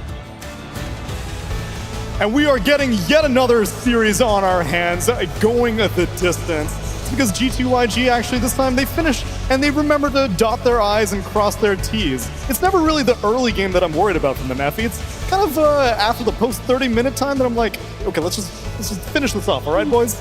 Yeah, you could sense a little bit of their trauma, so to speak, from that game 1 and how methodical their approach was to closing out this game 2. But man, IG are bringing the heat in the early game. Their laning stage has been impeccable, and the rotations after have also been impeccable, not just in this game 2, but also in the game 1. And I just want to highlight the effectiveness of IG's safe lane duo and how much they've done in this game. Like this Weaver plus Crystal Maiden plus the rotations, of course, coming in later from NTS, the constant diving early game just really cemented everything because the lane that IG needed to focus on was the Mars. Mars was the key to Extreme Gaming's draft, and that was the hero they identified they needed to shut down, and they did.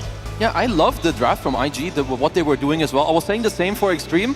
I would say until the very last pick of the Morph. I feel like it just, you pick the Viper to own the Slardar, you know he's gonna go away, but then you don't use the Viper pick which forces the Slardar to go into the offlane. Like, you just pick a Morph. Now Slardar just has a free lane there. So your entire draft, I feel like it just blows open, whereas G2IG, they're like, we have tempo, we want more tempo, we go Caudle, we play fast, and this time around, they just do it more cleanly. Boom. They make it look like such an easy game. Yeah, and because of the Caudle, right? With the Vessel build, be able to deal with the tankiness of the Viper, even the Morphling pre-Manta. Yep. You eat him alive, goes for the Hex. Like, I like the fact that G2IG, after that first game, they kept the logic of Slardar true in the game 2. And it's like, you know what, if we just change a couple concepts, we are going to break down Extreme. Sure, it takes 50 minutes, but the speed and the aggression that they bring, they're just consistently getting 20,000 net worth leads. Sure, in game 1, they kind of throw it away, but if they prevent Extreme from having these, you know, lane pushing out heroes, ways to create big comebacks, then we expect them to be the favorites going into game 3. Like, that was disgusting. 2 games in a row they've done it. Sure, in game 1 doesn't work out, but yeah, this game 2 was flawless. Like, not even, you could barely say a single mistake was really made.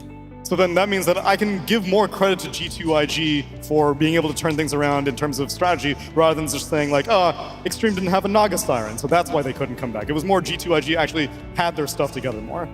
I think that they also had their stuff together in game 1, to be completely fair. I mean, when you're going into a draft, you never expect the game to go to minute 75, minute 80. You're not playing for those timings. And even in that game 1, they should be very proud and consider it a win because they completely crushed and snowballed that map until, you know, a few high ground disasters But that's what I'm happen. wondering then, because most of these teams are scared about the high ground. So then this time, the high grounds were more clean because they knew what they were doing better, or just Extreme didn't have the assets to deal with it?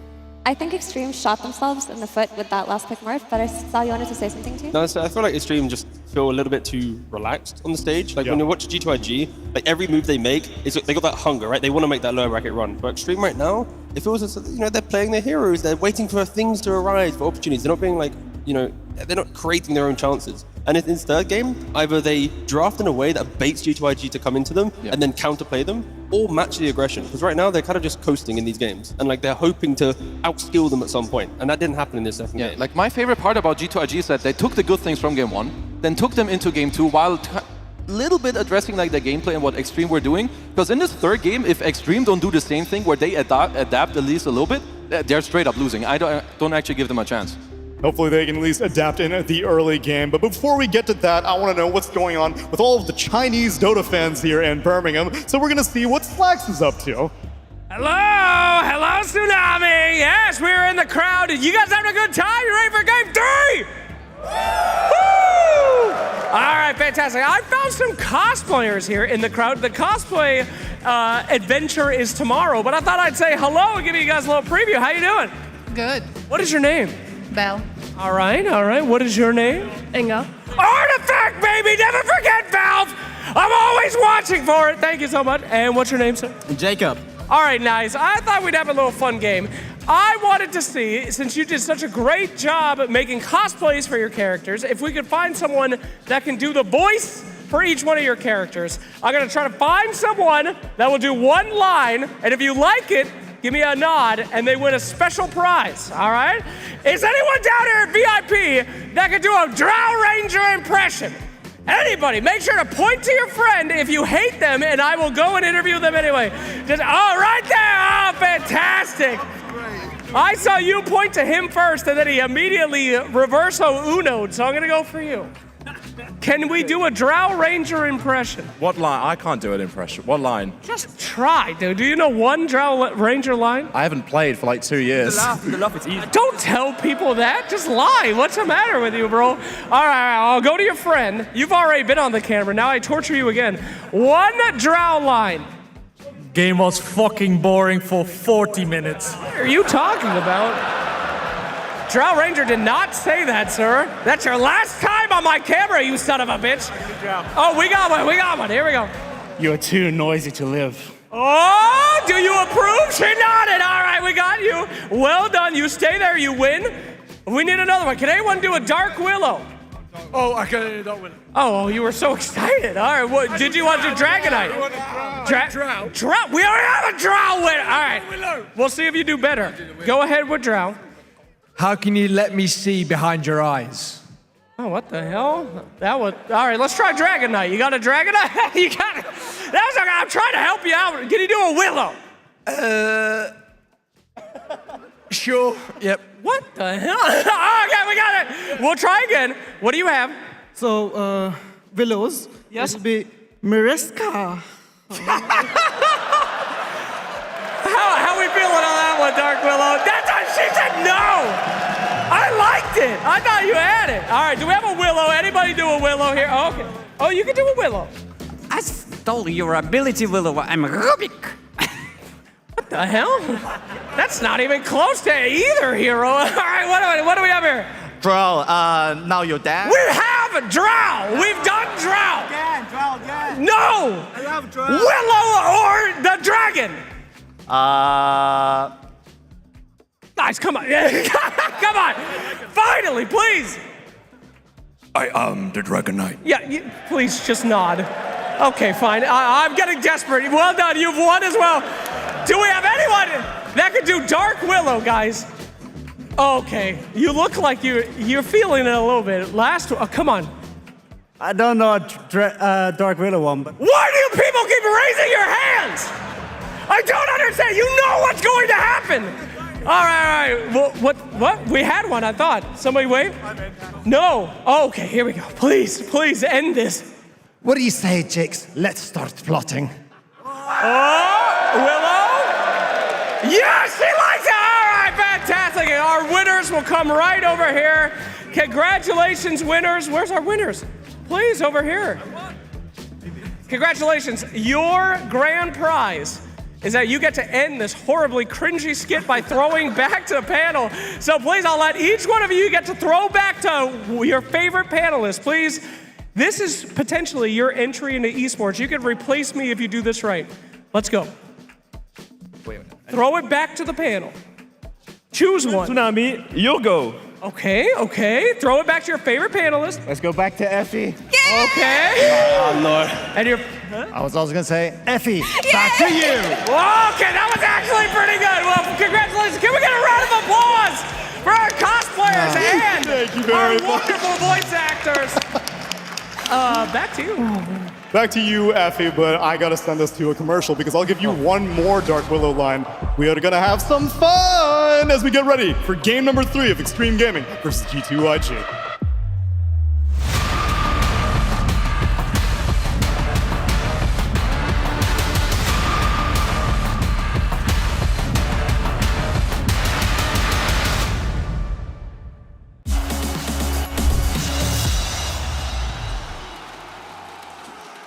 At some point in every gamer's life, there's a question to be asked. Do your clothes match your hobby in any situation? Or do they just represent what you dream of. No matter what situation, there's always the right way and the wrong. The only real question is, which are you going to choose? Decide for yourself.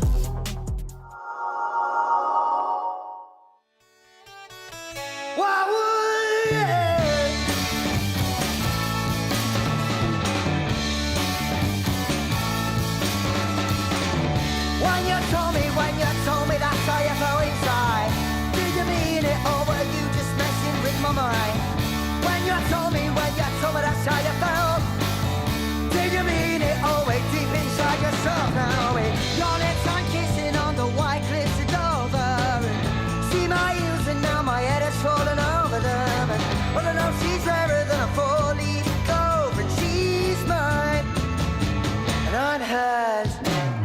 Now I'm sitting here in deepest contemplation about how you came into my world, about the fact that we would never really date. You very quickly became my girl. Your lips I'm kissing on the white cliffs of Dover, see my heels and now my head has fallen over them. And all I know she's rarer than a four-leaf clover, and she's mine. We learn it sunny side up. We learn it sunny side up. We learn it sunny side up.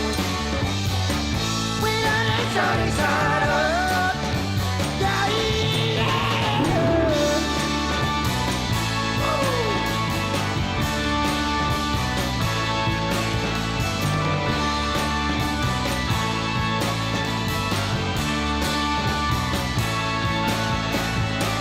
Your lips I'm kissing on the white cliffs of Dover, and see my heels and now my head has fallen over them. And all I know she's rarer than a four-leaf clover, and she's mine and I'm hers.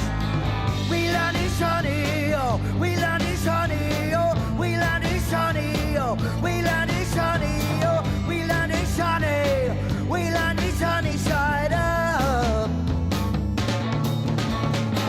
We land is sunny, oh, we land is sunny, oh, we land is sunny, oh, we land is sunny, oh, we land is sunny, we land is sunny side up. We land is sunny side up. We land is sunny side up. We land is sunny side up. We land is sunny side up. Yeah, yeah.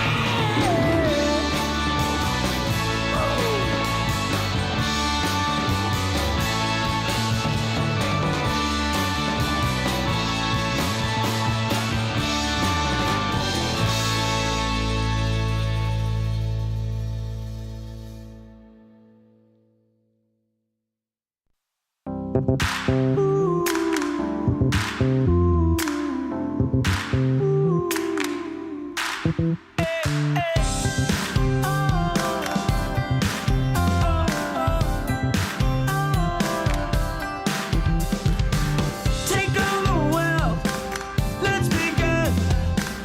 Now turn away, so much to defend. Let the sun come down, we'll start anew. Let the sun come down.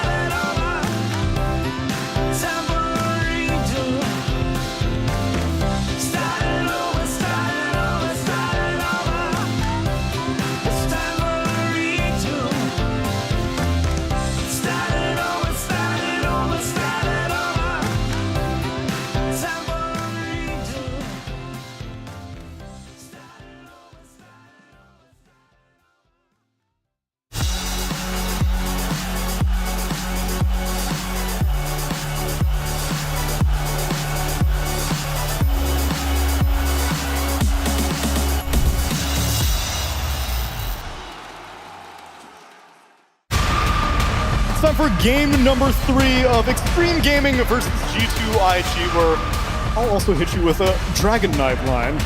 Just what I've been waiting for. Right? He does that one? Yeah, you're pretty good. Yeah, you should do the voice acting. Thank you. Tony Todd and me neck and neck in terms of capabilities of speaking. That's why I'm hosting and bringing you to game number 3, my friends, because the draft is already underway. Let's take a look at the picks that we'll be seeing in the bands, because things are a little bit different this time. Extreme Gaming get the first pick. The respect to Slada. Beautiful.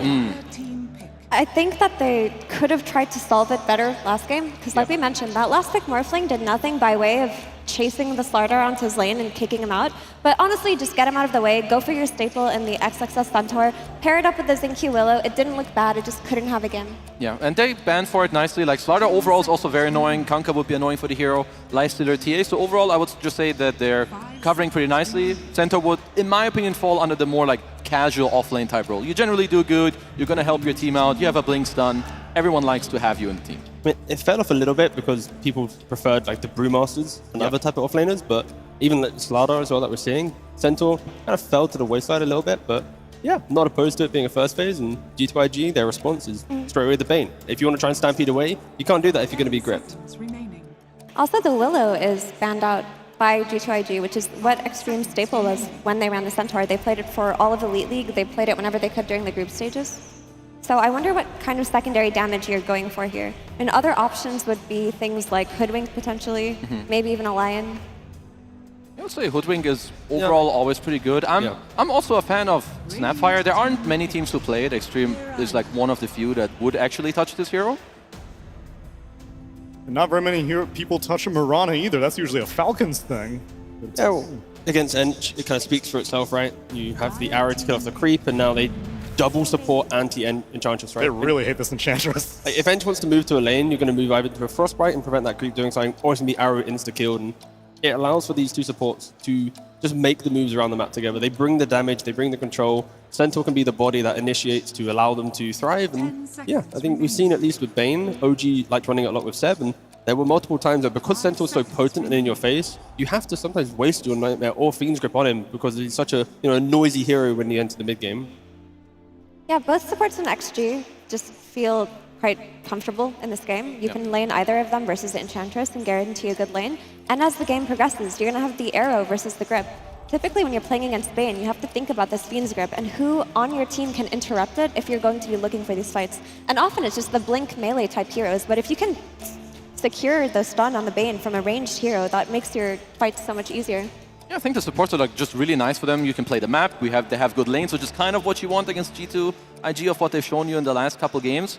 I would say maybe, up for grabs could be like a Luna +1 here. I don't know if that's one of the heroes that they prioritize like at the very top, but high damage plus hybrid into the Centaur. Both your supports kind of benefit nicely from the aura as well to like just keep punching away at people. Instead, the Pango will get picked up for G2IG, and so far, nothing that he needs to really be too concerned about. Yeah, I think the main thing here is G2IG is presenting a way to at least obtain information in the fight. This Pangolier, once he rolls up, there's no real threat towards him, which will allow for the Ench to position correctly, the Bane to understand who he's nightmaring, who his Fiend's gripping. I don't mind it. I feel like both of these lineups should be wanting to scrap, want to fight, and at least we learned from the series so far that G2IG has been exceptional in the first half an hour, 40 minutes of the game, and this is where it's more on extreme to be able to just be ready and prepared to take that fight equally. Yeah, for G2IG this time around, the thing is, their 2 drafts prior were a lot more open-ended. They still had their offlane flex to the mid flex on the Slardar that XG had to think about here, but that doesn't exist. You know where all of these heroes are going? Like, what you see is what you get. And that might not really be in their favor because Extreme Gaming have the 18th pick where they can just close out this phase with whatever hero they want and protect it with 2 bans. I mean, how about... Because both the Luna Pango is pretty good, like very solid. Extreme are more equipped this time around to like kind of fight back. We haven't seen too many great matchups against the Luna. I would say generally the heroes I value pretty highly against her would be like Morphling and Faceless Void perhaps come to mind. Yeah. Void or Sven, just some big ticket punch type heroes that can just start the fight with quite a statement. Yeah, what would you guys like the most? Like, can they go... Like, Void is always good when it comes to the matchup, but is there something I need to be afraid of when it comes to like the laning stage? That's not what I expected. Chill Naga Siren, all right. Why didn't you expect an illusion carry against Luna? You're not a fan? No, it's great versus Luna overall, but it is a bit of a greedier hero. We saw what their Naga looked like in that game 1 when G2IG got the ball rolling. They really couldn't do much by way of like setting up the fights. They just kind of had to withstand and push lanes for as long as they could. And typically when you see a Luna, teams respond to it by picking a farm steroid carry themselves. We've even seen Gyro a lot as a response to Luna, but while Naga does farm fast, it doesn't farm in the same way. It needs help from its team. I mean, I guess the thing that I see with Naga is that it synergizes nicely with how the other heroes currently want to play the map, with like Moonlight Shadow, you split up the map, you try to get some pickoffs. But I still feel like, so you're not answering G2IG aggressively by fighting into them, but more so to like split them apart, make them go away from each other and then pick them off around the map. Yeah, these are perfect bans from G2IG. When you already have such a map-playing draft now with Extreme going for the Naga Siren, we saw how important the Zeus was. And he's not a Liquid fan. He's a... Oh, okay. Wait. Wait, is there more? What the? Wait. Tundra! There's more? There can't be more. You've got to be kidding me. He was a Chinese Dota fan all along. You didn't see that one coming. How's he not sweating? Man, this guy just got a monster. 300 quid in the store together on that. Although I respect that the Na'Vi jersey, I saw Dendi the Superman signature on it. How long has he been wearing like 5 t-shirts for? Sweatily. He must have been sweating the entire Very sweatily. Right now, Extreme are sweating as they determine what their last offlane ban is going to be. They've been consistently banning out JT's Primal Beast, but instead they're going to take out the Brewmaster and the Timbersaw. They still left Kunkka in the pool. Oh, Kunkka was taken out early. Interesting. And this Lina does, it's more range damage, right? Again, you have the Mirana, CM, and Lina who are going to be able to fight and dish it out from a distance, with the Centaur setting up for kills a lot easier than the Mars from game 2. You're going to have damage to rotate on this Luna if you want to kill her with a rune, maybe kick her out of the lane early, but you are susceptible to dying if G2IG go for another jump hero on their last pick. I like the fact that they banned 2 active offlaners and then picked a hero that will shut down Pangolier in the laning phase. Like, try and bully the Pangolier, prevent him from having that free time to level 6, accelerate his time into defusal. Like, if he doesn't have a game right now, there's no heroes to make moves. Like, Luna wants to farm lane back towards the jungle. For this offlane pick, again, 2 active ones were banned. Now Pango has bad game. Where is the game from G2IG? You'll expect Extreme to come online. Like, what is the offlane pick here now? The Naga also makes more sense with the Lina combined. They cover each other very nicely. Lina will also kind of deal with the Luna. Okay, so where is this DK going? Offlane Pango, JT takes it, and it's going to be a nothing to say mid lane Dragon Knight. Going into the clutches of a Lina. This is a good flex. Again, I had to think about it for a second, but Pango is one of the heroes that lanes into Naga very comfortably if the first few levels he doesn't die or nothing goes wrong. His spells are very low cooldown, and he's going to be able to build that AoE damage. And if he's just protected by any one of his supports, they make sure he has a good game, he's going to do so much for his team, because now you have this DK who's standing mid, who's going to withstand the onslaught from Lina, and you have this Pango who's going to be able to rotate on Lina from behind once he hits that level 6. I want to see DK go for the Blink Orchid build this time around. Make sure that you have points of pressure and to be able to actually find people and get those kills. I think I agree with you with the whole Pangolier thing. There's some Pango offlane games where you're playing into kill-hungry lanes that you can't really make moves. But this time, because Naga's quite a passive carry, where you're not really pushing heroes out of the lane, you are going to see JT have a bit more of a game, and everything should connect. But yeah, once again, it just feels like G2IG need everything to go right for them to win the game. And at some point, Extreme's draft will just outscale and just become the OP draft it is. But to get there, of course, G2IG want to be the move makers. I have to put DK in like the top 3 when it comes to both matchups against Naga and Lina. He's going mid. He's going to have a good game. I give Extreme a better chance than in game 1 and 2 when it comes to the draft, but I'm still leaning G2IG. I think they found most likely the best last pick for themselves.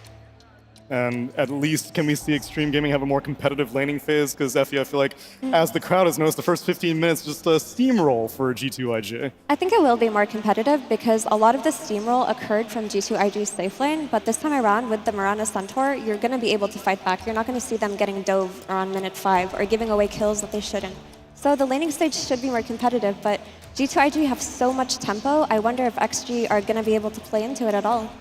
Elimination is on the line for both these teams. It's a BO1 at this point as far as I'm concerned. So let's give it to our casters. It's Odie, Pixel, and Fogged. Thank you very much, Tsunami. Yes, we're here now. Game 3, the deciding match between G2IG and Extreme Gaming. Fog, it looks like once again we're getting kind of similar approaches. It's fast-paced. They want to do it fast, but on the side of Extreme Gaming, they've got the Naga Star against this game. And I feel like they have ways to fight back a little bit in between before that Naga gets online. But we'll have to see. I mean, IG played so damn good these last 2 early games. We'll have to see how it goes. Let's celebrate with another round. Here we have it, getting into the action now. The deciding game, the last game for one of these 2 teams here Very today. true. Yeah, let's see if XG overall, and especially in the early game, I think that's kind of been their biggest downfall, is just how much IG is able to put pressure on these lanes. They do another switch up. I think this is multiple games now we're seeing them do it. They just go, okay, JT's playing versus an Illusion, more passive hero. We want him to get more farm as this, and they want a better last pick so he has a good mid matchup, because otherwise it's Pango versus Lina mid, which is pretty sad.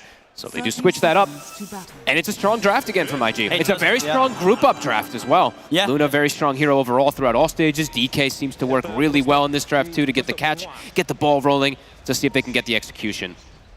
Because XG, I would say, I did say it, I guess, a little bit last time too, but I thought that their lanes would be a little bit stronger to withstand the pressure. Because they had this Mars, all 3 lanes were CSing well, and then it just blew up in their faces very quickly, so. G2IG's laning an early game, mid game has been fantastic in all the games, even the one that they lost.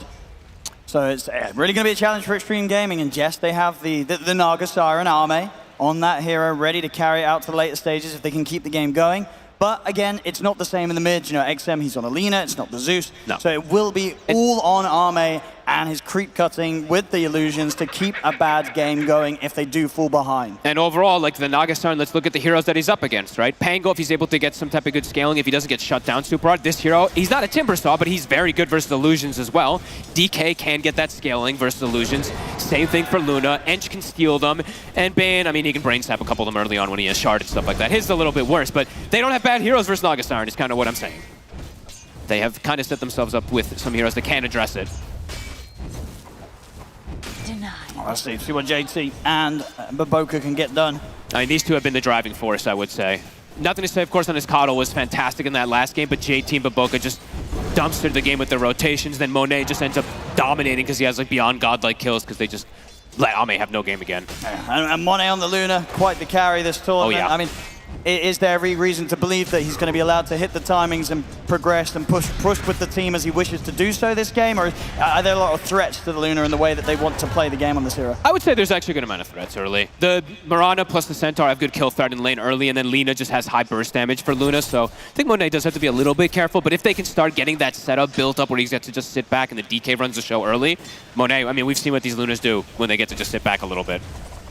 Which seems like the fastest farmer in the game now. And if the game does end up going as long as the previous ones have been, how does sort of Luna versus Naga work out down the line? Good question. With the new Luna, it feels like she doesn't seem to do bad versus almost like many heroes, unless she's versus like a lot of these illusions and kite heroes, which I guess they do kind of have.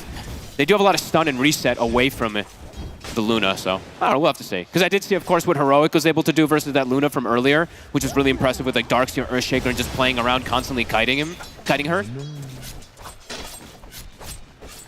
And for XM, on the Lina, obviously not the matchup maybe he anticipated, as you say, with the fact that G2IG made the switch around. But from the Lina's perspective, what is this hero going to look to offer this game? He can be very bursty this game. I think he can definitely look to set up to just kill heroes in an instant, because I see 4 pretty fragile ones in the early game. And I wouldn't mind seeing that Aghanims rush. I know we've seen Malrine in particular do it a couple times. We'll have to see if XM does want to do that route, but see, the magic build doesn't look bad. You get yourself your Ags finished up also, and you're just able to just throw out these Lagunas onto anybody, and they're so squishy. Really can be very squishy early. So far, in terms of the matchups, it is just the top lane where Monet's having this slightly slower start. Now he's got level 2 aura though, so it should start to get a bit better. But it's a kill threat lane that they have set up this time on XG with the XXS and Shin-Q. Monet, of course, had a ridiculous start to the last game. Beginning on the Weaver, getting the early triple kill. Not really a hero this time round that you expect to see that sort of as explosive as a start as early as that occurred. No, definitely not. This one I feel like is going to be the closest game of all 3. The other one, we had, well, actually the first one was pretty damn close, but This one feels like it should be in the closest in the mid game, I guess we could say, just of the battling that both teams can do to contest each other. But we'll see, because IG just has honestly played better in the early game by quite a decent amount. Do you imagine we're going to see a very active, nothing to say Dragon Knight? I mean, how do you sort of look to go? You still want to get this mid-tier 1 tower before you start rotating with the early Dragon forms, or is it likely that XM will be able to just sit here and nuke the wave out, so that's not a possibility? Possible, I guess. It depends on Baboka, like what creep he gets if they want to go for these early dives and early taking towers. I mean, he could sit mid, he could move. I think he has options, but I do want to see him get a very early Blink Dagger, nonetheless, just to be active, since he is playing with the Luna and Pango. Wants to be that initiator, because otherwise JT having to roll in, start fights is just very awkward. You want to get that initiation from your mid lane. I think that's why they also wanted this DK on top, as well as just having a good matchup. Also just being an initiator and a scaler versus Nagasiren. That's true, yeah. Having that sort of jump stun will buy more than enough time for the follow-up to come in and the damage to come out from Monet. And they do find those team fights in the mid-game. Lane, nothing to say. Taking quite the beating Quite here. a bit of damage, actually. Should be fine. Still got the stick charges, and with the double brace, they're just tanky enough to survive like this. Not quite enough mana from XM to follow up on this, but we'll be able to head over and take the bounty rune. Or actually, maybe Xnova can stop it, and indeed Xnova can. He'll be here. Make sure that that won't be an easy refuel for XM. He'll have to head back to mid. They take the one bottom too, but Boca will take a beating from the illusions. But yep, that is going to be both of those, of course, taken away. And the water rune. Look at Xnova. He's sticking around. Sleeps XM, but can't actually go for the rune, so XM will get the fill up. Yeah, I guess we're seeing G swinging across as well. XM didn't want to risk stepping down. He gets caught by one of the stuns. May have been killed off, so. Yeah, there's an arrow flying already toward him. But nothing to say, does heal back up. Of course, that insane regen, he's pretty much back up to full. And 24-7, 25-7, pulling out a little bit ahead in that matchup versus the Lina. With all things considered, where do you imagine the first blood potential is most likely to lie? Who knows? Honestly, who knows? It depends on who steps up out of position. I'm kind of thinking it's going to be top, just because it's this. It's either the Bane Luna catching the Mirana or the Mirana Centaur catching one of these two. Yeah, I guess it's just that Nightmare is just so disruptive to the combo. Yeah, that Extreme Gaming are going to want to drop on one of the two of them. If Xnova's likely to bail either of them out of any attempts that Extreme Gaming try for them. Yeah, as long as he's just keeping the lane in a good position for Monet, he should be safe. I don't know. This could take a little bit. This could take a little bit of time to see who gets it. Monet's positioning, he just can't step up too far when the pulls are happening. Nice body block. Some very nice farm for XXS. And he's gotten the full aggressive build, so you see he's going for kills. He's 2 points hoof stomp, 2 points double edge, not a single point of retaliate. In this bottom lane, I mean, last time round, different heroes of course, but we did see JT and Baboka able to sort of dive, get aggressive. Is this sort of a situation where the Nagasiren can be pressured to a similar level, or is Ame just not? He's not going to die to these two. He'll be just fine. Yeah, last time I think it was like, they had like the godly pairings, right? Io Slardar and then CM Timber. That felt like two of the best pairings that they could have had to shut down those carries. Quiet start. CS though, fairly even. So the biggest standout right now is the large amount of denies that Nothing to Say is able to get in on this matchup. He's got Lunar Blessing, right? So since we have that nighttime hit, of course, he's got the increased base damage that will be able to let him pull ahead in the lanes. Haste Rune bottom. Nice little freeze there coming out from DY. Denies it away. That's the mid lane now with the 2 points in Dragon's Blood. Nothing to Say is he's never going to die to XM in the solo matchup. At least it's going to take a lot more coming in on the mid if they want to pressure the DK. And he has a 36 base damage advantage because of Lunar Blessing. So CS is easy for him now. CS super easy for him. So yeah, quick Blink Dagger definitely going to be on the horizon, and even potential for them to rotate and maybe pressure this tower early on. So XM, he has to stick here. He cannot leave this lane either. If he moves, that tower will just get taken.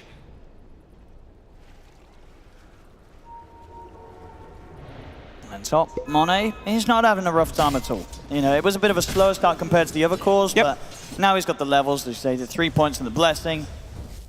He's able to farm very easily, and yeah, XXS not quite able to get in on top of him. Even if he does, not really going to have the burst on his own. We'll see 7-minute Wisdom Runes. Shinku's going to pull back to make sure he secures his. I feel like this is the quietest I've seen a game. Usually we see like the double rotations from the support to push a tower for the DK or something, but so far not seeing that from it. G2IG. Nothing to Say is just going to start poking himself. DY. This may be the first one. He's got stick. TP's coming in, but he's gone. He's gone. First blood will finally go the way of JT here. so much more to come. It's the level 6 online now as well. Big deal Pango. for Pango getting the first blood. That's actually pretty huge. He's going to be able to get that nice itemization to be able to perhaps actually just keep spamming down here. I think he has the arcane boots done, so can look to just spam and push the Naga out. That's, I mean, honestly massive that he gets this type of kill.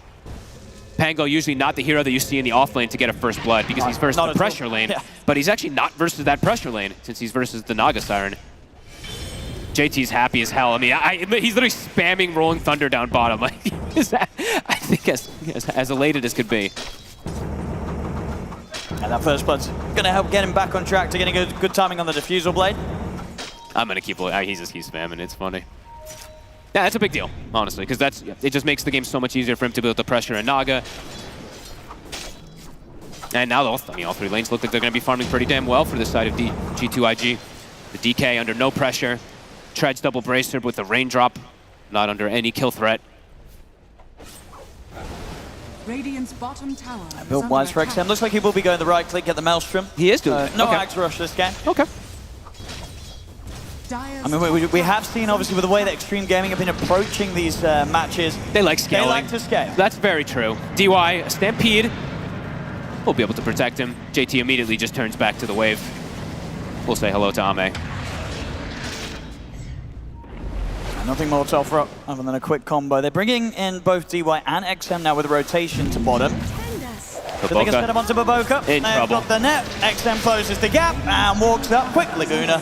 He didn't even get the last hit. He didn't actually. Ame got it. I don't even think it went through. I don't even think it didn't. So XM wasn't even needed. Ame gets the job done on his own, basically. He moves for a second, though, and look what happens. Nothing to say, no hesitation. He's been doing this every ulti. Down to less than half on this mid tower. And I'm going to watch to see the matching pace of farm of a Luna farming versus a Naga free farming to see who's going to be able to keep that pace versus each other. I mean, these two feel like the fastest farmers besides Gyro, so. It's just going to be a case Lots of farm. like what timings they hit and then how different the timings are in terms of what both can get done across the map. Yeah, if like Monet looks to get involved a little earlier than the Naga does or something like that, we'll have to see. Well, next Nova. Hold back DY, and TPs are going to be coming in. XXS closes in onto the Bane. And to finish him off, but Nova's still alive. They'll finally get him, but they've lost indeed DY. They're going to lose XXS as well. He's got Stampede in 10 seconds. It's another shield crash in 3. Nice stun. And he's out. Nothing to stop it. Good escape from XXS. Just the support trade. An easy shot. The two, and the mid tower had to be denied. So the pressure was adding up, and nothing to say, gets a good early objective. He's going to have that blink super early. He hasn't had to move mid from at all. 72 last hits up on this DK. But Ame not getting pressured. That is the biggest thing, at least in this early game, that he has struggled, at least in the Naga and the Morph game. And if he's sort of in the neighborhood when people are getting jumped by this early, potentially very early blink dagger on the DK, he can turn things around or at least save his teammates with a good song. As long as he skills it. That's true. Because I don't think he'll skill it probably to like 9 or 10 at the least, but Dire's top tower is under attack. Extreme Gaming.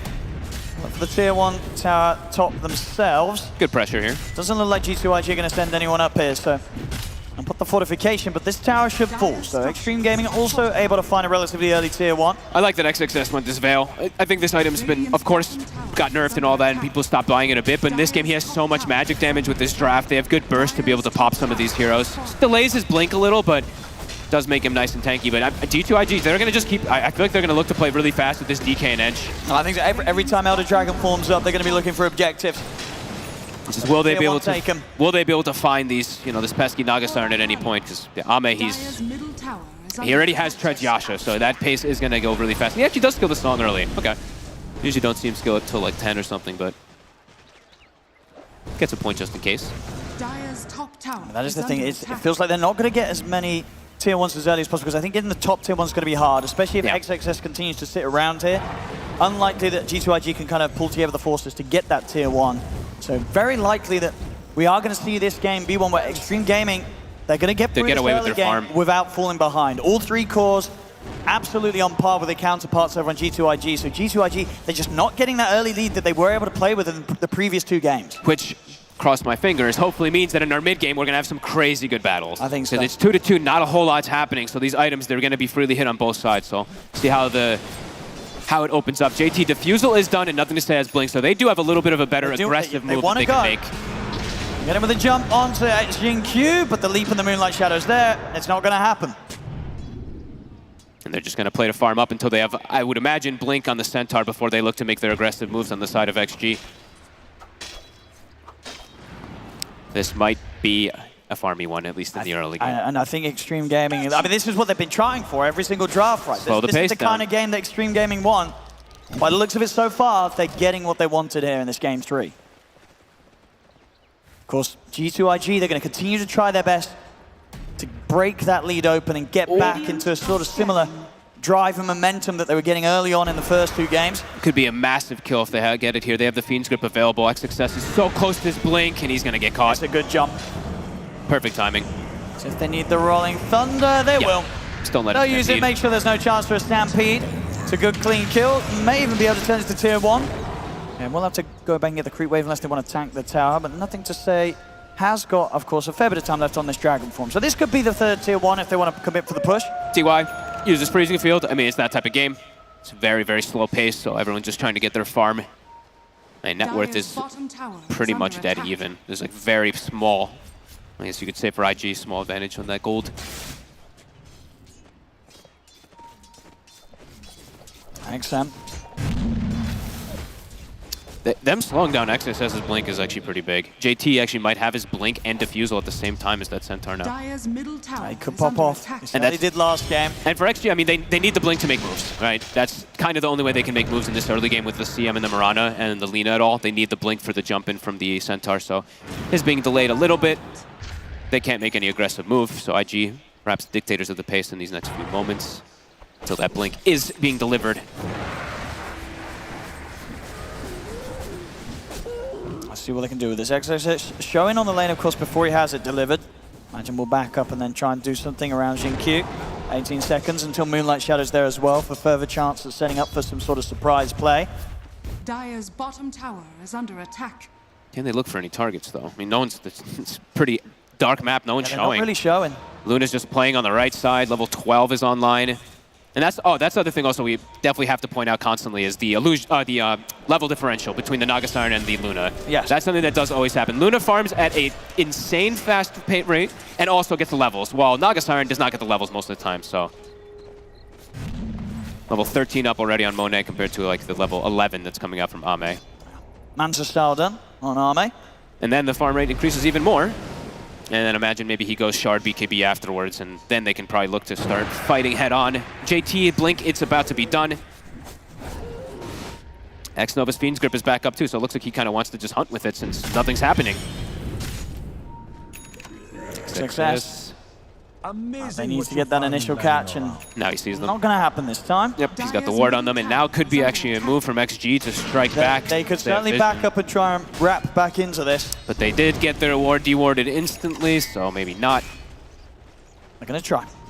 Okay, smoke on smoke. Got the Gleipnir. On XM, a lot of catch. JT's Blink is coming out also, though, so if they get on this Lina, XM has to stay really far back. If he can, he is going to own. I mean, but if they get on him... They're considering settling for Baboka. Going to go for the jump, and indeed Baboka's very dead, and maybe the tier 1 as well, unless they want to try and sweep down bottom and go for more. I mean, G2IG themselves, they're trying to come in with the counterplay. They're looking for Ame. They know, they're pinging him now. This could be a huge one. X-Nova's right on him. And they get the jump. The grip's there, not a chance for Ame. They get the way bigger kill. Yeah, they'll take that any day of the week. Tower, it will drop in the mid lane, but losing an inch, finding the Naga Siren, yeah, huge. Anytime that Naga's dead, just watch Monet's net worth in comparison. He's already 2K ahead. He's gonna just catapult forward even more. I mean, this game with their draft, how early can G2IG look for these Roshan? Very early. Yeah. I mean, they have Luna, right? Luna Ench, they can probably even just step in at some points by themselves a little bit, but. Let's see. Yeah, they're already sort of setting up around the pit maybe. They've got eyes on XXS, but without the Fiend's Grip, it's very hard to go for this sort of kill. XXS still tanking up rather nicely. They can just annoy him, though. A couple swash hits, just burn his mana, just keep him feeling defensive. And every time honestly though, every time XXX shows in a lane, they know IG's like, there's no plays happening on the map. So Monet's just literally just absolutely free farming. He's going to hit that BKB at a very good time. And once they have that BKB they time, can force the issue. They really can either force the tower or just confidently head into the Roshan pit, knowing that if Extreme Gaming turn up, they're probably going to have the edge in the fight, G2IG, around the BKB Luna. Yeah, they can do like one of three things, right? Like go force a tower, force a Roshan, or just try to look for the forced fight. That's probably the hardest one because they are playing versus Naga. It's constantly split up, but... Dire's bottom tower is under attack. Next Nova. Not going to get any sort of catch. XXS quick with the blink. 30 seconds left on that Fiend script. In terms of next timings for the cause of XG, we've got XM, BKB coming up next. In fact, he'll get a quick catch. They're right on top of the leader. On in return. The Rolling Thunder comes through as well, but the Stampede is out. XM on the retreat, but JT always in a great position here now on the stairs, able to keep him stun locked. They'll take out XM.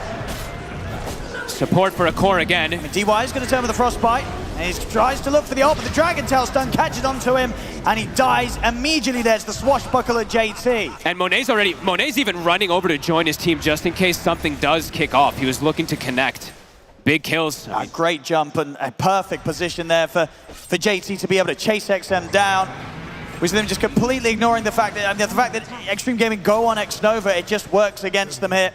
Gives all the information for G2IG to make this jump over towards the backlines, over towards XM. I'm feeling the concerns for XG with the way that G2IG is just playing the map again. It just seems like they're getting the better catches, they're getting the great scaling. Baboka's scaling as well, of course, too, going for this max impetus build on this Enchantress. And Monet is just getting a much faster pace of farm. Yeah. 12.5k net worth here, 19 minutes in. The level BKB's going to be coming out. Naga's level 12. He's really just keeping that separation, even though, like we said, Naga always tends to be a bit under-leveled in that front. It does feel like they will have to push it. They don't want to sit back. And sitting back, giving chance for Arme is definitely going to make this game more complicated. But they're getting the opening to be able to go objective to objective to objective. They'll head over towards the Roche, get this Aegis, and get that push going. Great read. I mean, Monet literally was about to walk up a hill and someone calls for him to go to Roche, and yeah, they'll be able to finish that one off. And with a BKB on him, a Manta also on the DK, yeah, they can keep looking to put this pressure on. Like Ame's game overall, him and getting involved in these fights, it still does feel very complicated because there's the Pango, there's the Euros that can, like you said, it's not the easiest of Naga Siren games in the early game until he's like very big. Yeah, they have ways to address him. It's just super risky for him to show because at this he just die. Yeah, at this stage of the game, there's not the skills or like the abilities or the items on Extreme Gaming's lineup to save him if he gets jump stunned and completely comboed down. No, especially if there's a Rolling Thunder. What does he do? He literally can do nothing. You can't song, you're just stuck. So they can chain stun him. Seeing the itemization. Also, they know his build. They know he's going to go for this Manta into Orchid build. I'm already seeing the Lotuses and stuff queued up for JT. So they're already looking for the answers to potential Ame's items that he will be getting. G2IG having that little bit of a lead. They have a ward here on DY. Whoop, off the mark there. And they'll drop the Fiend script for this. Is there going to be any chance they're trying to save the poor old Crystal Maiden? Doesn't look like it. DY. Pop the drums and just get mexed up, but it won't save him, and now no one wants to show. He nearly actually gets to jump onto another one there. Nobody on XG wants to show to try to save the CM. Nothing to say, he's just waiting. He's like, please show. One of you show so I can just blink DK stun you. 21 minutes. I mean, Monet's going to be able to step up. He can take the Wisdom Rune himself, and he's pretty much got level 18. They are also, yeah, they're going to get both. Baboka's also set up, JT even in the area just in case to protect him, and they actually, I believe they saw Ame for a second there. Ame. See what they can do. He's got the song. JT pump faked his ult. He needed something else a bit more instant to be able to threaten Arme in such a position, and Arme knows that's why he's farming there. He knows he can get out. Gets pushed away though again. Yeah, JT was like, oh man, maybe I should have just tried to full finish it, but yeah, it happens. Nothing you can do about that. Going for another Tormentor. This is going to be a little close for the two of them, I feel like. I don't think that's a good idea. The smiles though. Oh my goodness. I was like, they're at 25% and it's at 30%, so bit of a risk. Now on the other side of things though, Extreme Gaming, they're able to clean up theirs, get the shard out. DY. Look at these two. I mean, JT and Baboka is just good giggling.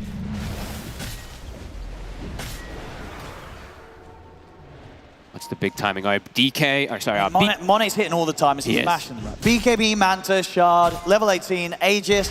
He is terrifying. He's going to hit that 20 talent. That's why I wanted to bring up the levels so much, because I feel like this hero just gets such good talents in the game. So the levels really do matter so much for something like Luna. Once you get the Conda plus 20 talents, like supports just die in one beam. Double BKBs are finished on the side of XG. But they are playing into ways to answer that, of course, 2 versus Fiends group and stuff. They want to try and find a fight. Okay. Smoke out. It's coming. We won't see. I mean, they're going to smoke maybe towards Arme on the anticipation that G2IG themselves are going to head over there. And G2IG do have a couple of them themselves smoke. Nothing to say ready on the front to make the jump. But the Elder Dragon Form is going to come to an end. In fact, dodged. Very quick reaction there to dodge the blink. Initial stun. They're on X7. It's Feed Script. The Feed Script's there. And JT's in with the Rolling Thunder. He's going to catch it's beautiful. Arme's trying to step up to the fight. Except he'll go down. And XXS he has to run. Arme ran in. I mean, he's caught in the front lines. Arme? They've caught him with the dust. He's going to try and shoot for the tree line here, but another dust is going to come out upon him.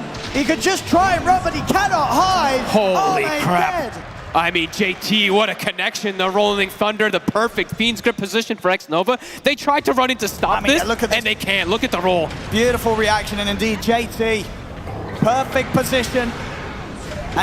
Wait a minute, did the arrow just disappear right I think it was max range and it actually stopped right before it hit X-Nova. Okay, well maybe that could have stopped a bit of the Fiend's Grip, but without it being stopped, 100% win for G2IG. Just an awkward spot for Arme to be found, and he tries to commit for the fight. He was, what, 13 seconds off having the song back up. He took the risk of turning up, and JT's popping off. Honestly, he's playing so well. He's having a great series. I think he's my MVP of the series. He's having an unbelievable performance. All 3 games, it feels like he's just been absolutely absurd. And he's playing something that's not so traditional, right? Playing the offlane Pango. We've seen a couple people do it here, but not so much recently. And yeah, he's having a flawless game. 5-0-4, perfect connection. No, we've seen the series, good flexibility between JT and Nothing to Say with regards to like how they want to draft as a team and then have that flexibility to switch up the heroes. That's looking good. 4K lead now. G2IG definitely on track to getting that lead that once again is the approach that they've been going for every single game this series. That's working beautifully. I mean, Ame, he's just very poor at this point for a Nagastar. He's behind his Lina, behind the Pango on the enemy team. Usually you see this like Naga's where the Luna is, or similar. It's just not the case. He's tied with the rest of the cores because of the pressure that's been put onto him. And a 6-level difference now between the carries. Level 20 is hit. Conda soon online. It's looking like a very, very difficult one for Arme to carry. Yep. Guess it's going to have to go back to those like high ground defenses for XM in particular for most of this, because so far all these outside fights, G2IG just have their number every single time. Aegis does expire from Monet, so as we can imagine, we're probably going to see them wait out another 3 minutes until they get the next one. They have great, I mean, they have such good, they don't need to really force the issue here with this type of lead, right? They have such good wards placed up, they have good scaling heroes versus the Naga, and now at this point they're full item advantage over the Naga on most of them, so sure, G2IG is feeling pretty confident. And even now they're going for the buff ups, right? I see X-Nova doesn't want to go for the selfish plays, going for like these Aghanims that we sometimes do see, since he has Baboka being greedy. He's going the Solar Crest, he's just going to buff up Monet, so he's just going to be that absolute beast in the fights.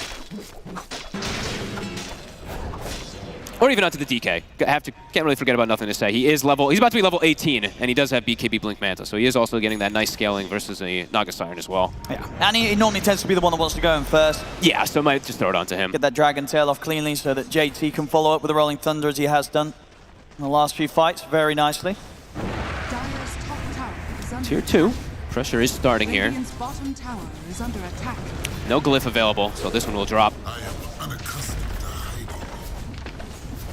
You get this pushed out, start to take a bit more control of this jungle. I've already got a couple of good wards down, shutting off the area of the map in which the Extreme Gaming really feel that they can get out and farm. At the moment, they're just working on that top line of the map.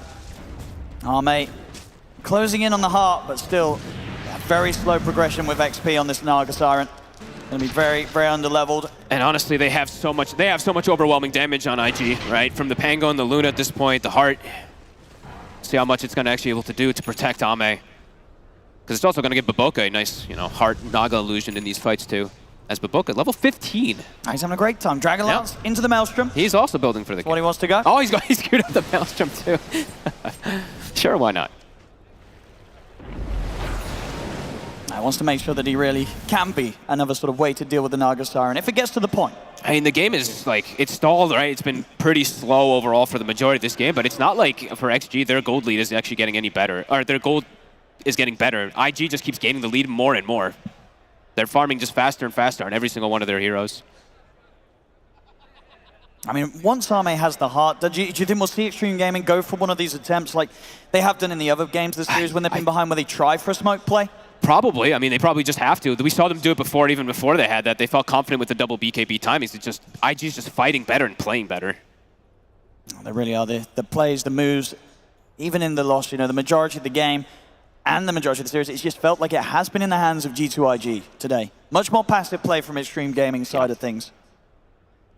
So far, has only favored them in that one game, and now in this third deciding game, it looks like it's just not going to be close to favoring them in the same fashion, unless somehow, some way they can pop off outside of Arme's Naga Siren and just buy time to just kind of blow the game wide open.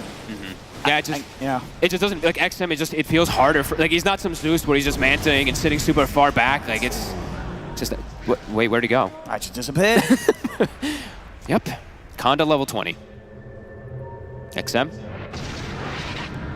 will be able to get himself just out here. 30 seconds till we find out Roche. G2IG looking to actually continue some pressure here. I mean, if they hit the base now without falling back for Roshan, that really shows how confident they are this game. Look at this. Because they don't normally do this. They haven't been doing this. They normally head back for the Roche. But here, they feel that they're in that much of a position. They can at least force down the fortification. We'll see if they continue to push. Sticking around. They feel this strong. And they probably rightfully feel this way. I mean, there's the jump. No, this he's diving in. They're going to go straight for the Rolling Thunder as well. The Strong's out, but JT already got the Rolling Thunder off. XXS, he's falling low. He's just dead. They just kill him out through their magic immunity, the debuff immunity from the BKBs and such. They can't even protect him with the Strong. And they're taking the tier 3. It's gone. The racks as well. Falling low. They've got the fortification, but this time G2IG, they're strong enough that they can go for this. They didn't need the Roshan. They didn't need the Aegis. Full duration Fiend's Grip. Nobody stopped it. Nobody could get close. This song was attempted to, but it didn't matter. Damage was done. That's BKB, that's Stampede. A lot showed from XG, and they didn't even touch a single hero on IG. It really does feel like this whole series has just been the evolution of G2IG just perfecting this approach to the game, right? Game 1, it was a very slow one. They weren't able to do it fast enough. Game 2, they speed it up. Now Game 3, 28 minutes in, they took the racks without needing to fall back for Roshan. It's little improvements each and every time from this team. That's impressive. It's going to have to be a full shift up from XG. I don't know how they actually answer any of this. It's just Naga's so far behind. Your tanky Centaur isn't tanky. Your Lina just keeps getting jumped at the start of the fight. Yep. XM can't attack. Racks to fall. Roche, it's a pretty quick spawn. Actually, I think it was a long spawn, but whatever. It's going to be spawning in 20 seconds, so they'll be able to set up for it. They're already positioned in the area for it. All right, Moonlight Shadow, 20% evasion. Let's see if the 20% evasion in the fights maybe will try to help some of these heroes. And they're going to go for it. Once again, these moves that they do try and make Extreme Gaming whilst they're behind, and whilst they know it's a point of the game where Roshan's up. This one feels desperate. And there's the jump, but XXS, he's not able to get the connection with the Hoofstock. He completely misses it. There's nothing to say. He's able to jump over him. They kill off Xin-Q, and JT, they can't run. Charging down XXS with the Rolling Thunder. XXS caught up to the side of the map. As he's gone, DY as well. Crap. They'll get the 3 of them. They're so fast. The spells, the dodging of the blinks, everything. IG was so ready for the battle. And they're like, okay, whatever. Nice try. Does Monet want to stick around? It looks like he wanted to hit the tier 2, but his team wants to go for the safe Roche. They can swing back, get the Roche. And they've been able to do this much without that Aegis. Once they have that, you can only imagine that the barracks of Extreme Gaming aren't going to stand much of a chance. And the items just keep flurrying in. It's almost an AC now on the DK. Luna's approaching Butterfly. Pango finished up a full Aghanim, is on the way to Basher as well, to more and more answers for this Naga Siren, who's had pretty much no game. Ame, 1 and 2 again. It's 4 kills to 14. Straight to the pit. Get the Aegis, get the banner. Extreme Gaming, they tried to go for that fight up top. They're definitely not going to have it in them to get out and try and threaten this. I mean, I say that there's the TP coming in for DY. I don't think he's going to do anything. He's going to try for the steal. No, he's just... I might just show in lane and die. Nothing to say, actually not going for it. He's probably like, he's baiting me. Here we go. Aegis on Monet. You couldn't kill him once. How are you going to do it twice? And they have the AC now finished, so. Over the mid. Get it down the mid lane. Get that tier 2. Open up the mid lane and the top lane for pushing. Smooth sailing, it seems now for G2IG. Level 20 also hit on DK. Yeah, all 3 cores are, honestly, I don't know how Ame runs into them. He's just going to die to the AoE damage of them. I mean, they really just been getting better and better each game this series. It's honestly a treat to watch that they didn't really change how much, their play style really almost at all. Just super aggressive. From Extreme Gaming, they've just tried the same approach in Game 2 and Game 3 that they did in Game 1, but they just haven't been able to hit that sort of similar level of magic so far where they can hold the game, turn it around. This game looking even less likely than the little potential they had to turn around Game 2 maybe. Yeah, honestly, I was gonna say that's why I thought that I'd see XM go for the spellcaster builds. I thought it would like naturally make them want to go fight a little bit more, but they have like two carries and their supports can't make moves, so I guess they feel awkward to do so. As yeah, just straight down mid now. G2IG. How are they gonna stop this? Good luck. We're gonna see the jump. Remember the who stop, but there's the feed script. Straight away onto XXS. Money's getting pretty low the first time, and he's able to put the BKB, the Eclipse, and get the jump onto XM. XM puts the BKB, he's trying to run. But the chase down from JT's there's not enough damage though. XM will live. As G2IG push them back, they'll get the tier 3.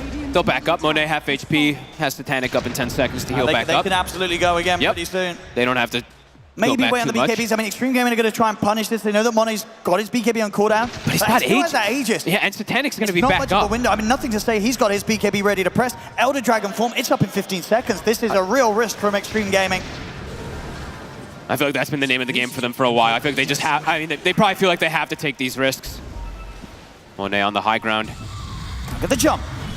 They should be able, maybe can't get the BKB off. They've got the chain stun. The Laguna Blade, they have the burn. They will get him once. See one more they can get. They're looking over towards Monet and Baboka. Maybe thinking about diving the tower here. They've got the catch. They'll get a second. Also will fall. Nice chase forward. It's something here for Extreme Gaming. Needed kills, very needed. It really is. It keeps the game alive a little bit and definitely means that G2IG may be less likely to find anything with the remaining 2 minutes on the Aegis on Monet. The push is coming in now from Extreme Gaming on mid. They're going to have the creeps to work with. They might just take a tier 2. See how much Monet wants to step up here if he wants to risk losing an Aegis. They're just going to pop a glyph, so they'll be able to hold on to it. Daedalus finished on XM. All right. He's got a lot of damage. If he's not getting jumped and focused in the fight. And now it's where this build can actually, of course, thrive if they are able to keep delaying things. That was a pretty big swing. It absolutely is. It's a sign of something here for Extreme Gaming, and it was taken off the back of a risk. They go for that smoke. They chase them out. And as I said, like they had the BKB up available, but the instant jump was there, and the good follow-up. They burst through the DK. Monet's not in position to try and fight aggressively with his Aegis. It's a good read and a very small window that Extreme Gaming are able to punish. I think like G2, I feel like they could have perhaps tried to maybe fight and get some type of trade kills, but it feels like they're trying to be as careful as possible to just not let Monet die and just wait for that 5-man group up and go for that push again. Because it did feel like maybe they could go for like a kill or 2 here when they're pushing forward, they're into that high ground, but they just waited. And now, all back up. They're going to go for it. They're going to try and find something with the last minute on the Aegis of Monet. Still outrageously strong. Nothing to say. Ready with the jump. He's going to be in onto DY. Let's go straight onto the CM. XXS is going to be in with a Who Stomp. He gets the stun out onto the 2 of them. DY's able to back off with the Glimmer Cape. XM, Arrow, does connect. Onto both of them. There'll be a sleep here from X-Over to provide some sort of chance for Money to break out of the combo. Rax is dropping. Very fast as well. The range racks gone. The melee racks will be fortified. Back up for a second. Monet still has Titanic. 48 seconds on Aegis. JT ready with the Rolling Thunder to follow up on Nothing to Say, finding it. Blink Dragon Tail if he does. XXS is in with the Who Stop. They're going to try chasing him. But the Nightmare's there. JT's able to roll it. I think, in fact, he blocks it here, keeping Monet protected for now. They're hitting JT. He's taking some good damage. Arme, can he get some sort of catch or set him? No, JT's back outside of the base. He's going to be okay. Monet trying to heal up. Nothing stays in with a jump. They get the stun connection onto Xingqiu. The Mirana's dead. The racks are gone. Monet pushes over the Eclipse. DY dead as well. They got the racks, 2 kills, buyback. Time to back off. Can XXS get a catch? I mean, he's trying to chase. His Blink CD. Nightmare's there. He can't continue. They'll back away. They got what they came for. Getting these steps towards victory. A second set of racks eliminated. So good at covering each other. Some really nice sleeps coming out from X-Nova. I think he blocked 1 or 2 different spells and connections of chain stuns onto Monet. Doesn't have to get really too risk of dying twice. Full butterfly now. I mean, he's getting close to 24, 25. The levels continue to be ridiculous here on Monet, as Armes just continues to just try and play this catch-up game. Has the full Bloodthorn in the heart. XM. Butterfly queued up next, but still at level 18, it's such a hard game for him to turn. It's all going to be, I feel like for XG, it's all going to be down to if XM is able to actually just stand his ground and attack. If Ame is able to distract and all that, and XM deals out all that damage. It's not easy for him by any means with all these heroes jumping in his face. And of course, I mean, the last item for Monet, after we usually see the blink come after this, so. Extreme Gaming, they'll probably back up all the way to their base, unless if they got some sort of a smoke. They do have a smoke on DY. They do have a deep ward also placed right behind. So if they do want to try this, I mean, if they do try for a smoke play, they'll probably do what they were doing previously, where they just wait until it's closer to the potential respawn time. Yeah. For now, it's going to be at least 2 minutes, so they'll wait for that. Oh, but Boca has his MKB. All right. Jeez. Guess the Butterfly soon going to be coming out for the Nagasar. Now, I can't forget about him. And they come with a push. At least they're keeping the lanes all shoved in. Mid with the illusions from DK, and then top, of course, just from the DK's actual hero. Roche, that's still a bit of, about 90 seconds. Wait for it. They'll wait for it, but Extreme Gaming, I think they might try and head out and fight it. They have done each time before when they've been in a similar spot this series. Fighting outside is still scary.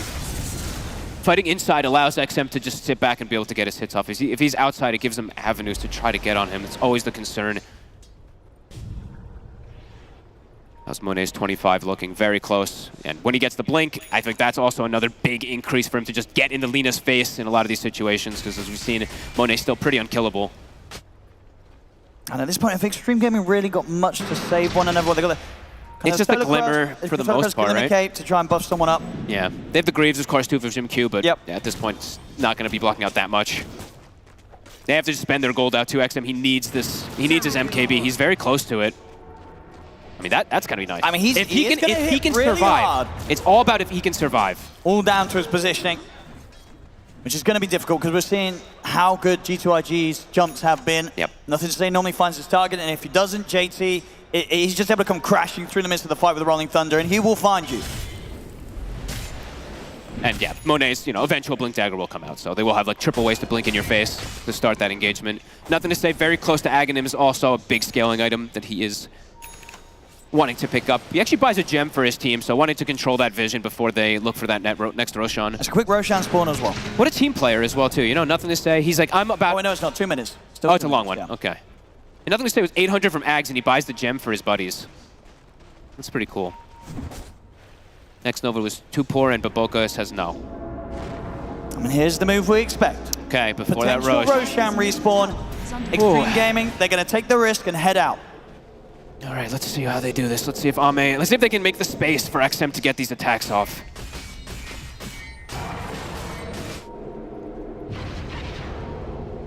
They're probably, indeed going to have to do it over the Radiant side of the map, unless they catch some of G2IG that are stuck around here. Look at this positioning here. I mean, DY going for a big wraparound. He's got wards at the ready. I mean, this is a huge angle to approach from. They break, and there's the jump, they go for Xingqiu first. Xingqiu's gone, out for 90, the BKB's out, the feed script's there from the trees, X-Nova's got the control onto XXS. As the two of them are gone, Ame's in trouble. To get the song off, but the stuns come in, he cannot see, he's gone. Triple kill for Monet. Oh, and do you see JT's, like they know that it's coming so fast. JT's already has the roll pretty much at the ready. I see XM run in, and he just has to BKB and book it out of the fight. He can't attack anybody. They were in his face. It was like a picture-perfect fight for G2IG. And they're ready to push. They're ready to go. They've got the Blink Dagger out on Monet. There'll be the buyback coming out from XXS, but no buybacks available on Xingqiu or on Arme. I'm still just like, oh my God, like JT is just playing so goddamn well. He really has. Warming up in game 1 and then game 2, game 3, he's been the main man. I feel like I'm not even seeing like the roll-up period where he's transformed 1.2 seconds. I feel like that's not existing. It's like an instant roll-up. It feels like that he's catching on top of these heroes. 20 seconds to Roche. 25's been hit on Monet. Going for that refresher. He's nearly got the gold for it, JT. My God, he's so farmed. Arme and XM, they still have a lot of value on them. They do, but they have a lot of fun. They've got the items. They just can't get to play their heroes like at all. They can't actually get any attacks off. They can't get stuns to start off the fights either. They're getting initiated on every time, even though they're coming from smoke and trying to get the catches. Just instant disables, instant little blink dodges and stuff coming out from G2IG. Is this rush? Yeah, a refresher shard on it as well. Yeah, probably will give that to Monet, or nothing to say. I think they have a lot. You could give it even to X-Nova for double grip, honestly, but you could, yeah, they have a lot of different good choices, so. Yeah, Monet will take it for now. Bubble BKB is the safer and Satanic and stuff like that. Got the full Swiftling, no, not quite yet. Actually, he did buy the recipe, but maybe holding out on the money. Okay. Even though he doesn't really need to, he's got the safety of the Aegis. They're smoking up. Mid and top are getting cut and pushed out very hard by Arme with the illusions.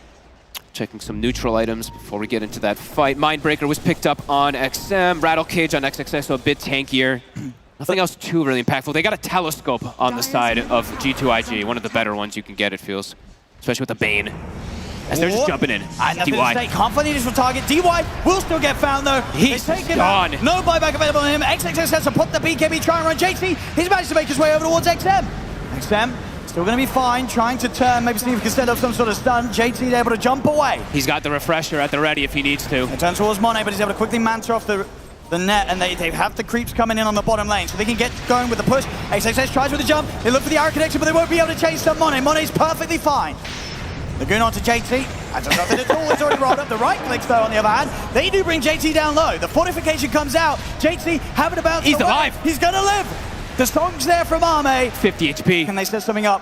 They're getting the illusions in position. Arrow. And it's going to connect onto X-Nova. They've got the illusions in onto the Bane as well. X-Nova. XM's controlled. Die, but they're backing onto the high ground. He's gone. Onto the leader. And now Arme. Throws it onto Arme. JT with the Rolling Thunder bounces, locking him down. Dragon Tail stun. They'll lose at the Aegis, but it doesn't matter because Arme is gone. He has to buy back JT. They get caught with the stun. He's still alive. Finally dies. But the damage is done. I mean, it really is. 4 dead, they don't have buybacks, they'll call it. GG is called. G2IG take this game and with that the series as they knock Extreme Gaming out.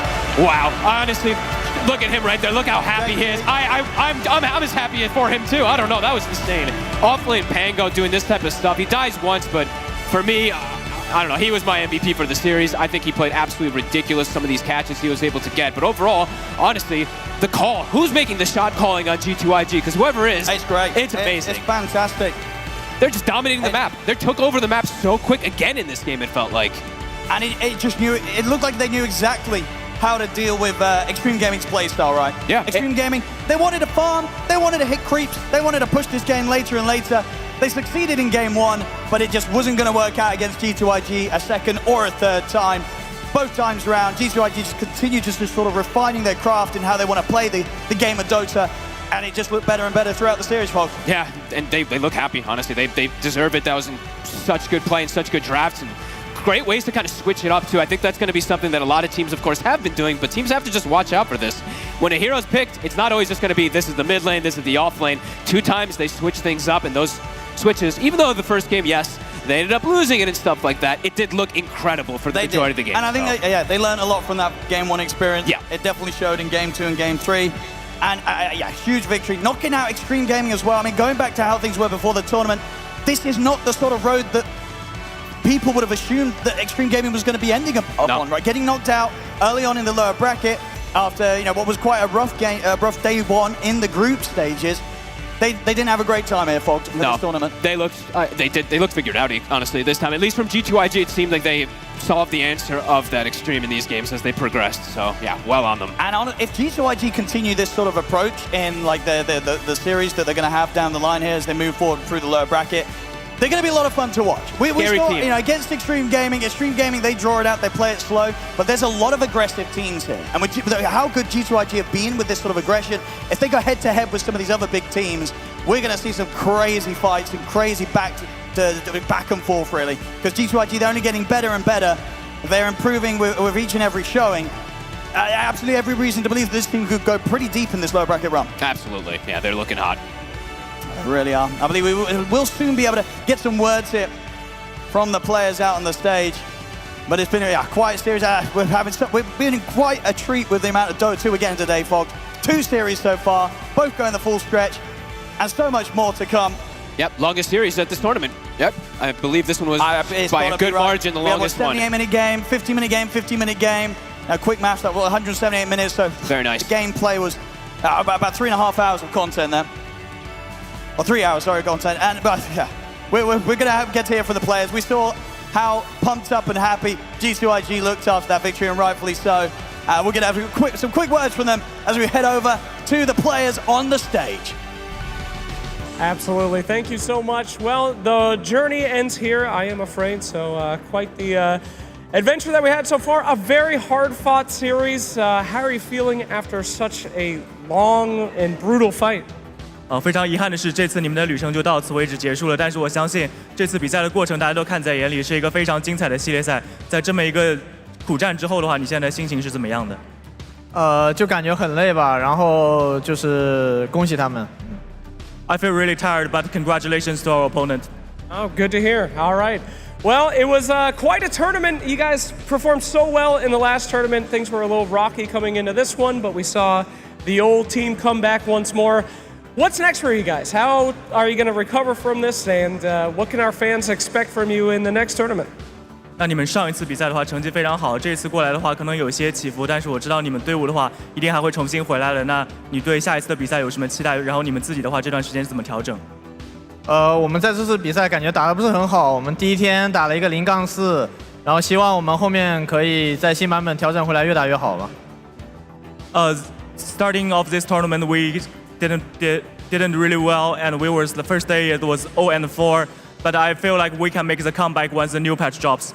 All right, well, we will wait for that moment. Thank you so much for your time. It was a pleasure watching you, and let's go ahead and check out our other team here. But thank you so much. Best of luck.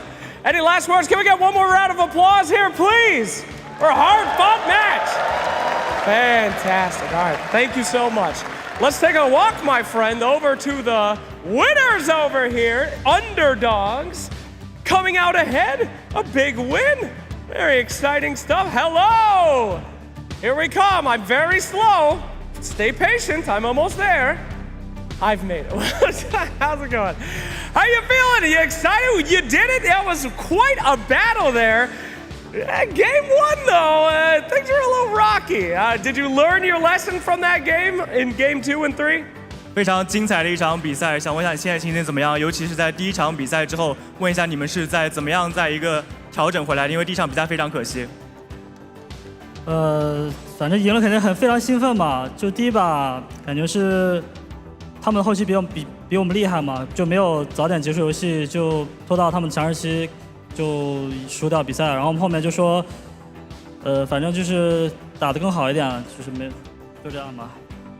It's really exciting victory for us, but for the first game, I do think they have a better late game lineup. So we just come down, we have a discussion, we just make it clear that we're gonna take the game when we can. We have the stronger face. Absolutely. That was the first time that you faced off against Extreme Gaming, and pretty, maybe a rivalry. Do you feel good that you were the ones that eliminated them, or is it kind of sad that it had to be you destroying your Chinese brothers? 那其实你们跟 XG 的话也算是兄弟战队，都是从这个中国赛区打出来的。但这次的话，你们成功的带走了对手，你会觉得比较开心吗？还是你会感到有一些遗憾？毕竟是亲手淘汰了自己的这边的兄弟战队。就胜败很正常吧，当然我们会带着他们的意志干下去的。Sometimes you win, sometimes you lose, but we will carry their spirit and we will move on. Okay, fantastic. Well, any words out there to the fans? Now that you're the last representing China, can we get some hype up for the crowd? 跟粉丝说两句吧，就这么多现场的粉丝。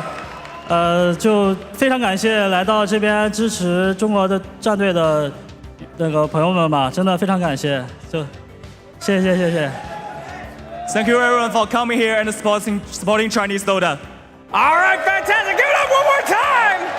As we get ready, we will see you yet again. Cannot wait to see your next match. And thank you again, Marshall, for a fantastic translation. We will be right back with some more Dota action. Don't go anywhere, because soon we will be having a DHL drop. So get your signs, get down to the front, and we'll pick ourselves a fantastic winner. See you in a moment.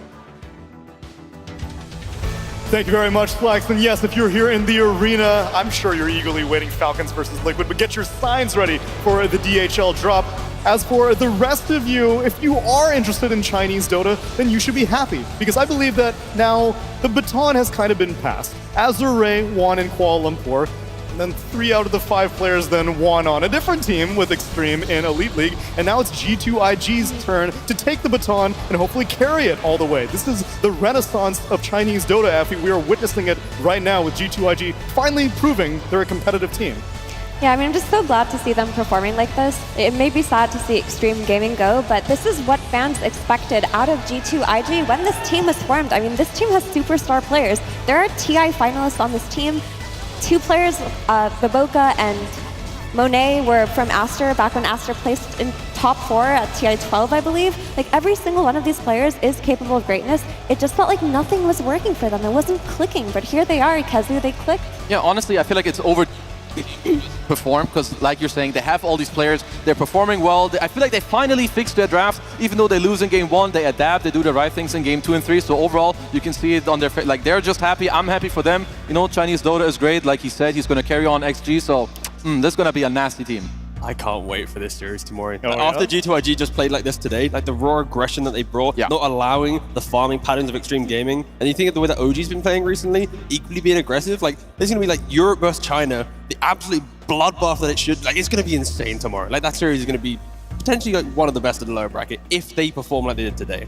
But then I'm maybe kind of scared for our boy Ari, because G2IG are coming in here looking better than we've ever seen them before. Are you a little bit worried for your British hometown hero? We're gonna so OG with Ari, we're gonna get at least to like top 3, then we're gonna bottle it and choke. So it's like, it's scripted that OG will just make the low bracket run. We'll get to like the low bracket finals, and then something will go wrong. Like he'll unplug his keyboard, we'll just choke. Again, it's just an English thing. We're terrible in sports, but we're gonna make a decent time. So you weren't supposed to leak the script, bro. Mate, every English fan knows the script. By the way, it's been years of disappointment. Unfortunately, no such excuses can be made for Extreme Gaming, and they're not really gonna get that much time off, Effie. They are going to PGL Wallachia, and it's going to be another rapid fire thing. They have maybe like a week and a half in between. I thought that they would be carrying the torch after Elite League, and this is the result. I mean, we're towards the last days of the patch, right? All the teams have kind of exposed themselves draft-wise. We know how each of these teams is going to play. The ones that have had good results are being studied more than others. So hopefully the new patch will bring some changes for Extreme Gaming. No, wait.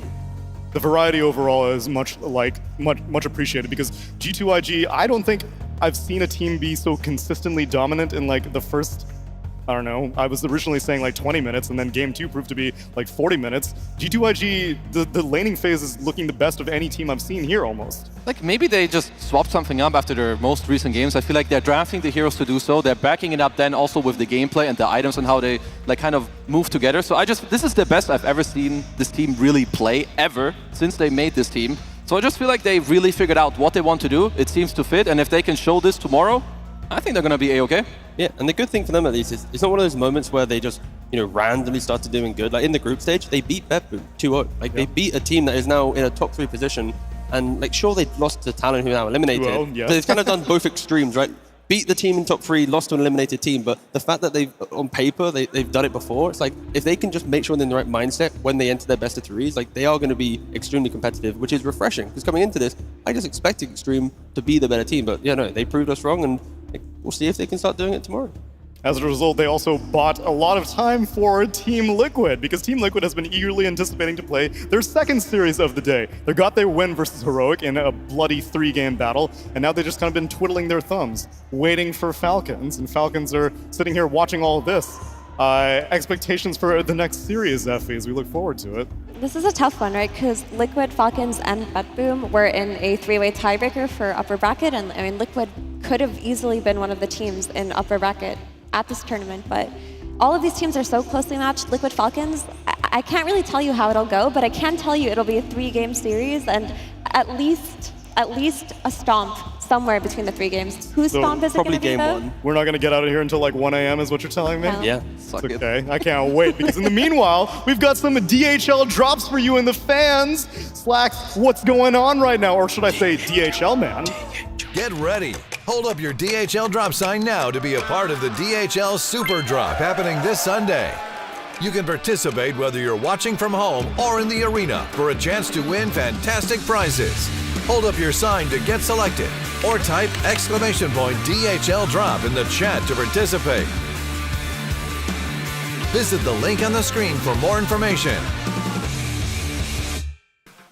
That's right, my friends. It's time for yet another DHL drop. Birmingham, are we ready? Now we have a very special new thing for you guys. Before we've given out our special box that has a lot of fantastic prizes, but this year we're doing something a little different. We have in here the golden ticket to the DHL Super Drop that will be happening this Sunday. It's a little competition for the ultimate grand prize. So not only do you win a prize in the drop today, you will also win your golden entry ticket to face off against whoever wins tomorrow and the next day for the biggest prize of all, which we will say then. But for now, we have to go in the crowd to find the funniest signs that we can find. We got a guy right here, all the way up here, begging for the box with Seb. Very, very sad. Not gonna happen. I'm sorry, Seb. Oh, I know. Keep begging, my friend, and we will see. We got some fantastic signs over here, I have to say. We got the theme of the tournament, of course, the Brewmaster, looking absolutely beautiful. This is just too easy, I'm afraid. There you go. Thank you. Beautiful art over here. This is wonderful. Shout out. Okay, they are not sponsoring us next year, all right? Block that out. This is such a lovely lion. It reminds me of my good friend Suns fan. Absolutely gorgeous. I love it. And look at this. Oh, my fantastic. Very good. A nice flex venge. Guys, these are really good. I'm gonna go in the pit and see what they got, but I might be back, okay? I really like those. All right, let's take a look. Oh, DHL man, secondary, my long-lost brother. You sexy bastard. Oh, I thought you said you suck. I was How could you do this? No, never. Lowergasm suck up, good try. You want to help me pick one, boss? Yeah, okay, let's go. I mean, it's coming home. That's a classic. Oh, Jesus. Oh, my gosh. Shit. Please chase Luna's voice? Yeah. How could you do this to Salamander? Hold on. He's actually Scottish. Does it offend you? It does. It's honestly the most annoying voice in the game. Can you just say Salamene once for me? Salamene. Okay, we can hire this guy for the persona. We'll do it. Male Luna coming up. Hello. You couldn't possibly miss the side. Yeah, that's just suck me slack. What do you mean by that? Whatever you wanted to mean, slacks, baby. Give me your finger. No, not gonna happen. Thank you very much. Sorry, you've got that Eggman mustache going on right now. What's going on with that? You're supposed to be focusing, bro. I'm helping. Don't riz me on this. All right, more than just robots. What does this mean? It's for FTC UK. It's a First Tech Challenge robotic competition for schools. That was the fastest sellout I've ever heard. Okay, well done. Very, very impressive. Do you see any signs that you like? No more Naga. I like that one. Let's get some PA. Let's get some PA. Oh my God, I just spit in your face so hard. I'm so sorry. Do you see any you like DHL Superman? Still Lena feet picks. I'm pretty feeling right now. What about Legion Jungle Enjoyer? That's not bad. Since when was Jungle a role, really? True. Somebody's yelling, CM cosplayers call me. What's this? CM cosplayers call me. That's a guy's phone number. Oh, yeah. Yo, all right. If anyone out there needs to sell some car insurance or something, look up the extended warranty right here, baby. Copy that one. Fantastic. Do you see any other ones? Insania is insanely good. Tofu, you will be missed by my mom. What's the story there? My mom is a huge Tofu fan. Okay. You might be his son. You should ask. Hello, Patch Wen. Very standard. Valve, please. Okay. Do you see any you like, sir? No, none of these. They're all crap. Oh my God. There's a reason they don't hire you. I want some real, some bollocks tonight. You know what I'm saying? My mom put a bet on Team Fluid. Yeah, you know what? What's your mom's number? Let me know. What the hell? He's saying the number. Amar the effer and a penis. Don't show that on stream. Young children. Young children. If you can read the below, you're good at Dota, and then it's blank. I can't read that. No, I'm too long on that. All right, guys. I like the joke. but I am a sucker for good art, and we did see some pretty hype art in the back, so I appreciate your effort. I'm gonna give the box over here to these wonderful ladies, the ones we started with. Thank you, unbelievably inebriated DHL man. It was a pleasure working with you, sir. Absolutely fantastic. I'm gonna get the box over here. Hello! Yes, our winners are over here with the sole goal of breaking up your friendship. I won't say who won. You'll have to choose. One of you will have to come. Could you open our DHL box? Friendship. Friendship. How does it feel to be winners? Sorry? Yeah, just open the box. What's in the box? What is in the box? Open the box. We have the golden ticket for our competition on Sunday for the Super Drop, and a hoodie! Fantastic. How are you guys gonna decide who gets the hoodie? He said who's getting the hoodie? You! Well, that was easy. Okay, fantastic. Well, thank you so much. Congratulations to our winners. We'll see you on Sunday for the big competition, and we'll throw it back to our wonderful panel. Thank you so much for watching.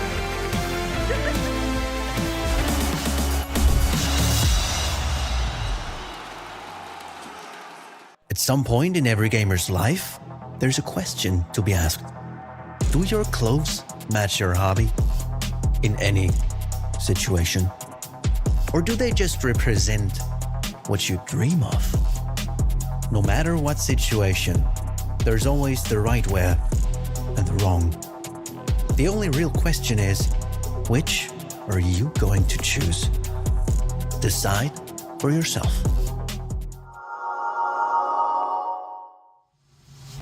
When I wanted you, I never wanted to be the third person you'd be searching for. I had 5 reasons in 1996, 7 minutes in this heavenly sin. I'm picking you up, I made you a mixtape, I played you, I'm calling you up.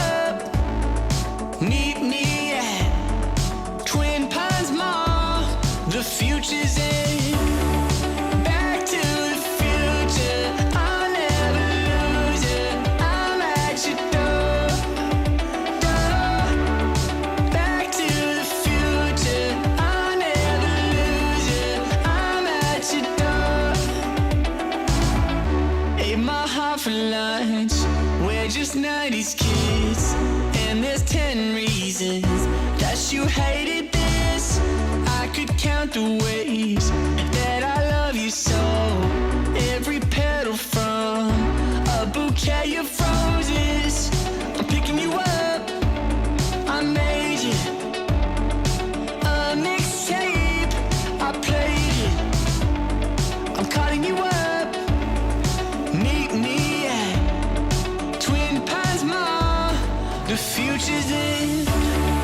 Back to the future. I'll never lose it. I'm at your door. Back to the future. I'll never lose it. I'm at your door. In a memory so sensory, I still smell your Camry. Whoa, I'm at your door.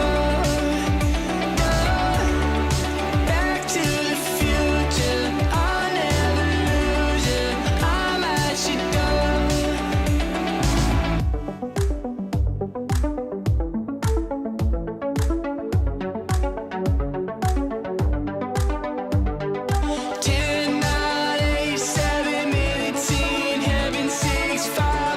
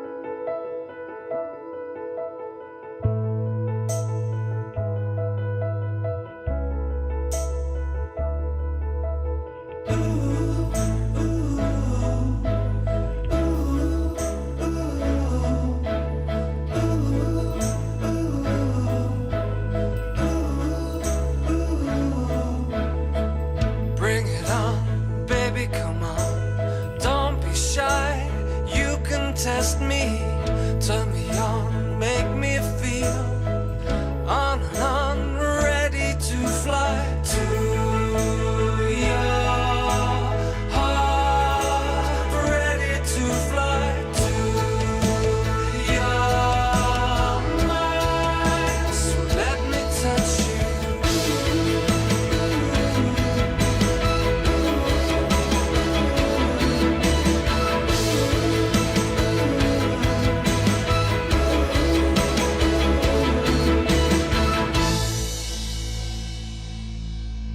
Tell me what's in your mind, trust me, I'm around. You can't let me down, so baby, come round. What's on your mind, trust me, I'm around. You can't let me down, so baby, come on. Bring it on, depend upon. Don't be shy, you can test me, turn me on, make me feel on and on, ready to fly to your heart, ready to fly to your mind. So let me touch you.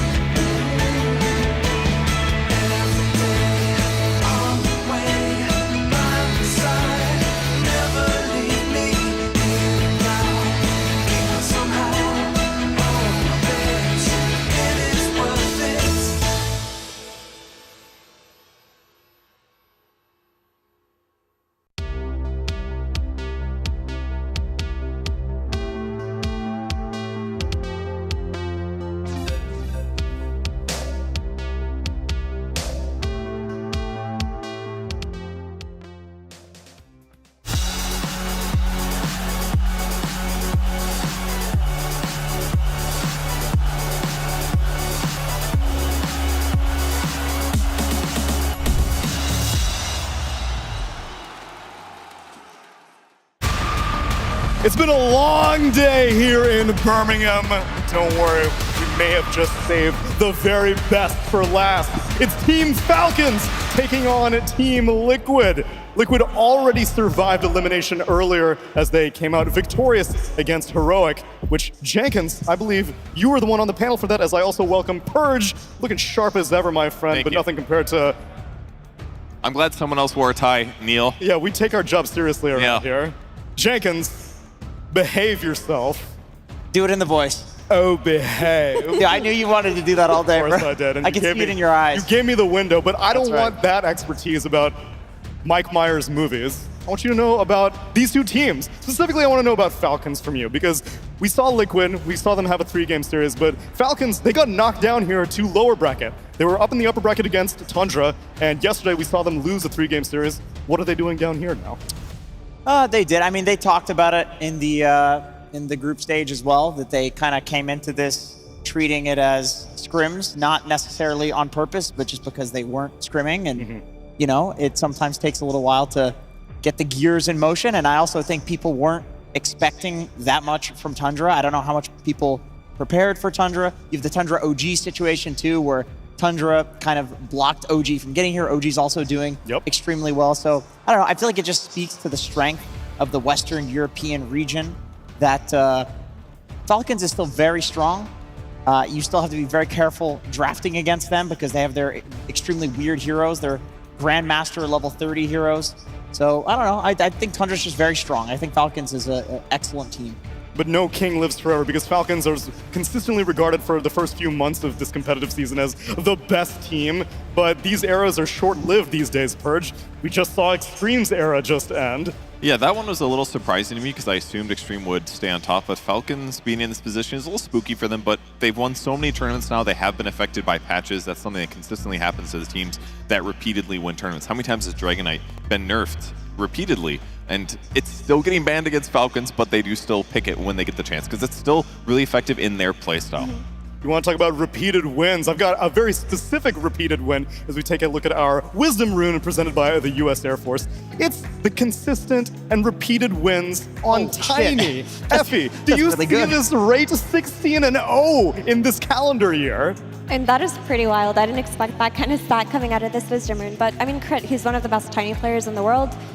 Falcons has really enabled Crit and his roaming playstyle. Ever since he's joined them, it really feels like he's thrived, because if you pair him with a laner like Amar, who doesn't really need that much help or that many resources put into his lane, it can really make a player like Crit, who excels in finding kills and finding rotations and playing everywhere, can make him thrive. And keep in mind that they came off of a crazy win rate recently in 2024, where they had won like almost the most series ever in Dota 2. So that does make some sense, but still losing 0 games. That's amazing. And he's just one piece of the puzzle on the Falcons. Meanwhile, they got this new kid on the block, Malrine, who's doing work in the mid lane. But sometimes things may not go his way. We got a chance to speak to him a little while ago. One does connect on that. He has some fiery soul stacks, yeah, but both are going to play with fairy fire baits and stuff like that, so try to keep looking elsewhere. Yeah, Malrine's happy to sit very low, maybe a little too low, but there's the fairy fire bait that you talk about. He's going to be able to time it perfectly with the light strike again.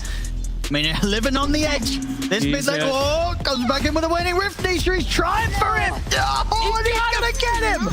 Nisha able to get the solo kill there in the 1v1. I would say 90% of this things that happen is only my fault. I was feeling like a bit stressful because the start of the tournament was. I lose the 3 bottle charges, just literally for nothing. I like get the 5 HP from this, and that's why he got this. But he was doing good, but I'm just totally was doing bad.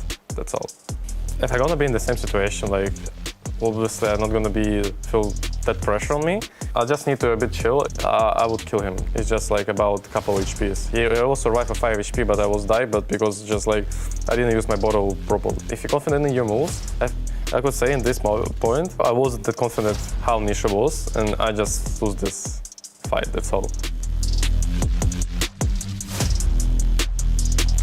My expectations always on every tournament, and it is kind of very bad because I doesn't want to have like big expectations, so I'm not gonna get upset like now. I'm kind of good, even if we lost, because it's just the game, you know, we're learning, we live, we learn, but it's just about the mindset, I would say. I doesn't want to have expectations. Maybe Skitter, I would say he always have like, it's not like expectations, but he always horny to win. He wants to win every tournament. I mean, it's about him. I don't say anything bad about it. If he wants, he can do, but just personally for me, I doesn't want to have expectations. Oh, behave, Malrine. How could you blame Skitter, you know? He's very excited. Can't blame him. He's in heat about this performance, and I can't blame him. He's built up quite the bromance with Malrine, honestly. We got a chance to talk to him during Dream League, and Skitter says that he's like almost reinvigorated. He's re-energized by having Malrine on his team, and I would have never imagined that kind of magic happening. Yeah, these guys pump at the gym together. Is that what it is, the gym? I just probably helps to have that cocky energy. Actually, that interview was interesting to me because he seemed so humble about his death. It's like, oh, I messed up so bad. And he always seems calm in front of a crowd, but let's see if the same energy will be maintained in front of the crowd here in Birmingham. Let's bring out our teams. Absolutely, Tsunami. I think we still got some energy, am I right? There we go. It's been a long day so far, but we're just getting started. I see a lot of beers in hands. I see you guys might not be sitting up straight anymore, but you're still drinking, am I right? Okay. Y'all ready then? Allow me to bring to the stage our first team. Now, we saw this team grow ourselves, clawing at their little egg, the pathetic little birdies, but they have hatched in the last year to become some of the apex predators in Dota 2. Put your wings together for Team Falcon!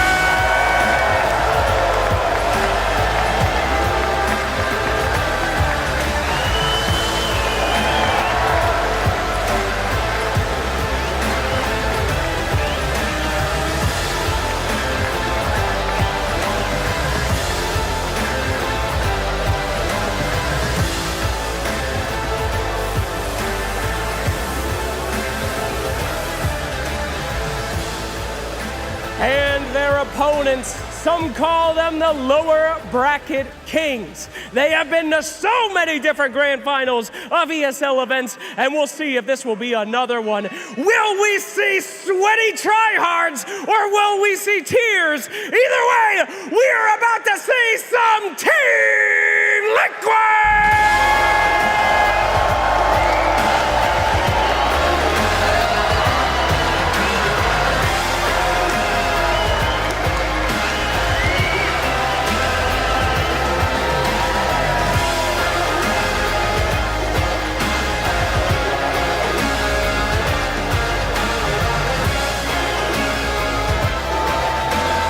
Ladies and gentlemen, it is the match that I know many of you have been waiting for, and I myself cannot wait to see what happens. Now, I do need one representative from each team, please, for the handshake. Please come on over, my friends. A representative, if you could. Blitz said he would do it, and he's not coming, so I will need another one. Someone must step. Oh my God, there he is. From the back. They sent in their biggest shit talker here, so I wish you the luck. Let's go ahead and let you have the first here comment before the handshake. You can be nice, or you can be a real bastard. It's up to you, Snaking. What would you like to do? I mean, me and Netta have been on this stage many times before for many eliminations, and I appreciate him tanking the elimination for me and Skitter today, so. Whoa, that's some spicy meatball. Blitz, any thoughts here for your competitor? Yeah, I got this just so Crit has some PTSD, so. Look where you come from. Oh, man. Crit, avert your eyes, buddy. Avert your eyes. All right. Enough trash talk. Let's gentlemanly shake of hands. All right, let's get it on, ladies and gentlemen. It is time for Team Liquid versus Falcons. Make some noise! And we'll get right in there. Take us away, my beautiful panel. Thank you very much, Flags. We are eagerly anticipating this showdown. And yeah, I didn't really think about it. A little bit of tundra history between 33 and Snaking, but Snake's team's confident. And I can't really blame him, Effie, because the last time these two teams faced off, it was the Betboom Dota Dubai Grand Final. It was a 3-0 for Falcons. So, you know, I feel like Falcons are maybe the favorite. I would say so too. I mean, honestly, I would put Falcons as the favorite going up against any team, regardless of what they've played and lost or how they've been performing recently, because I've talked to a lot of players while they were here and they all consistently say the same thing. This is the hardest team to play against. You feel the most pressure playing against this team. But Team Liquid, they have been on the rise. They've looked so much better already since the last Dream League. So I expect a bloodbath here at Purge.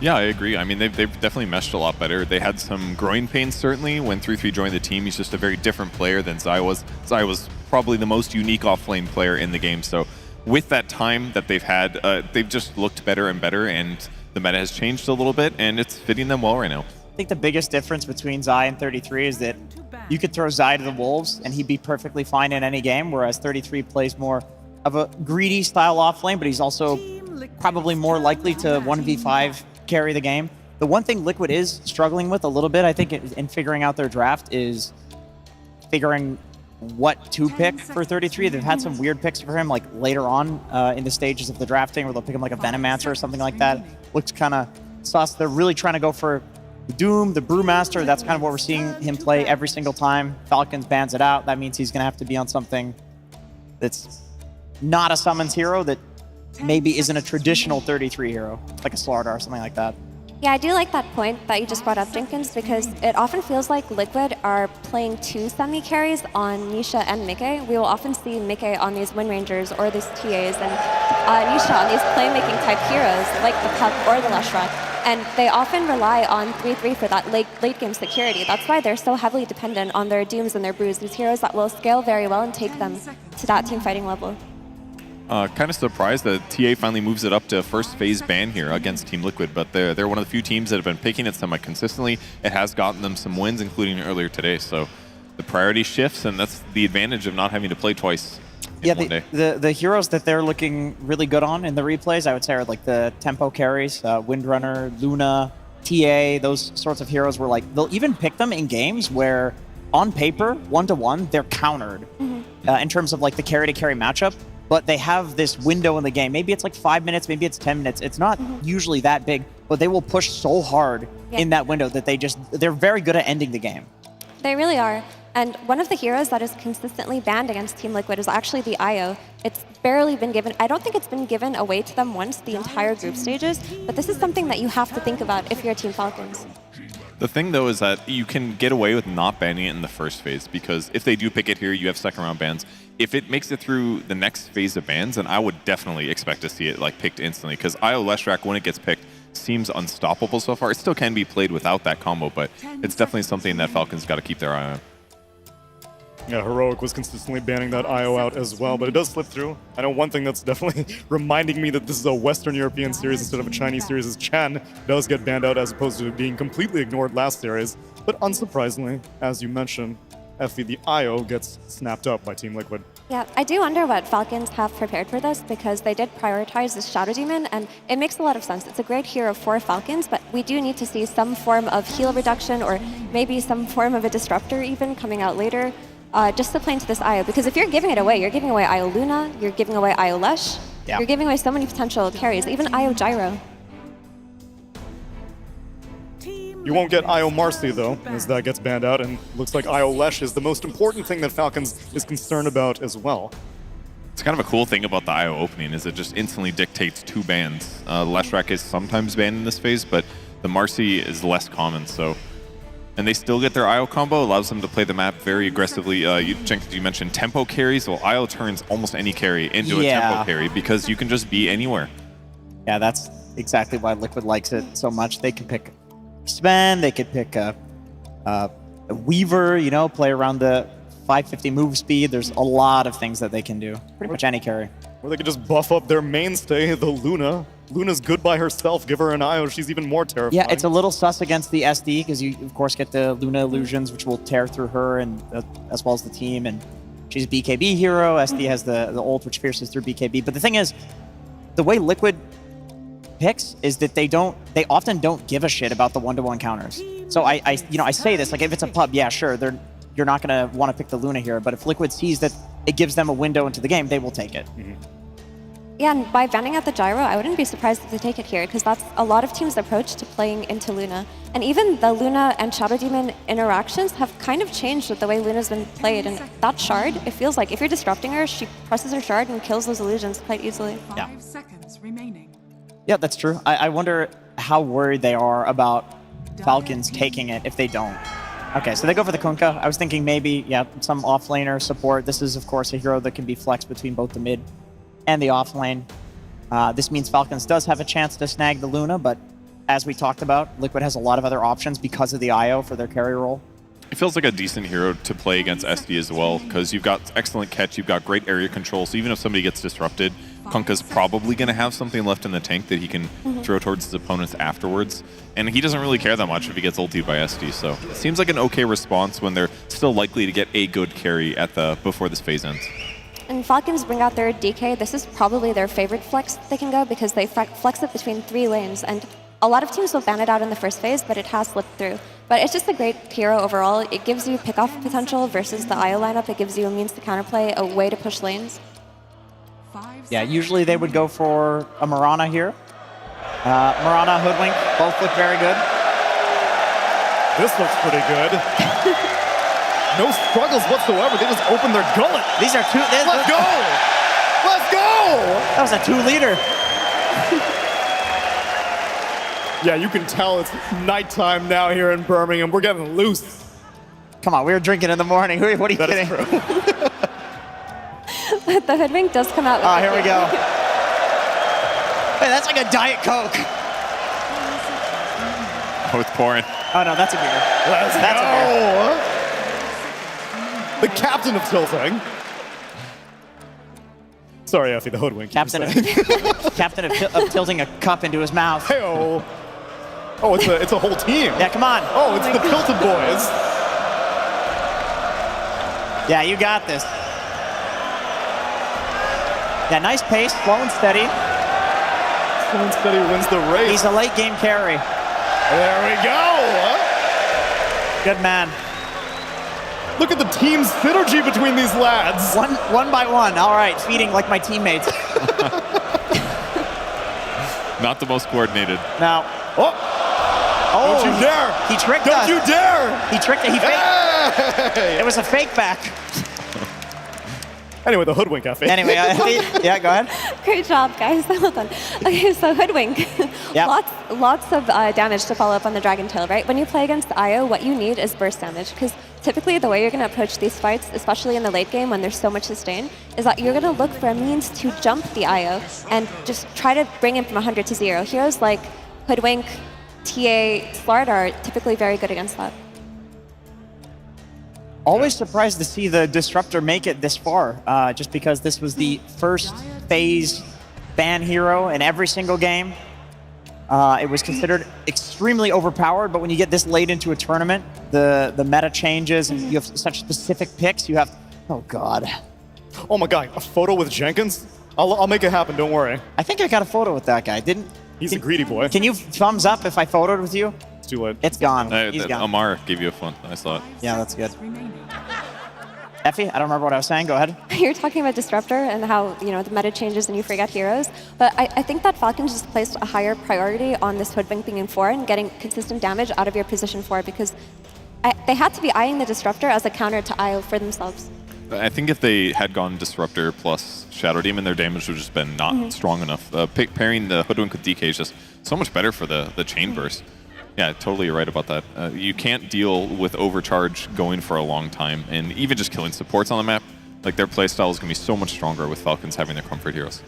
And Jenkins, you mentioned maybe like a year ago, or maybe not even that long ago, a few months ago, picking Luna into Shadow Demon would have been asinine, but that shard just changes the equation so much, no fear from Liquid. Yeah, the shard and the Conda build definitely means that she is a whole lot stronger in the late game. Oh, they go for the Amar Mars. Okay, very nice. But I also think, like I said, with Liquid, they pick heroes that are one-to-one countered because they see some window in the game that they can win the game. And Luna is like one of the best heroes at doing that because of the aura, right? Like you can push towers, you buff your team 5 to 10 minute mark because it's nighttime.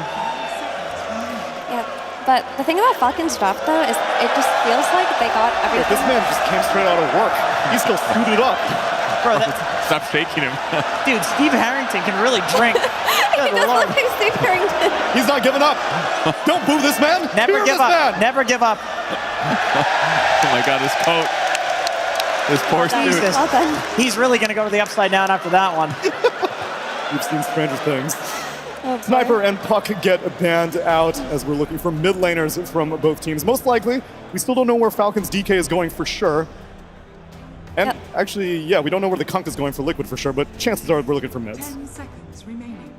I mean, Liquid have run Kunkka mid to success. Nisha has looked very good on that hero. It's just going to be up to Liquid in the end where they decide to put it, because they get to see the overall last pick. But as far as Falcons draft goes, they really got everything that they wanted. The Amar Mars is going to be such a consistent way to take these fights against Luna later on, and I really like the synergy between having a Shadow Demon on your team and a Mars, because often we'll see the Shadow Demons go through the Twin Gate, disrupt, set up a spear for the Mars, and that's almost a free kill every time. Yeah, and especially with Amar on the Mars, I have no doubt that he's more than willing. As Maureen said, Skitter's horny for wins, but Amar's horny for kills. The Lina gets banned out, and yet Zeus still remains in the pool. Lena's so much better at following up on like the DK Mars hoodwink though, with the chain disable and burst, and it's a reliable laner mid, so I think that one makes more sense, because Falcons, the way they want to play the map is spreading things out and blowing up these supports as fast as possible before they relocate and back them up with like the boat buff and things like that. So Falcons just need more kill potential because they just want to tempo the game and get across the map and take towers. Okay, then if you want speed, and Lena's maybe better at it, Coddle also remains in the pool. Get some real champs right now in the audience. Heroes, I mean, real heroes. My guttural bowel says it's just Timber. What the? It's Huskar. Okay. Well. The who's? Okay, that's why they banned the Sniper. I mean, that makes sense. Okay. And Liquid took out the Lina themselves, which would be fairly good against Huskar. So they need an answer. You cannot run the Kunkka mid now. It is impossible. That will be a Malvarine 1v5 in the game scenario. Even a Zeus doesn't feel possible right now. No. Maybe Coddle is the only thing that you can do in this scenario. I mean, the Huskar's great. He's going to have such a fast BKB compared to a lot of other cores, because that's like the second item he buys. Skips treads and everything, so he's going to be perfect at shutting down and limiting the IO's impact, the Kunkka's impact, the Disruptor's impact. The Coddle's ticking. They had 8 seconds left, and they end up pulling the trigger on the Coddle. I think Coddle was the best option here because you need a means to D-push versus this Huskar lineup now, because with Huskars, if they get free lanes, which you will, even versus a Coddle who's just going to blast waves, you need some means to control the side lanes before the enemy team groups up, right? And you're going to have the defense of the Coddle and hopefully an ability to counter-rotate on the side lanes, because Coddle isn't threatened by the side lanes at the moment. Like, if he does go, there should be a kill or two, but it's not the perfect pick. It's the only pick that they had available to them, and that's what's concerning for me. Yeah, on the other side, the Falcon draft, it's like almost all of their iconic heroes, frankly, so looks a little bit more put together, but if Liquid can turn the tables a bit with their heals, their glimpses, their combos, they could win some really strong team fights and get into more of a death ball state. I like the Coddle a lot, honestly. I think it's really good against the DK and the Mars. These are high strength, high regen heroes. The Spirit Vessel is extremely good against that, rotating to the side lanes at the exact time when they want to be also doing stuff, pushing towers, going for kills. I think the Coddle can set a really good tempo in this game. They also have the Luna. I just worry, are they doubling down too much on that, 5 to 10 minute mark? And also, how does Malorine deal with this matchup? He's played this probably so many times. Does he have a little trick that's going to let him beat Nisha in a 1v1? If he does, Liquid won't have the tempo. He's the Huskar master, as I'm sure Amar will also attribute it to. Now, before I give it to the casters, let's hear what's up with the crowd. Who's here cheering for Falcons right now? Oh, okay. Who's here cheering for Liquid right now? And who's here to watch some Dota and share a cheeky pint with the lads? Nobody? What? I just saw all of you drinking. Well, because they're done drinking. All right. Everybody's drunk already. Fine, fine. You want to watch some Dota, I'll give it to you. Let's give it to our casters. It's time for Gareth and Lacoste. Thank you, Tsunami. Yep, here we are. It looks like a grand final. It sounds like a grand final thanks to all you lovely fans. Let's see if it plays like a grand final. It's in the lower bracket, elimination time. Lacoste, what are your thoughts? This is going to be an interesting one, most definitely. We've seen Keeper of the Light dominate pretty much these early stages, getting 7-8 minutes Spirit Vessel. This hero is too good at the early stages. Well, let's get into it, shall we? Let's raise a cup before battle.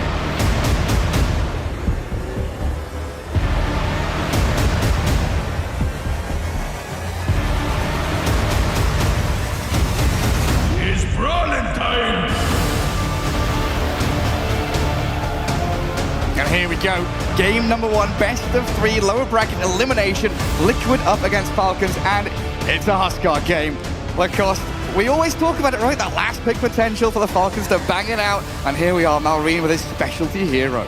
The best Huskar player out there, I would say. This guy is just insane. But he's playing against the Crown King from the Bet Boom Dacha 1v1 tournament, playing against Nisha. So want to see if he has a couple of tricks up his sleeve, because Keeper of the Light, he's been dominant. Every single time I see this hero, he's doing extremely well. We've seen GPK yesterday, who was godlike in both of these games, and I want to see how Nisha is going to play this one. This has to be one of the fastest lineups I've seen from Team Liquid, because you have Keeper of the Light, you have Io, there's going to be insane amount of heal, getting Mech, getting Spirit Vessel on this Coddle, and also playing with Lunar's Blessing. Your Keeper of the Light doesn't really get, that benefit from it, because he's not a right clicker. He's not a right clicker, exactly. But the rest of the team, they love to play with it. Oh, they absolutely will. Yeah, tempo, tempo, tempo. We've seen this kind of strat right from Bet Boom earlier on in the tournament, where they are just super speedy. That's down in that bottom rune spot. Boxy already going to get stuck up here, but will tether up to high ground and get away. No first blood just yet. Did lose a lot of region. Yeah, you're right about this. Keeper of the Light, right? The hero that doesn't necessarily play the lane. He's stacking, he's farming, shoving waves out. And ideal against a Huskar, who is a lane dominator. Want to see also how 33 is going to be getting out of the laning stage. He had a couple of really tough Kunkka games, so want to see what he's going to be able to do this time around, playing against Dragonite, playing against Shadow Demon, and also paired up with Io, so the lane should not be too difficult against him. And we can already see Malorine, he's putting up the pressure on Tanisha. Right on top of him, yeah. Shove that wave all the way under tower already. Level 2. Forward. Yeah, level 2 Huskar already up in his face. This is the thing, right? We talk about Nisha and his skill in the mid lane. Very rarely gets bothered by any of these bad matchups. Someone calls him a robot in Dota because he's so mechanically skilled. He'll always find ways to... Oh, Boxy there. He's going to scrape away with his life. Boxy, he needs to be careful. That extra bonus damage from the illusions making a real difference there, and he already got harassed by quite a lot, so could make a difference in this lane. Yeah, that Shadow Demon level 1 is real nasty. Tons of harassment coming in. And just thinking back to the last times these teams have met as well, back at KL in the BetBoom Dacha, whoever's won in the group stage has lost in the playoffs later on in the tournament against each other. But here in Birmingham, they drew in the groups. Falcons did have that tiebreaker win, so this could be a pretty close series if history's anything to go by. Or Malrine, he's gonna get tagged by the Illuminate, but he knows his limits. Very close fought battle already, 9-1 on the Huskar. Kotl at 6-0, but he's got full access to the camp to his right-hand side, doesn't he, Nisha? Yeah, Malrine, he was also talking about that, Fairy Fire usage when he was dying solo in one of those games in an interview. Yeah. But yeah, he definitely knows the matchup, and 33's courier did die, I believe. Yeah, the items got delivered. Getting hit down here by Skitter and Snake King, but Boxy's there, tethered up, regenning pretty nicely. There have already been a couple of courier snipes this game. Amara lost his earlier on as well. The poor little animals getting sniped left and right. And down in the bottom lane, we've not really looked down here too much. It's Mickey and Insania, of course. Luna Disruptor against Crit on his signature Hoodwink and Amar on his signature Mars. This is just the signature lane. I think. It is. I think both of these teams, they got the lineups that they wanted. Probably didn't expect to pick Huskar, but this is a Husk team, the Husk Masters, and they know how to utilize this hero. So far, in terms of the CS, the biggest one is Skeeter, sitting at 16 CS on Dragonite. Yeah, having a grand old time in that top lane. He's really not pressured, because you're playing against IO lane. Also, Kunkka doesn't have early damage to kill you, so with just 1 point in Dragon Blood, you should be safe. And it has been said in the past, game one in a best-of-3 series, sometimes you give your opponents what they want, what their signature heroes are, and if you can beat it, it definitely can get under their skin and cause that series to be quite tumultuous. Banishment there, and a Torrent thrown, snaking in 3-3, just trading spells. Early laning stage, all about that regen trades, where they're looking for those full ones and the potential to turn around. Falcons are the first team that allowed Liquid to play IO, so that's a bit of a surprising one. You did say, a best-of-3, a bit of a different beast compared to BO2s that we did have in the group stages. So, yeah, you want to test it out, see if you can actually beat it, and coming into the next series, into the next game, you might have that advantage. Well, that's what happened earlier with Liquid, right? They got given Chen and still lost the game. My potential is definitely there, even with those powerful meta heroes. If someone has prepared a strategy against you or just knows how to undo it, you can find the ways. Another courier nearly dies to the hands of Boxy. 3-3 alongside him, playing under the tower already, but like you said, Skitter, pretty comfortable here. Dragonite not under any danger. Seeing that Huskar gets it, hang on. Amar and Crit, they're on Insania. Bushwhack into Spear, all the glimpse back, but first blood is there for Crit. Man, Crit is so good at playing Hoodwink. Every single time I see him use Bushwhack before even getting that extra cast range from Scurry, it feels like, okay, it's on the edge, this is not going to connect, but it does connect almost every single time. Torrent misses here from 3-3. Boxy trying to pump that regen back into him. Snake King going to back up. You can allow Skitter here to take those hits, tank through a lot of these early spells and damage. Forcing both magic ones to be used in the top lane. Boxy had 16 wand charges, so big victory for Falcons, and already a 1k gold lead, getting that first blood. Malrine doing the classic thing, right? Stay on your opponent's staircase, push him all the way back. Don't let him get these free illuminates and free range creeps.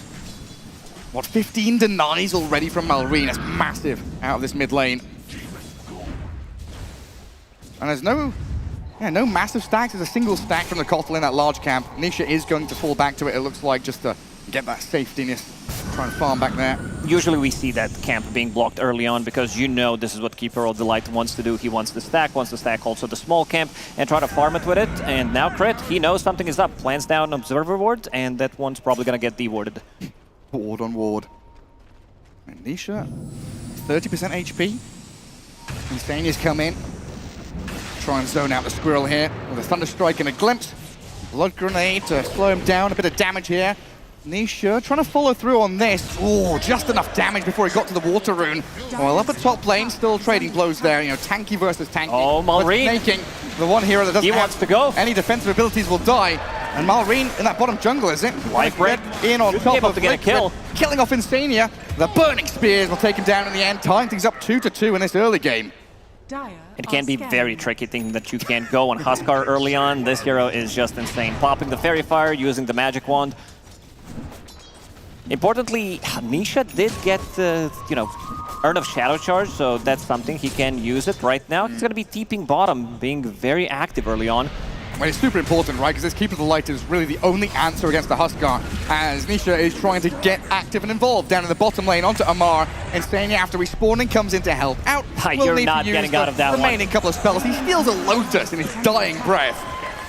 It's all about the efficiency. He got the most out of it, so yeah, didn't lose too much gold, did buy phase boost before he died, got the Lotus, but some early rotations from Keeper of the Light. We've seen it earlier, 6 minutes into the game. He's not too afraid to TP to a side lane, try to get a kill. This hero has, I'd say, the most damage between 6 and 10 minutes in the game. That was a GPK against OG, right? Doing all these moves, just permanently rotating while farming the jungle in the intermediary moments.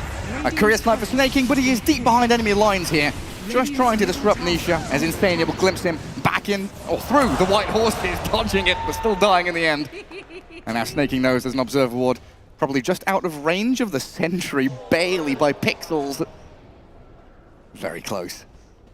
But yeah, in this game, I think Huskar with an Armlet isn't really afraid of too much outside of the Spirit Vessel and the Keeper of the Light. Not a large amount of chain stuns, and Mickey is feeling the chain stuns from the opposing team. Pushed back into Spear, Luna trapped under her own tower and being bullied by this Hoodwink and Mars.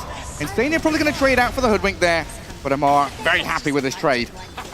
So is Insania. He's going to be level 6 after this one. Disruptor. Once you get that level 6, you can easily go around the map and try to set things up. Doesn't have much mana to work with. 3-3 on this Kunkka, 3,200 net worth, and moving to that Blade Mail. Early game, super important for him to get into that Blade Mail. They're having enough of his shenanigans. He's definitely not getting out of this one. We've seen it plenty, right? Shut down the Kunkka, delay those timings, so he's not such a nuisance in the mid game. Getting kills on 3-3 here to delay that Aghanim Scepter, vitally important for Falcons. He's going to need some stacks to come back into the game. Going for the Blade Mail this time around, so buying all these cheap items, buying Wind Blaze. Amar. Again. Solar Bind. Illuminate the blast misses. not going to connect. Amar gets away from it. And they don't want to dive tower, because you know if you dive that tower, there's 4 TPs coming from Falcons. They will defend with all they've got. They're one of the teams that do use, like, I would say most Rainbow TPs in the game. They're not too afraid to just pop like 3-4 early on and then go back to farming. Kunkka trying to get his level 6 in the top lane. Nisha, Spirit Vessel about to be completed. Oh no, they're going into him again. Doesn't get the boat off. He will throw the boat now. Too late. Pop the one, but it is far too late. He's dead. It looks like Malreen's fine to survive under tower. It looks like Boxy was stacking at the same time. Radiant's top tower. This Huskar, he toes that line, right? He's on the edge throughout the game, playing on low HP, and with that Armlet, no different. Having Huskar and Morphling in the game is always scary. You're looking at, especially for our observers, they're like, oh yeah, he's dying, but he's actually not. Gotta be on your toes, on the edge of your seat. I mean, look, he's life-breaking creeps. He's in that jungle, dropping low. Spooky stuff. We've seen some pretty quick Spirit Vessels from these mid-Keepers of the Light. 7 minutes, 7.5 minutes. This one came in, what, like 8 minutes 40? Maybe a little delayed for Nisha, but he's going to be able to make it work here. Alongside his level 6 Kunkka now with an X mark into boat. They could make plays after clearing those stacks. But Falcons again, the ones that are speedier off the mark. A good glimpse from Insania saves him from the Huskar, but not from crit here potentially. He's got the Static Storm though, and Hoodwink still level 5. He gets that obs. Does get the Curious Before he dies. And now Nisha and Insania. I mean, Falcons are thinking about running at them. Amar with a wraparound, looping in from behind.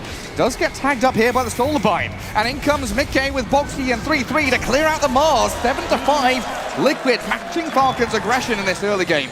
Oh, they do have a little bit of global presence trying to set things up. With the Glimpse, you use Solar Bind as well with Coddle. That's an easy setup for Relocate. That's why IO is banned whenever they play against them, because this hero is too good and now they need to clear some stacks. 33, he needs to come back into the game, farm his Blade Mail, and also farm his core item, which is Aghanim Scepter. Once you get that Aghanim Scepter, the fights become so much more disruptive. You can easily just disrupt the whole fight, and the support sometimes they get hit by a random torrent. They can't get their spells off. That's nasty. Yeah, you're absolutely right, though. Liquid's so good at this kind of giga global strat, right? We've seen their Zeus IO with this disruptor, just glimpsing people all over the place. somewhat reliant on vision and warding, but Liquid very well known, thanks to Insania, to that deep vision with the Observer wards to catch people out and find those individual targets. And of course, you already mentioned the kind of semi-global Luna with the aura as well. Radiant are scanning. Nisha going to clear out a couple more stacks. A lot of Dire heroes moving into mid, though. It's all about stacking in this game because they have all the heroes that can easily clear them. Can we see the amount of stacks that they did so far? Because Team Liquid, they've been known to stack a lot, but so did Falcons and Insania. Can they get a jump? They've jumped on the Kotal in the back. The bigger target's been found. Nisha tries to turn around, but Malrine just dives the tower without a care in the world. And a spear onto 3-3. Another core kill, a bonus one for Amar. And Skid here. Well, he's got a bit of tankiness from that Coco's run. The boat went over him. Torrent will miss, though, and he's stuck inside the arena. Insania dead off screen as that Kunkka will drop under his tier 2 tower. Oh, as soon as they picked up a Blink Dagger, this is what I like whenever I see Team Falcons play Dragonite, because it's a hero that they flex across 3 different roles, but whenever Skeeter plays it from the safe lane, he tends to pick up a Blink Dagger as his first item, so they immediately smoke, they get a kill, and most importantly, they do get a kill on Keeper of the Light, because this is the most of their damage. This is the only hero that Malrine is afraid of because of that Solar Bind, because of that Spirit Vessel, and he does have a free reign. You can see that Team Liquid, they're not ready to take a fight. Luna, she still wants to farm on a different side of the map, and I'm getting a little worried for Team Liquid because their damage output is very limited, and they don't have that burst damage. Besides Spirit Vessel, there's nothing that Huskar is really afraid of. No, there's the relocate. I mean, they're going to come in and try to save this Luna, but she's dead already. Not enough. It's inevitable. They're just hunting them down. Falcons finding one after the other. Now 3-3's in trouble. Boxy, can he get away from this? Amar's on his tail. Might be able to relocate away with that remaining couple of seconds. We've got someone out in the crowd with a, 5 heroes run down mid sign, and that's what Falcons are doing. Run down mid, run down bottom, just send everybody there. Oh, Liquid evaporated immediately in that fight, and also getting a tower. 33 not too happy about that one. As a 6k lead at 13 minutes. Actually starting to get rough for Liquid. They really need to hit their stride, get into their timings, which are much more 20 to 25 minutes around this Luna. And yes, you've got the active Kotal, but Kunkka Luna need a little bit of time. Yeah, they do, and they're also stealing your Roche. This also might be one of the fastest Roche. Amar, he looks very dead on the screen. Once you get that Solar Bind, you also have Glimpse available. So let's see if they can maybe catch them off guard, but Malrine already picks it up and immediately TP's out. Off he pops.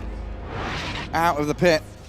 There's even a little kobold scouting Insania there, just to make sure there's no one coming in with a glimpse.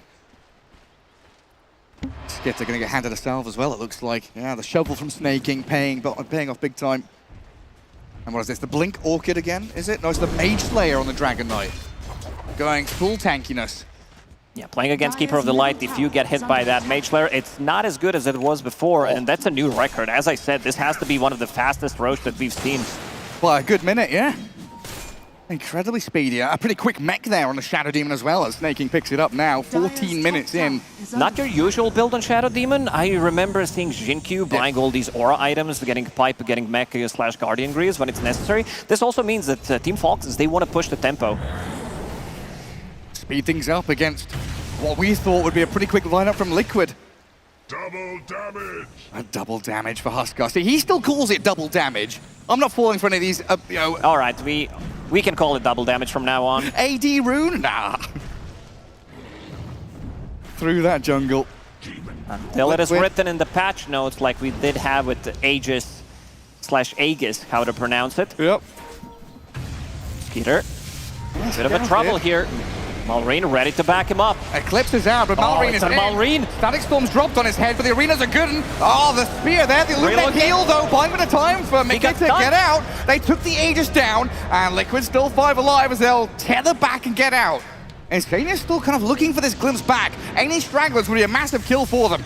Crit, though. He's at the ready if necessary. Tagged up by a couple of Kotal spells. Disrupted, you're right. There's the Shadow Demon with the save. A lot of poking and prodding from both teams. There's long-range sniper abilities from everybody involved. They should know that there's an Observer Ward here on the high ground, so that's probably going to get dewarded. And look at the itemization from Nisha. He's going for a BKB basically as his second / third item. Understands that he needs to get out of the arena. Right. He just does not want to get focused. It's got to be the way. Can't really blame him. It's got to be the way. Amar, Yules, 900 to blink. He's only 600 or so against on that Kunkka, 6,200 for 3-3. That's far away from Aghanim Scepter, only having one component. If you die in the next fight, that Aghanim Scepter is going to be delayed. That's going to be like 22-minute plus. That's miles away. Boxy now jungling on the dire side of the map. With his role playing as Ana. And try to become that carry IO that we've seen in some previous games. Get the Satanic, get the Desolate. Yeah, and I think Boxy understands. We did talk about them not having enough damage, so he is putting more points into Spirit. Okay. Playing that position 4, maybe he thinks I need a little bit more scaling, I need to be able to farm up, but still, 2 supports at the bottom, big difference between 2 supports, and also in terms of scaling, unless Io gets, you know, his level 25, level 30 that we've seen, you know, Gaimin did during the Elite League. Yeah, that was pretty wild. I mean, those spirits can be kind of that little bit of surprise damage, you know, not damage over time necessarily, but maybe a little bit of unexpected damage for the Huskar when he's armlet toggling. Yeah, good luck with that. Yeah, it's going to be very, very challenging. Scanning. Dire are scanning. A couple of scans, nothing tagged up. Dire's middle tower. Looks like Malrine is tucked away decently. They'll walk right into Snaking though. Drop the Static Storm on his head. Shadow Demon down and out, and it looks like Liquid try and convert this into a tier 1 mid lane. They're all 5 here. Skeeter solo pushing this top tower, has a little bit of backup from Hoodwink if necessary, but in terms of scaling, this is such a good scaling lineup from Team Falcons. This would probably be the time where you want to go and take Roche with Huskar, but they killed it so quickly that Roshan's going to respawn in 3.5 minutes, potentially. A bit of time for Liquid to farm themselves up. They don't really want to go rushing straight for tier 2s. Maybe think about a fight down in that bottom part of the map. We'll see where they head to. I'll give away their positioning there as Skitter goes to the twin gate and kills the sentry. Huskar right at the top of that net worth is so scary. But this is where Liquid start to put their pieces together of their draft, right? The Luna starting to hit her timing. Getting into the groove of the game a bit with that Manta style now delivered, so a little bit more safety, a bit more split push going on. Crit gonna get walked at here by Insania and Nisha. Sharpshooter to try and dodge away from the White Horses. Gonna catch on to this Disruptor as well with Skitter arriving, takes him down quite quickly. Now Nisha TPing out escapes quite successfully too. Crit with that Road of Atos, we've seen him do magic with this item, because a lot of the times you will see him pick up Road of Atos if Glimmer Cape is needed, and then he kind of camouflages his item build, then picks up a Gleipnir and starts to scale. Amar with the Blink Dagger, which has been revealed. I think the Observer Ward did catch him there, so they know something's cooking. Having 2 Blink Initiators, having this presence from Shadow Demon with the mech, with the disruption, things are going to be quite difficult for Liquid to take the fights, but they managed to stabilize. Last couple of minutes, been steady 5k gold lead for Falcons. Yeah, taking down the stacks, you called for it, right? Build up stacks, farm them out as safely as you can, get things going. Liquid will definitely need this Aghanim Scepter on Kunkka, because he right now doesn't provide you with much, and you would also want to have BKB available on Mickey. He is still very far away from it. And again, just the vision game is so important here for Liquid. Yeah. When you talk about these Blink Initiators, the fog, the darkness, it's so scary. You've got Hoodwink, Mars, Dragon Knight jumping onto people very quickly. And yeah, that second item, BKB, of course, faster than patch average, very quick for Nisha. Desperately required. Yeah, the long-range initiation from Falcons can catch you off guard. Interesting spot here. Very, very high-level stuff to be in between multiple enemy heroes. Might be found. Crit, he's going for him. Scouted by Crit. Rod of Atos hit. Bushwhack and Malrine arriving from the left-hand side, but this old man is pretty quick on his speed. Meanwhile, back in the bottom jungle, Arena dropped the clips on Amar. They're going to bring down the Mars here. Oh, maybe not. He's walked it off. Glimpse back from Insania. Does drag him back into the waiting arms of Boxy. Malrina's in though, looking for this Luna kill. Manta Star does not dodge the push back with another poke. Reload. He's behind them. Gets the distance away from Falcons. 3-3. Oh, this X mark could be good. Skitter's been stuck in that Solar Bind and Spirit Vessel, blasted down by the Kotl and Disruptor. Another Illuminate flies across, and Falcons rip limb from limb. Malrine is in. 1v5. He's trying to go for it. Might get these hit in the end, but he can't survive the onslaught. Ooh, man, what a big fight for Team Liquid. They managed to... isolate two heroes, get the big Eclipse. I want to see the damage dealt by Luna, because he was tethered throughout this whole thing. Eclipse onto them, and zoning out Snaking. Big Static Storm. That Static Storm. Catches him on the edge just for a millisecond. Stops the disruption, stops the save. And once he committed in this fight, Malrine knows he's just got to go for it. That was a bit of a weird relocate, because he TP'd right behind them, and they were like, okay, panic, calm into panic mode again. And they're like, okay, where do we want to go? But nice bushwhack from Crit. I was a little worried, because this Huskar, he can be very tricky hero to kill. Nisha. Look at that reaction, dying to a Huskar 5v1. I mean, they did everything right there, they're Liquid. And that net worth lead completely diminished now. Dead even game, 20 minutes in. And this is the Liquid timing. We were talking about Luna. She's going to get very strong, very scary. BKB now available on him. Next Roche. Could respawn soon. Amar, we haven't seen much from him this game. Like, he goes in, even though he does have a Yule Scepter, he doesn't get another round of spells. He goes in and he just gets focused down. Yule Scepter, if he wants to, you know, try to save himself, there's going to be a Static Storm afterward. Torrent, maybe even a full Torrent Storm. Dire are scanning. He almost made the great escape when Insania just said, no, that's not happening. Today. Not today. Now Liquid playing tight together. Boxy, Mickey. They're the partners in crime, tethered up. See what they get up to. Falcons still probably feeling reasonably strong. This Huskar, you know, he is an unstoppable force when he's actually able to latch onto a target and get into these team fights. Just a matter of playing into your own vision, finding the spots on the map where you can get the job done.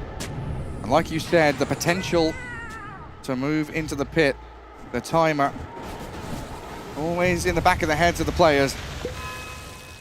Could be now, could be in a couple of minutes. There is one Observer Ward on Insania. Let's see if he drops it down on this cliff. A lot of the time that Observer Ward gets devoted immediately, but the value that you get from it, even if just to get that first jump. The standoff.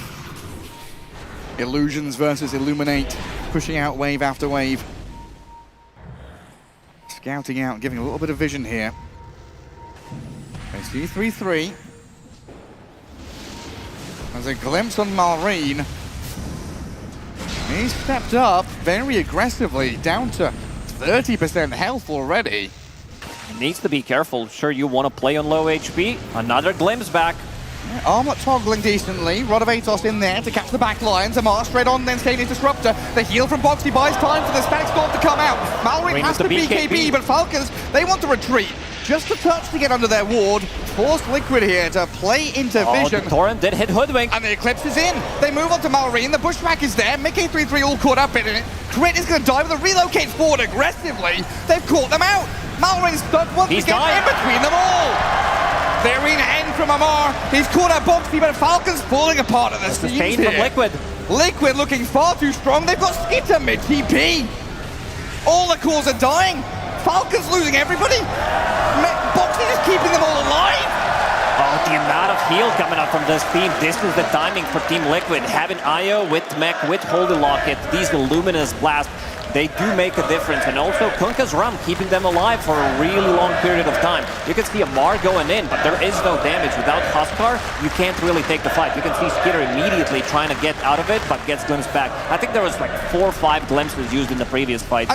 And that's all thanks to Boxy, right? The start of that fight is that split-second decision for Boxy to heal Insania. Look at it. Oh, yeah. He knows. Boxy God. He's feeling it. He's feeling that this game won. If Insania doesn't stay alive there, there's no Static Storm, no 5 glimpses, no team fight for Liquid. And the most important thing, they got Roshan's banner, the most important item in the game to be in your inventory. Let's see when they decide to place it down. What a shitty item. You don't even see the value out of it. It's more like a cosmetic item at this point, isn't it? Pretty much. It looks scarier when you don't use it. Just taking up a slot. Boxy's happily holding it for now.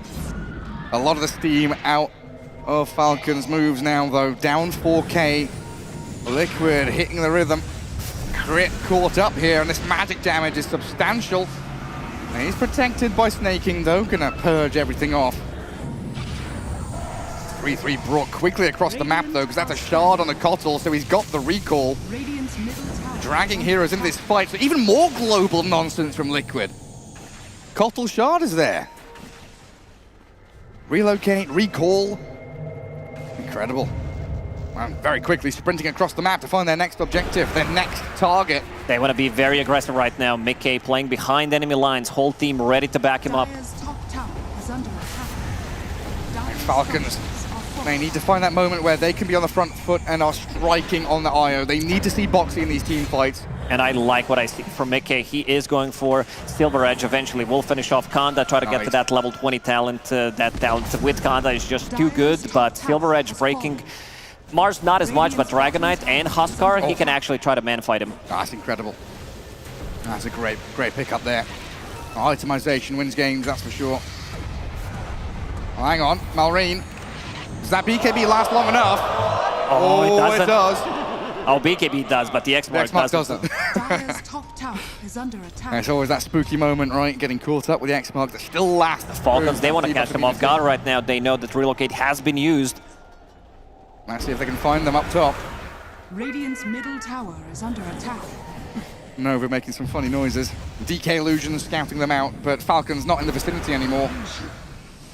They might be able to get the jump on Nisha, but how quick is he? Instant BKB. See you, lads.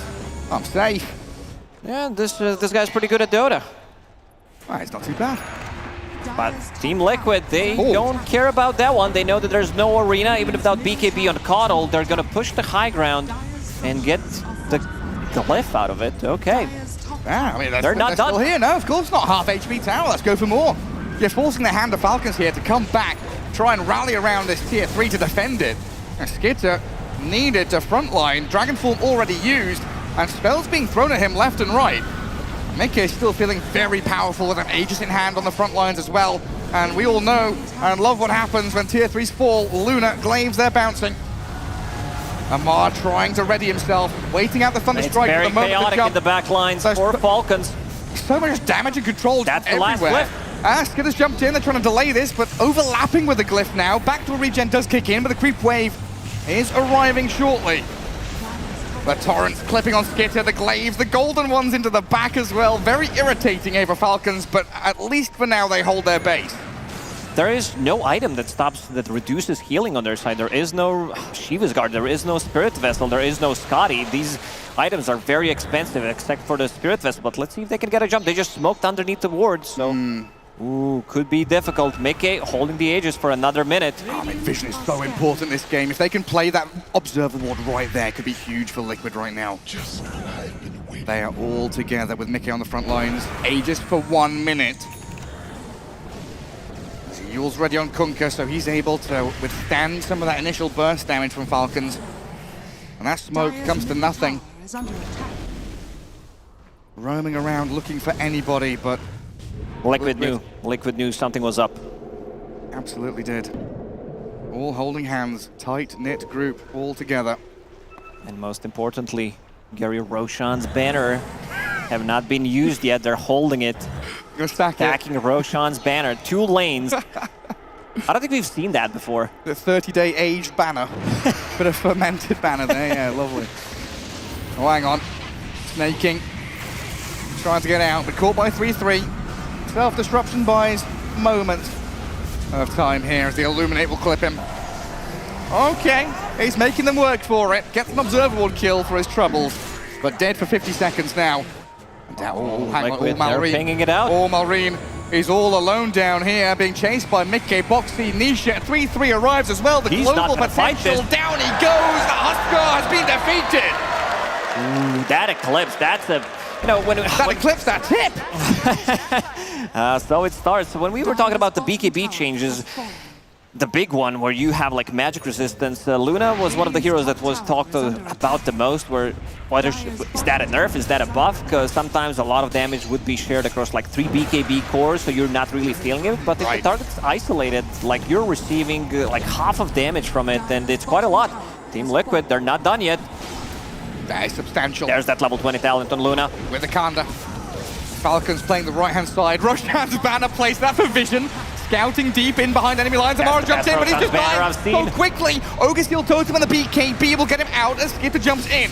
3-3, half health, but the Static Storm and the heals will come out. Even with ED, they don't have enough damage.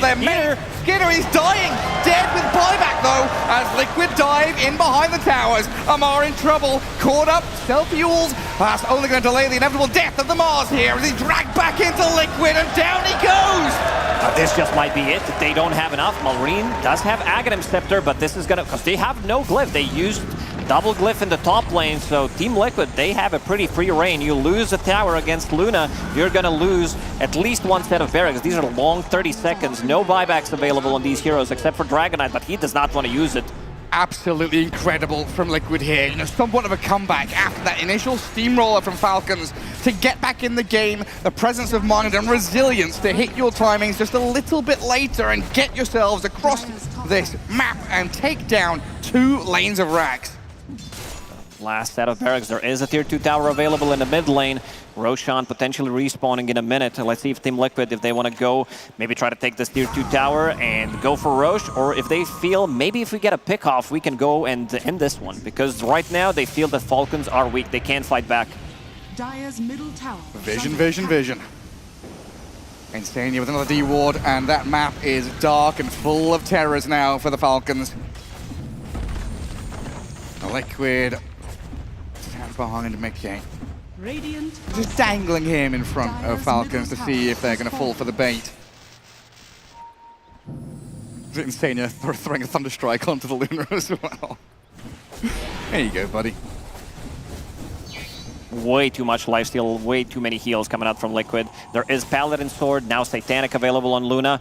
Mickey, I don't think he can die in a fight unless they focus him down with the Huskar, with the Aghanim Scepter, Dragon Tail stun, with the Arena, but not gonna be easy. If they get the both off, I think he's still gonna survive through all of that. That's the thing, right? If you're focusing Mickey, you're not focusing Boxy, and Boxy has been the linchpin hero in this game. BKB. He's massive. Absolutely disgusting amount of items here on the IO. They're going to banish the Luna for now.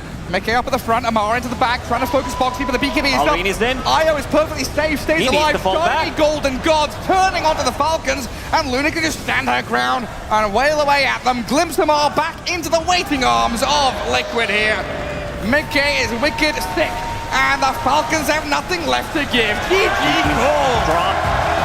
Man, what a performance from Team Liquid in this first game. They gave them their best heroes. This is Crit and Hoodwink, Amar and Mars, and the Huskmasters in this game number 1. They have been defeated. This is a huge boost of confidence for Team Liquid coming into the second game because they're going to be the ones dictating the draft. They're like, you want to pick these heroes? We're going to let you pick it because you know what's going to come. It's going to be this like death ball push. They were, what, 5-6k gold down, and then suddenly one big fight, you could feel the power of their lineup where they're getting all these heals. As we said, there's no heal reduction, there's no Shiva's Guard, there's no Scotty, so they're getting fully blasted. These healing numbers should be pretty high in this game. And it's so beautiful as well the way they set up, right? Because all you have to do really is put Mickey's Luna at the front, kind of like the old Medusa, right? Put her in front of a tier 2, a tier 3. You've got Io, Kunkka, and that Disruptor all backing her up. So Amar has to make these kind of flashy, wild plays where he's jumping into the back lines, hunting for heroes, and you called it perfectly in the last fight.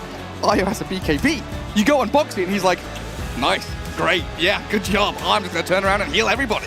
They tried, but Luna is such a mean hero. This hero has like 56, 57% win rate so far at the tournament because everybody's playing that hero, so even the losing teams will make the win rate not as good, but this hero is a menace to deal with. If she hits her timings, you're going for the high ground. One bad fight, you're going to lose at least one side of barracks. Let's take a look at the stats there. Malrine 6, 4, and 2 on that Huskar. The cheesy last pick for them, not necessarily paying off against the tempo from Liquid, as I believe we can pass it back to the panel. Thank you very much, Gareth and Lacoste. Live by the Hoost, die by the Hoost. Falcons bet it all on this last pick, and I can't blame him. Malrine is an expert on it, but it seems that the coddle that they left behind was just a little too good for them to deal with, and Liquid end up claiming this Game 1 victory. Yeah, I kind of had this idea that if they're picking the Huskar, there's going to be the anticipation of a coddle coming out, especially given the other heroes that are drafted on the side of Falcons. Malrine, had the idea of how to play against it in the laning stage. He did very well. He got very farmed. But it didn't matter because Nisha was running around to the side lanes and ganking and, you know, playing off of that tempo. We got the Spirit Vessel. And if you look at all of Liquid's heroes, none of them really commit to a Huskar. Like, you can just kind of poke and then wait for him to fuck up. Like, and that's exactly what they were doing. They never really took any, like, hard engagement until it was something like this situation where he's completely isolated and they basically just waited around and poked until they had the opportunity to go in and get a good fight.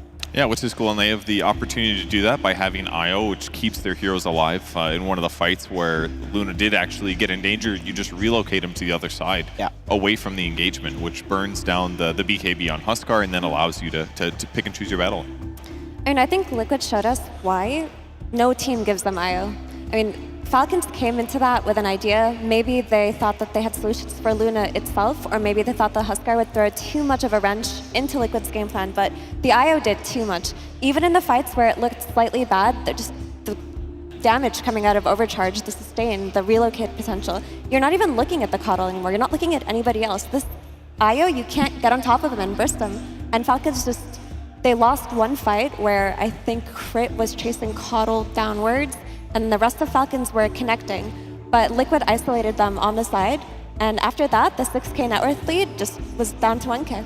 And some other moments worth pointing out, maybe some encounters that were happening in the Radiant jungle, which were provided by our Kadia, Ward of the Game. Is that accurate, Purge? That is right. These wards were kind of a big deal, because both teams knew where the action was going to be, right? Coddle can't really stand up to the Huskar in the mid lane, so what you end up doing usually is stacking camps and then farming them out. So both teams kind of absent-mindedly both put their wards in the exact same spot where that one ward is, and that means that the early action 7 minutes into the game was going to be here. It's not going to be ganking mid, it's going to be ganking the heroes in the jungle that are sitting and farming. And this went kind of even, but as a whole, Falcons got a really nice advantage from this early game. Ultimately, Liquid outplayed them in some of those mid-game skirmishes, but these early portions of the game, just the fact that both teams were like ward in the same space, they knew where the action was going to be, and I love watching that in high-level games. I guess it's because that's where Huskar would get his entry into dominating the entire Radiant team, because if you don't capitalize on the first few minutes after the laning phase, kind of plays out the way that we saw it happen in this game, Jenkins, where do you get your snowball going? Yeah, that's exactly what I was thinking when we were watching the fighting around the ward. I think if you're the Coddle team and the fights are going 50-50 there, you're kind of happy with that, because you're not just sitting in this lane where they pick the cheese Huskar and then you're just letting the Huskar get exactly what he wants. It's like there are these weird fights going on, kills going both ways, the lanes have broken down. Like, this is good for the team that has the disadvantageous laning scenario, which is the Coddle. And so let's take a look at what the carries were able to pull out of that game number one in our Ace of Predator head-to-head. I'm guessing that maybe Mickey came out far ahead, but was it as big of a gap? Because we're spending a lot of time focusing on the mids. What was the carries up to? I mean, Mickey had a great game. I mean, thanks to, of course, the IO combo and how well Liquid played, but he ended the game with the highest hero damage done on his team with 28k hero damage, whereas Skeeter, on the other side, could only do 14.6k hero damage, because when you're playing a Huskar draft and you're very dependent on the DK's blink in to burst a hero, maybe snowball off of that, if you lose one fight and you have no other security against the IO, this is what it's going to look like. Yeah, I feel like Skitter didn't get a chance to play Dragon Knight the way where the hero has its strengths, which is basically your laning stage goes fine, you transition to getting kills with Blink Dagger, and then you think of the value as like the tower sieger. They never really got that opportunity because the game was so high tempo so quickly. So as a carry, Dragon Knight for a long time just wasn't a good carry because he just didn't do any damage. And Team Liquid moved the pace of the game up so much that they're like, okay, you have a Dragon Knight with the Blink Dagger. Like, where's your damage? It's basically all on the Coddle. Speaking of Mickey, honestly, like I'm a little surprised teams are giving them the Luna, because I feel like even in the games where they lose with Luna, it looks like hell to beat. Like in all of those replays, it looks awful. The only team that seems like they can push high ground right now and not just get owned and throw the game is Liquid, and it's almost always with the Luna. Almost always. Why are we booing? What did I say? People are saying boo earns. They're cheering for you, Jenkins. And maybe they're also cheering for Slacks, who's out there onto the ground right now. Absolutely. Thank you so much, Tsunami. Yes, we are here in the crowd with the boys now. It's been about, I think, 10 hours. Has anyone been here since the beginning? Anybody at all? That's a lot of people. Very concerning. Now, I was walking by, and what was your name, sir? Jack. Jack came up to me and he said, we need to get the people stretching and healthy because they've been here for so long. Oh my God, this is not going to be a good bit. That's okay. All right, is anyone out there a fitness instructor? Physical therapist?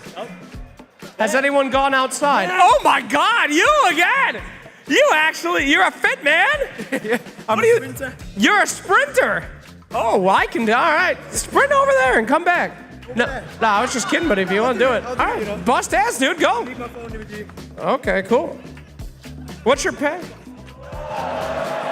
Holy shit, that's hot. Oh my God. Woo! Holy, this guy's actually a fitness, and that was fast as F, boy. Here we go. All right, we need your help now. You know how to do some stretching? Come on over here, sir. Can you help us do some stretching, do some healthy stuff? Okay, right. First one. Oh, hold on. Let's face the camera back here so we can see everyone doing what you're telling them to do. Folks, stand up. You come here. I don't even know what you're doing in the skit anymore, but you're gonna help. All right. Give the audience some advice. What should they do? Right, everyone, we need to stretch our legs. We've all been sitting down. So, do as I do. What the hell? Nobody can do that. All right, stand up, you animals. Come on, it's been 10 hours. We got a couple people to stand up. You crossed your legs there, and then you went down. Oh, my. Switch legs. Switch legs. I'm sorry, guys. I'm wearing a corset right now. I can't do that. I don't want people to know how... Anything for the arms, the buttocks. Right, okay. We'll go this one. Over the head, hold the shoulder, and then just pull. Oh, that's healthy. Oh, that's good. I've never felt that before. Thank you. Is anyone doing it? Look, they're doing it. You're saving lives, blood flow. What's the most difficult stretch you know? Oh, okay. No, don't leave now. Don't throw me under the... Difficult. I'm about to surprise everyone with this. Watch. Oh my God, please keep your pants on. Oh, thank God. What the hell? Oh my God! All right, well, get on the ground and do it, young man. Go ahead. What do you mean? This is your idea.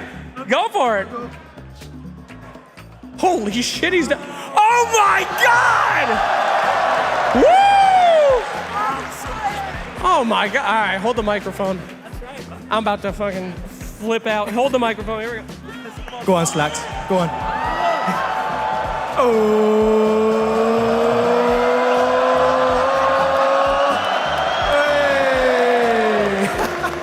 That's not good for the crotch. We're not going to do that anymore. All right, thank you, everybody. Falcons, I hope you guys stretched.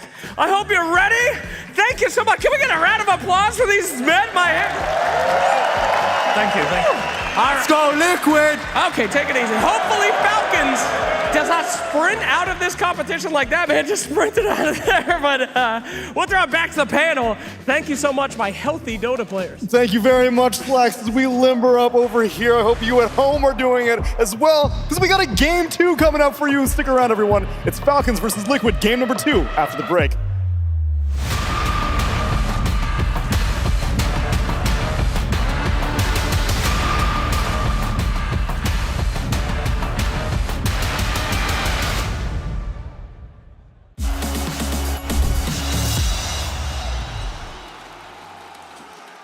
At some point in every gamer's life, there's a question to be asked. Do your clothes match your hobby? In any situation?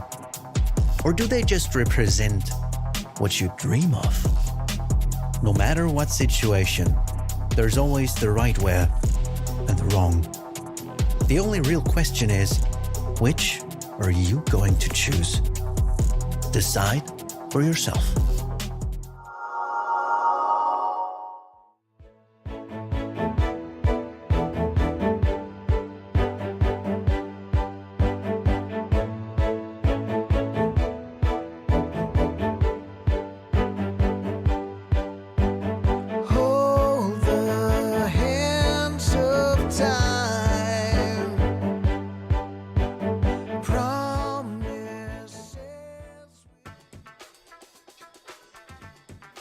All right, welcome. We're going to be grilling the players today. Chaps, welcome to the UK. We've got a little test that I want to run by you, see how you do. British slang, phrases and words, and I want you to tell me what they mean if you know, and if you don't, I'd like between you come up with what it could mean. No pressure, just we will kick you out of the country if you get this wrong. First up, bloke. It's like a guy. It's like a dude, no? Yeah, easy. Dodgy. It's like sketchy. Hey, you guys are crushing it. Damn. Something like this, yeah. You know everything. He does know okay, but I feel like that's not a British. It gets harder. Gobsmacked. Okay. God, what does a gobsmash mean? It's like shocked. Like you cannot believe something that happened. Were you coached? Have you seen this list? I don't know. I don't even know what. All right, it does get harder. Chuffed. I don't think I've ever heard a word in my sounds life. like, like fucked. Beep it out. To get chuffed means to get fucked. No, but like. This is fucked. Like, oh, this is chuffed. No, more like, someone was supposed to give you something, right? But they didn't. So like they chuffed you. Yeah, like you got like chuffed. You got chuffed. Yeah. No, chuffed means like really happy. Plonker. Plonker. Go again? Plonker. Plonker. Think what it might mean. Come up with a definition. Could we get like a hint? Yeah, we need a hint. You would call someone this. It's an insult, I'm sure. You're a plonker. It's definitely an insult. Maybe like a clown. Yeah, it's sort of like a gentle way of calling someone a bit of an idiot. Knackered. It's like drunk. No, not drunk. No. If I said to you, I am knackered, what would that mean? You're excited? Excited? No, you're like opposite. You're like tired. You're like tired. You think excited, you think tired? It's tired. It's exhausted. God damn it. Okay? But you can also describe something as knackered. Nera's way too good at this. Beaten up and busted and like a knackered old car. How do you know all Some this plonker sold me a knackered old car. I bet he's chuffed with himself. That kind of thing. I did watch a bunch of seasons of Shameless, actually. Oh, did you? Yeah. Well, yeah, you're doing well then. Yeah. It's been a while, though. Well, you've done great. I don't know any of this. All right, on your bike. On your bike? Just like, keep going, get back to it. Get back at it? Yeah. Okay, what do you think? It sounds kind of correct. No, it means like, get out of here. On your bike. Oh no, I've heard that phrase before, actually. You've heard it? Where'd you hear it? Maybe it's like Kingsman? I don't know. What is a brolly? A bro? A bro? Go again? Brolly. It sounds way too familiar. Has anyone seen my brolly? Yeah, I have no idea, but I feel like it's something like... Where'd I leave my brolly? Maybe like an umbrella or something like that. Are you kidding me? I don't know. Are you kidding me? You know. Is it? Yes. Holy shit. Wait, what was it? An umbrella. That is a sick guess. Nah, this guy, I'm not the right person for this. I don't know any of this stuff. Now we're getting weird. Hair of the dog. I mean, that's like alcohol, like whiskey or something. It's close. Okay. Any ideas? No. If you're hungover, the idea is you have more drinks the next morning. Yeah. The hair of the dog that bit you. Yeah. So if you drank whiskey the night before, you wake up and the more. Best cure for a hangover apparently to smash some more whiskey. Don't do that. That's not good at all. Hair of the dog. Snog. It would be something that you did with someone or had done to you. Like kissing? And there you go. Kissing. Nice. Exactly right. I got my one. You did great. All right, brass monkeys. What's the weather like outside? Brass monkeys. Never heard this. It's one. crazy or what? Like very cold. Ah. Yeah, brass monkeys. Brassic. What? It means you're broke. You got no money. Ah. Or another way to put it, skint.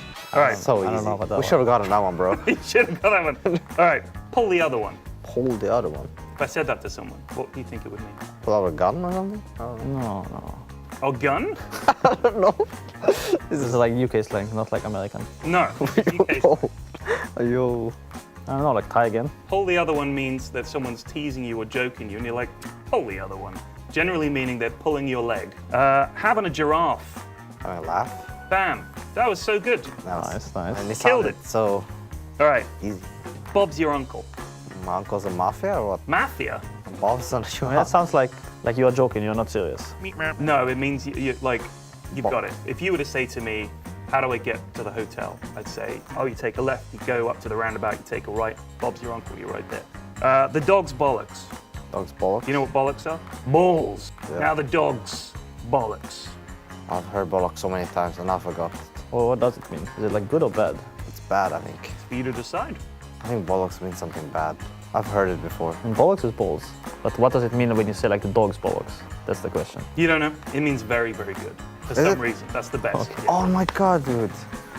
Chloe said it to me once and I forgot. And finally, going up the wooden hill to Bedfordshire. This one is like straight out of a series. I don't know, going to the pub? Sadly not. No ideas? No ideas. Going to bed. The wooden hill is the stairs. You're going up the stairs to Bedfordshire. It's getting late. I gotta go to the I've got to go up the wooden hill to Bedfordshire, lads, yeah. Well, chaps, honestly, I think that was pretty good. It did get very difficult later on, fair enough, but a very good effort. Team Liquid, thank you so much. Thank you. You have leave to remain in this country. You've done well enough. Yeah. I'm so disappointed I didn't get bullocks.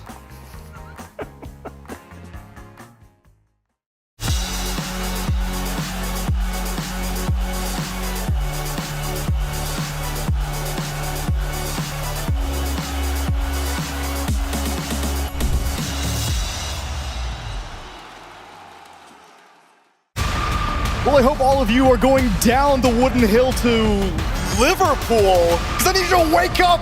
I know all of you are eager to get to the pub, but we still got some Dota to get through. It's Liquid versus Falcons, game number 2. That one was a quick one, product of a Huskar, I have to imagine, and the fact that Liquid had a very clear vision for their victory once they saw that Huskar. And of course, it was kind of handed to them, Effie, because they got their hands on the IO. How dare Falcons make such a mistake to just give Liquid that hero? I mean, they thought they could beat it, to be fair. They thought they'd take out Marcy in the second phase and that they had solutions for Luna, but they just go back to banning IO versus Liquid. I mean, every single team did this during group stages. I don't think they played it even one time up until today at this tournament, so I think this is the adjustment that we're going to see for this game and potentially the next. And they prioritized the Kunkka. The TA did not get banned in the first phase of this game, but the Kunkka's their first pick. Worked great last game, gives them the flex potential, the AoE overwhelming team fight, the catch. Kind of does a lot of what Disruptor does, but from a core position. 10 seconds remaining. Instead, a bunch of different heroes get banned out, and so the Brewmaster ends up slipping through, the Enchantress as well, and for Liquid specifically, I imagine it'll get taken out in the second phase, but the Templar Assassin also did not get banned. Instead, they opt for a response with the DK, a classic Falcons flex. Yeah, the 2 melee strength heroes in the first phase. It's always interesting when drafts cycle back to this. Return to Monkey. Yeah, really, it is that way. I would be very surprised if Falcon leaves in Luna. It just feels like currently Liquid's best hero. But then again, I know Liquid really enjoys playing around the TA as well. It's a very similar, tempo-based carry that they like playing, and maybe they prefer it over the Luna. But it looks like they're going to get one or the other in this game. 5 seconds remaining. And if you're going to dedicate that many bans to Mika, that means Nisha is going to get his pick of the litter for mid laners. Yeah. Meanwhile, though, Liquid ban out some supports. The Enchantress finally does make it to the second phase, as well as Shadow Demon, but Disruptor, also a very frequent pick, remains available. It's actually banned. Oh, never mind, I lied. Brewmaster gets taken out.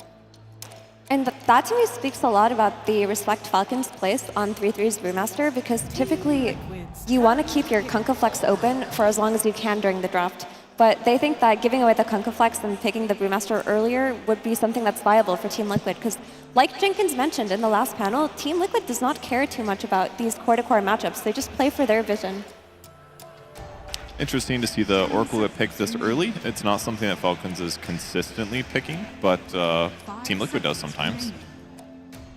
Yeah, Snaking only picked it up at one time against Shopify Rebellion in this tournament, but meanwhile, Insania has been relying on the Oracle quite a bit, so maybe a bit of a denial pick.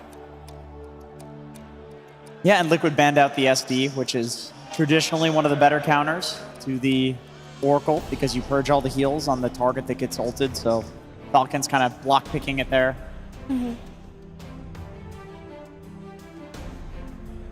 Where's the snaking Mirana at, though? Why does he have to play Oracle? Why is he stealing it away from Insania? Yeah, he's not been Mirana as much as I'm telling you, expected. All of their signatures, like, okay, Crit ended up playing Hoodwink last game, but like the Tiny that we talked about, he's going to work in Tiny throughout the calendar year, but this tournament, he hasn't played it at all yet. There's so many mind games between these two teams, like knowing each other this much and then also having so many group stage games to digest between both of them. Oh, well, there you go. There you go. You take my Oracle, I'll take your Tiny. Good call. This one makes a lot of sense, though, because if you're trying to save somebody with Oracle, you're trying to stay alive, not get spotted, and get ready to cast spells. So if you can toss back somebody that is in danger, it makes it so much harder for Oracle to get in there and cast the spells correctly. So definitely a good value for Tiny pick. Yeah, I think the tossbacks on the core that Oracle is protecting are always going to be valuable, but also just the ability to go on the Oracle yourself, right? This hero is a hero that needs to be controlled, and while Kunkka does give a lot of AoE control in teamfights, he doesn't really give you that single target, I'm just going to get on this guy at the start. So Tiny corrects for that very well. And then the TA comes out, Liquid are no stranger to it, Mika has excelled on it, it's also a flex to Nisha potentially. If I'm playing Oracle and I see TA and Tiny get picked, I am scared. Both of those heroes, if they find me, it's not going to be fun. You know, if I were Team Falcons right now, I would be really considering picking the Bat Rider, potentially running it as a 4 on crit, of course, but then leaving the flex open to Malvarine to play Bat Rider mid, because right now, it is an incredible core Bat Rider game. It's like one of the best win rate heroes against Tiny, because Tiny is, you know, high armor, high HP, Bat can run him down, you tear through the refraction on the TA, it's one of the oldest hard counters to him in the game. You play long fights against Kunkka, Aghanim Scepter. But we'll see. I think for the Viper, okay. A different DOT instead. Yeah. This is a better in lane against it. I don't think they need the Bat now that they have the Viper, but it still could be good for crit. I definitely like it as a lane counter. I mean, you've got way more attack range than TA can deal with. Obviously, you can die if he gets in melee range and does some meld strikes, and you don't know who the 5 pairing is going to be yet. But Falcon still has lots of good 4 options that they'd probably be comfortable Maybe with. Earth? Oh, I was gonna say Earth Spirit. No, you were gonna say Shaker. I'm not gonna sit here and lie to you, dude. I was gonna say Earth Spirit. The hero's 5-0 right now. I imagine part of a lot of that is just Jingyu doing work on it. The hero's doing exceptional. Scofield played it earlier today as well. That's right. I believe, and it looked pretty solid. I mean, fissure blocking people to guarantee that you can continue to hit him with poison attack is pretty cool. Some nice disable follow-up to make their Dragon Knight ganks a little better, because they aren't getting that from the 5 position. So they did need more stuns, especially because Amar is playing a Viper. If they're low on stuns, it's going to make it so much harder for them to get those kills on the map that they want to dominate the game. You do need stuns, and it's more synergetic. If this is an offlane Viper, to pair it with a melee stun support, that's always how it's been played. That way you can actually threaten for kills on lane. But also, this just makes sense compared to how the first game went, right? The first game for Falcons, they couldn't really get in and fight back. Okay, this Enigma with the Tiny is great. This is so synergetic. You're going to have the tossbacks into the black hole later on. You're just going to have so much damage on the lane, ways to pick people off. So it's really beautiful. But what I wanted to continue about the Shaker is that they couldn't walk into the Torrent Storm. There was an issue that Falcons ran into. Once Kunkka got strong, nobody could go in and commit. So they actually go for long-range stuns that are low committal, right? You're throwing out the Fissures. You're throwing out Viper spells. Yeah, it's that hit and run that ended up bringing Liquid to success in game number 1. I can see why Falcons are responding to it in kind. Especially with the way people are playing Shaker now, where they just go for Aether Lens and they get the Shard and they're just throwing out the Fissures and sending out Aftershocks without actually putting themselves in harm's way. Yeah, I was thinking about that against the Kunkka Aghanim Scepter. You know, you obviously want to sit in one area and just play there, and Earthshaker is more than happy to do that. And then eventually, if the opportunity presents itself, you hit a big Echo Slam off of that.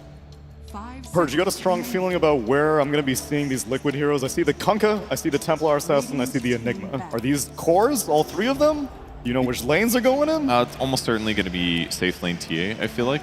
We've been seeing it consistently. Although against the Viper, maybe it's scarier. Maybe they'd lane swap for that reason, but it's, I mean, between that and the Kunkka. Malrine will just follow him mid then, right? Yeah, that's the thing. That's why Viper is one of the best heroes to pick against TA, because if you're flexing TA to mid, you can flex your Viper to mid. And if you're flexing TA to the safe lane, guess what? Viper is also very comfortable there too. So TA screwed, we got that out of the way. Enigma, confirmed core or support? I don't think so. I don't think it's confirmed core. I think this could be an Insania here. I mean, with the Tiny, this is one of the most age-old pairings, the Enigma Tiny. Like, you pretty much don't lose any lane. The toss back into the stun and the Eidolons, it's a ton of damage, right? Especially on a hero like Oracle. But that's also something that you can do with the Tiny rotation to a 5 Enigma against a Viper, who you're going to want to kill a lot in the laning phase. Like, 1 to 5 minutes, it's very important to kill this hero, otherwise he's going to pop off and snowball. So we will see. Liquid has pick out of this phase, so we'll know pretty soon. Given that reasoning, I kind of like the idea of railroading the Viper into a side lane, because Templar Assassin's going to be miserable no matter what. If Viper is forced to be off lane, at least Tiny can get some toss rotations on him. That's my personal take on like how I think you should play this. Either the Enigma goes 5 and they rotate the Tiny to the lane and they kill the Viper, or they pick a 5 that's going to counter the Viper. The thing is, I would like to see this Enigma be core. I mean, we are theory crafting this, but Enigma as a 3, he thrives the most when he's playing against heroes that can't really kill his Eidolons early on. And if you're playing this 5 Enigma, Viper and Shaker will be able to run at your Eidolons. But if you're playing against Oracle and you have a Tiny covering you, your Eidolons are going to come off no matter what. I mean, Falcons have to come up with a carry here. And it could still be the DK with the Dragon Breath, but ideally a carry that can just play into Eidolons and punish them early on. Yeah, especially with how much we've been seeing Miero play this core Enigma. I think it would be a little bit unfortunate to see him be relegated to a lower farm priority, but Falcons are also expecting it to be a core Enigma. They ban out the Clockwork and they ban out the Rubik. Meanwhile, Liquid respect ban the Huskar in the last phase and also take out the carry Naga Siren. And the last pick, Bane. Yeah, I mean, there's lots of good reasons to potentially lane swap, but I just figured they would go for the most standard things due to 3-3 being the obvious Enigma player on the team. I just feel like they're confident in their playstyles. They don't need to do these crazy lane shenanigans. They're just going to outscale their opponents even if they're in a bad scenario. And the Bane's certainly going to make it easier to deal with some of these problem heroes that they can't necessarily kill at the start of the fight, because that's the issue. Against the Oracle, they can't just like blow a black hole on one guy. They've got to like pick apart the fight, separate the Earthshaker, separate the Oracle, then get your pickoffs, and Bane's going to help a lot with that.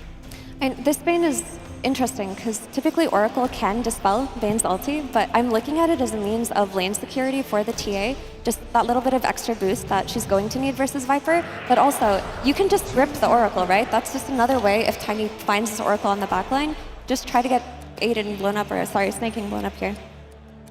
And they end up going for a carry last pick. That means the DK is going to go mid, and obviously the Viper decides to make TA's life hell, and Amar will take it in the offlane. It's a very good troll game. It does well against the Enigma. In the safe lane, you can Whirling Axes, both melee and range. The Eidolons kill those fairly easily. It has an extremely good matchup against TA in the game.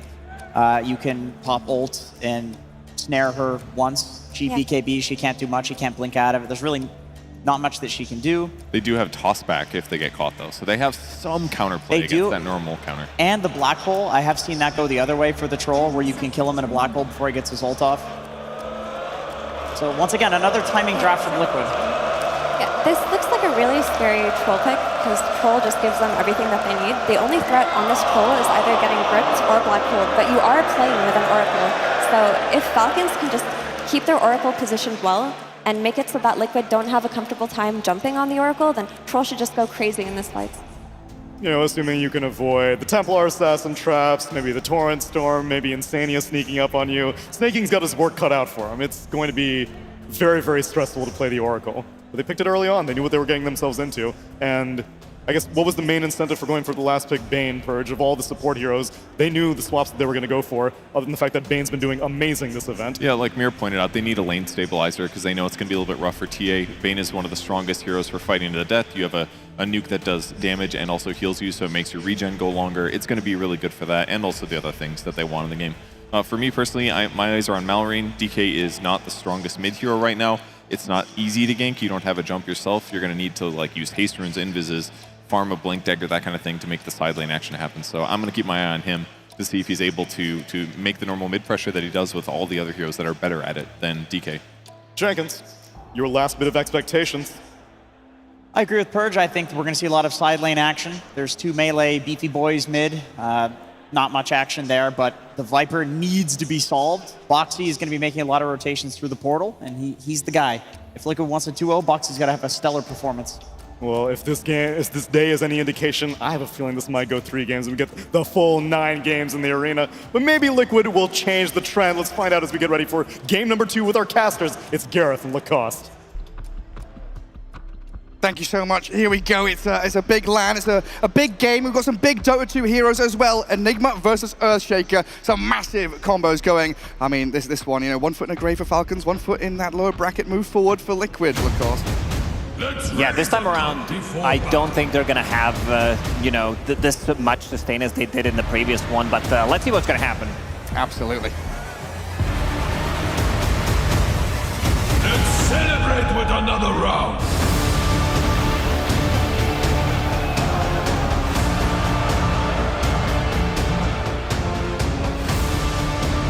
Here we go, game 2. And this is very important for Falcons to take a game here in game number 2. Liquid 1 to the good already, as we've already had. We had a first one blood. die. Yeah. Yeah, we turned around and somebody died already. Let's see who it was. So Amar did get the first blood. Maybe we can get a replay off of that, because I believe we're the only 2 people in this whole arena who did not catch the first blood. The Viper killed the TA already. I mean, panel were talking about how this matchup doesn't go very well for the Templar Assassin, and apparently, even before we open our eyes, In our already defense, dead. the camera was on a different side. Let's get back into it. So good start for Team Falcons, of course, with the first blood, and Crit will block off the lane with the Fisher. Well, a good start for the Falcons here already. Pre-laning stage, already cracking on with the first blood, getting that slight advantage.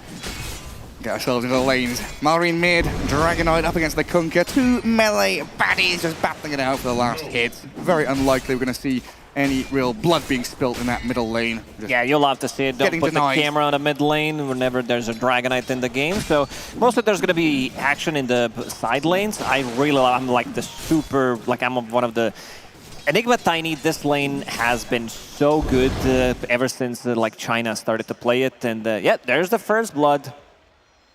Great start. Good Fortune's Fisher block end. from Crit. Fisher block, blood grenade, and first blood for your off-lane Viper. Give Amar as good an early laning stage as you possibly can. But yeah, keep our eyes on this bottom lane. The toss backs into that Malefice and Eidolons, very irritating. And up at top, of course, the Fisher blocks with that damage over time and slows from the Viper against the TA who can struggle. Bane, Insania got to keep on his toes to try and defend his carry. This last pick troll is going to do wonders for them. They needed a hero who can deal with those Eidolons and something that can't really die that easily. And Radiant's middle tower is under I've been attack. saying that line all night, even before Earthshaker was being picked. I don't know why. Earthshaker is 100% so far. Oh, is he? Here, 4 out of 4 games. Yeah, Boxy looking for a tossback. You get tossback in this lane instead of Avalanche, and he was very close to getting it. I don't think Skeeter dies there, but there should be like decent amount of harassment. He's going to toss him back now into the new Eidolons. Body blocks from 3-3 as well, getting in front of Skitter with those little blue buddies, slowing him down with the Malefice. Boxy moving forward. Maybe not a kill, but giving it a good old attempt here onto Skitter. Troll Warlord, protection from snaking there, just enough to keep him alive and get back to tier 1. But now you've put Troll in an awkward spot, right? He's within kill threshold, he's going to have to regen back up as swiftly as possible with that salve, but he's out of the lane for a good 5 seconds. Even longer. I don't know if they can maybe throw a 3 and cancel his healing salve. They can. Now he's down back to half HP, so pretty good harassment from Team Liquid. This lane is super strong, especially if you can get your Eidolon split. And Gary, I think our observers might be trolling you. They keep showing this mid lane where nothing is happening. It's the Dragonite against Kunkka. A lot of denies on Dragonite, though. Oh, he's got double braces, though. Dragonite doesn't yet. That slight advantage. Hype. Could tip the scales. That pendulum could swing into Nisha's favor very heavily. Here we go again with the pendulum. Yeah, there's going to be a close fought battle in terms of last hits. Right, that's the value we'll be looking at here. 10-7 for the DK, 15-2 for the Kunkka, but a massive double wave arriving for the Dragonite there to catch up and maybe just overtake Nisha's Kunkka. A small camp contested and cleared out by 3-3. Troll Warlord, one of the heroes, pretty happy to last hit and farm at the tower, but Boxy seems to be making life quite challenging for Skitter. Yeah. A lot of denies on the board. There's 16 denies between just Dragonite and Viper. So they're focusing heavily onto those, even though there is a slight gold lead for Team Liquid at the moment. Comes out from Templar Assassin having a really good laning stage and also farming this small camp, Mickey.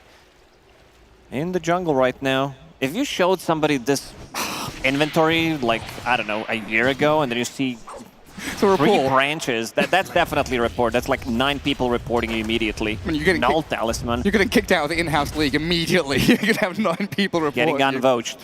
Unvouched immediately. Well, yeah, a lot of the CS there, like you say, TA is getting a lot of jungle camps. Still good recovery from Mickey to come out of that, first blood situation into a disadvantageous lane and have a decent time. And still 14 denies on Amar's Viper is just absolutely disgusting. Insania might be in a little bit of danger. No Fisher for 5 seconds. Doesn't need 5 it. stacks. Yeah, Insania looks pretty dead here. Amar will get a kill. This is the build whenever he plays his Viper from the off lane, double raid band, picks up that Mage Slayer, so that's going to be his resistance, and also the overtime damage just synergizes nicely, gives you enough mana so you can continue to farm up in the jungle. Back to the mid lane we go, double wave one more time. Yeah, Malrine just stacking things up. Try and get as much farm as he possibly can. I mean, it's pretty even between the two of them. It looked like a pretty cool move bottom there, where there was one melee creep left and 3-3 dragged it as far right as possible to make sure the dire creep wave was kind of aggroed to it. So they held the wave away from the tower, meaning Boxy, of course, now has a much nicer angle for tossbacks. But Crit, he's the one opening things up on top lane. Mickey attempting the TP out. Yeah, no more totem. stuns. Ooh, that was a nice play from Mickey. Gets out, and he also TP'd to his tier 2 tower, then TP back to base, so we'll get that extra region from Mighty Minds. The fourth lane of Dota 2. Insania building things up. They're still going to die here, it looks like, though, even with a Nightmare delaying Amar and holding him back. The Fissure from Crit and the damage from the creeps all adds up and takes the Bane down. Insania at least drags some creep waves to Mickey so he can continue to farm it up. Tough lane for him, even though he's on top of the CS. Let's check the net worth real quickly. It's gonna be Amar. These are all jungle creeps, these small camps. Oh, the Golem's a bit split, mid lane. Difficult kill to get, even pre-level 6. Maybe if your Dragonite was level 6 there, maybe there's, something to it with the Blood Grenade, but Snaking doesn't have it at the moment. Yeah, even pre-6 minutes, right? Snaking making that preemptive move already. Active rune coming up in a matter of seconds here. And good scan from Nisha. He knows somebody's lurking around. That's going to be Crit for now. Sure does. 3 members of Falcons all in that mid lane, forcing their Snaking to pick up the Arcane rune. Not leaving Skitter alone. Looks like he's done all right for himself. Boxy on Snaking's tail, forcing a few spells, burning through a lot of that HP and mana. I don't know. He's not going to go back to Fountain, though, Snaking. He's actually making a move elsewhere. Let's see if he can play up into that weird lane that's being created. He stole a lane for himself. He's like, yep, I'm going to take it. Rest of the team making a move into the enemy jungle. I mean, this is reminiscent of how Viper plays mid, right? You get up onto the enemy high ground, you force them back, you pressure. This is just not the mid high ground, it's the top jungle high ground, where you're shoving the TA back further and further. Yeah, bringing in numbers. I think this tower dies with the catapult, and Stania might try to buy a little bit more time, but good block, but it's gonna take them a little while to kill this Insania's Bane. Is it worth chasing this? That's going to piss them off the amount of time they're wasting here trying to catch up to a Bane. Yeah, just give up on it. Oh, he's going for enemy XP. They need to TP. Oh, he's trying to be a little bit sneaky there. And Crit, one step ahead, though, knows exactly what he's up to. He always plays these sneaky heroes who can steal your rune, playing the Disruptor to glimpse you back, Bane who can use the sleep, and... even the +5 Rubik. Pretty much. Bottom lane also getting heavily pressured right now by Team Liquid. It's gone. That's dead. Drums up here for this Enigma. We've seen quite a few different item builds from Enigma. Miro going for that Helm of the Dominator. We've had some kind of quick blink BKB builds, but for the most part, it's been this aura build, right? The drums into the Vlads, etc. Crit getting caught out here by Nisha's move with the X-Mark boat. Insania helping out as well. Chip away at the Earthshaker and take him down with the Bane. Not too much there that Malrine could do to save him. Insania did not want to take it, but was kind of forced to use it. There's another Torrent. That was a good one, so that he can actually pick up the rune on Nisha, and he finds a perfect one. Gets Regeneration rune. Will replenish all of his mana and HP.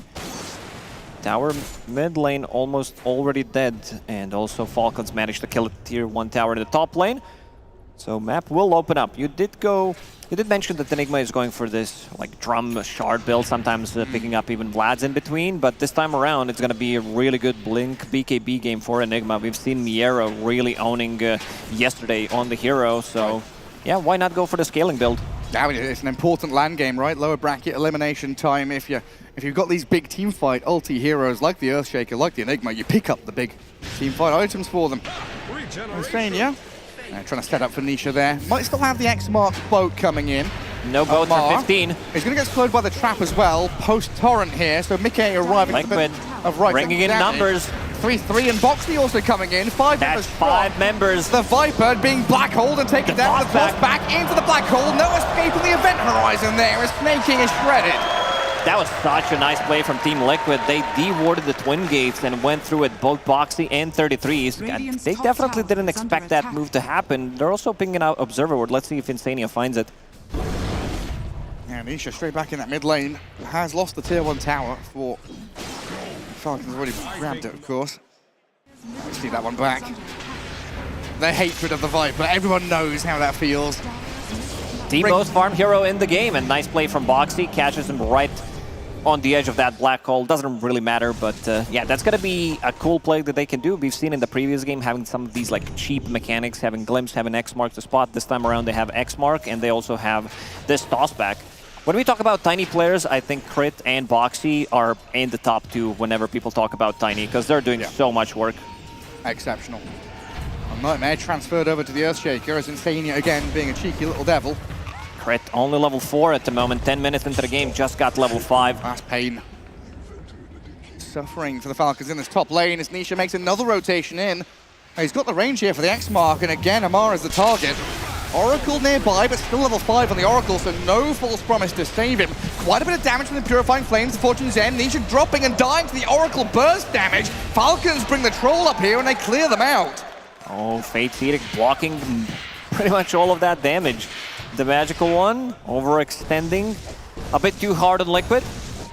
And Amar pretty tanky, double Wraith Band with a Dragon Lance. Next up, going into Mage Slayer. And he's going to prove a difficult hero to bring down in that mid game. We're also hitting a nice timing here from Alreen. 11 minutes Blink Dagger for the DK. And Nisha realizing that Oracle is an absolute monster. Level 3 Purifying Flames just destroy him. Still going for this double Bracer Blade Mail for Nisha.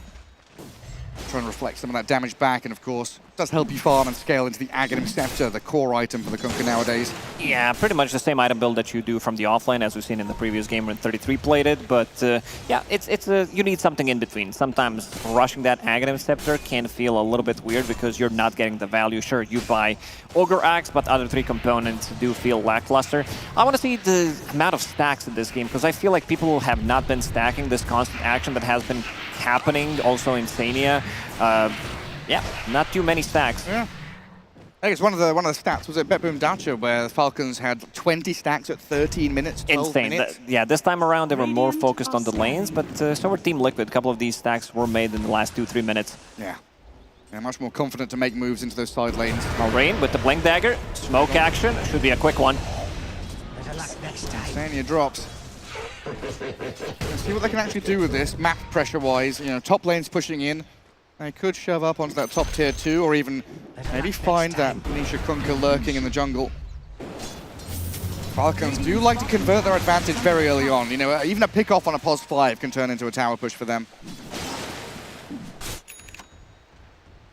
Liquid, oh, Boxy's pretty close to that primary item on the Tiny. They gave him a lane for a good 2 minutes, so Boxy, as you said, getting close to that Blink Dagger. That's going to be their Blink initiation, and they also have Blink Dagger available on 33. You're right. Had a lot of gold saved up, so decided to pick it up before getting the shard. 33, I think he's the one who kind of pioneered this build with the drums and then picking up the Vlads, playing off the shard. But as we said, in this game, Enigma with the Blink BKB is kind of the king of the game, so not really surprised that he's rushing for it.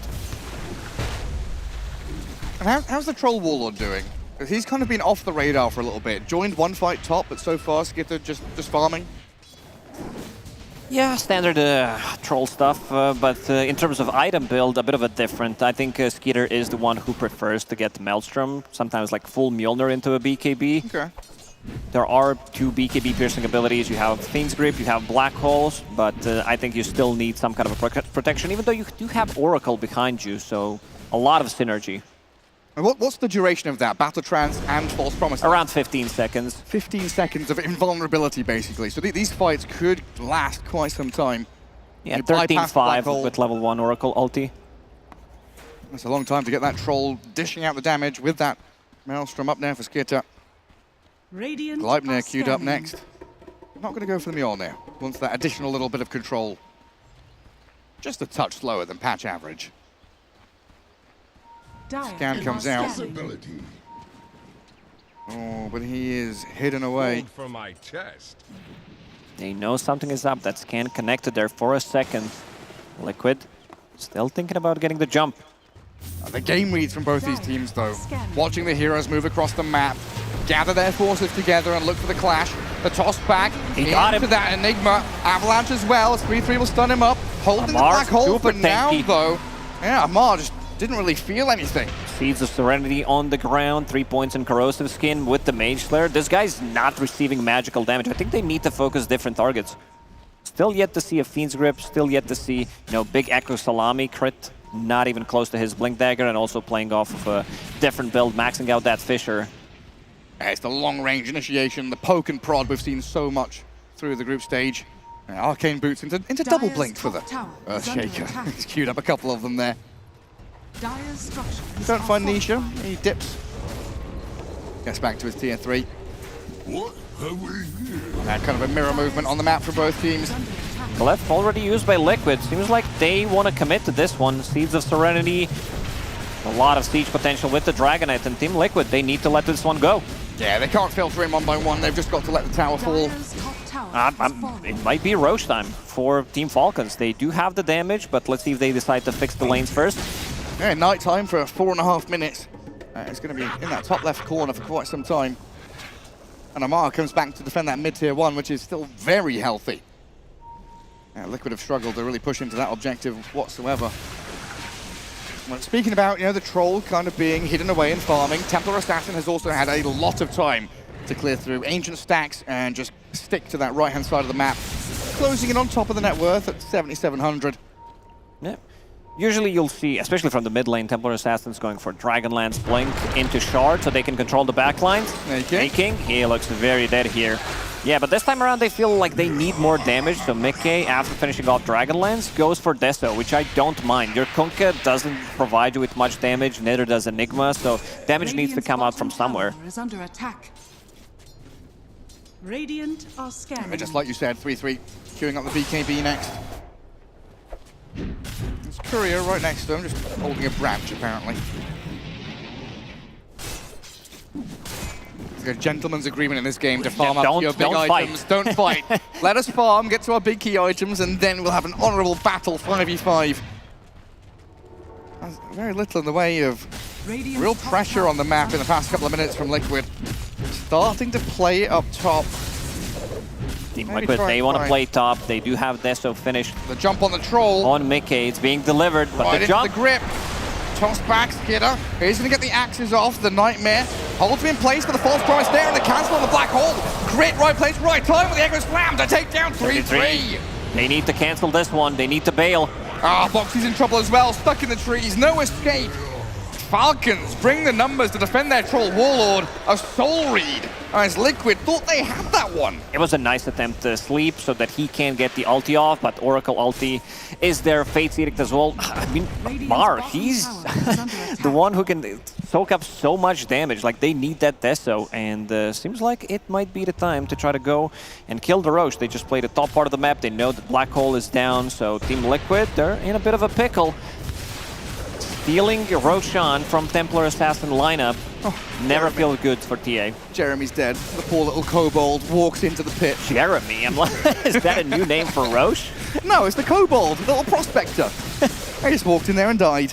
It does scout out the Falcons are doing it, but not much that Liquid can do to contest it. Still continue to farm up on Mickey. Deso done. Would love to get involved and get some stacks up on it. But this is pretty key for the Falcons now. Aegis in hand. I've got Blink on Earthshaker with a minute to wait for the next Echo Slam. Plenty of time to play around in this map. Eidolons alongside Boxy, shoving into mid-tier 1. Boxy was thinking about going in, maybe. Jumps away. Malrine was pretty quick on the fingers there. So was Boxy. Gets out immediately. And look at what 33 has queued up. The lane ward. Liquid not in position to play top though. Oh, faster than this patch average. I wonder why, because we don't we don't see it being rushed. Maybe you'll see Lina from the mid lane. I think in the previous series did go for it, but especially on Troll, like we haven't seen much. This is a bit of a new tech. They've seen Grit have so much fun on his Hoodwink. Like, oh, that Gleipnir is a pretty good item. Let's pick up on my Troll. Get a bit of catch and kill capability there for Skitter. 3-3 even just cutting waves in that mid lane, trying to delay this Aegis timing, the push in from the Falcons. Playing under quite a bit of Radiant Vision, though. Still no real concerted effort to fight into them, though. It's scary to, like, dogpile into a team fight when you're against Black Hole or you're against Echo Slam. Falcons, they want to go together and get something done. They have an insane amount of damage that they can deal to towers. You have Troll, you have Oracle sitting behind you, Earthshaker as well. Amar might pick up a shard as well if they feel like they can go and maybe even threaten the high ground. Doesn't have enough gold for it right now. It's going to be split push game for Team Liquid until this Aegis runs out. Very difficult to fight into it, and look at the vision from Team Liquid. This is we want to get a pick off and delay as much as possible. One in the bottom lane, which is going to scout things out, and also one providing vision if you're coming from the mid lane. Skeeter also creep skipping. Yeah, very, very forward vision from both teams, aiming in that Ancients area as well on both sides. Marine, Boxy's on his tail, spots him. Can't follow through. Team Liquid, they're so good. They understand what they need to back off. They try to make a play and immediately they go back. They feel like something is going on because they still didn't kill that tier 1 tower in the mid lane. And the buddy system in effect here, basically, for the Falcons. Skitter was being backed up by the Oracle mid. Up top, they were defending Malrine with another hero as they catch out Nisha by the Twin Gate, trying to portal through it with a boat and the Torrent. Looks like he's going to get through the door. Oh, the damage over time, and Skeeter is on there. the other side for him. He would still die from damage over time, but nice play there from Skeeter, understanding what needs to be done. Ooh, Mickey. Oh. Close one. Malrine's like, where's my bloody creep camp? What's going on here? Yeah, he's already TP'd out. It has to feel so bad when you buy Deso and you can't get anything out of it in terms of, you know, getting those charges. You can't be the aggressor. So for now, we'll get a Tormy. Of course, Boxy gets it. One of the most useless heroes in the game. Kind of similar to the Blink Daggers as well. You're kind of investing into aggression. And if you're not able to get these jumps, it does feel like the Blink Daggers, you know, it just could have been a hand of Midas, couldn't it? He's thinking about it on 33. He feels that it might be the game to scale up for the super late game, because right now there's just not enough damage on Liquid. They are managing to get a lot out of the map in terms of net worth, keeping it a steady 1k gold lead. I mean, honestly, heading into super late game, both of these teams really do pack a punch. You think about Enigma always being that king of the late game with the big double black holes through Refresher. You've got this Viper, though, scaling with that universal talent. I'm going to jump straight in onto Boxy, though, here with Malrine. Gleipnir is that added layer of control for Skitter to run forward. Fisher is good from crit as well. Blocking Tiny. Oh, he gets a little path through the trees. Nightmare save trying to save him. He's fine. Gets Boxy out of danger. The poison stack's not bringing him down. Does have 20 magic wand charges, but this Gossamer Cape keeping him alive. A couple of misses coming out from that, and also Nightmare save buying a little bit more time. Team Falcons, they're eager to take the fight. They want to use this Aegis, which is going to run out in the next 30 seconds. What is this? What is this inventory on Troll? Not even picking up a neutral item. This looks so weird. Yasha, Diadem, Gleipnir as well. Well, I was having a chuckle at the Oracle's inventory because he's been shoveling away. He's got 5 salves available to him. So that false promise into salve, you know, one of those old school little tricks you can play as the Oracle to burst heal your allies. Snaking is all about that greed. Holding on to Philosopher's Stone and also keeping the trusty shovel in the backpack, so potentially keep digging up some Kobolds and also, you know, getting the Bounty runes. Not too bad from Team Liquid. They didn't manage to lose anything apart from tier 2 tower in the mid lane. Just what Still yet to get the stacks up on Mickey, though. I'm trying to push out that bottom lane alone. Falcons completely dodging right now as they move to their own Tormentor. He's getting a shard off of this one. Shaker, it has to be him. He would love to pick it up. Never mind, it's still good. Like, compared to Tiny's shard, these are like S-tier shards. The Reign of Destiny. Snaking, trying it out immediately. Is under attack. Well, Aegis gets reclaimed. Couple of minutes until Roche fast spawn. 1 minute till nighttime, so very likely to be that nighttime Roshan, if not inevitable to be the nighttime Roshan. Probably going to see teams set up in that top left corner, get some vision down, prep for the big fight. It's the ideal place for Echo Slams, for black holes to be used in that tight corner terrain. And there it is. Is such a good setup for a potential black hole. 33. Still has Midas in his quick buy. He's like, you know, a safe choice is going to be a BKB, but maybe win one fight and I'll have Midas on top of it. It's possible. I just saw a gem picked up by this Oracle as well, knowing how important this vision game is. You want to kill those traps. Foxy, he's the one who's split pushing in the bottom lane, clearing the creep wave and dealing some decent amount of damage to tier 3 tower. 500 HP already gone. Double damage on Skitter. Didn't get to bottle it up, just picked it up naturally. Not sure if you'll get the chance to use it on any enemy heroes. Liquid doing a great job at dodging every single fight in the past 5 minutes. Tower is under attack. They're buying a lot of time, going to playing into Aegis and blinking away from the Dragon Tail like that. Well, Bonksy, a swift escape from Alrine there. As a watcher. For a rock, this guy's pretty smart and pretty quick. They've been playing in